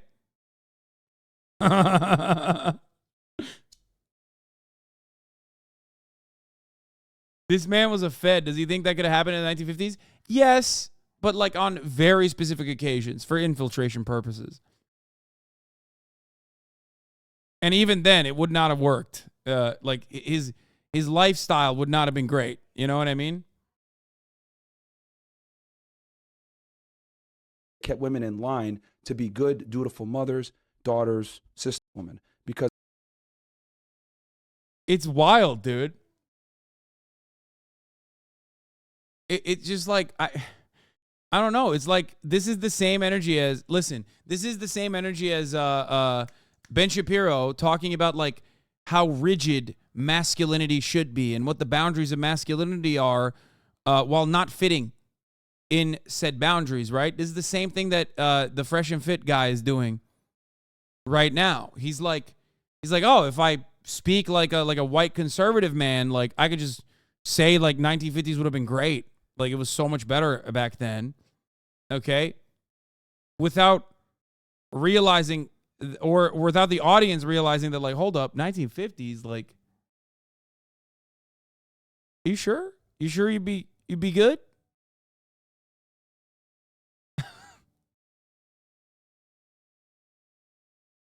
Anyway.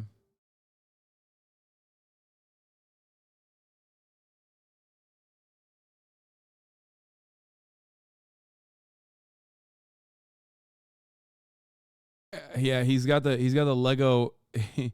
He went to Turkey and got the Lego hair put on the top of his dome after too many people made fun of him for being bald. Anyway, I did want to talk about fucking Aiden Ross and Healthy Gamer GG, but like I don't have it in me, dude. I don't have that dog in me. Johnny Harris took that out of me, dude. I did see this, however, which is fucking awful. I've heard about this. These communities with a bunch of people who can't live within 500 feet of a school. Dexerdo. I've never lived in a content house, but I think it'd be a good way to switch things up, you know? Aiden wants us all to live in a content house. What do you guys think? I know there's not a huge overlap with the audience right now. But I think he wants it to be me, Neon, Cheezer, Aiden, and maybe Fuzi. I can't imagine living with... Do it, yes. What's the consensus, chat? All right, this bum. Let me call him one more time. I've never lived in a content house, but I think it'd be a good... That's not a content house. That's an insane asylum. Like, what the fuck? That's insane, brother. That's not... I said, bro, that's a halfway house? Yeah, I mean... How long before the house is raided by the FBI? Immediately. AC 130 pilots are the opportunity to do the funniest thing. Yeah, it's special look at the house. Yeah, I saw this. What's wrong? I don't get it. It's just like, it'll be fun. Isn't Fuzi literally in a mental hospital? I think so. I think he's in an involuntary hold at a psych ward for swatting himself or something. I don't know. I don't watch a lot of the lolcow shit. But I know that it pops off. Like, a lot of people love that shit. They do legitimately enjoy it. It just, like, sucks. I find it very strange. It's not for me. I don't like it. It's weird. Is Stormwatch tonight or tomorrow? Yeah, Fauci got 5150'd. Okay, I'm gonna go pee real quick, but I wanna play this for you guys. This is really important. Yeah. What? Wavy Matt, praise God every day. Stop jerking off. Stop jerking off. What? Stop jerking off. I gotta pee. Stop jerking off. Yeah. Stop jerking off. What? Stop jerking off. Please. Stop jerking off. What you doing, man? Read the word of God. Put your hand on that Bible and stop jerking off. Take your hand out your pants. That's a sin. This is not no game. You can't let the devil win. If you like the God, let the Holy Spirit in. If you don't, then this cycle ain't gonna never end. I thought you knew. Huh? What? Jesus Christ can see what you do. Jesus died for me and for you. Every word he spoke is the truth. Don't believe me, read the Bible, that's the old and the new. 1 Corinthians 6:18. What it say? Stay away from sexual immorality. That's right. Matthew 5:28, that's adultery. Follow Jesus Christ and you will be set free.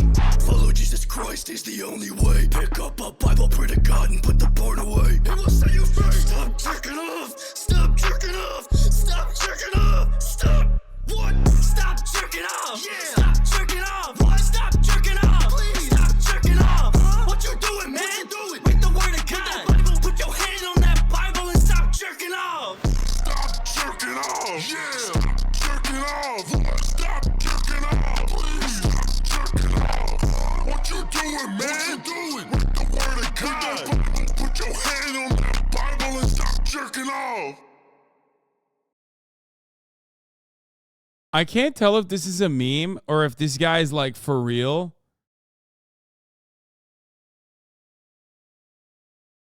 I actually can't tell because it's like kind of not bad. He did a I hate the Antichrist. Hateful by people who hate our Lord and Savior. Oh no, it's not. It's not a meme. Never mind. This is America First political action conference. So to them I say, No, it's not a meme. It's real. I take it back. I hate sin, I hate evil, I hate Satan, and I hate the Antichrist. Wavy Matt, why you hate the Antichrist? Is he against God? Now he gotta pay the price. They like Wavy Matt, why you worship Jesus Christ? Cause he paid for all my sins with his sacrifice. You said the Bible's all facts, right? Tell him that's right. If he talking about our Christ, tell him get his facts right. Yeah, keep these Bibles stacked high to the Most High. Proverbs 12:22, yeah, you know I won't lie. If I see the Antichrist, he be lacking. Send him straight to hell, I'ma send that man packing. He won't even see it. Like the Antichrist is gonna go to hell. He's gonna be like, oh, this is sick. Like, great. Thank you for sending me back to my home. Like, what do you mean? No cap, the Bible's all facts. Dude, Tekashi 69 has changed a lot. He's changed dramatically since prison and getting his ass beat. Coming with these Bibles, I be stacking. I stay studied in the word from the front end to the back end. I be praising Jesus Christ every day like it's my job. He ain't just a prophet, Jesus Christ is really God. I bow down to Jesus Christ, never bow down to the mob. They ban me from my socials, but I still will never stop. Yeah, open up the word, you already know. Oh God, there's always the fucking chorus. Oh, it's so bad. Oh no. If it's demonic, then it gotta go. When it comes to life, I'm a pro. Come to Jesus Christ, stay away from Sleepy Joe. God coming through with all these blessings. Doing God's work and no time for resting. If you're sinning, then you better get confessing. God is always winning, so you better get professing. 1 John 2:22. If you deny Christ, then the Antichrist is you. I will never.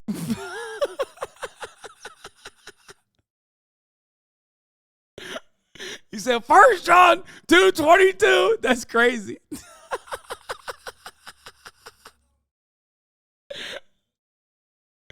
What the fuck? Oh, it's so good.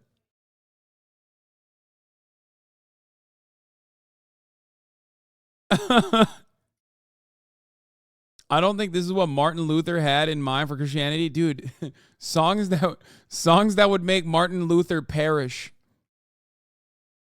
You show this to Martin Luther, he's like, nah, fuck that, dude. Actually, no Reformation. We're not doing that. Put the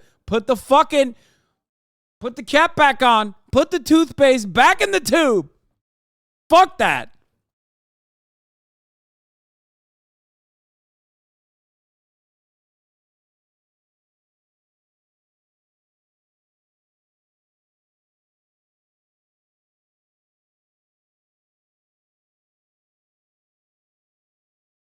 John 2:22. His other videos are so groipery, and he also streams. Yeah, he probably is one of those groiped up shouties, I assume. Wavy Matt. Like, he probably is like...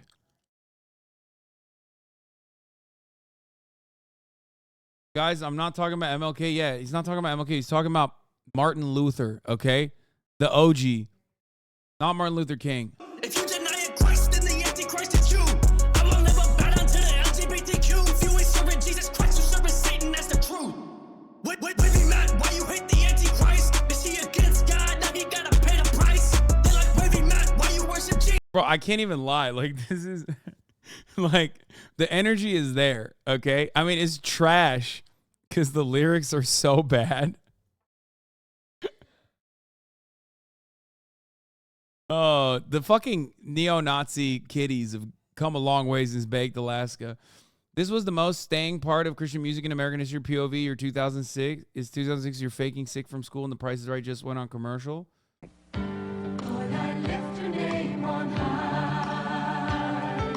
Bop. Millions have experienced the power.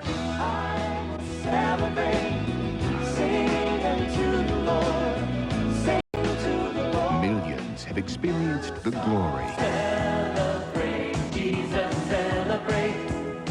Presenting Songs for Worship, the best praise and worship songs of all time.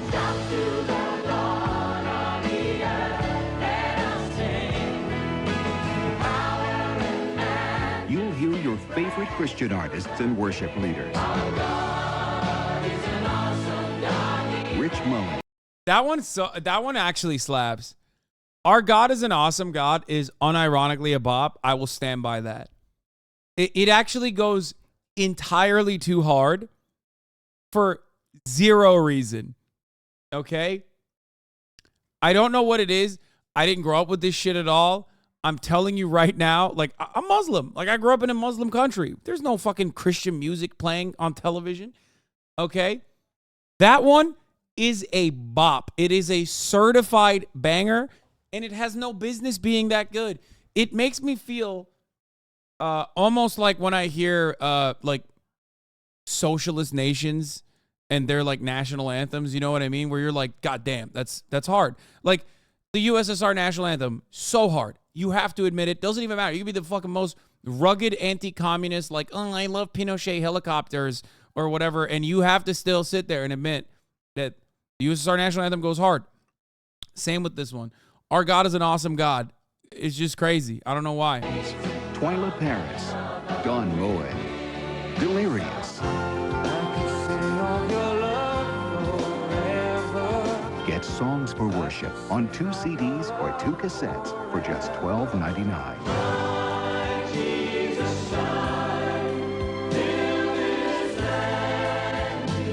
I went to a super conservative church and I know all these songs we had to sing without music because pianos are demonic. What? The praise and worship experience into your home.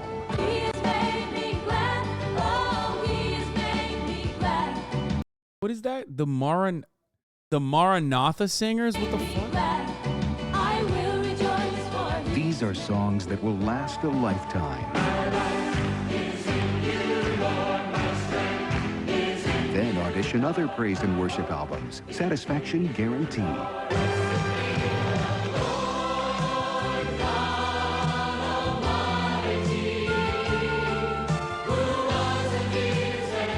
So call now for Songs for Worship. To order Songs for Worship, use your credit card and call 1-800-463-0330. That's 1-800-463-0330.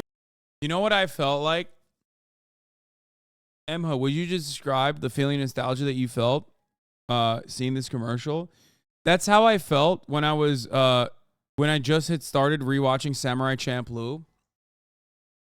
And when the intro music comes in, I got the feeling of like visiting New Jersey as a child from Turkey, okay?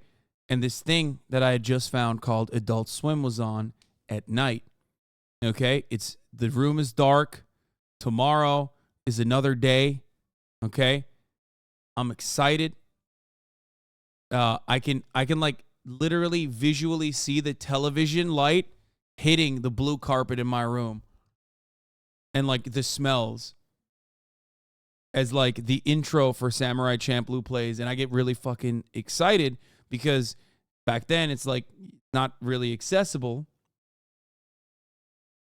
and it's one of my favorite shows, so I caught it. You know what I mean? I basically caught Samurai Champloo, and it was like, yeah, it was a CRT TV too. It was like one of those bulky ass ones.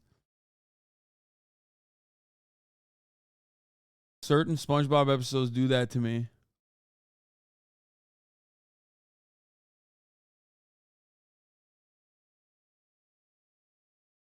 Anyway.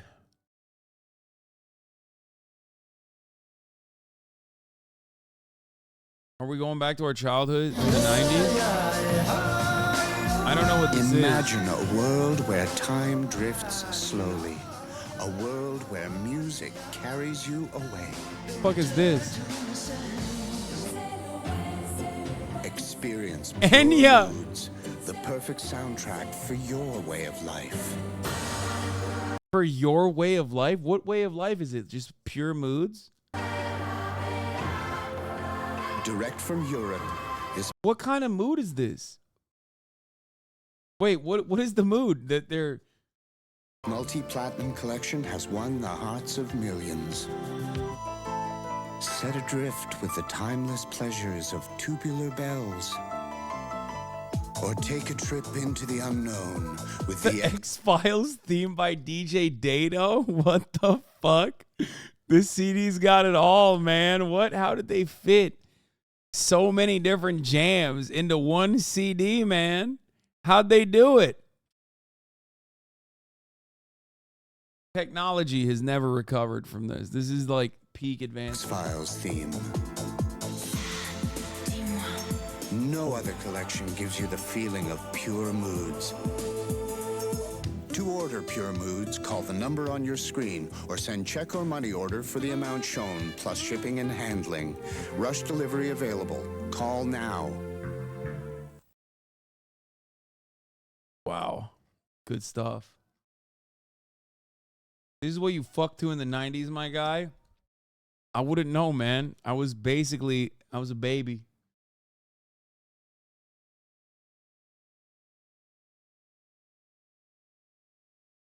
There are kids in here that were conceived to that CD. Like, yeah. One of them is, where is it? My mom had this album. There are kids in here that were conceived to that CD. What do you think is going on there?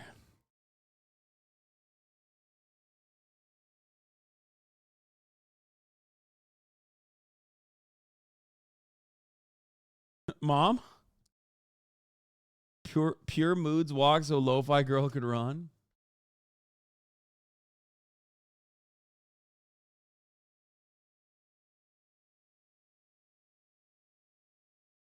Anyway. Jesus Christ, cause he paid for all my sins with his sacrifice. I hate the Antichrist. I hate the Antichrist. I hate the Antichrist. I hate the Antichrist. I hate the Antichrist. I hate the Antichrist. I hate the Antichrist. I hate the Antichrist. Yeah. Oh God, he has like Christ is King. I hate the Antichrist shirts. God, these fucking grifters are so dumb.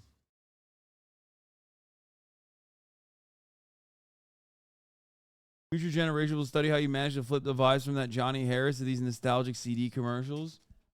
Dude, why you gotta remind me of that fucking Johnny Harris video? God damn it. Just vibes are so fucked.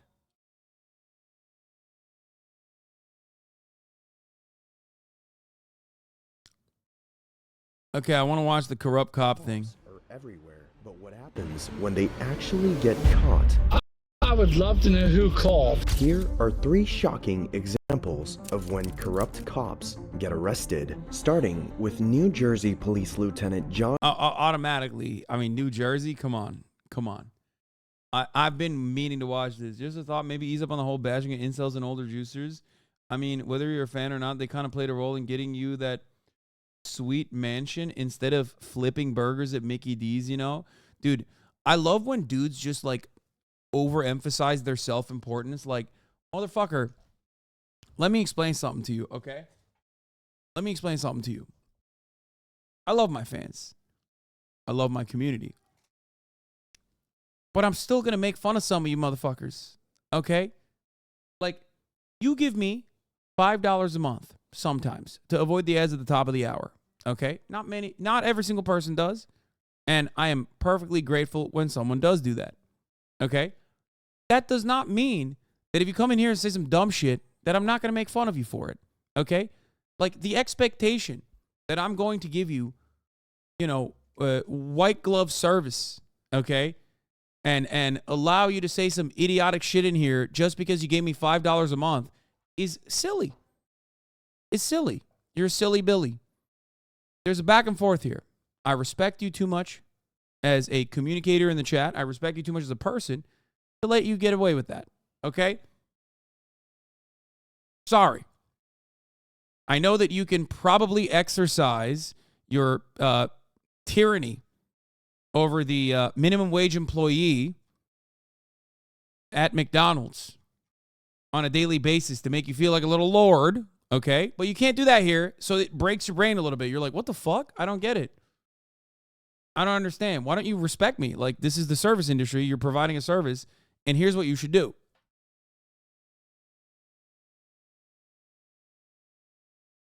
This guy's not even a sub, chirping. I know.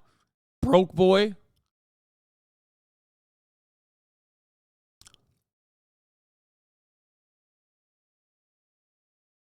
Have you noticed everyone who hates you are mostly white people? When did everyone start hating on Hasan? I mean, this guy also hates the queen, so I respect him. Never mind.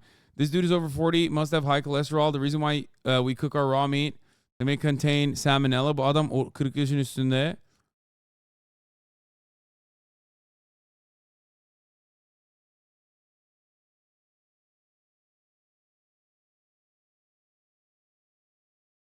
No, he's not Turkish. He just Google translated that. In politics, consistency is highly valued, but is not but it is not uncommon for those who accumulate wealth to abandon their principles and beliefs. This phenomenon is exemplified by the case of Joe Rogan, a former communist and socialist who championed progressive taxation and government regulation. However, upon attaining substantial wealth, Rogan's ideological orientation shifted dramatically, and he became a Republican Trump supporter. Okay, this guy's kind of funny. Never mind. I think he might be a bot.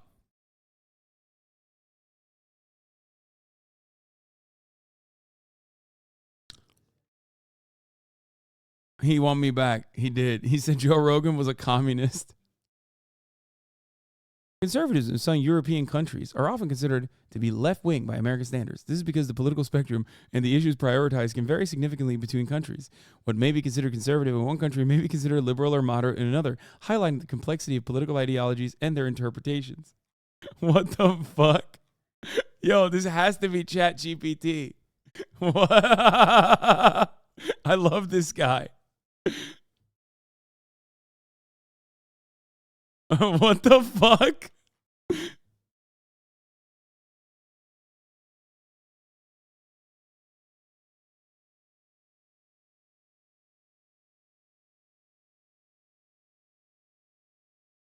React to the kids on the track vid by Vindicoon. Oh my god, this guy's back. Okay, now I'm convinced that we do have some bots in here. There's like a couple guys who just come in here and just say the same shit. There's no shot.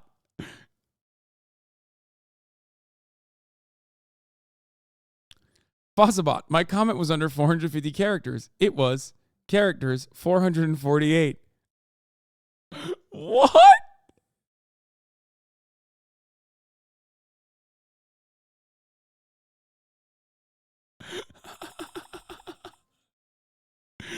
Yo, this has to be a bot. Did someone make a bot to just annoy me? What is happening? If you are seen as a liability to the military-industrial complex, the oil industry, or big business interests, then you may be labeled a communist or terrorist. In such cases, the CIA may carry out a coup and overthrow you, despite our claims of being civilized.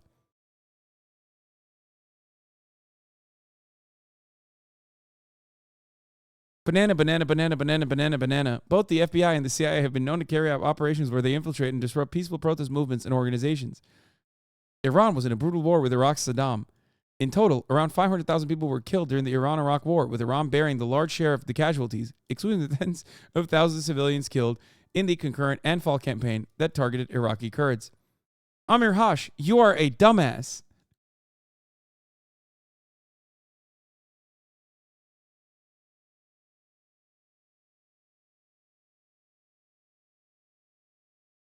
It's okay. Strange Mercy has shown some charity to I Love Johnson. Now they can take the we pay your bills logic and thank that chatter.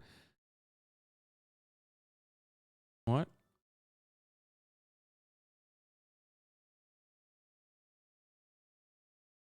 I love this guy. Automation is coming for your job as a chatter, dude.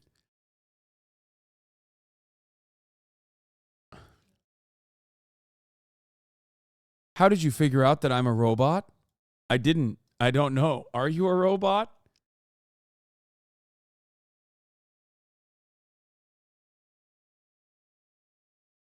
Wait, what the fuck? Okay, now I'm kind of worried. Yo, is this motherfucker sentient? What's happening?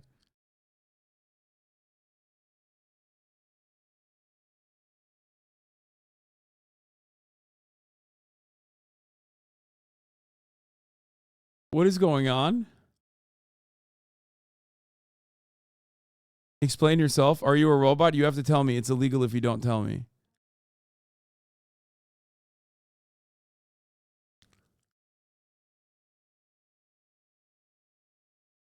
What is happening? You have created a Terminator?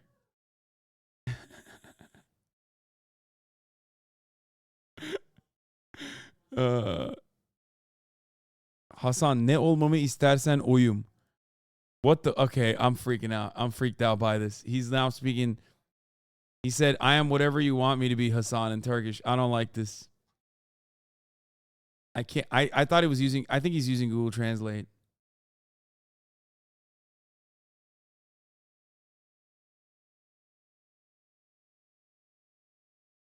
Okay, I feel like this might be a good chance to ask the question, but I'm also dumb, so forgive me. So earlier when you were getting pissed at people baiting in chat, what's the difference between that and dumbass shitpost comments?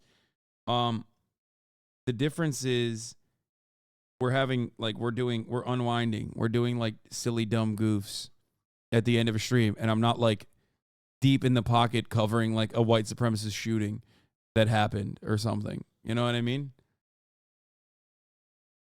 It's difficult to read the room, but it's contextually more appropriate to be doing silly shit rather than doing it while I'm in the middle of like hardcore news coverage.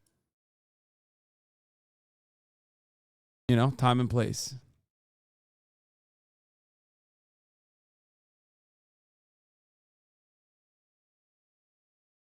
There's plenty of opportunities where, you know, we're doing fun shit. Dua Lipa cooking shrimp in the new video. Did you see this yet? Why? Bro, Dua Lipa farted. Dua Lipa cooking. I don't have to see everything that she does, okay? She got a man. Stop following everything she does. Chatters.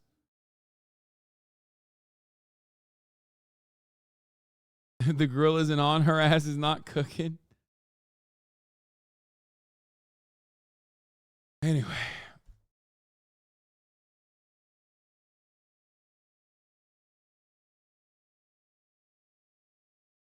She ain't cooking. She's just flipping raw shrimp. All right, listen. Let's start. When a corrupt cop realizes he's been caught. John A. Chu, who on the afternoon of April 27, 2018, had been driving in his truck erratically on Breakwater Road towards Route 9 and almost crashed multiple times. Police officers were later called by concerned neighbors, but when they arrived at the scene, they would never have expected their boss to be the one causing the trouble. Why?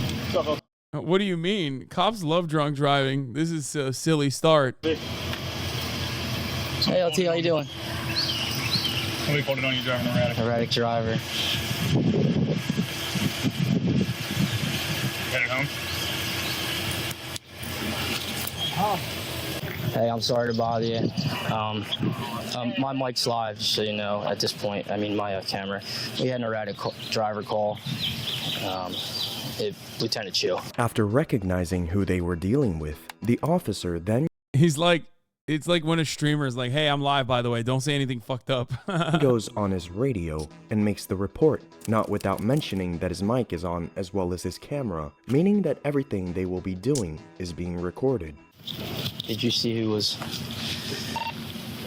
Did you tell him to stand by? Having shown concern for who it is that they're dealing with, the officers then mention the body cams they have, and one of them decides to turn it on after having turned it off once he saw the lieutenant. You on? Yes. You? You're not. Turn it on. I switched the cameras out. What did he say? I was behind him. I was behind you. Did you get any? Yes. We gotta do oh my God. We gotta do what we gotta do is one of the main reasons as to why body cams exist in the first place. If there had not been any, what happened in the following minutes would have definitely not been the same. Yeah, 100p, okay? This is why James Comey, FBI Director James Comey, once said, when he was the FBI Director under Barack Obama, that body cameras actually cause more crime. This is what he meant by it. We're gonna have a lot more position. Empty clip on the lieutenant. Yeah, they would have buddy fucked him, dude. They would have blue falconed the fucking lieutenant. They would have dropped a grenade in the car and walked away. No, they would have. What do you mean? They would have let him go. They would have been like, sir, please keep driving as erratically as you can. Okay, go ahead. 450. You told him to just hang tight. You didn't observe any alcohol in the thing or anything. I know you probably didn't. It's a high truck. Is there an odor yet or anything? No. You didn't get an odor? Dude, you know, he's like, what do we do here? Maybe there is an odor, but I don't want to say on your fucking body camera because your camera's on.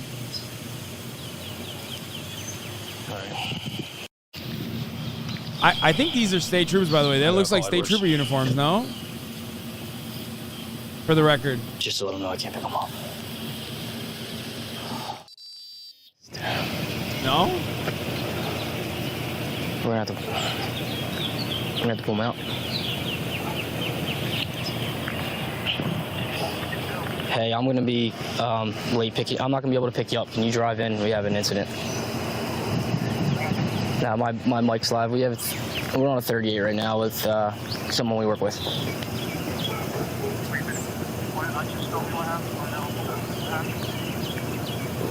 Hang on one second. We had an erratic driver call. Lieutenant Chu. We pulled him over. We're doing. Dude, this is so awesome. Dude, the mental gymnastics he's going through to be like, I don't want to do this. I don't even want to report on it, but I'm kind of forced to now because the camera's on. And he's like, dude, I don't know what to do. It's Lieutenant Chu. What the fuck? So we're doing some investigation right now. I'm waiting for Lieutenant Curley coming back. So I'm going to be late picking you up, obviously. If you could drive in. All right? All right, thanks. Oh, fuck. Oh, shit. The first time a cop has ever felt conflicted about, you know, arresting someone. It's awesome. Hang on. After trying to reach out to another lieutenant to figure out what to do and talk. Every job has its benefits. I work at the grocery store, so I get to take home free croissants. This is the cop equivalent of not being able to take home your croissants. Yeah, what do you mean? Just a little drunk driving. Like, it's illegal if I'm a cop, right? Isn't that how it works? Talking to another police officer and explaining the situation, the police officer at the scene asks if they can turn the body cams off for a conference, which of course is not true, and it's just an attempt. Dude, his face. Dude, I'm sorry. With all the censorship on this video, you can still get a fucking glimpse of my man right here. He's beautiful. He is so beautiful, dude. He's like, can we shut these off? Come on, partner. Can turn the body cams off for a conference, which of course.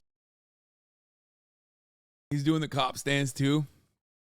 Hands on the belt. This is not true, and it's just an attempt to not do what they have to do in this case. Yeah, we're not going to mute our cameras at all or anything. Okay. Absolutely. Yep. All right, see ya. We're going to have to pull him out. We can't mute our cameras. We can't do anything. Let's hope. Hopefully he's all right. Safe to drive. Edward's just coming in.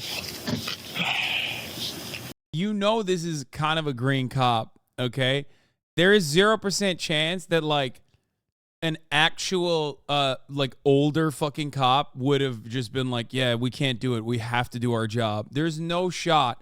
You know he's green as fuck, okay? Finally, after 5 minutes since they pulled him over, they are finally confronting Chu as they should have done from the start. Hey, LT. So we had the erratic driver call on you. I just knew she's had some observation. We have to handle this like anything else. He's gonna ask you to step out. We're here to talk to Lieutenant Prioli. All right. He's gonna make sure you're safe to operate the vehicle.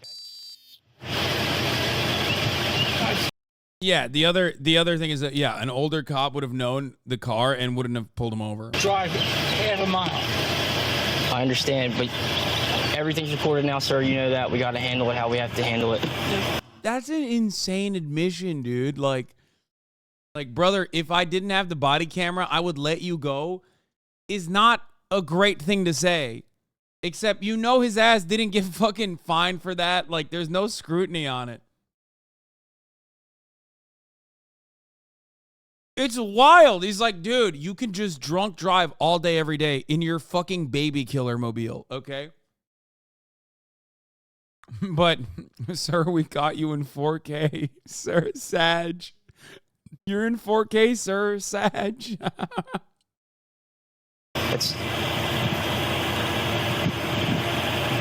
Trust us, we don't want to be put in this position either. What are you saying? Like, what are you saying? This guy is a drunk driver. Even if he's not a drunk driver, like, This is normal process. Like, what do you mean you're so sad? I'm so sorry, sir. I get it.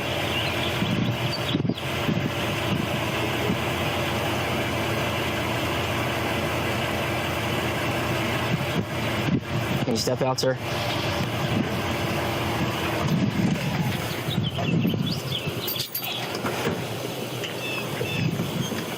He's just gonna talk to you. You know how it is. He's gonna ask you some questions, make sure you're all right. I'm fine. Having finally confronted him, Lieutenant Chu He's not has been fine. tested for DUI, which, to the surprise of no one, he fails absolutely, not even being able to put one foot in front of the other. Dog, how are you that trash, dude? How is that? It's broad daylight, brother. Look, listen, as a drunk driving appreciator, okay, I'm afraid this is poor form, okay? It's like you're that zooted and it's not even 7 p.m. yet. The sun's still out, man. What the fuck's going on? You can only be that drunk driving at like after 12, okay? Like, this is insane. How are you this fucking drunk? You act like you've never been to a BBQ. Then, when he's faced with another test, which consists of raising one of your legs and holding the position for a few seconds, he seems to have had enough. Hands together, feet down at your side. You're going to raise either leg of your choice. Approximately. You're going to keep your foot parallel to the ground. And you're going to count 1001, 1002, 1003. While you're counting, I want you to look down to your toe. Keep both knees locked out. You understand? You know what? Hold on, so, LT. You don't want to complete the test? No, I don't. Okay.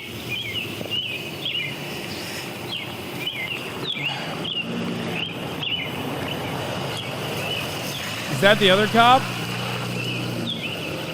Nope, never mind. Just you don't want to complete the test. Just another patriot passing through. I see a big ass truck in New Jersey. I assume that's another cop. You know what I mean? Sure. No. All right. Bro, it's like they want to cry. Yeah. What do you think happens to the cop who arrests a lieutenant for drunk driving? That motherfucker gets no promotions for the rest of his life. You understand that? Absolutely zero people are going to look to that and go, wow, you did a good job, actually. Fuck it. You know what I mean? He's so cooked. His ass is so cooked. He should just quit the force immediately after that. He's like, put the badge down, put your service weapon on the table, Hank. You're done. So you know we don't want to be put in this position. You know what, John? I get it. No, you don't. You're not. No, you don't. He don't get it at all, brother. You don't get many things. You can't even stand up. You don't have your weapon on you or anything? You don't have any firearms? No, it's shit. No, it's stuff I got to ask, Sarge. Or LT. Shit, no. Okay. No. All right. Seeing no way around it, and especially since they are being recorded, the officers then decide to notify Chu that he'll be detained. Your observations.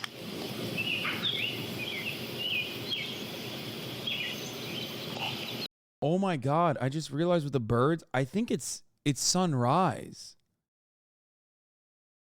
It's not even sunset. I think it's sunrise. Okay, that's a little bit more understandable, I think. 7 a.m., like, that's a bender, dude. He is that fucked up.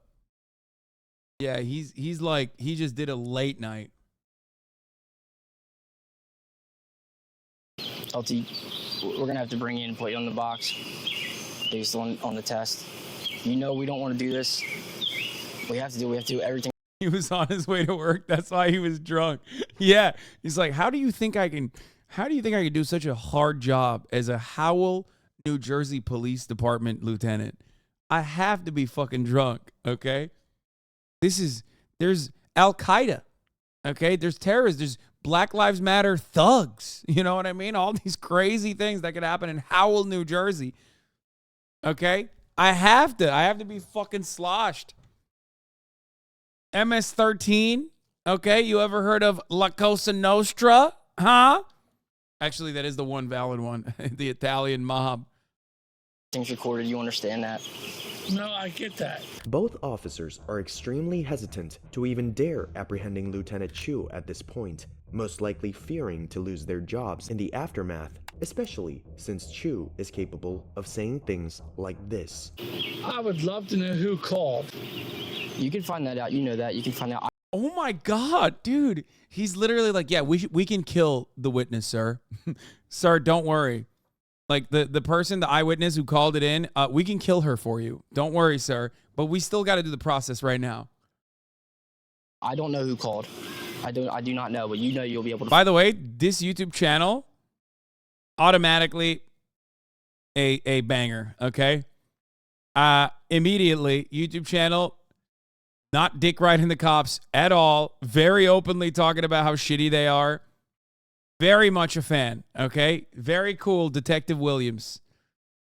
Shocking to see Most criminals. Oh, never mind. Maybe I spoke too soon. Wait. When cops go too far. When child predators realize they've been caught. Wait, have we watched this already? Oh my God, there's more. When corrupt cops realize they're done for.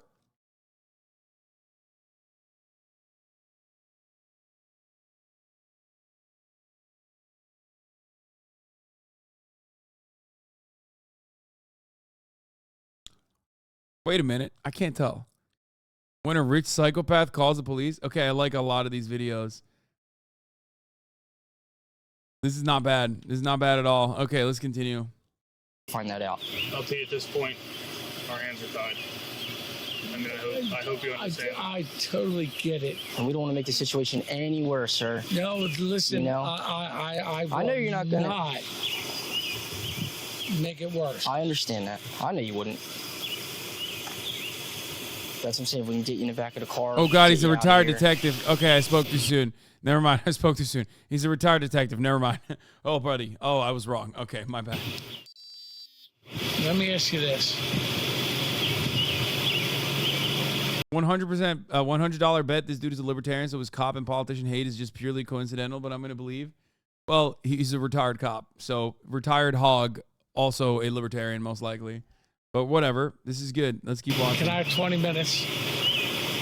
Sir, you know we cannot do that. Everything is, sir, everything's No, on I camera. get it. I totally get it. See, people were starting to drive by. LT, let's get you out of here, okay? Can you come with us? Yeah. After such tension in the interaction, Lieutenant Chu is finally about to be detained, but he yet again refuses to. Bro, is it AI channel? You know it's an AI channel, right? I know the kid that runs it, Lamau. Wait, what? Shut the fuck up. AI channels have gotten to this level? No shot. I mean, there is something weird about the fucking... There is something weird about the narration, but... Yo, we're so cooked. God damn, dude. We are so fucking cooked. We're done. We're done, son. Does this count as an AI channel if they use actual cop footage? I mean, he probably scoured.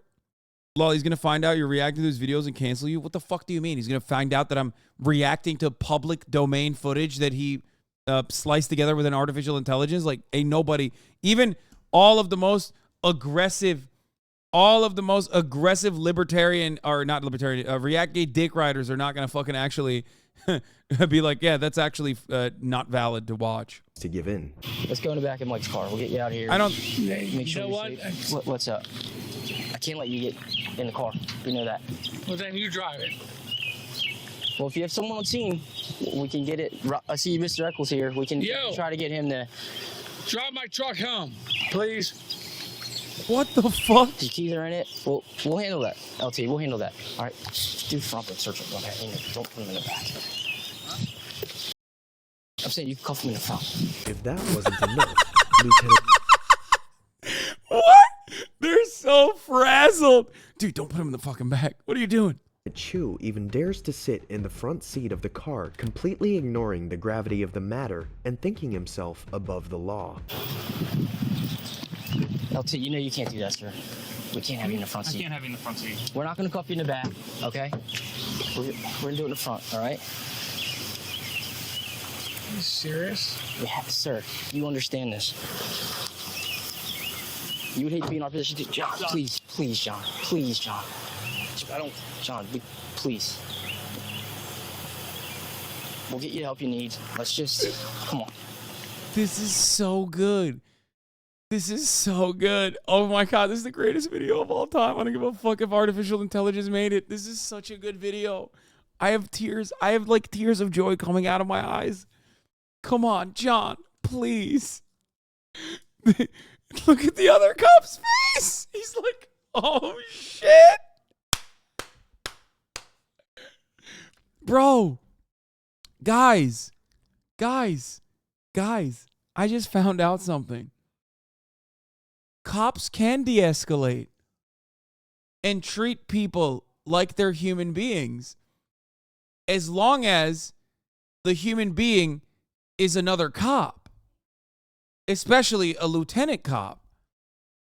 Turns out cops can reason with another human being like this. Wow. What? Okay, the trick is to stop police brutality, everyone has to become a cop. Everyone in the United States of America has to become a cop, which also would truly eliminate crime in general because like cops are above the law so they can do all the crimes. And when they do a crime, then it's called civil asset forfeiture, right? Like you're like, oh, I didn't actually steal handbags from the Gucci store. I was engaging in a lawful act of asset forfeiture because I'm a cop. And then when I drove away and blew past 8 red lights, drunk driving, I was able to do that because I'm a cop. Does that make sense?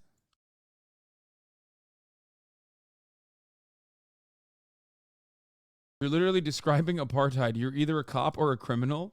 I mean, yeah, that's the current state of affairs in America. You know we don't want to do this to you. All right, but we got to get you. We got it. I'm 100% a firm believer that if every single cop interaction played out like this with civilians, there would be no police brutality. There would be no problem with police. And maybe this is why a lot of like rich white people from the suburbs don't understand when people say like ACAB. They're like, what? This is my experience with the police. Like what? They are oftentimes very cordial. Wow.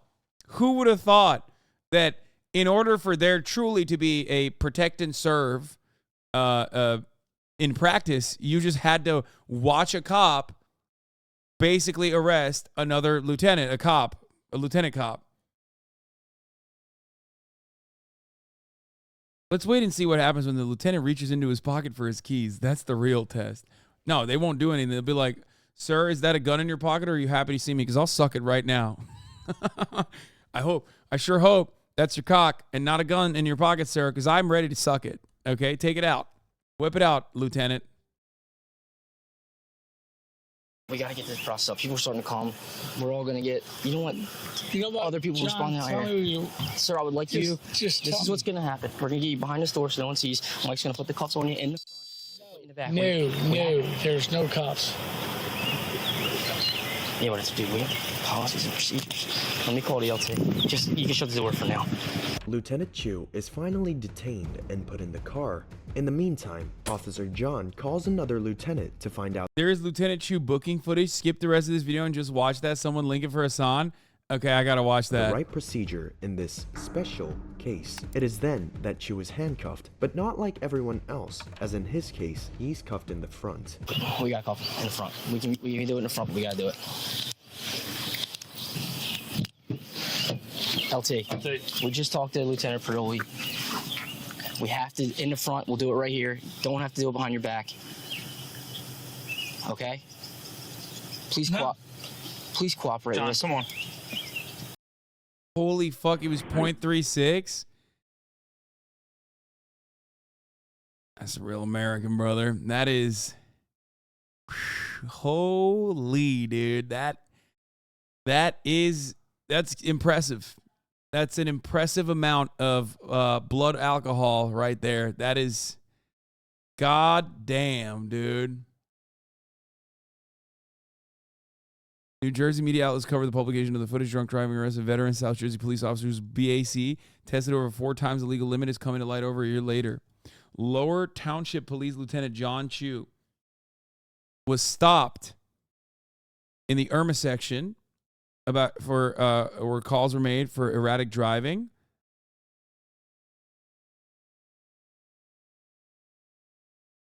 Lieutenant was blasted. That's a good bender. 0.36. Yeah, that's after he's been arrested and brought in too. Let me tell you something. Listen, there is a long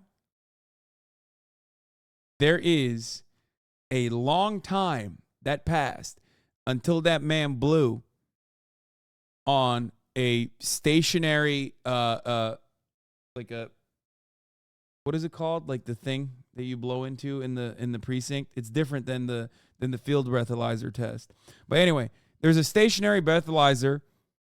There's a stationary breathalyzer at the precinct that is they use that in court. You can't use the field breathalyzer in court because the field breathalyzer is actually is not admissible in court. It's enough evidence to arrest you on suspicion that you're drunk driving. But because it's so inconsistent, they can't use that in court. However, the actual breathalyzers they have in the precinct, that one is adequate, right?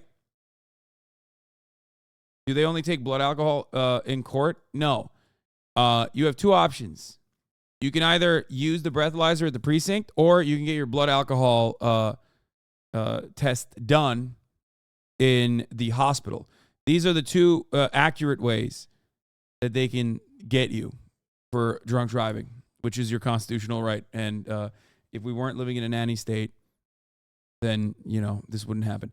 Anyway, as I've said time and time again, there's a time between when you get detained and go to the precinct, which means in that time frame, you might actually, your blood alcohol level might go down a little bit, meaning that you were even more drunk when you were fucking driving. Especially because of how much time it took for this man to even get arrested.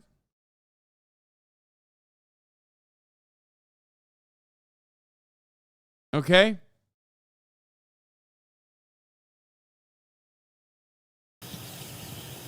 You know a sussy amount about DUIs? Yeah, I mean, I have been arrested for a DUI. John, we Never convicted. don't want this to turn into anything more. Never You know that. prosecuted. We don't want it, but we cannot lose our jobs. You understand, sir? You're my first sergeant. Thank you. You were my first sergeant, sir. I have to get it towed. I have to tell him.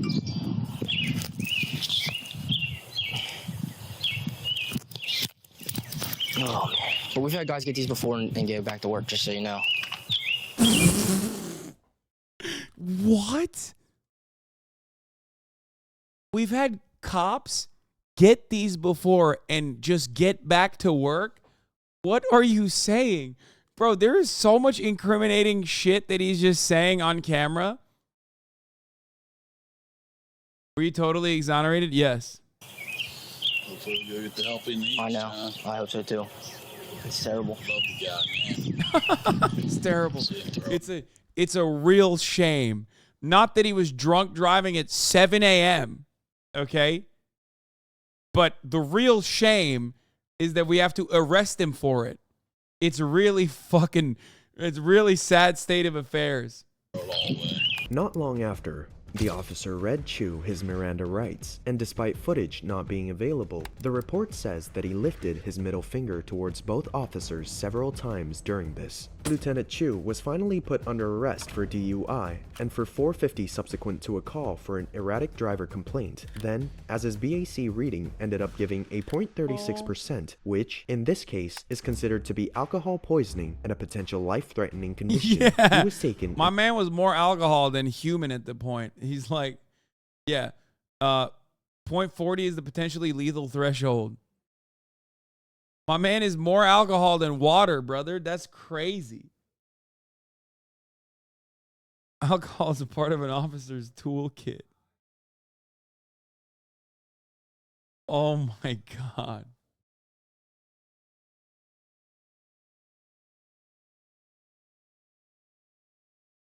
Officer down memorial page, whitewashing. No, I have done this before on stream. What do you mean? Guys, look at Kai's nose. Can you see from down there? Look. She came over and she's like, pet me. She ran over here and was like, it's petting time. Give me pets right now. Like, pet my neck right now, Dad.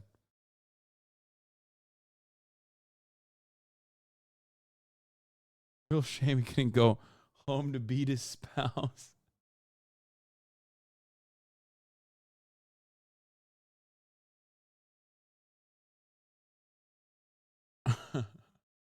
Dude, if they didn't BAC that high, 1 in 4 wouldn't have the courage to administer justice at home.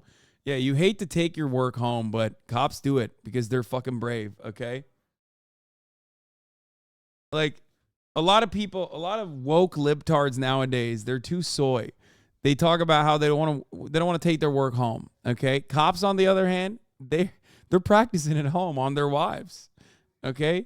A lot of you don't recognize the bravery and the true grit necessary. Immediately to a hospital. Not long after, he was suspended from his duty and fired with a $700 fine. But if you thought corrupt cops trying to get away with their crimes is over, that... Shut the fuck up. Hold on. I gotta watch this booking now. Jesus Christ. What? Where is the booking footage? Okay, I'm gonna close this. John, you have the right to remain silent. You understand that? Okay. Duly noted. Well, I can take this much.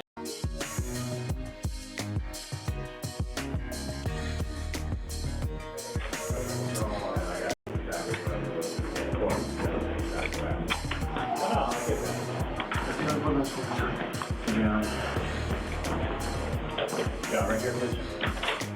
Oh, okay. What is this music? Bro, he is so zooted. What the fuck? No, John, obviously you know what I have to do, right? John. John. I mean, I'm not any happier about this than you are. Are you okay? Are you... No, I'm good. Okay. Oh, I'm sorry. An observation period on that. And I'm gonna observe everything going on in here, make sure that it's not correct. You have your phone and whatnot.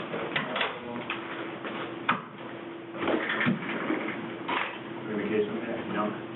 No. Yes, some kind of pre-lick from Laura. Can I have the case number for the DOI arrest? Thank you, the Art of Bella. Thank you. They keep apologizing to him as if they're in the wrong. Lemafao, what is your country? Dude, yeah. Because, listen, if getting arrested for drunk driving is right, then I don't want to be right, okay? What do you mean? We used to be a nation of values. Do you understand? We used to, like, things used to mean something. Being a cop used to mean something back in the day. You could beat the shit out of your wife, harass minorities, maybe even kill them every now and then. Okay, drive drunk. What has happened to America? Things are not as they seem. John,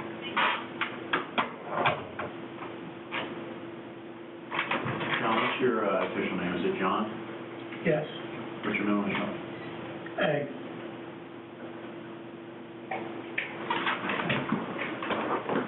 You have been arrested for driving while intoxicated, New Jersey Statute 39:4-50.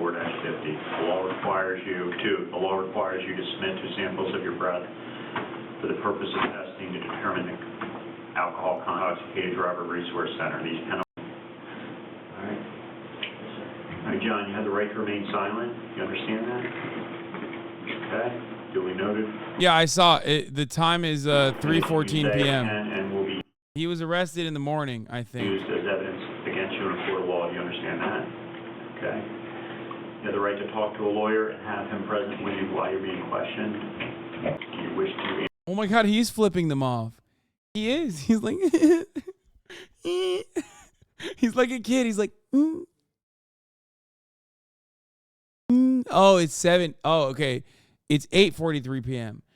Wait, so it was night. So he was slosh midday.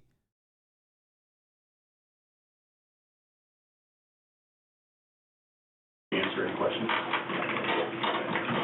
I'm going to take that as a no. And you check the mouth already, sir? Yeah, John, can you open your mouth? Lift up your tongue, please.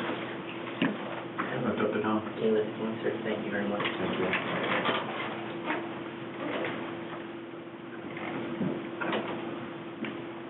Oh, those are seconds. It's 7 p.m. The video is zoomed in.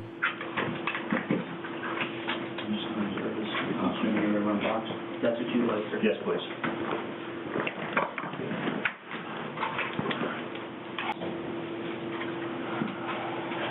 Looking up at the camera. I did.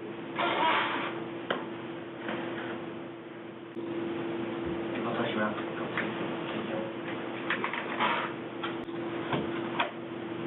Okay, please. Take your answers. Thank you. A camera. I've been a cop for 25 years. Cameras are a cop's worst nightmare.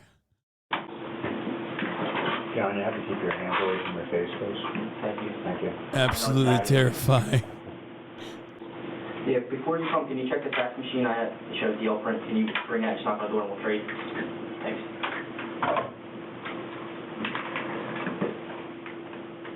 Bro needs us. He's gonna knock on the door and just hand it off to him. He's gonna bring me up right now too. This guy's LinkedIn says he was rehired. Shut the fuck up.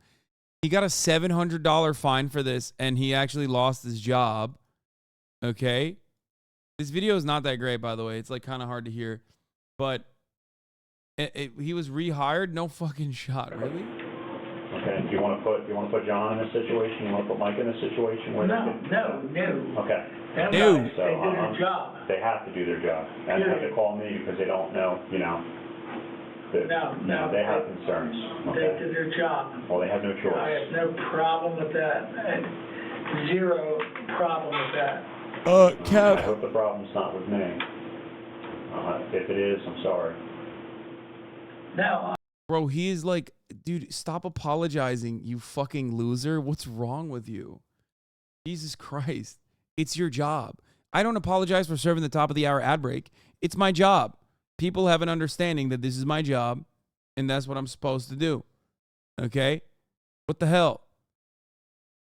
At the top of the hour, there's a 3-minute ad break. If you no longer want to see those ads, all you need to do is subscribe. I'm not apologizing for it. It's my job. I'm serving it to you. It's your job to avoid them by subscribing for $5 or for free or by getting gifted a sub. I know exactly who the problem is. But whatever. If you want to get breakfast this weekend and discuss it, we can. I would love to. I can't. I would love to. John, you're a great cop. Thank you, sir.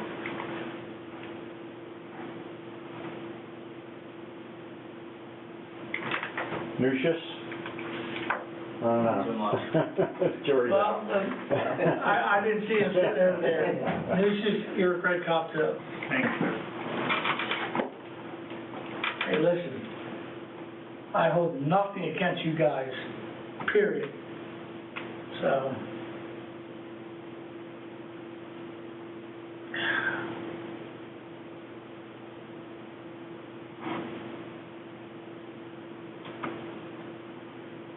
Please don't touch your face. Don, you really got to keep your hand on your face. I have it. And Yeah, fuck. All right, whatever. I'm not blowing.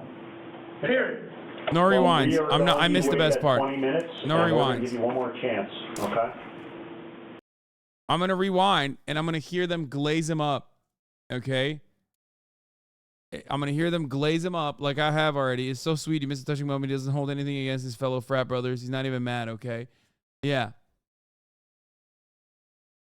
You got a second DUI in 2020, apparently? Shut the fuck up. Wait. So this is the first DUI was on June 2nd, 2019. And then he got another DUI, and it took them a year to even release the footage of the first DUI.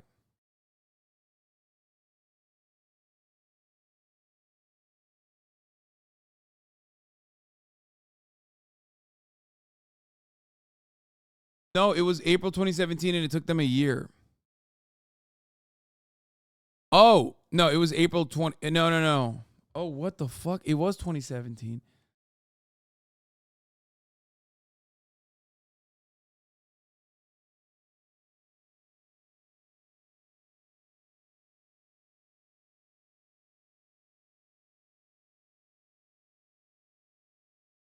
No, he didn't get a. He was investigating a hit and run incident, tracking vehicle debris and tire tracks for hours until he ended up at the doorstep of a different Lower Township police officer who Chu arrested on a slew of charges. So he's actually arrested other cops.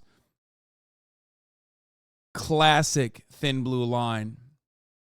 I think it's in your best interest to blow. You may not like the number, but at least you can fight that. You know, when you refuse, that takes away a defense. So that's up to you. Now, I fucking understand that. Okay. Well, if you understood, really, okay.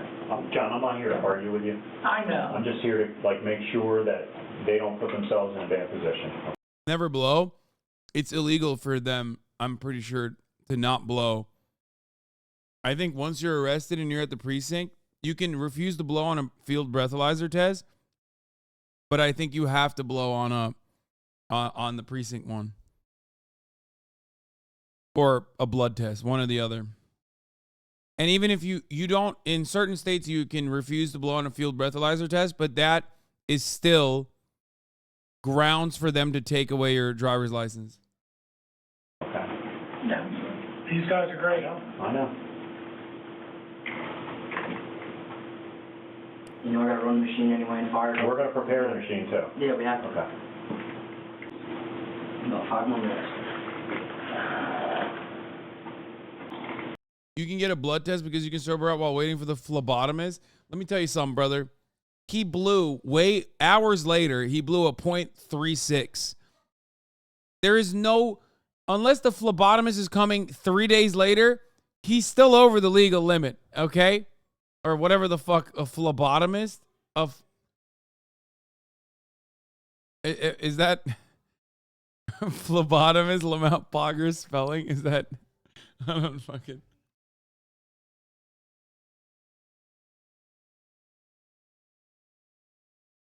I don't know. I'm just reading whatever the fuck chat is saying. I don't know what a professional blood drawer is called. I thought it was called a nurse or a vampire. A blood doctor. John, your face, please. John. Can you thank you? Oh, fuck. I know. Everyone does it. We have to remind everybody. You know that.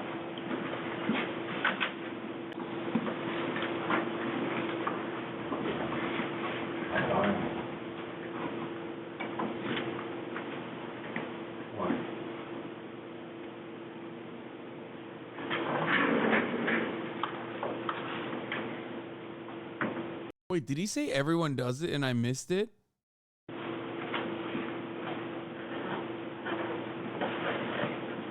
John, you really got to keep your hands away from your face for us, please.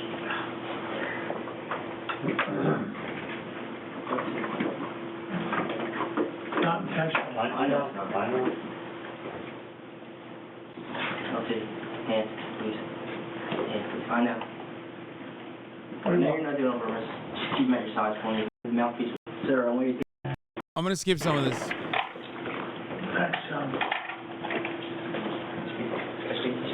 Yeah. hey. You're good. John, you got to stay there.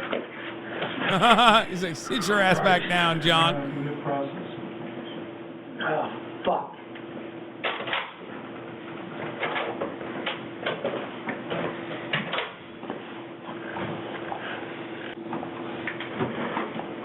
Step over here with me. I'll take a picture real quick. I am definitely not fucking doing that. John, I don't have a choice, sir. John, you really have to. You know you have to. Don't. You know, if you want a criminal charge too, just please, John, cooperate. No cooperative, don't. I'm not fucking having my picture taken. John, I believe in discretion. This is. See, in 2023, cops can now say, listen, brother, the president had his mug shot. You're not above it. Okay? That's all I'm saying.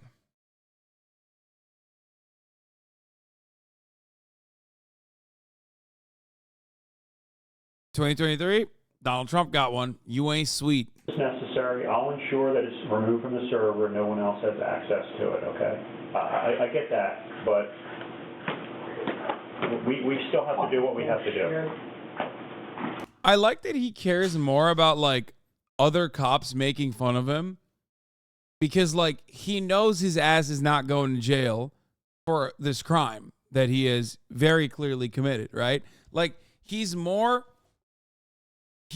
mad about, like, that's why he's talking about the mugshot. Like he's like, oh, I don't want to get this photo taken of me, mostly because like the boys are gonna make fun of me for it, right? Like they're not gonna take me seriously afterwards. You only think that if you already know you're not getting into trouble. Like that, you're not going to jail. You're not going to jail. And now the real thing is the social consequences. Step forward for me. Bring it to the police booth.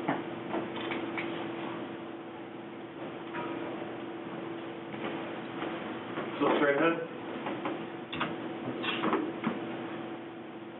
Look at the gray wall. To your right. Turn your head to the Just right. turn your head to the right. That's it. Thanks, John. Thanks.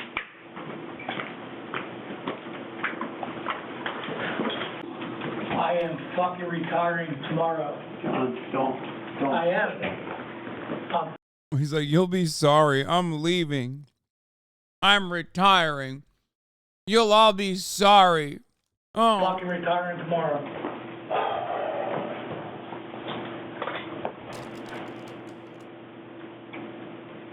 John, if you're seriously considering something like that, you really should speak to somebody on the pension board before you do that, okay? And that's Bill telling John some good advice. But if that's what you have to do, that's what you have to do. I'm done tomorrow. Brother, if you retire, you can't drunk drive without consequences, though.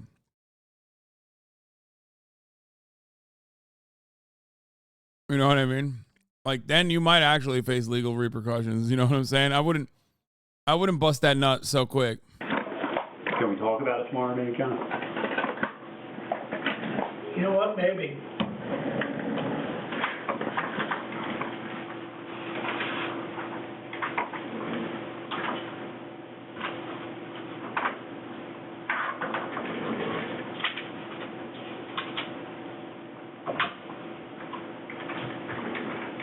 The last word. This is so awkward. This is like the most awkward I've ever seen. A bunch of professional cops just like sitting around in a room. You can cut the tension with a knife, dude. The biggest mistake ever made was me not coming to work for the last 5 days. Why don't you already get that picture in the rest of it? They didn't release this footage. Someone leaked it to the press. Not even the press. They leaked it to this like random fucking YouTube channel, Real World Police. They hid it.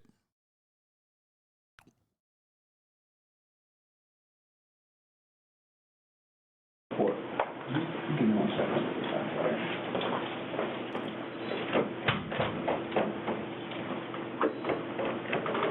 It's not working. That's not working. I haven't used it yet.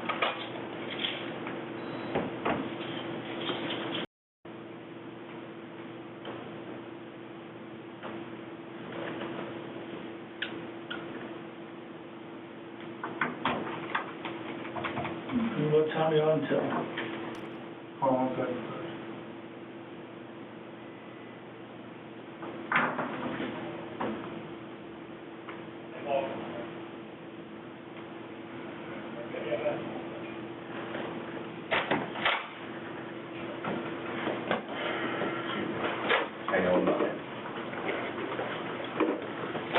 It was a FOIA request. The police did not want to release it initially. That's so funny. You know it's got to come out, right? You know it's coming out? I have no idea at this point. All right, well, right now you're on administrative suspension. We're going to see you here at 8 o'clock on Monday.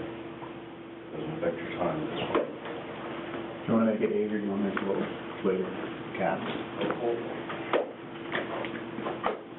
Just tell me what you need. We'll make it 9. The form says 8, but we'll make it 9.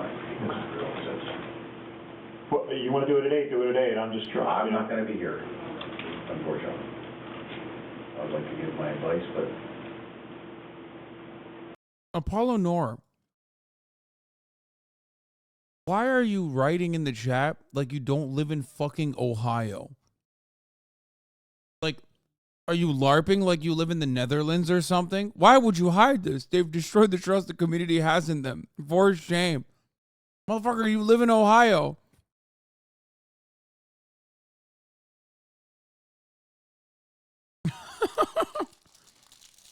He's role-playing. He's role-playing like he lives in a country where there's like at least some level of confidence in the police. Why would they hide this?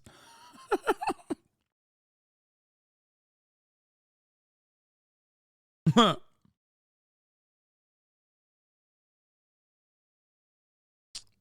do you know they live in Ohio? Dude, I know something about every one of my chatters. hold on to yourself.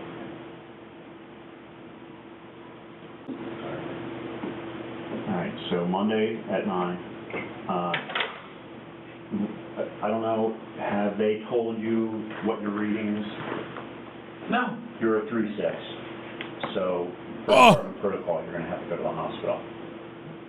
I've already made arrangements, though. Rob, I'm not going. John, you're going to the hospital, please. Dog, you blew a 3-6 multiple hours after your arrest. You literally aren't going to the hospital for like embarrassment. You're going to the hospital because you blew so high, you have the capacity to die. Okay? Like, if you are not properly hydrated, you could die. That's the sign of a fucking true alcoholic, by the way, that he was at least like coherent. Blowing a fucking .36. Like, that's crazy. That, because like at first you were watching him and he couldn't even stand up straight. And I was like, damn, he must be sloshed. And then I realized hours after that, he blew a 3-6. My man. Most of your Twitter haters would blow that, I swear. Yeah, that's what they're running on before they post their fucking sick ass tweets. Please, just not going makes everything even a little bit more worse for you. Please just go to the hospital. You know that you have to. If your guys brought you somebody that was a 3-6 and said he's not. No shot they send a normal civilian to hospital. First of all, they absolutely would. I get why they would. They would just cuff him at the hospital. Trust me, I've been there.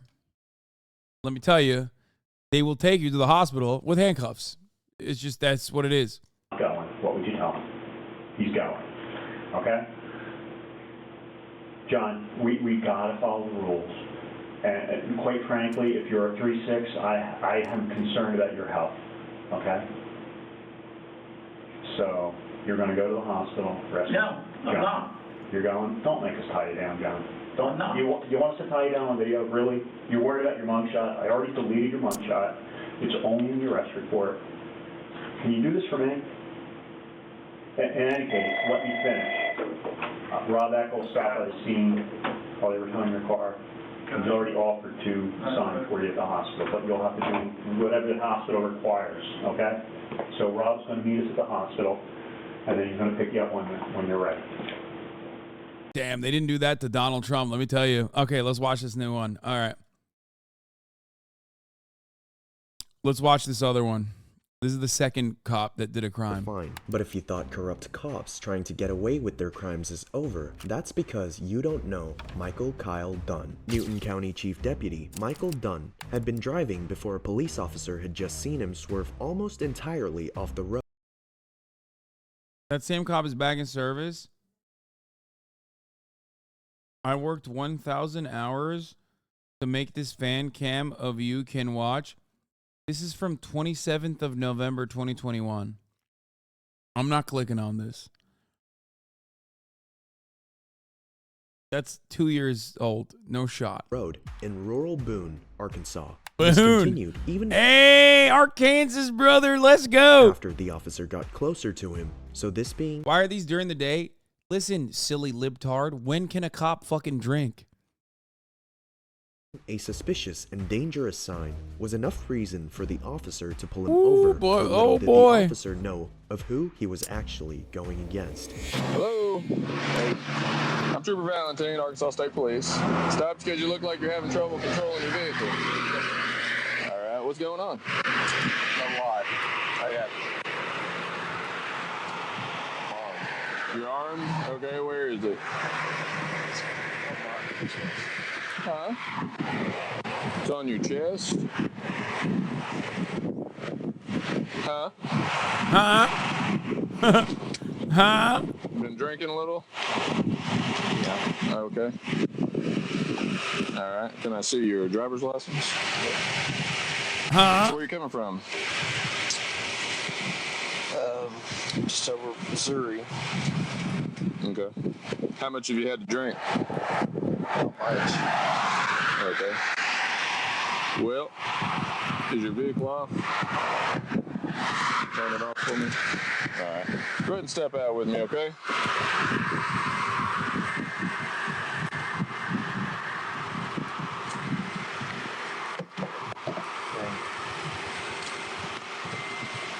So you got a gun on you? It's off. It's off of you? Is it in the vehicle? Yeah. Okay. So you're a deputy? I'm the chief deputy. You're the chief? Okay. Well, so you know better. I've had some bad times. Okay. Well, I understand that. But, I mean, you know we can't be out driving if we've been drinking. Why is this set up like a gay porn? Like, I feel like they're gonna fuck. You know what I mean? Listen, Chief, you seem fucked up. Let me tell you, I'll let you off scot-free after I get a little taste myself. Yeah. And, I caught you coming back onto the highway back there. You almost hit a sign. How do I know about gay porn? Because I watch it when I'm fucking your dad's asshole, chatter. That's how I know about it. I throw it on the fucking TV as I blow your fucking father's back walls out, okay? And followed you for a little while, and you touched the yellow line twice, touched the white line twice, okay? Okay. All right. So I'm going to do some tests on you. All right? You know how all this is going to go. See that guy's state trooper? He's got way more drip. Yeah, he's also in way better shape. Even though the deputy's in pretty good shape, too, for Arkansas. Jesus Christ. If you are impaired, there's nothing I can do for you, okay? Okay. Because it's not, it wasn't my choice, whatever you've done. And, my job's going to be on the line just like yours is, okay? Having explained the situation and later discovering that Michael...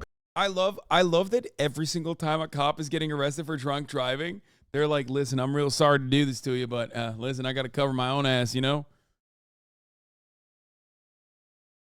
Men talking to each other is so cringe.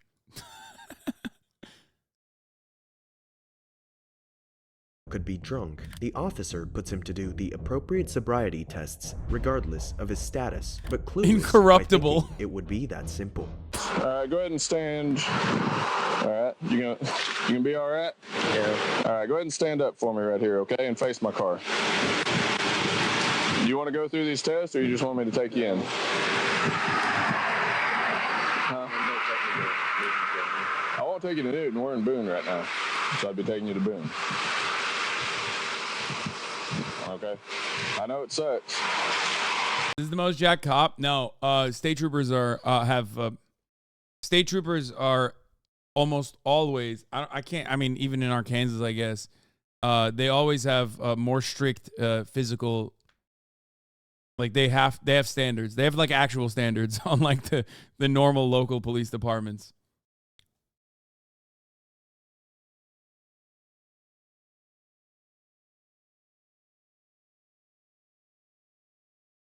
So he can run through the cornfields. No, like state troopers are like state troopers do have like actual standards. Your precinct can only get those hats if you have physical fitness standards. Yeah, they got to wear those goofy ass hats, so they have to look fit. Okay, otherwise they're gonna make fun of them. Otherwise, everyone's gonna be like, "Lol, look at your fucking clown ass hat. What are you, a Canadian? What the hell is this?" And that's why you can't say that to him, because he's fucking yoked. All right, but like I said, it's not my choice. Can't give me a break, man. You know I can't. Absolutely can't. It's on camera. I can't do anything about it. Yeah, I can't give you a break because it's on camera. But I don't even think this guy gives a shit. I think this guy wouldn't have given him a break anyway, because he was fucking swerving. And if I'm not mistaken, he's not from Arkansas, right? He's the chief deputy of a totally. He's from like a different state, I think. I've got family out here on this Yeah, highway. he said Missouri. So good luck. He's a foreigner. He's basically not white. Okay. He does have Arkansas plates, but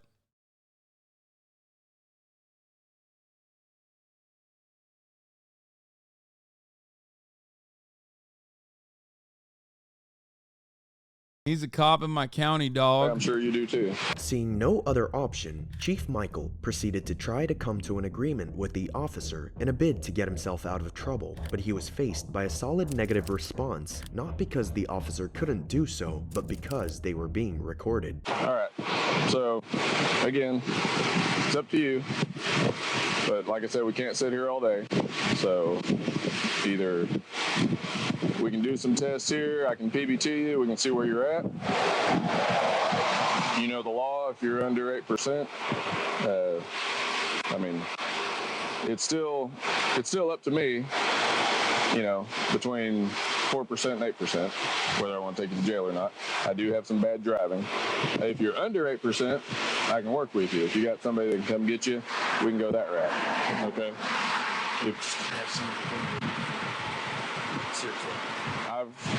I can't do that. I can't, without testing you, yes, sir. You know that I have no discretion when it comes to DWIs.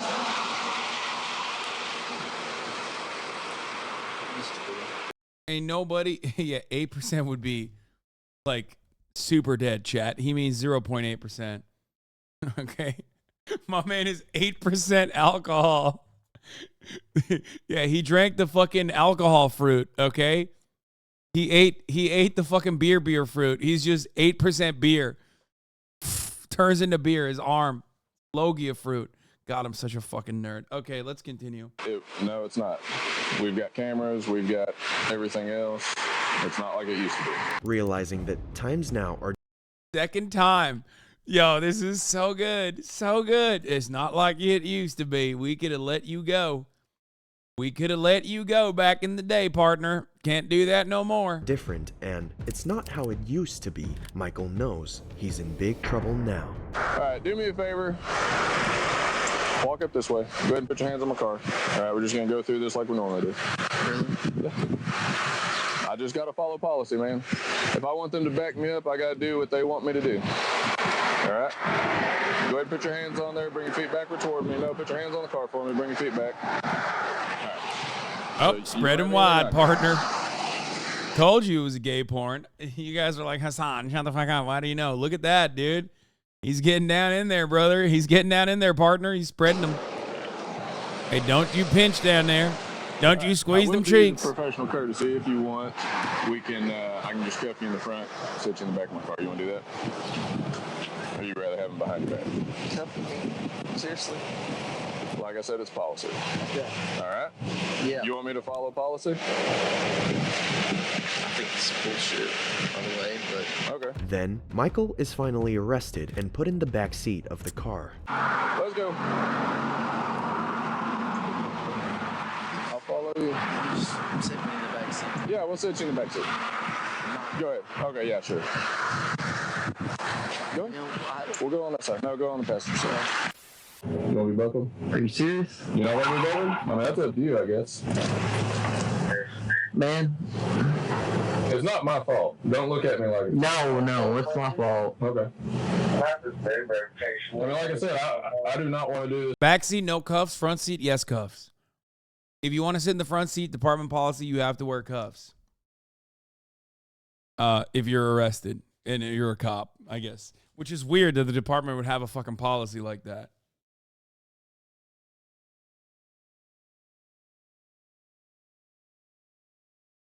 I mean, not like if you're doing a ride-along. Like, I had to do a ride-along in college. You know? And they didn't fucking cuff me when I was sitting in the front seat. But I'm saying, like, I guess they have a policy specifically for cops when the cops are arrested. No, he meant cuff his hands in the front, not behind his back. No, I thought that they were offering him that as an option. Like, if you sit in the back, I won't cuff you. If you sit in the front, I will have to cuff you. Oh, he means like actually the fucking... Oh, because in the other video, the guy sat in the front. Oh, he meant the department policy, cuff you in the front or the back. Okay, they're offering him professional courtesy. Oh my God, they're giving him professional courtesy. They're saying cuff you in the back or the front. Okay, I misunderstood.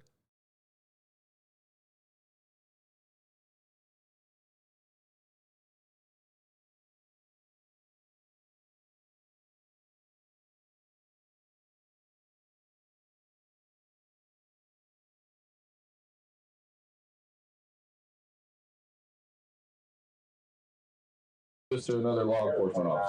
Who would ever choose back? Freaks. Real subs. You know what I mean? Come hungry subs. I've always heard about it happening. Never wanted it to happen to me. Okay? But like I said, there's nothing I can do about it.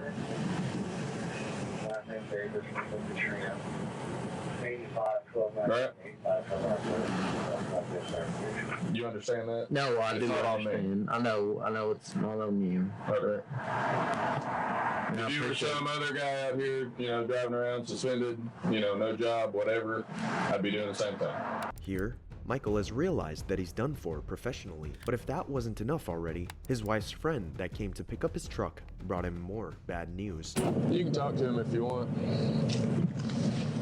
Can you let me out, man? I mean... Well, I don't want to do that. And I'm not saying you can run or do anything stupid, but, you know... This is ridiculous. Oh my God, the wife's boyfriend. And you are no better than Jamie Ralston.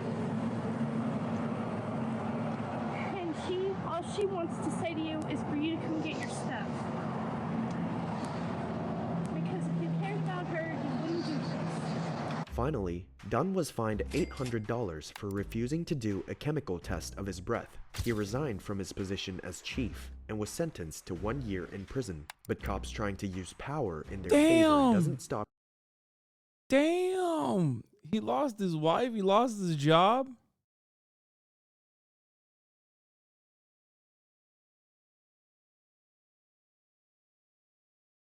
Dude, that's crazy that he actually went to prison for a year.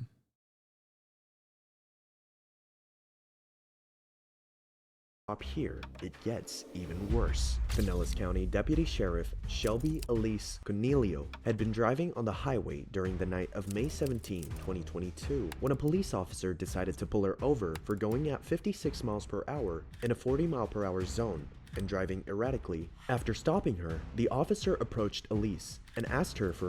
Bro, I love this. Every fucking cop is drunk driving. Dude, cops drunk drive like their lives depend on it, okay? They drunk drive like they have to, or else they die. for her ID, never expecting that the first thing that she would say would be, Can I see your driver's license, registration, proof of insurance? I'm a Pinellas County deputy. Okay. And my driver's license, Huh? I'm a Pinellas County deputy. knowing that she doesn't have her driver's license, she immediately turns to her position as a county deputy in an attempt to be released. Little did she know of how bad things will turn to her in the end by having this attitude. Yeah, they have a breathalyzer in the car that only starts when they are above 08. Yeah, they have the reverse. They have the reverse breathalyzer where the cop every 15 minutes you have to pull over and blow into it to make sure that you're consistently over a 0.08. Okay? Unlike the other thing where you have to fucking stop the car and blow into it to keep it going. Reverse interlock. Do you have your license, registration? Yeah, that's why they got road sodas on the side too. It's like, fuck, I'm under at 08. Take a little sip, keep going. No? You don't? Do you have your ID on you?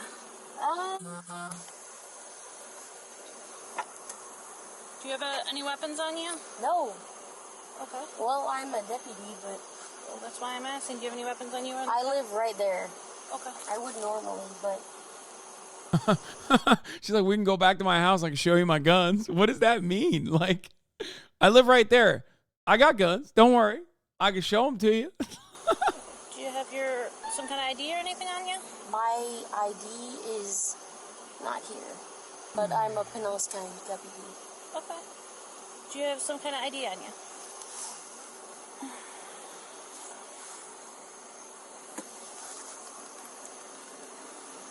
No. I was just driving. That way I dropped my friend off and then I went this way because I live right there. I get that, but I pulled you over because you were flying past everybody and you were cutting. No, I was just driving. Okay, when the I was regular pulling behind way. you, at this point you were going like 56 and a 40. You were flying. No, I was not flying. I was just. Do you have your registration with your name on it or anything? Well, this car is not mine, so. Okay. Do you have anything with your name on it?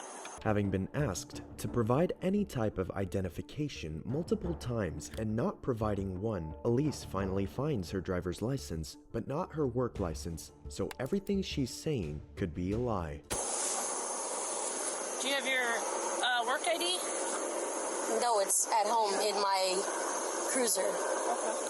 Where do you live at? I live at. Okay. So not the address on your license? No. I live right there. Whose car is this? My father's. Then, as the first officer is running her ID and license plate, another male officer approaches Elise and starts talking with her. And it's right here we can clearly see that she's definitely under the influence of something. You said you were a deputy? Yes. Where at? Pinellas County Sheriff's Office. Oh, you're with us? Oh, nice. Yeah. How long you been with us? 5 years. I mean, I could get out, I could get in. I mean, you could come in. No, you're good right now. Listen, I'm You're just good. trying to, I don't know, whatever you guys want to do, whatever No, it you're is. good. I'm just- I live at that light right there. Gotcha. So if you want to hang out, if you don't want to hang out, Where are you coming from? Bro, shut up, fuck. not even. The other cop is entertaining it. She's like, you can come out, you can get in, we can do a little in and out. You know what I'm saying? What happened? Did she sneak in a Jello shot while the other cop was walking away? She's like remarkably drunker now, it seems. Even long. You know Gandy Boulevard? Mm-hmm. I picked up someone, brought them over to their house, and then I was going back to my house. Gotcha. Because I am just living my life. I gotcha. And they actually live with Pinellas. And so I was like, oh, I'll bring you home. What? Boom, boom, boom, boom. Easy. Gotcha. Espanol, but Where from? What? wait.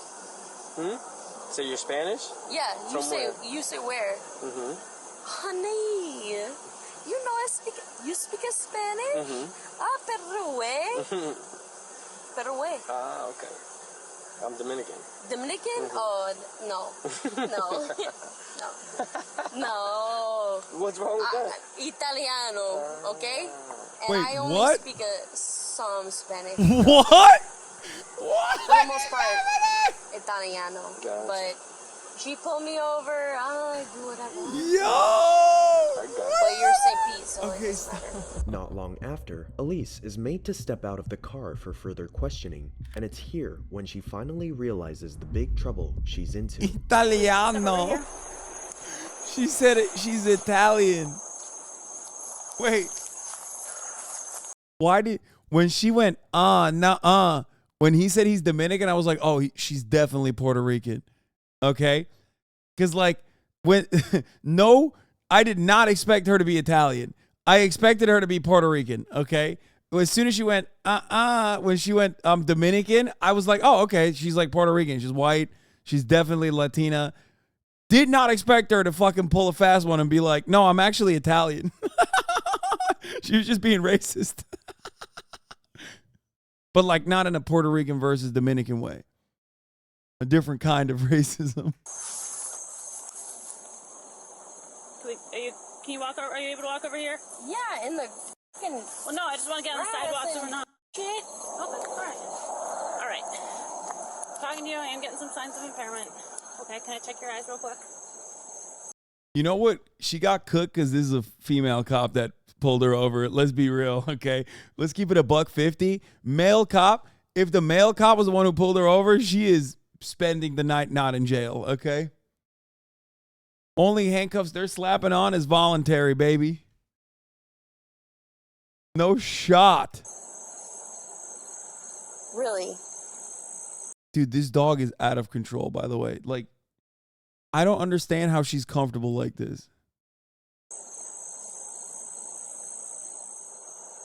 All right, I want to give you every chance to say that you're fine. Okay. So can I check your eyes real quick?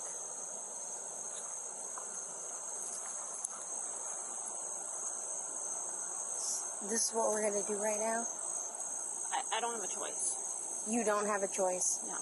And you pulled me over for going 10 miles over the speed limit? You were going more than 10 over the speed limit. And Really? it's not just speed, it's also how you were driving. No. Look, 10 miles over the speed limit. I'm not going to argue with you. I mean, unfortunately, we're past that point. You understand my position? All right. I want to give you every opportunity for you to show me that you're okay to drive. And I really hope that that's the results we get, okay? But at this point, I can't just look the other way.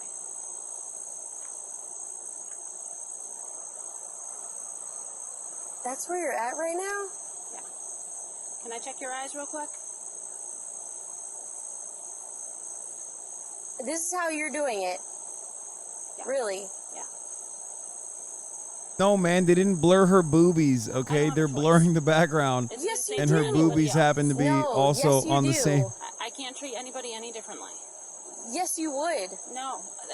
I wasn't in other people's lanes. Okay. I'm not going to argue about that. There's dash cam video and all of that, okay? But we're past that point right now. The point is you were stopped. You're showing signs of impairment. No, I'm not sure. I'm not gonna lie. Women hate other women in a way that men express love. You do not see that. There's no professional courtesy here. Okay? All of the other men that arrested the other men, they were apologetic. They showed professionalism. They showed professional courtesy. They showed reverence. They showed outright sadness in certain moments. This lady is loving it. She's like, yeah, fuck this female cop. Okay? Oh, you think you can put those titties on and get away with this shit? Not on my watch, lady. Not happening. Not even letting you walk away at the top of the hour without subscribing. Okay? You're going to fucking jail if you're unsubscribed at the top of the hour. And by that, I mean you're going to watch a 3-minute ad break. Here's how it works. At the top of the hour, there's a 3-minute ad break. If you no longer want to see those ads, all you need to do is subscribe, which you can do for $5 or for free with Twitch Prime by getting gifted a sub. You know, these are the ways. Or you watch 3-minute ad break. Here's the 3-minute ad break now. Chad appreciates you going long tonight, making up for that shit Johnny video. Yeah, it was really bad. Okay. All right. I want to give you every opportunity to show You know that what? that's not the case. I want to ask, what signs of impairment was I showing? You've got bloodshot, watery eyes. You have slight speech. Nope. I want to know. Okay. Pulling over. What was the signs of impairment? I'm not gonna. Because I do not have bloodshot, watery eyes because I have contact lenses in my eyes. Okay. I have contact lenses in. I'm not trying to argue with you. Okay. I'm hoping that you can show me that you're okay to drive. Okay. But I have to go forward with this. I have to at least investigate No. it. I just want to know. I explained to you. You smell very strongly of alcohol. Your movements have been very slow and fumbling. You have a very dazed facial expression. All these are signs of impairment. Coming across like a real bimbo right now, too. Again, Just if you're good to add drive, additional. perfect. But I have to investigate that. And if you thought she would go down without a fight, you're in for a treat. when Whoa, you see someone's how getting she active. reacts You wanna to go the down? officer requesting her to do a sobriety go down? test. As I said, I'm just conducting an investigation at this point. I want to give you every opportunity. You're saying that you're fine. I want to give you every opportunity to show me that. There's no way in hell. No way in hell. Okay. Can I check your eyes real quick? Just to make sure that you're okay. You're gonna check it? No. Ultimately, she agreed. You happy, to do Chad? a They sobriety uncensored test. the titties. She had her eyes checked, and now she's about to do the walk test, not without complaining about it. Is she new? Been here longer than I have. Then why is she doing this? When I live right there. She doesn't care. She wants to people over. I'm pretty sure that's not what she wants to do. So, in the sense of being a deputy, with her doing this, what are your thoughts? What do you mean? In the Dude, full cop mode. Look at these look at the gear on my boy. what are your thoughts? Never forget. Hashtag never forget. He's got the fucking thin blue line bracelets too. God, it's awesome. You know, just awesome. Do you still think ACAB? Yes. All cops are babes. What do you mean? That's what I've always said. Shut the fuck up, Chatter. What do you mean? Why does she look like someone in the chat pointed this out. She looks like she just got back from the Ren Fair. Like, what is this outfit? She looks like she's like a barmaid or something, like a fair maiden at a bar. What is that? What's going on there? This also looks like a porn vid, by the way. Yeah, a lot of these are porn coded. In the fact of me acing this or not, it doesn't matter, right? No, I mean, that's the point of this, right? If you don't show signs of impairment while you do it, it's better for you. That's why we give you that option. I'm still gonna be perfect for this. There you go. Because Elise completely failed all of the sobriety tests the police officer did on her, she's questioned one more time about how much alcohol she had, but she refuses to give in. How much did you have? Okay, so why do you smell like alcohol? I do not smell like alcohol. I smell like pigment. That's not pigment. That's very strong alcohol. Good response. Wait. Fucking own, dude. She said, I mean, you're a deputy, you know about HGN, okay? That's caused by alcohol. So, how much did you have to drink?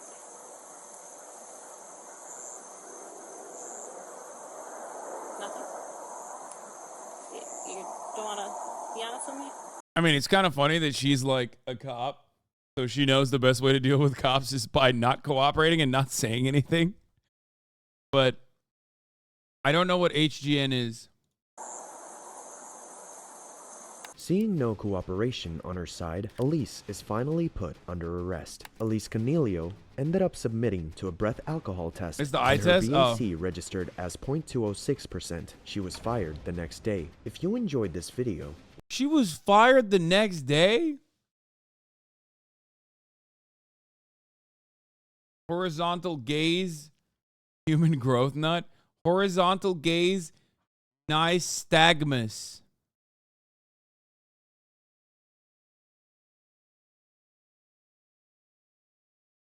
Is a field sobriety test that measures the involuntary jerking of the eyes when looking to the side. She has a YouTube where she does cosplay and she plays video games. Wait, really?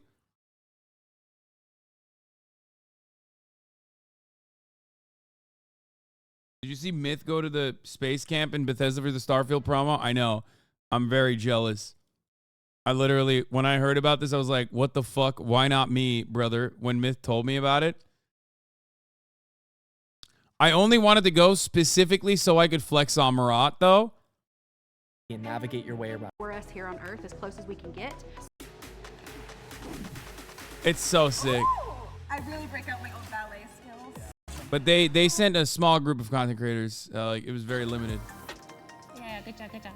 Cool and collected. Cool and collected. Okay, cool and collected, go. Oh. Starfield preload is up. She's a streamer now? What the fuck? Wait, this is her? How did you find her? That makes no dang sense. Well, I mean, I guess this is like good. She's no longer a cop.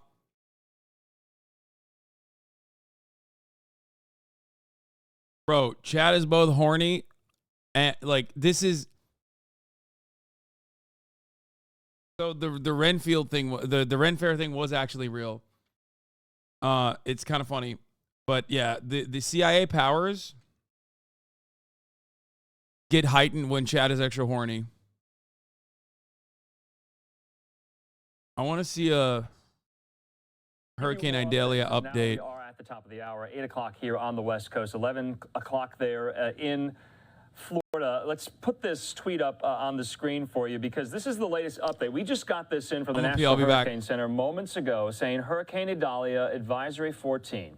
Idalia still strengthening. Forecast to be an extremely dangerous Category 4 intensity at landfall. Now, we've been covering this for, what, more than 24 hours. That is new because what we were told up until we brought you that news that it was projected to possibly be a Category 3. It's at a Category 2 right now, but at landfall, the National Weather Service and the National Hurricane Center are predicting it is going to be a Category 4, a major hurricane. And so if we could go back to that full screen there of the map itself, you saw there, this was about 3 or 4 minutes ago, the arc of Idalia. And you can see the timing, how strong the winds are projected to be 110 miles per hour at this very moment.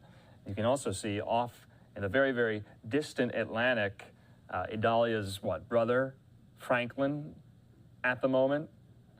These two major storms happening simultaneously. So it's shaping up to be quite active. I'm not going to lie. How do you look at this situation and go, God does not like this looks like straight up God's punishment. Okay?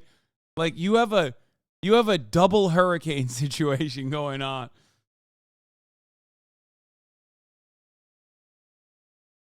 It's kind of crazy. Like, how do you live in fucking the panhandle? How do you live in Florida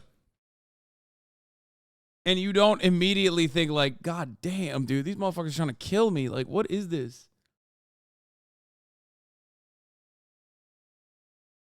Several of the models show it twisting back around and hitting a second time.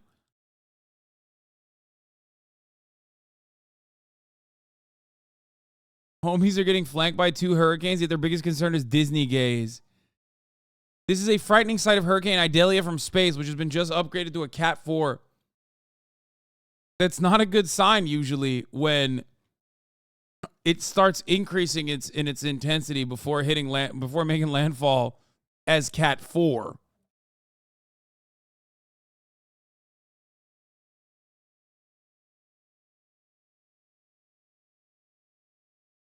Idalia looking like he's going to hit West Florida and loop to hit East Florida.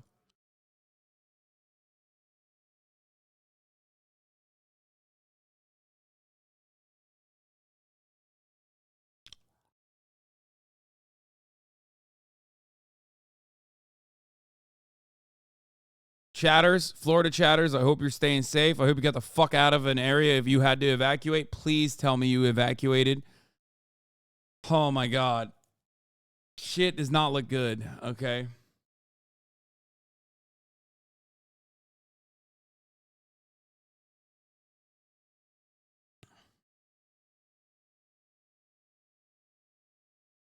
Atlantic hurricane season here in 2023.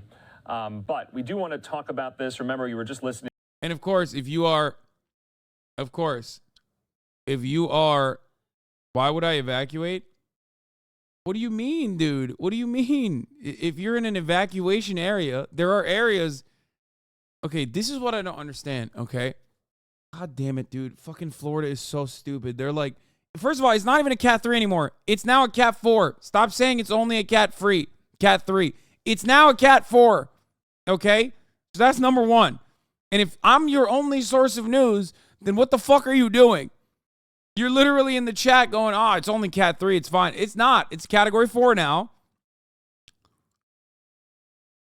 Or, sorry, it's not a Category 4. It's slated to be Category 4 by the time it hits, by the time it makes landfall. Okay? Which is pretty bad. But then also, look at this. If you are in an area in the state of Florida where they tell you to evacuate, I don't understand why you're just like, nah, fuck it, YOLO, I'll roll the dice. Actually, I'm lying. I do understand saying fuck it, YOLO, I'll roll the dice, because that's what I would do too. As a matter of fact, I would stream it. But I'm a fucking idiot, and I hope that you guys are not as stupid as I am, okay? But then again, to be fair, Florida is the first place I ever lived in, which is why I got that dog in me. I do have a very Florida attitude.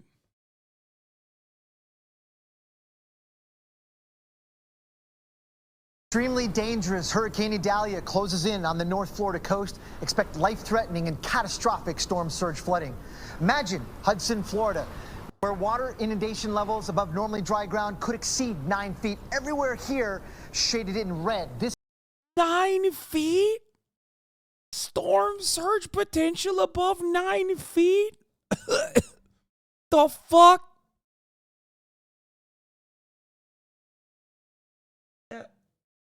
What?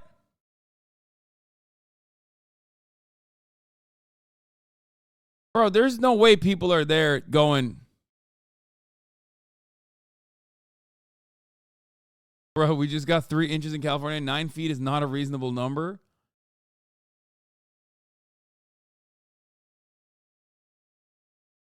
Okay. Serious question.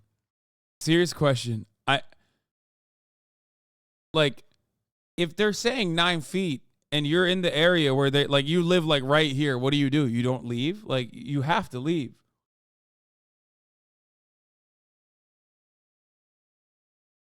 Floridians don't leave. It's lively. Most of them still here because it's under Cat 3, but it's not. Reed Timmer says 10 to 15 feet surges.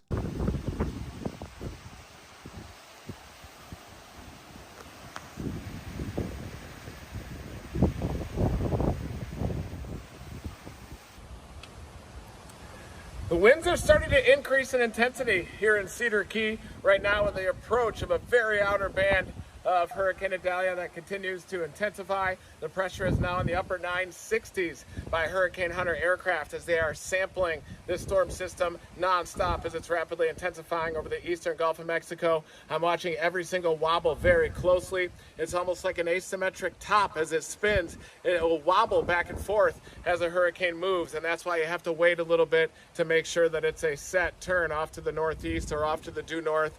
I'm thinking that the landfall is probably going to be very close to Steinhatchee, and so anywhere near the eye and also to the right is where a catastrophic storm surge is going to happen. And this is the first time in recorded history that a major hurricane has been up to this portion of the Nature Coast in Appalachia Bay there, and it's going to bring a big-time storm surge of 10 to 15 feet, maybe even higher than that if it continues to intensify moving off to the northeast. But we're starting to get an increase in the winds here, and we expect in the early morning hours Wednesday for sustained tropical storm force winds to arrive here, and then by 6, 7, 8 a.m. conditions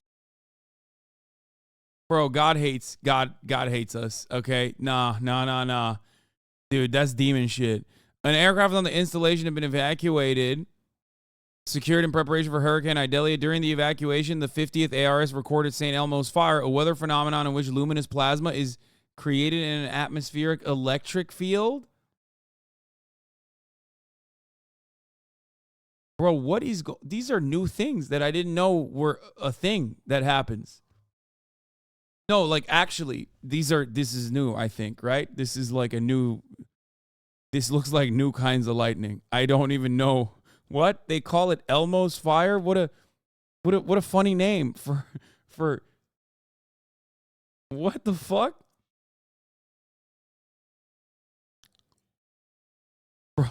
Bro, new weather just dropped in Florida.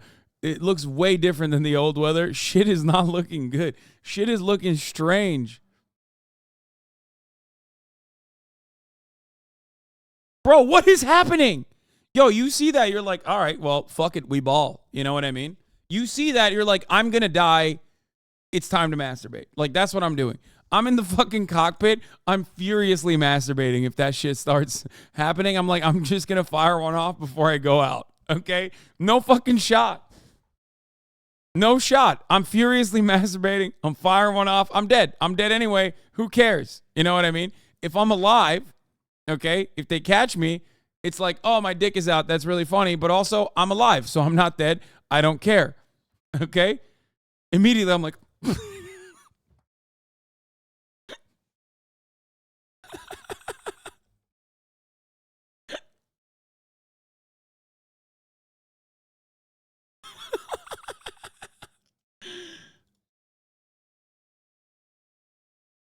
What is that? It's so scary. Why is that so scary?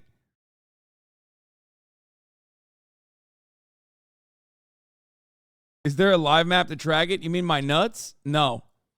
You can't track my live nut tracker. It's also called witch fire.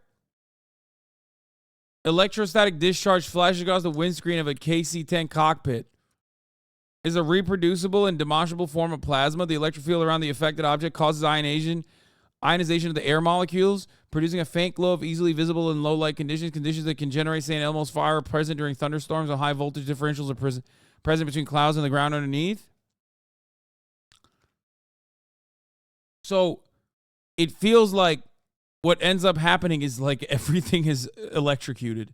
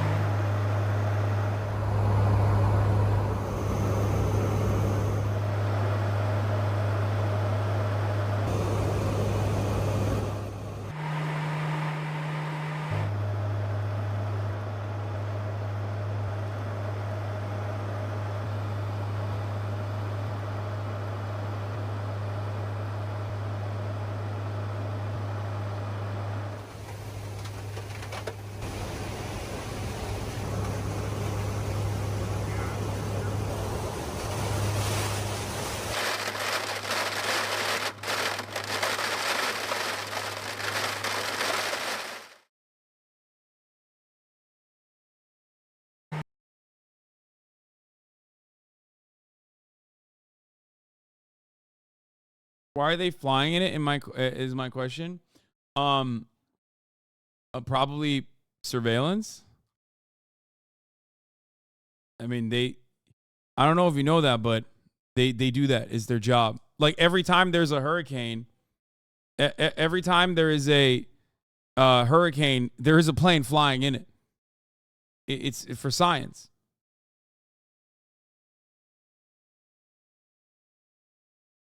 That's how, like, you know how on the ground we get this and this and this?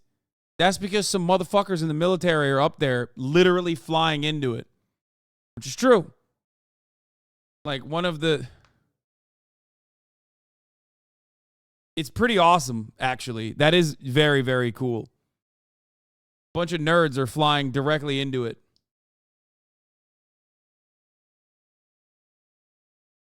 Wait, you're joking, right? No. No, I'm not even remotely joking. That is 100%. What? That is exactly how it works.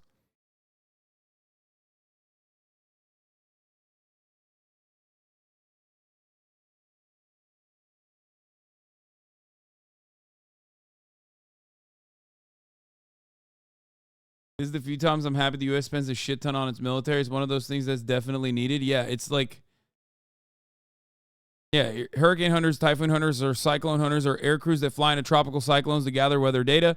In the United States, the organizations that fly these missions are the United States Air Force Reserve 53rd Weather Reconnaissance Squadron, National Oceanic and Atmospheric Administration's Hurricane Hunters. Such missions have also been flown by Navy units and other Air Force and NOAA units.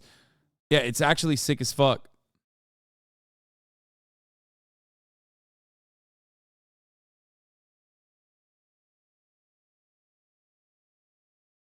Yeah. Not for the faint of heart. This brave crew must fly straight into one of the most destructive forces in nature. Hurricanes are born over the open ocean, and while satellites can track their movement, meteorologists and researchers need to sample the storms directly to get the most accurate information about them. NOAA's Hurricane Hunter fleet includes 2 P-3 turboprop aircraft, as well as a Gulfstream 4 jet. That's wild. I did not know that they flew a Gulfstream in there. I feel like that's not very safe. Like, what the fuck? Like, you get into a smaller plane like a puddle jumper and a little bit of turbulence is like, it goes a long way. You know what I mean? You feel like you're being shook. Meanwhile, they're flying those shits directly into the fucking eye of the storm. That's insane. 150 miles per hour. Well, the best way I could describe it is it's sort of like riding a roller coaster through a car wash because you can't see anything out the windows in the eye wall. It's just like a... Well, to be fair, what's going to happen? You're not going to hit anything in there, right? I mean, it's not like there's another plane in there. You don't have to see that bad. It actually, even in the middle of the day, gets dark inside the airplane. It's raining so hard. The jet can fly higher than the turboprops, gathering data from higher in the atmosphere. Both planes have high-tech equipment on board to get the job done, like radar and fixed probes that measure particles in the air. I love how we track climate change just to help contribute to it. Wait, first of all, to just help contribute to it? I mean, that's... What do you want them to do? Not fucking do it? Like, what are we, crazy? This is like one of the most reasonable reasons to fly a fucking plane, okay? Like, hello, I'm definitely on board with a plane doing this, okay? You know what I'm not on board with? Fucking Neymar flying on a 737 to Saudi Arabia, okay? Take it up with the fucking Saudi government if you got an issue with, like, misuse of emissions, okay? This is like literal science. Guy who wants to save the planet. We really got to stop these weather trackers. You know what I mean? We really got to stop these guys from figuring out the intensity of hurricanes. You know, fuck it. We ball.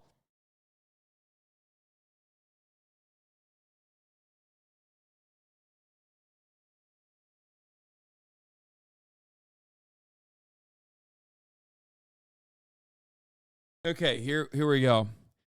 Here's a good idea. Someone brought up in the chat. Okay. We send Taylor Swift and her PJ into one of these things, okay?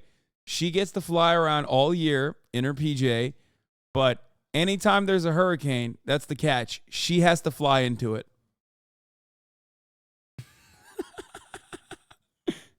Then it's allowed. Anytime you want to ride on a PJ, you have to do one of these missions. Vito, oh my God, you guys are such simps, dude. Let her do it. Floods out the first floors of homes and businesses. Now let me show you what that looks like as we bring the water up, how quickly it rises, as it typically does during storm surge. And you can see that above 9 feet of water, way above. Why are you yelling? You're in a green screen. He's like in the mood.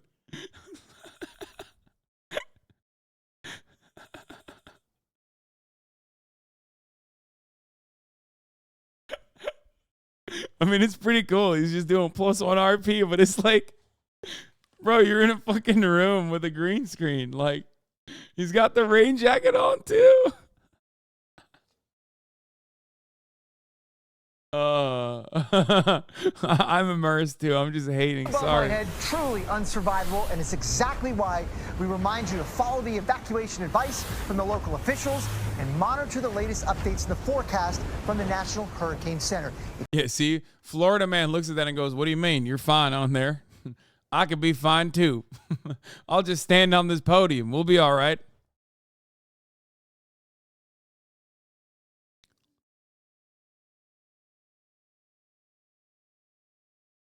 It just may save your life.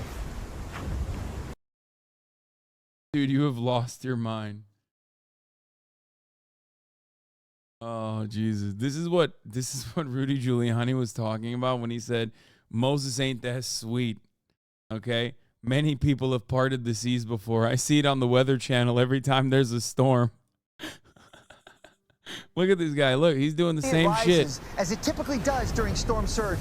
And you can See see that? above 9. That's what he's talking about. He's like, Moses, whatever. Get over it, dude. He parted the Red Sea. Guess what? This guy brought up the Caucasus on the Weather Channel just last week. Someone stopped this guy from doing this. I know. It's really fucked up when the Weather Channel uses his powers for evil. Why is he doing this? Chat, is this real? Chat, is this real? Is he doing this?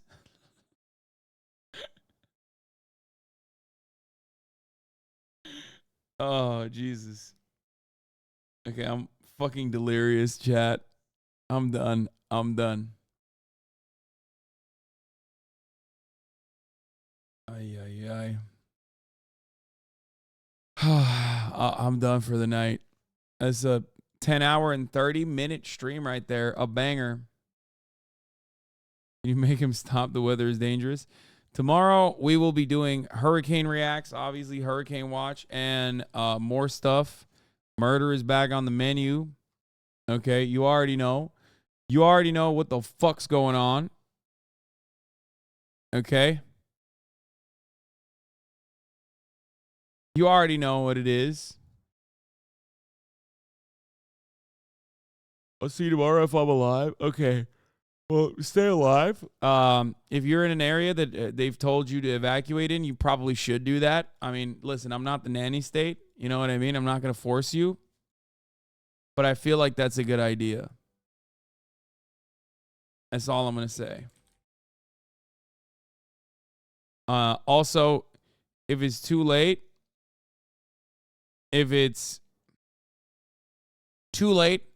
for you to evacuate, always remember, you know, you climb a telephone pole.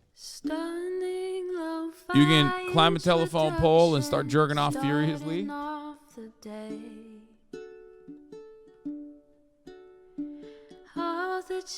not climb a telephone pole. It's a joke, man. Do not climb a telephone pole. Look, my thing is, if it's inevitable, if death is inevitable, I'm having one sweet release. You know what I mean? One sweet release. Anyway, love you guys. See you tomorrow. Hurricane watch time, baby. Peace.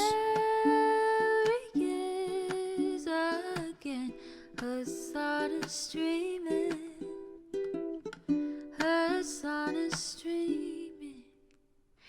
There he is again. Hasan is streaming. Hasan is streaming. Review in the P.O. box. Uncle Uger's face. Sudden discord at your prop. Great names take embrace. Tiny Bernie Sanders, LGBTQ Air Force. The whole left at your fingertips, on at your door. H3 crowded debate, the Young Turks online show. 3 full fucking years of this, plenty more to go. 90-day fiance talks of champagne bourgeoisie. A Trump rally live reaction, a mass riot at DC.